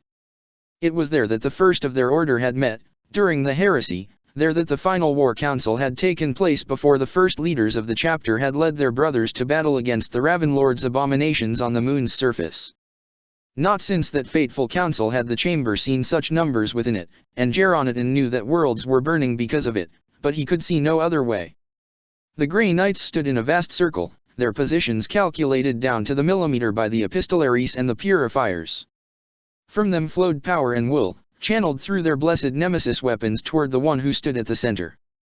Brother Hyperion, who had fought his first battle as a Grey Knight against the hordes of the Blood God on Armageddon more than half a millennia ago, was the focus of this ritual. He was the oldest of the current prognosticars, and his unique talent for reflecting the warp's currents without being affected by them was the fulcrum of the whole endeavor. The ritual reached its apogee, as the chamber was filled with the chants and the humming of reality itself. Hyperion began to rise in the air, his eyes blazing with light. He spoke, and Geronidon, who stood closest to him, felt his bones shake from the strength of his voice. I see the broken half-angels, hunting for their stolen sister and the crow that took her. A wave of cold spread from the levitating warrior, and ice formed on the armor of the Grey Knights. The warding sigils carved into the walls flared, and Geronidon heard the familiar sound of snapping bones from within Hyperion's body. I see the great jaw, closing on the circle of stars, bringing hideous death and rebirth. I see the children of Paradox, returning from the dark to rebuild their empire. Beneath his hood, Hyperion's left eye exploded, and Geronidon felt some of it hit his armor. Blood poured from the ruined orbit, but the prognosticar continued speaking.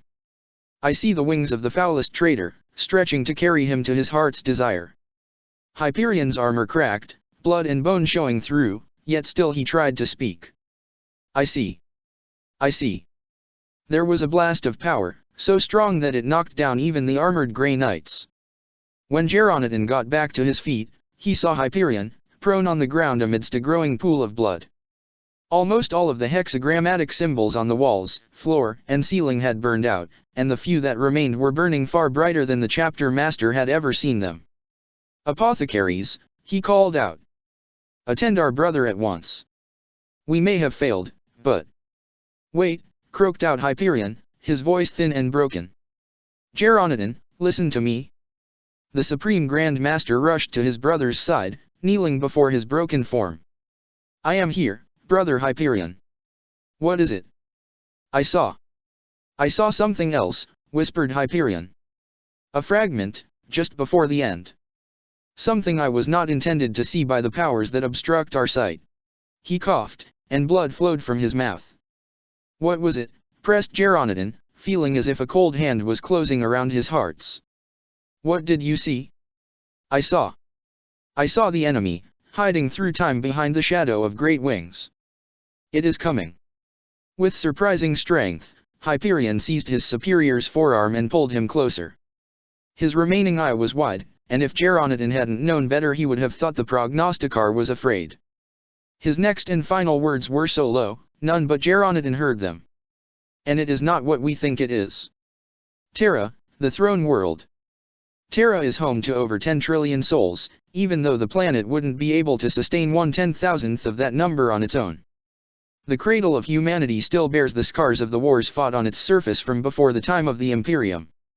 Its seas and oceans are dry, their water stolen during the age of strife by the schemes of techno-tyrants seeking to vanquish their foes through thirst. Its biosphere is all but dead, ravaged by millennia of unchecked pollution and climatic upheaval. Entire fleets of carriers are dedicated to the sole task of bringing water and foodstuffs to Terra, and a single lost or delayed shipment can mean death for hive cities of millions. And yet, still mankind endures there, clinging to the throne world like a precious jewel, even though, were it any other world, the Imperium would have long since abandoned it. Of course, the true reason the Imperium invests so much resources into maintaining its control of Terra is the presence of the Astronomicon.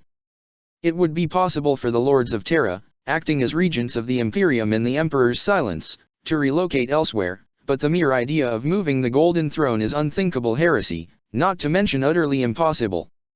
The planet is the center of the Administratum, where decisions are made that impact the entire galaxy. It is there that the High Lords gather, and shape the future of the Imperium. Each of them is the leader of one of the Imperium's branches, holding in his or her hands a fragment of the God Emperor's own authority, in whose name they rule humanity. While the High Lords meet in pristine spires and decide the fate of the galaxy, uncounted billions of pilgrims flock to the throne world.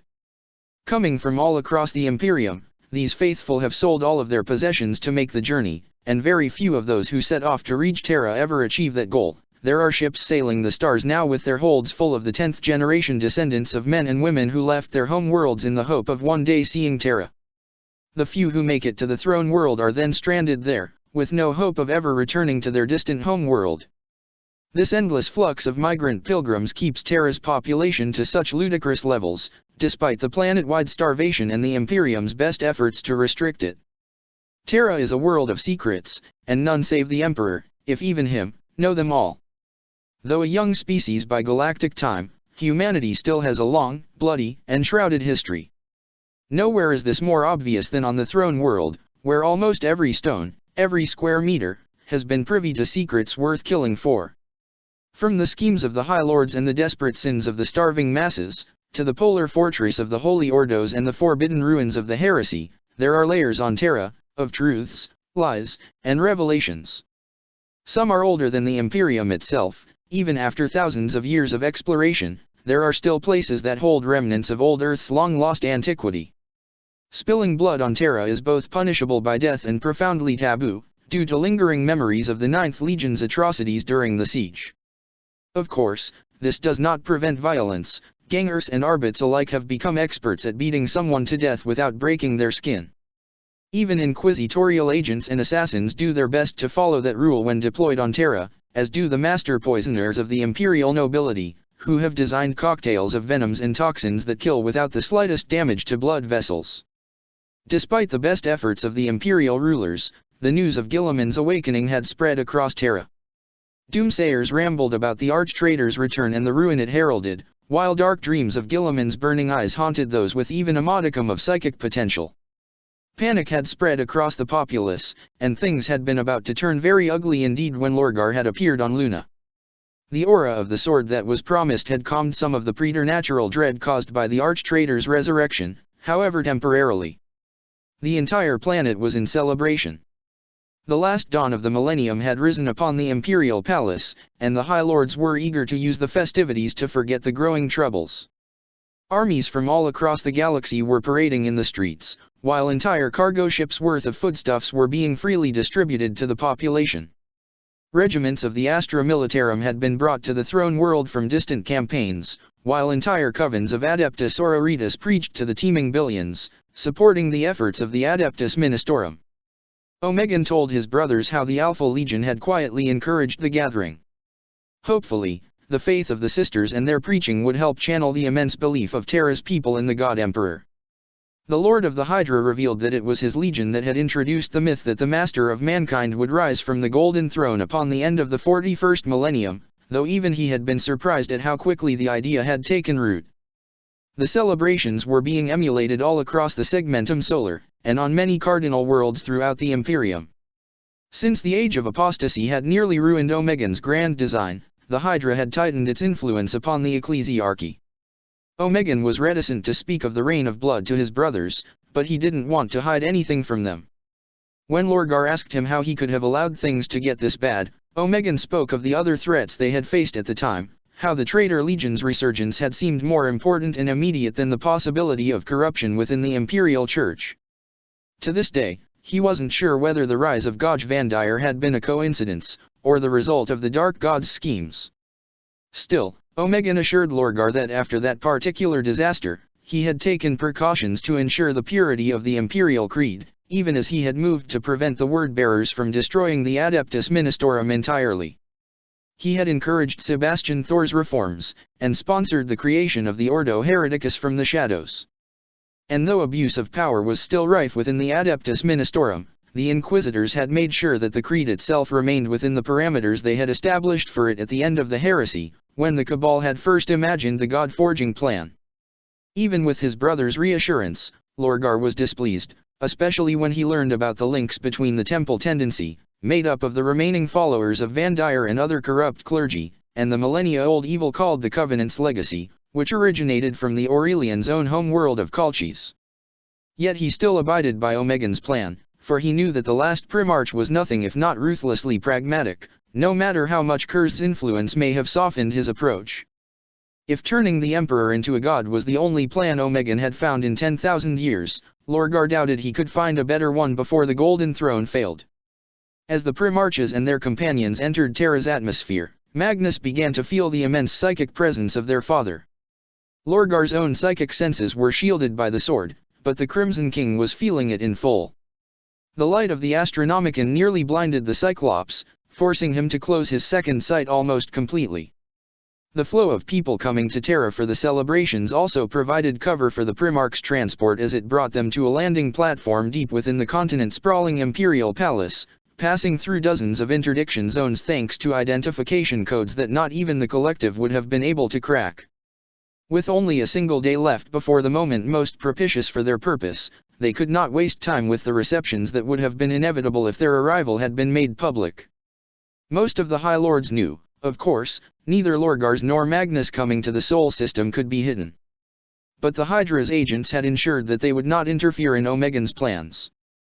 They had been told that the Primarches would meet with the Emperor first, and after communing with the Master of Mankind, they would emerge from the Imperial Palace on the next day, carrying his word to the Imperium. The rest of those who had learned of the Primarch's arrival, and they were many, simply believed that the sons of the Emperor hadn't arrived to Terra yet. Only one of the High Lords knew the truth of Omegan's god-forging plan. He had not seat at the council in over a century, and they would meet him at their journey's end. But before that, there was one last detour they needed to make. Omegan had already gathered the rest of what they would need, and he had hidden it in one of Terra's most secure locations, the gene labs buried deep beneath the palace, where the Emperor and his most trusted servants had created the Primarches. No one had entered the ancient labs since Omegan had last come here 15 centuries ago, carrying priceless archaeotech from a world that had been reclaimed from the Orcs at the end of a 100-years-long campaign. It was as the Primarch had left it, as it had been since the heresy. Guilliman's traders had never made it this far, though some had tried very hard to gain access to the Emperor's gene-forging secrets. But such had been the violence of the siege's bombardments that the destruction had reached down there nonetheless.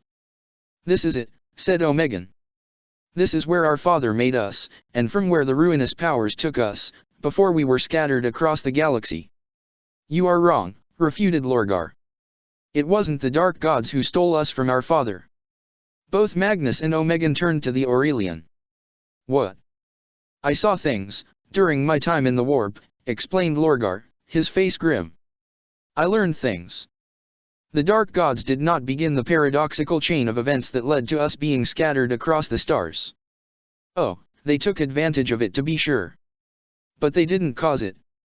Then, what? Who? Asked Omegan urgently. I have heard rumors that Korix was involved, and confirmed them to be as true as we can be certain of anything where the warp is concerned. Surely that means the ruinous powers were behind it. Lorgar remained silent, his face a mask of emotionless control. When he spoke, his voice was cold. There are things you are better off not knowing, brother. Not yet. Emmanuel stands, surrounded by bodies. His breath is ragged, and the sword in his hand feels almost too heavy to lift. Blood drips from the nicked blade, as it does from his wounds. It is not his own, that noble weapon broke long ago, and he left its hilt buried into the eye of a man with the head of a bull. No, it is one of the weapons of his foes, which he has taken from their dead hands as he has so many others before. It feels uncomfortable, wrong in his grip. But it will serve. It must. A nasty cut above his left eye has left him half blind, and his left arm keeps switching from feeling cold to scalding hot. Emmanuel knows what that means. The wound that runs from his wrist to his shoulder is infected, and it will keep him weakened until his body has fought it off. He does not know how his body can survive such an injury without treatment. Everything he knows about battle wounds tells him that this should kill him without the proper medical attention. And yet he also knows that it will heal on its own eventually, though the pain it causes him will never completely vanish. He knows this, because his body is covered in crimson scars, visible even through the gore that covers him almost from head to toe. Each and every one of them hurts. The bodies at his feet are tainted, twisted into monstrous forms by the dread powers they serve. More come, climbing upon the corpses of their comrades. They strike at him with claws, talons and beaks, and crude weapons made of bone, stone, and forged iron. They scream as they charge, their bestial voices filled with hatred and hunger. Emmanuel keeps fighting. He cannot stop. He must hold on. Emmanuel wakes, laying down on the ground, his blood pooling from the wound in his belly. All around him are the sounds, smells and sights of war, as the Talern 458th makes its stand against the heretics of Sedmus Tertius. He is dying, and he knows it, yet even this death is better than the dream, the Imperial Guardsman decides, as the last of his life flees and he closes his eyes, his duty done, his service ended at last. But on the Hill of Corpses, a warrior still fights against the unending hordes. With Omegan's eclectic collection of archaeotech relics recovered, it was time at last for the Primarches to perform the last and most terrible step of their brother's plan. All of them had a part to play in it, though one might argue that, after 100 centuries, Omegan's was all but done. When Omegan had designed his plan, he had relied upon Magnus' return to Terra, having been told by the Cabal's oracles that the awakening of the Crimson King was fated. And though Magnus' survival and arrival to Terra had not been, Omegan had trusted in his brother's strength to bring him home. The sword that Cypher had brought to Terra was also needed, and although Omegan had hoped that the Lord of the Fallen would be able to witness what was to come, he was glad that through his last sacrifice, Cypher had brought Lorgar back from his infernal exile. In order for the Emperor to shed off his mortal form and ascend to the full power of the God Emperor that the Imperium believed him to be, his physical remains would first need to be destroyed. But not any destruction would do. The sword's metaphysical presence would purify any lingering traces of Gilliman's chaotic energies, and provide the spark that would ignite the master of mankind's elevation. All of this was, of course, a gross oversimplification of a matter that had taken hundreds of the galaxy's greatest minds centuries to design and set into motion. Just like Lorgar would have to bear the burden of slaying their father's mortal form, Magnus too would have to make a sacrifice of his own. Since he had been brought to assist the Emperor on Terra after the Council of Nicaea, Magnus had known what had been intended for him, to seat upon the Golden Throne, and guide humanity throughout the twisting confines of the labyrinthine dimension after the Emperor's Great Webway project was completed. The Emperor's dream had been ruined when Russ' attempt at killing Magnus had torn open the seals on the ancient Webway portal at the heart of the Imperial Palace and opened a new front in the heresy, but now, through Omegan's plan, Magnus would still be able to fulfill his destiny. He would replace their father as the guiding mind of the Astronomicon, the fulcrum through which the psychic beacon shone into the warp and provided guidance for billions of ships throughout the galaxy. For all his power, there was no question that Magnus alone would not be able to keep the flame of the Astronomicon lit. The tide of psychers brought from all across the Imperium aboard the black ships would have to continue, no matter how distasteful the Crimson King and his brothers may find the practice. It was Omegan's hope that, with someone more able-bodied on the Golden Throne, the cost inflicted upon those psychers who were fed to the machinery would be diminished. The soul binding needed to continue, especially now with Guilliman awakened and chaos on the rise. Imbued with the energies of the Golden Throne, Magnus would replace their father in this duty also. Those unfortunate psychers judged too weak or dangerous for the soul binding would still die, but perhaps the number of daily deaths could be lessened from the current toll of 1,000 souls. With the dark times that awaited them, a more efficient Astronomicon would be a great boon, as the Primarchs doubted that even the Sisters of Silence would be able to keep up the tithe in the years to come.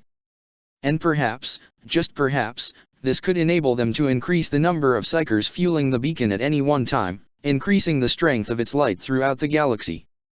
Though it was difficult to imagine the effects, they would doubtlessly be beneficial to the Imperium as a whole. As the Primarchs neared the Sanctum Imperialis, they were accosted by aurite-clad custodians, who respectfully but very firmly demanded that their companions stay behind. The sons of the Emperor may be allowed by the illustrious bodyguards of the Master of Mankind to enter their father's throne room, but the oaths of the Adeptus Custodes would not let any other enter. To the chosen of Magnus, this was a painful parting, for they knew that their Primarch, with whom they had been reunited after millennia of separation, would likely never return from the Sanctum Imperialis. But they were Space Marines, and above all, they knew their duty. With a final salute, they saw off the Crimson King as he followed his brothers and their golden escorts, who, by some standards, could be called their cousins, into the innermost reaches of the Imperial Palace. You have always made me proud, Ozek. I know you will continue to do so. Last words exchanged between Magnus the Red and Ozek Ahriman. The three Primarchs were brought to the throne room, where the 300 companions kept an endless vigil, standing perfectly immobile, ready to strike at any threat to their master. The armor of those closest to the throne was blackened, the priceless aurite charred by the proximity of the Emperor's immense psychic presence. Here, behind every seal and warding, the radiance of the Emperor was such that even Omegan, who lacked any particular psychic gift, could see it, and it burned his eyes behind his helmet. Even after everything that the sons of the Emperor had seen, the sight of so many custodians in such a state of perfect readiness was still impressive. Not all companions were at their post, however. 10 of their number waited for the Primarchs at the entrance, led by none other than the Captain General of their order, Galahoth. And just like all the companions did, from the moment they took their vigil to the hour of their relief, often after years, they too had their weapons drawn. Galahoth greeted Omegan, his voice cold as his mind raced. What is the meaning of this? 10,000 years ago, we failed in our duty, said the Captain General, and let a Primarch wound our Emperor nigh unto death. We will not let one of you do so again. Are you mad? Asked Lorgar, incredulous. You compare us to Guilliman. But the Captain General ignored the Aurelian, keeping his attention focused on Omegan. We know you have kept the company of aliens, and both of your brothers have been exposed to the corruption of the warp for thousands of years, returning just as you need them. Do you take us for fools? One of you has brought a weapon of unprecedented power into the Sanctum Imperialis, while another seeks to replace our master upon his throne. You dare, whispered Magnus, and there was power building up within him, and anger in his eye. You dare accuse us of corruption? Here, before our father. I would dare anything to protect him, replied Galahoth, unfazed by the Crimson King's growing wrath. And if you are truly free of taint, then you will do the right thing and abandon this med plan. Even if it could work, it would still be a violation of the Great Crusade's ideals, which it seems only we remember in this benighted age. And then what? Omegan nearly shouted. After having spent so long planning for this, having sacrificed so much to come this far, only to be stopped by someone who should have been on his side, he could barely control himself. You know the throne is failing, custodian. Will you let your master die because of your paranoia? Of course not. We custodians are loyal above all others, and we will keep our oath. The Emperor will never die. Give us the parts. The golden throne will be repaired, and the one true master of mankind will endure. You will leave this place unharmed, and the Imperium will know that you brought salvation to them by helping safeguard the eternal reign of the Emperor. No, said Lorgar, in a voice that was soft yet unyielding. That will not happen. For a moment, it seemed as if the unthinkable was going to happen, that the 303 sons of the Emperor were going to fight beneath his very gaze. Then, a voice boomed into their heads, so strong that the custodians nearest to its source fell upon their knees, unable to withstand its awesome power. Leave. It was the Emperor speaking, using his psychic power to express his will directly into the minds of his servants. The voice was like fire and thunder, and there was very little human within it. Master, whispered Galahoth, turning his back on the Primarchs to stare at the golden throne. Your watch is ended. What? Your duty is done. But, this is all we have. This is all we are. What of our oaths, my liege? What of our duty? Another will come. One by one, stunned into silence, the companions left the Sanctum Imperialis. For the first time since his entombment upon the golden throne, the Emperor was without his guardians. Despite Galeotha's opposition, the Primarchs still felt pity for the Captain General as he left the throne room, his face pale as that of a ghost, no psychic power needed to sense his shock. Without the custodians' interference, Uriah Novkarian, the Mugos leading the dozens of elite tech priests working day and night to repair the mechanisms of the Golden Throne, took Omegan's technological wonders. The spindly, heavily augmented Mugos and his assistants vanished from sight as they plunged into the impossibly complex machinery of the Golden Throne. Nearly an hour after the companions' departure, Novkarian re-emerged, and told the Primarchs that the repairs were done. They had planned them for a long time, and simulated them many, many times. The Mugos led Magnus to an auxiliary throne, slaved to the main one upon which the Emperor sat. There could be no delay between the Omniscia's disconnection and Magnus assuming his function within the Great Engine, for such an interruption would not just cause the Astronomicon to go dark for a time, it would also release the channeled psychic energy of the Astronomicon and, according to the calculations of the Ether Magi, scour the entire throne world in fire.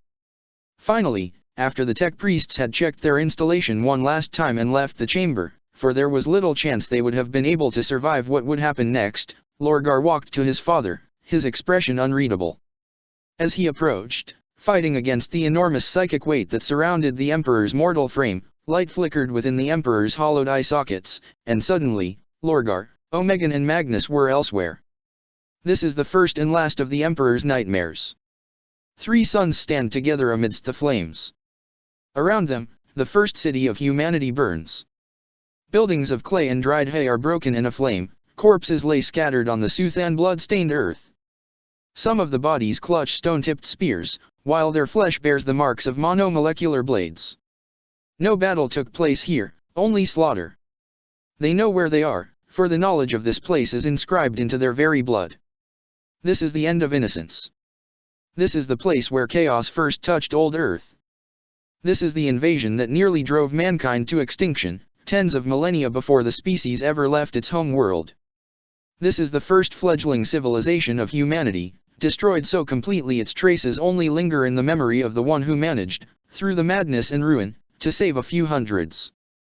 In the distance, through the heated air, they can glimpse monstrous figures prowling the ruins, hunting for survivors. Daemons stalk on limbs of smoke and jagged blades, while flesh-stitched abominations moans in hunger and abject suffering, and thin-limbed, fey humanoids laugh cruelly at the destruction they have wrought upon this inferior breed. The suns recognize these beings. They know that, all over the world, wherever the first human tribes have spread, this scene is being repeated, as the invaders attempt to wipe out an entire species. They understand what is happening, though they cannot know for certain whether what they are witnessing ever happened, or if it is the agonized fever dream of their father. But regardless of its veracity, the horrible pain is all too real. They walk, slowly, all their strength and speed gone. It is like being entrapped in a nightmare, but none of the suns have ever felt as powerless, even in their darkest dreams. They know that this feeling they are experiencing, of helplessness, of crushing despair and horror, is not their own. But again, that does not make it any less real. Finally, they find the dreamer of this nightmare, laying upon a seat of black stone. It takes a moment for them to recognize it. It barely seems human anymore, its skin is cracked and burned, and clings too tightly to its bones. Blood seeps from festering wounds, and a stream of yellowed tears flow from empty eye sockets. It twitches as they approach, random spasms of agony coursing through its ruined nervous system. It should be dead, and yet it lives. The mouth of the figure is open, but no sound comes out, yet they can still hear its cry. 2 words, repeated over and over, a silent scream and unanswered plea. For a moment, the sons simply stand before it, before him. Their father.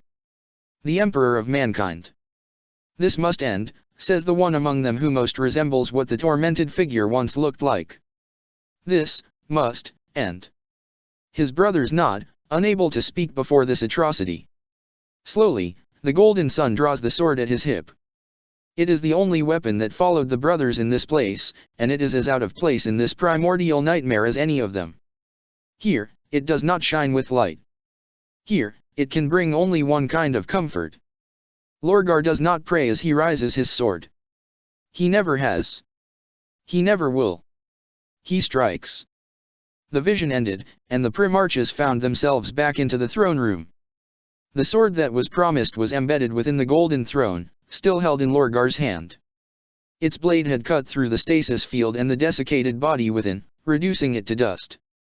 Then, almost too fast for even the Primarchs' minds to take in the scene, there was a flash of golden light, so bright in its intensity it made Lorgar recoil, pulling the sword free of the throne. He was here. A figure of purest light, rising above the golden throne, radiating power and purity. He had no face, but they recognized him all the same. He looked upon the Primarchs, and they knew that he was smiling, but they could also sense the sadness in that invisible smile. With trembling hands, Omegan reached up and removed his helmet, revealing his tearful, smiling face. The Lord of the Hydra stumbled forward, and knelt before the avatar of the God Emperor. "Father," he said, his voice broken with emotion. "At last." "Omegan," answered the being in a kind voice, before turning his gaze upon the other 2 Primarchs in turn. "Lorgar. Magnus. You have suffered much. I am sorry to have failed you, my sons. And I am sorry that you will suffer much more, before the end. With you at our side once more," declared Omegan, "there is nothing we will not be able to endure." The Emperor shook his head, and as he did so, a crack began to form in his golden form. It was tiny, nearly invisible through his radiance. But none of the Primarchs missed it. "Father? What is it? What is wrong? Remember my words, Omegan. There shall be no gods. That promise must remain unbroken. They need you, father," pleaded Omegan, tears in his eyes. "I need you." "No," corrected the Emperor gently. "You have long outgrown that, Omegan. You and humanity need the light of hope, the possibility of triumph against the rising darkness. And you shall have it, but I shall not be its bearer. I cannot be, if there is to be victory at the end of this path. One hand, one will, cannot wield such power to the end we dream of." "Father," the Lord of the Hydra begged. "This is as it must be. Your plan was brilliant, but it held within it a fatal flaw. There are other matters at hand that you are not aware of, secrets that have been kept hidden from you as they have been from the rest of the galaxy. In time, you will discover them, and understand why I did what I will do. But even if this wasn't the case, even if your plan could work perfectly, I would not betray the promise I made, my son.